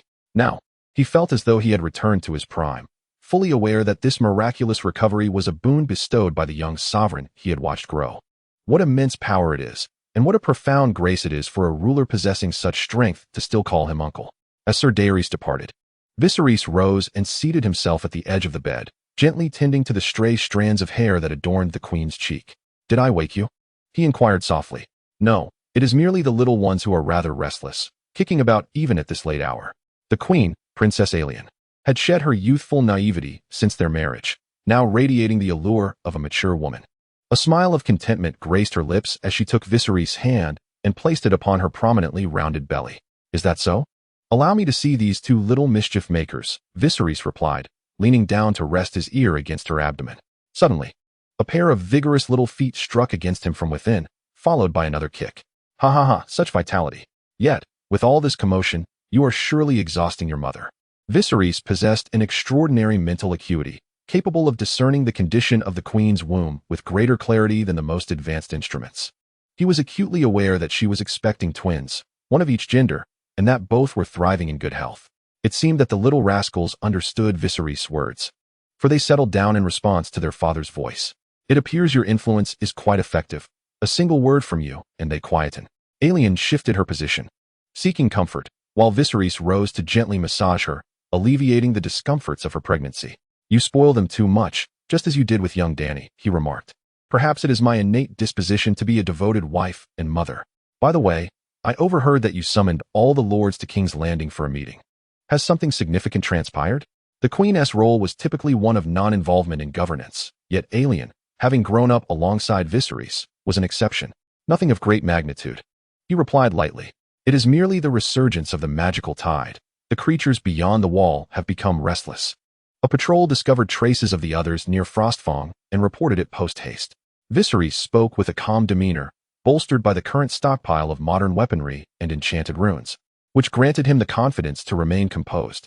"Are you referring to the tall, gaunt figure described in books, with pallid skin and eyes that gleam with a blue light?" Arianne turned to Viserys, her eyes betraying her concern. Gently squeezing the Queen's shoulder, Viserys reassured her, "The bane of the others is dragon glass, and it is abundant on Dragonstone. Years ago, we manufactured 1,000,000 dragon glass arrows to be stockpiled at the wall. Furthermore, the 300 fortifications along the wall are equipped with thousands of Type 297 heavy machine guns, forming a dense network of firepower. No matter how many the others send, they are destined to return empty-handed. Given this, your summoning of the lords to King's Landing seems unnecessary," Arianne observed, fully aware of the potency of modern weaponry. "Yet, this gathering of lords appears superfluous. One trains soldiers for 1,000 days to employ them for a single hour. The combat prowess of the Black Dragon army is not a concern. However, the scale of the others may exceed our expectations. The wall stretches for hundreds of miles, not to mention the coastlines on both the eastern and western fronts. A mere few thousand Black Dragon soldiers cannot cover every eventuality." Viserys' words were abruptly interrupted. "Thus, gathering the lords is to direct them to plug the gaps that the Black Dragon army cannot cover?" Arianne questioned. Viserys nodded, then shook his head. "Indeed. It was not solely electromagnetic signals that disseminated rapidly through a network of bases. In the span of mere breaths, each duke had received a summons. The content of the summons was succinct yet powerful. Winter has come. A council at King's Landing. These 8 brief words bore the weight of mountains, causing the dukes to tremble involuntarily. They would never doubt that the sovereign would jest about such matters. Thus, this was indisputably true. Without the slightest hesitation, they almost synchronously commanded the mobilization of all troops into a state of readiness, with transport trains rolling onto the tracks. They hastily groomed themselves and donned their noble attire before boarding the train to King's Landing. Beyond the wall, the night sky over the eternal winter was a vast expanse devoid of clouds, with a pale moon casting an equally pallid light that intensified the already frigid atmosphere. The howling wind whipped through the air, stirring flurries of snow and ice crystals, while a thick, chilling fog rose from the ground, rendering visibility to less than 50 meters. This made it nearly impossible for the defenders of the wall to effectively observe their surroundings. Even the most penetrating searchlights proved futile. Fortunately, each base was equipped with radar capable of scanning a radius of 10 kilometers, preventing them from becoming blind in the face of the White Walkers at the forefront. Yet, the expanse beyond the wall was vast, and the area depicted on maps scarcely represented a fraction of its entirety. A mere 10 kilometers of detection range was but a superficial measure. Approximately 200 miles from the wall, atop the ancestral peaks, hundreds of ghostly figures rode upon colossal ice spiders, equally pale yet crystalline in appearance. Their eye sockets glowed with 2 azure flames reminiscent of distant stars. Merely locking gazes instilled an icy dread that chilled the soul to its core. At the forefront stood a towering figure, approximately 3 meters tall, clad in black armor and bearing ice blades. The Night King, leader of the White Walkers. They remained motionless, their gazes seemingly capable of piercing through the swirling snow and mist. All fixated on the distant wall. Below the peaks, a throng of figures stretched endlessly from the depths of the eternal winter. They were ragged and battered, some barely clinging to semblances of wholeness, while others had nearly transformed into walking skeletons, the only constant being the flickering blue light in their eyes. Among the ranks of the whites clad in the garb of free folk, there were also the black-clad brothers of the Night's Watch. Dimly visible were countless giants, towering over 5 meters, shouldering massive hammers, axes, and colossal spiked clubs scattered throughout the White Army. Yet, amidst the vast ocean of whites, the human corpses constituted but a minuscule fraction. Creatures such as Icefield deer, Icefield wolves, Icefield bears, Icefield mammoths, and Icefield saber-tooths, along with dozens of other species unique to the region or long extinct, comprised over 70% of the visible White Sea. Their numbers far exceeded mere hundreds of thousands. Perhaps they could only be quantified in the millions. After all, for thousands of years since the birth of the others, no one knows how many creatures have been nurtured beyond the wall. Chapter 2. The Resurrection of the Dragon Crack. Crack. The sudden, faint sound of cracking drew the attention of Viserion and Arianne. They instinctively turned their gaze toward the abyss-like dragon egg in the fireplace, noticing several fissures forming upon its surface, which continued to widen. "The dragon egg is hatching," Arianne exclaimed. The dragon, or rather the magical dragon, a creature of legendary sorcery that had indeed existed, was finally about to reappear in the world after vanishing for over a century. Viserion remained silent, rushing to the fireplace, where he used a dragonbone dagger to pierce his fingertip. Blood, tinged with gold, flowed forth and dripped into the cracks of the dragon egg as he murmured incantations, seemingly performing a ritual. As the ritual progressed, the black dragon egg trembled more violently, even emanating a dark radiance. However, this phenomenon did not last long, concluding in less than a minute. A golden rune materialized on Viserion's forehead before vanishing. Crack. The dragon egg shattered completely, revealing a small dragon, cloaked in darkness, with crimson wing membranes. The dragon measured approximately 30 centimeters in length, and a golden rune appeared at its brow before dissipating. This was the most formidable and perfect master-servant contract rune in the rune array. Upon the successful formation of the contract, golden rune marks would appear on the foreheads of both parties. As the master, Viserion would inherit the dragon's physical form and lifespan, establishing a profound bond of understanding. Conversely, the dragon would benefit from the master's enhancements, such as a tenfold increase in physical growth rate and lifespan, even acquiring the ability to wield the master's unique powers. This transformation meant that the dragon's lifespan, originally several hundred years, would extend to thousands, bestowing Viserion with a similar longevity. Furthermore, Viserion would gain formidable resistance to extreme heat and the dragon's remarkable regenerative abilities, while the dragon would not be able to breathe fire, given their differing anatomical structures. It would amplify the potency of fire-related magic. Additionally, the dragon would inherently possess the lightning attribute, a gift from Viserion's deadly expertise in developing the electric current propulsion. Observing the young dragon's surface, one could discern deeper black lightning patterns. The legacy of the Targaryen bloodline and fire was now complemented by Viserion's claim: fire and lightning are one. Viserion crouched down, extending his hand, and the young dragon tilted its head before wobbling toward his palm. "Is this a dragon?" The queen, intrigued, approached Viserion, inspecting him closely. "Indeed, this is a dragon. And a male one at that," Viserion affirmed, caressing the smooth, delicate scales of the young dragon, thoroughly enchanted. "Dragons are always named. Shall we bestow a name upon it?" Arianne exhibited a certain aversion to reading. However, he had indulged in an array of peculiar tomes chronicling ghostly tales and mighty dragons, thus acquiring knowledge of the dragons' names from your names, he pondered. According to the narrative's original framework, his black hatchling was to be named Drogon in honor of the mother of dragons, yet he found himself reluctant to adopt such a moniker. "Therefore, let it be Balerion. I shall name you Balerion, with hopes that you may surpass the formidable Balerion, the Black Dread, the mightiest dragon of the Targaryen lineage during the Age of Conquest." Arianne held profound expectations for little Balerion.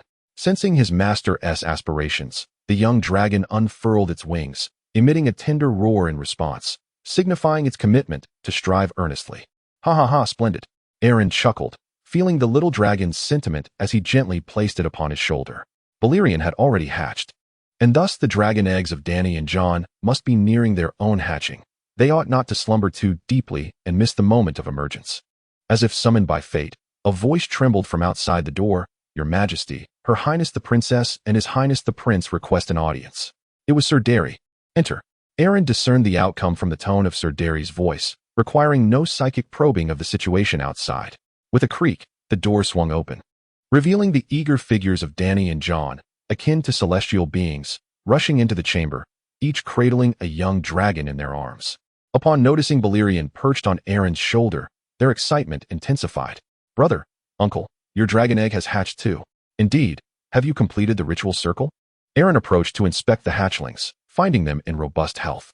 Due to the bond shared between master and dragon, the hatchlings welcomed Arianne's touch, nuzzling against his palm affectionately. "We have completed it. I arrived as soon as we finished, and I even encountered Jon along the way." Little Dany, now 14, had blossomed from a mere child into a graceful young lady, possessing an ethereal beauty. Yet, her unwavering dependence on her brother remained. She clung to his arm as if she were still a little girl. I have completed it too, as you instructed, uncle. After the dragon eggs hatch, we must immediately finalize the bonding ritual. Although Jon had already been bestowed the title of Duke of Storm's End, he was still quite young and had spent these years residing in the Red Keep. Just as Dany had matured, so too had he. While he stood among the finest in appearance compared to ordinary folk, he paled in comparison to Arianne and Dany, being not of pure Targaryen blood. Excellent. The hatchlings are still fragile. You must care for them diligently. Dragons are carnivorous, and they can consume both raw and cooked meat, though I recommend cooked. Preferably prepared by them breathing fire to roast it themselves, as this will also hone their ability to breathe fire. Arianne settled the group by the hearth, beginning to share the intricacies of dragon care and training. Have you named your dragons yet? My dragon is named Rhaenys.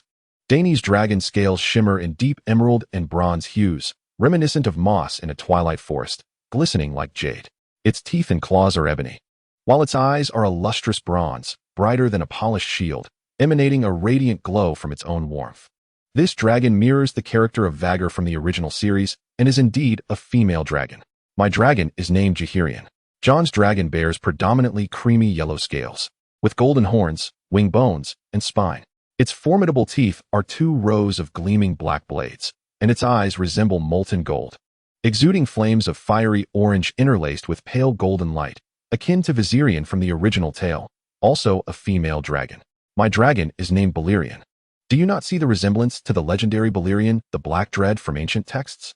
In my previous life, while watching the original series, Viserys held a particular fondness for the eldest dragon, Drogon, believing it bore an uncanny resemblance to Balerion, the Black Dread, even speculating if it might be a descendant of Balerion. Now, there is no need for speculation. It is indeed Balerion, as Viserys has proclaimed. Just look at those eyes. That posture, as though it has stepped straight from the pages of a book. Dany, too, has perused many tomes on dragons, with Balerion being the most vividly described, leaving a profound impression on her. Her aunt was right. This is indeed Targaryen Reborn. Jon, momentarily at a loss for words of praise, simply echoed, Balerion. Let us name it Balerion, and may it surpass the mightiest dragon of the Targaryen lineage, the Black Dread. Viserys harbored great hopes for young Balerion. Sensing her master's expectations, little Balerion unfurled her wings and emitted a tender dragon's roar in response, signifying her resolve to strive forth. Ha ha, good girl. Viserys chuckled, feeling Balerion's intent, and gently placed her upon his shoulder. Balerion had hatched. Thus, Dany and Jon's dragon eggs should soon follow suit. They must not fall into a deep slumber and miss the moment of hatching. Just then, a knock interrupted, and a quavering voice announced, Your Majesty, Princess. And Prince request an audience. Enter. Without needing to exert his mental acuity to discern the situation outside, Viserys gleaned the outcome from Sir Daery's tone. The door creaked open, revealing Dany and Jon, akin to celestial beings, rushing in, each cradling a hatchling dragon. Their eyes sparkled with delight upon seeing Balerion perched on Viserys' shoulder. Brother, uncle, your dragon egg has hatched. Indeed, have you completed your spell formation? Viserys approached to inspect the hatchlings, both in good health. Due to the bond between the owner and the hatchlings, they welcomed Viserys' gentle caress, nuzzling his palm affectionately. We have completed it. I came straight here after finishing, and I happened to meet Jon along the way. Little Dany, now 14 years of age, embodies the adage that a girl transforms dramatically as she matures. She has blossomed from a petite child into a graceful young lady, possessing the ethereal beauty of a fairy. Yet, her unwavering dependence on her brother remains unchanged, as she clings to his arm just as she did in her childhood. I have also fulfilled what Uncle mentioned after the dragon eggs hatch. The contract array must be completed promptly. Although Jon has already been granted the title of Duke of Storm's End, he is still quite young and has continued to reside in the Red Keep over the years. Just as girls undergo significant changes with age, so too do boys. In terms of appearance, he is undoubtedly among the finest. Yet when compared to Viserys and Dany, he falls somewhat short, as he is not a pure-blood Targaryen.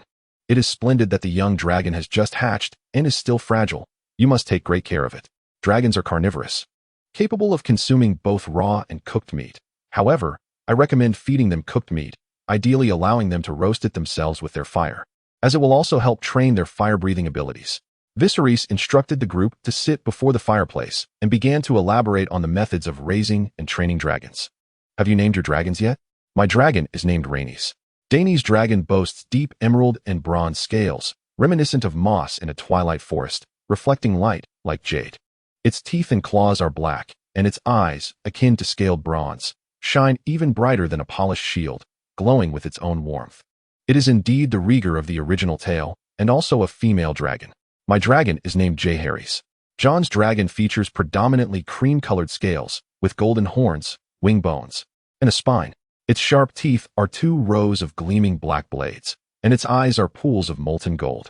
The flames it breathes forth are a fiery orange interspersed with hints of gold, embodying the essence of Viserion from the original narrative, and it too is a female dragon. My dragon is named Balerion. Do you not think it resembles the legendary Black Dread, Balerion, as described in ancient texts? In my previous life, while watching the original series, Viserys was particularly fond of the eldest dragon, Drogon, believing it bore an uncanny resemblance to Balerion. He even speculated whether it might be a descendant of Balerion. Now, there is no need for speculation. It is indeed Balerion, as Viserys declares. Just look at its gaze and posture. It seems as if it has stepped straight out of the pages of a book. Dany has also read extensively about dragons, with the most vivid descriptions focusing on the Black Dread, leaving a lasting impression. And is correct. This is truly Targaryen Reborn. Jon, momentarily at a loss for words of praise, simply echoed, Balerion. Let us call it Balerion, and may it surpass the mightiest dragon of the Targaryen lineage, the Black Dread. Viserys harbors high hopes for little Balerion. Sensing her master's expectations, little Balerion unfurled her wings and emitted a tender dragon's roar in response, signifying her determination to strive. Ha ha, good girl. Viserys, feeling the little dragon's intent, laughed and placed her upon his shoulder. With Balerion having hatched, it is likely that Dany and Jon's dragon eggs will soon follow suit. They must not sleep too soundly and miss the moment of their hatching. Speak of the devil, and he shall appear. Your Majesty, Princess and Prince request an audience. The quavering voice of Sir Daenerys resonated from beyond the door. Enter. There was no need for mental probing. From the tone of Sir Daenerys, Viserys already discerned the outcome. With a creak, the door swung open, revealing the eager figures of Daenerys and Jon, akin to Golden Youth and Jade Maiden, rushing in with a young dragon cradled in each of their arms. Their delight surged upon sighting Viserys' own dragon, Balerion. Brother, uncle, your dragon egg has also hatched. Indeed, have you completed the ritual? Viserys advanced to inspect the hatchlings, finding them robust and healthy. Due to the profound bond between the creatures and their owners, the young dragons welcomed Viserys' gentle touches, nuzzling affectionately against his palm. We have finished. I rushed over as soon as we completed it, and even encountered Jon along the way. Young Daenerys, now 14, had blossomed from a petite child into a graceful maiden, possessing the ethereal beauty of an elven princess. The only constant was her unwavering dependence on her brother, still clinging to his arm as she did in her childhood. I too have completed it. Uncle mentioned that once the dragon egg hatches, the contract ritual must be performed without delay. Though Jon had been bestowed the title of Duke of Storm's End, he remained young, living in the Red Keep. He too had transformed. While his appearance was remarkable among mortals, it paled in comparison to that of Viserys and Daenerys, for he was not of pure Targaryen blood. Excellent. The hatchlings are still frail. You must nurture them with utmost care. Dragons are carnivorous, consuming both raw and cooked meat. However, I recommend cooked, preferably seared by their own flames, which will also hone their fire-breathing abilities. Viserys invited them to sit by the hearth, sharing insights on dragon care and training. Have you named your dragons? My dragon is named Rhaenys, Daenerys declared. Her dragon's scales shimmered in deep emerald and bronze, reminiscent of moss in a twilight forest, reflecting a jade-like luster. Its teeth and claws were ebony, and its eyes glimmered like polished bronze, outshining even the brightest shield, aglow with its inner heat. Indeed, a true representation of Regal, a female dragon. My dragon is named Jerian. Jon responded. His dragon sported scales of creamy yellow, with golden horns, wing bones, and spine. Its razor-sharp teeth formed 2 rows of gleaming black blades, and its eyes were pools of molten gold. The flames it exhaled danced in hues of crimson and orange, interspersed with hints of gold, an embodiment of Viserion, also a female dragon. My dragon is called Balerion. Do you see the resemblance to the legendary Black Death Balerion described in ancient tomes? Viserys mused. In his previous life, he had held a particular fondness for the eldest dragon, Vhagar, believing it bore an uncanny resemblance to the Black Death Balerion, even speculating whether it might be a descendant. Now, there is no need for speculation. It is indeed Balerion, as Viserys has proclaimed. Indeed, the gaze, the stance, like a creature stepped out of the pages of a tome. Dany had perused numerous tomes regarding dragons, among which the most vivid depictions were of the fearsome Black Death, leaving an indelible impression upon her. Her aunt was indeed correct. This was none other than Balerion, the Black Dread. In a moment of inspiration, Jon struggled to articulate suitable praise, and thus resorted to a simple exclamation, Balerion. He fervently hoped that this young dragon might surpass even the mightiest of the Targaryens, the formidable Black Death, Balerion. Viserys harbored great expectations for the young Balerion. Sensing her master's aspirations, little Balerion unfurled her wings and emitted a tender dragon's roar in response, signifying her commitment to strive earnestly. Ha ha, good. Viserys could feel the young dragon's intent and, with a smile, placed her upon his shoulder. With Balerion having hatched, it seemed that Dany and Jon's dragon eggs would soon follow suit. They must not fall into a deep slumber and miss the moment of hatching. Just as he pondered this, a voice trembled from outside the door. Your Majesty, the princess and prince request an audience. It was Ser Daenerys. Enter. Without the need for mental probing to discern the atmosphere beyond the door, Viserys had already gleaned the outcome from Ser Daenerys' tone. The door creaked open, revealing Dany and Jon, akin to celestial beings, eagerly rushing in, each cradling a hatchling dragon in their arms. Their delight intensified upon seeing Balerion perched upon Viserys' shoulder. Brother, uncle, your dragon egg has hatched too. Indeed. Have you completed the magical array? Viserys approached to inspect the hatchlings, finding them robust and healthy. Due to the bond between master and dragon, the hatchlings welcomed Viserys' touch, nuzzling affectionately against his palm. We have completed it. I just arrived after finalizing it, and even encountered Jon along the way. Little Dany, now 14, had transformed from a mere child into a graceful maiden possessing an ethereal beauty. The one constant remained her reliance on her brother, as she clung to his arm just as she had in her younger years. I have completed it as well.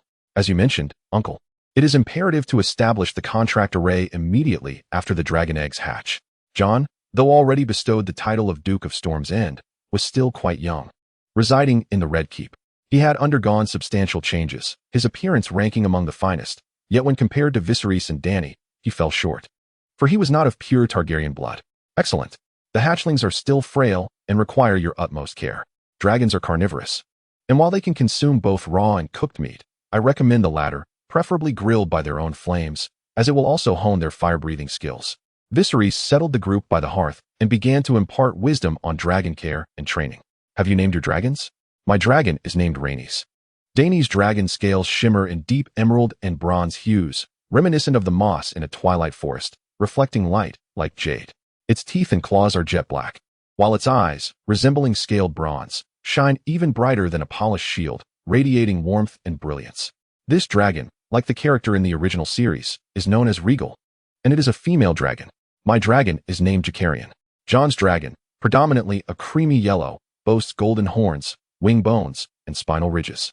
Its gleaming black fangs are arranged in 2 rows, and its eyes resemble molten gold, spewing forth flames of crimson and orange interlaced with hints of pale gold.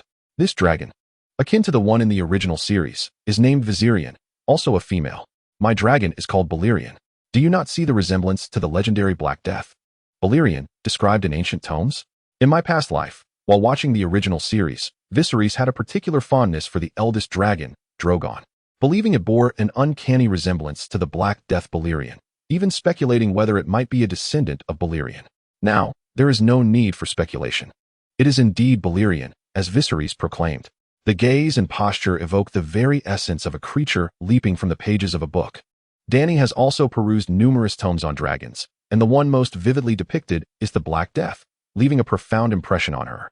Her aunt was not mistaken. This is indeed Targaryen Reborn. Jon, momentarily at a loss for words of praise, simply echoed, Balerion. Let it be called Balerion. And may it surpass the mightiest and largest dragon of House Targaryen from the Age of Conquest, the Black Death Balerion. Viserys harbored great expectations for little Balerion.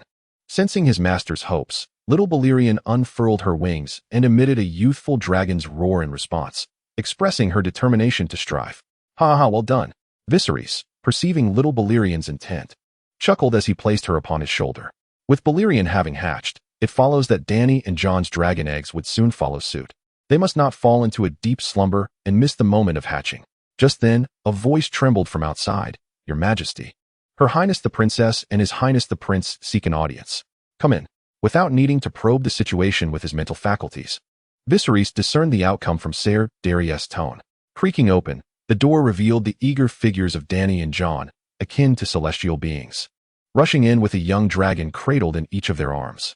Their excitement soared upon seeing Balerion perched on Viserys' shoulder. Brother, uncle, your dragon egg has hatched too. Yes. Have you completed the spell formation? Viserys approached to inspect the young dragons, both appearing healthy. The bond between the owners and the hatchlings meant that the young dragons offered no resistance to Viserys' gentle touch, instead nuzzling affectionately against his palm. We have completed it. I rushed over as soon as it was done, and I even encountered Jon on the way. Little Dany, now 14 years old, embodies the transformation often described as a girl blossoming into womanhood. She has transitioned from a petite child into a graceful young lady, possessing an ethereal beauty. The only constant in her life remains her reliance on her brother. She still clings to his arm, just as she did in her childhood. I have also fulfilled the promise made by my uncle. Upon the hatching of the dragon eggs, the first task is to complete the contract array. Although Jon has already been bestowed the title of Duke of Storm's End, he is still young and continues to reside in the Red Keep. Just as girls mature, boys also undergo significant changes. In terms of appearance, Jon stands among the finest, yet when compared to Viserys and Dany, he pales. For he is not of pure Targaryen blood. Excellent, Viserys remarked. The hatchlings are still weak and require your utmost care. Dragons are carnivorous and can consume both raw and cooked meat. However, I recommend that you feed them cooked meat, allowing them to roast it themselves with their fire breath. This not only nourishes them, but also hones their ability to breathe fire. Viserys settled a few of them by the hearth and began to impart knowledge on raising and training dragons. Have you chosen names for your dragons yet? My dragon is named Rhaenys, I announced. Dany's dragon, adorned in deep emerald and bronze scales, resembled the moss found in twilight forests, reflecting light like jade. Its teeth and claws were ebony, while its eyes shone like polished bronze, brighter than any shield, radiating warmth and brilliance. Truly a reflection of Rhaegar from the original tale. And indeed a female dragon. My dragon is called Jaris, Jon added. His dragon boasted pale yellow scales, with golden horns, wing bones, and spines. Its sharp teeth formed 2 rows of gleaming black blades, and its eyes shimmered like molten gold. The flames it exhaled were a fiery orange, interspersed with hints of gold, reminiscent of Viserion, also a female dragon. My dragon is named Balerion, I proclaimed. Do you not think it resembles the legendary Balerion, the Black Dread described in ancient texts? In my previous life, while watching the original tale, Viserys had a particular fondness for the eldest dragon, Drogon, believing it bore an uncanny resemblance to Balerion, the Black Dread, even speculating if it could be a descendant. Now, there is no need for speculation. It is indeed Balerion, as Viserys has declared. Its gaze, its stance, like a creature stepped from the pages of a book. Dany, having read extensively about dragons, was particularly struck by the vivid depictions of Balerion, leaving a lasting impression. My aunt speaks truly. This is undeniably Balerion Reborn. Jon momentarily stumbled for words of praise and simply echoed, Balerion. Let us name it Balerion, hoping it may surpass the mightiest and largest dragon of the Targaryen lineage during the conquest, Balerion the Black Dread. Viserys held high hopes for little Balerion. Sensing her master's expectations, little Balerion unfurled her wings and emitted a youthful dragon's cry in response, signifying her determination. Ha ha ha, good girl. Viserys chuckled, feeling the dragon's spirit as he lifted her onto his shoulder.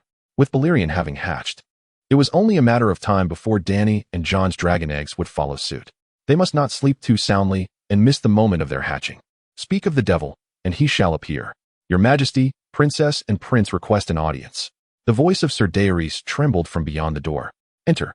There was no need for mental probing to discern the situation outside. From Ser Daenerys' tone, Viserys had already gleaned the outcome. Creaking, the door swung open to reveal the seemingly celestial figures of Dany and Jon, who rushed inside with great eagerness, each cradling a young dragon in their arms. Their delight intensified upon sighting Balerion perched upon Viserys' shoulder. Brother, uncle, your dragon egg has hatched. Indeed. Have you completed the ritual?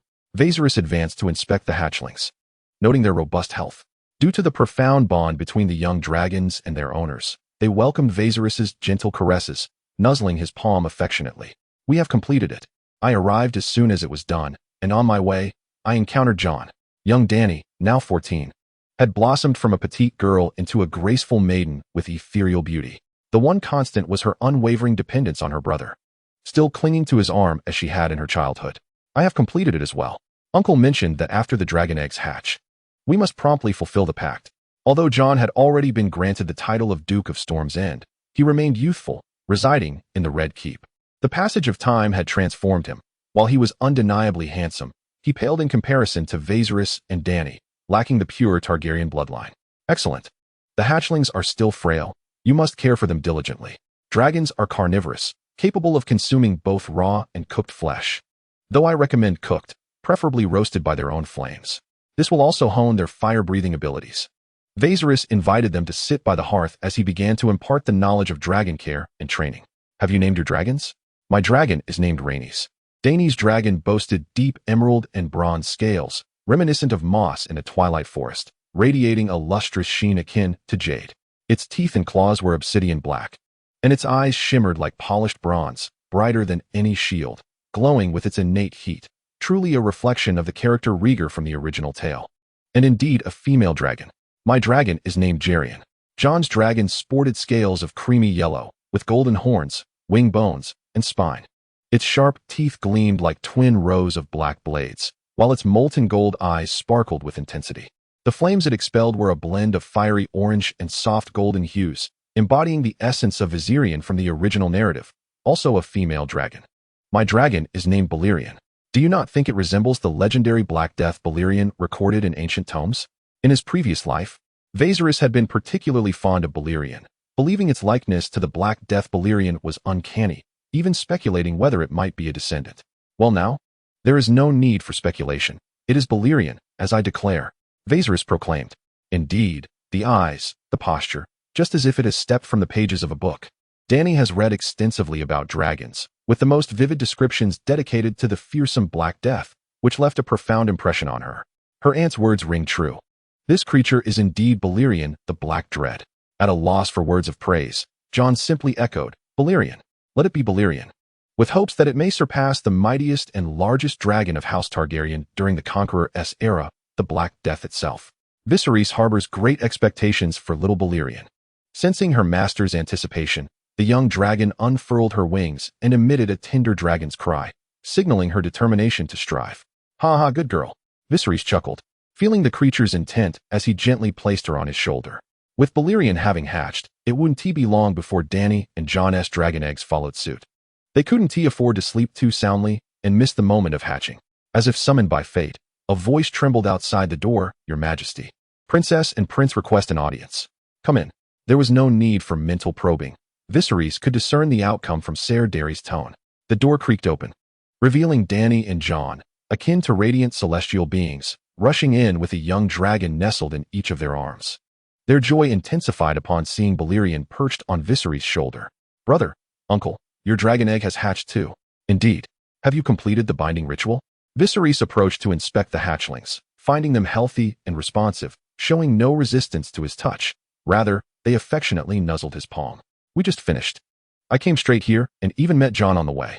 Little Dany, now 14, had transformed from a small girl into a graceful young woman with exquisite features.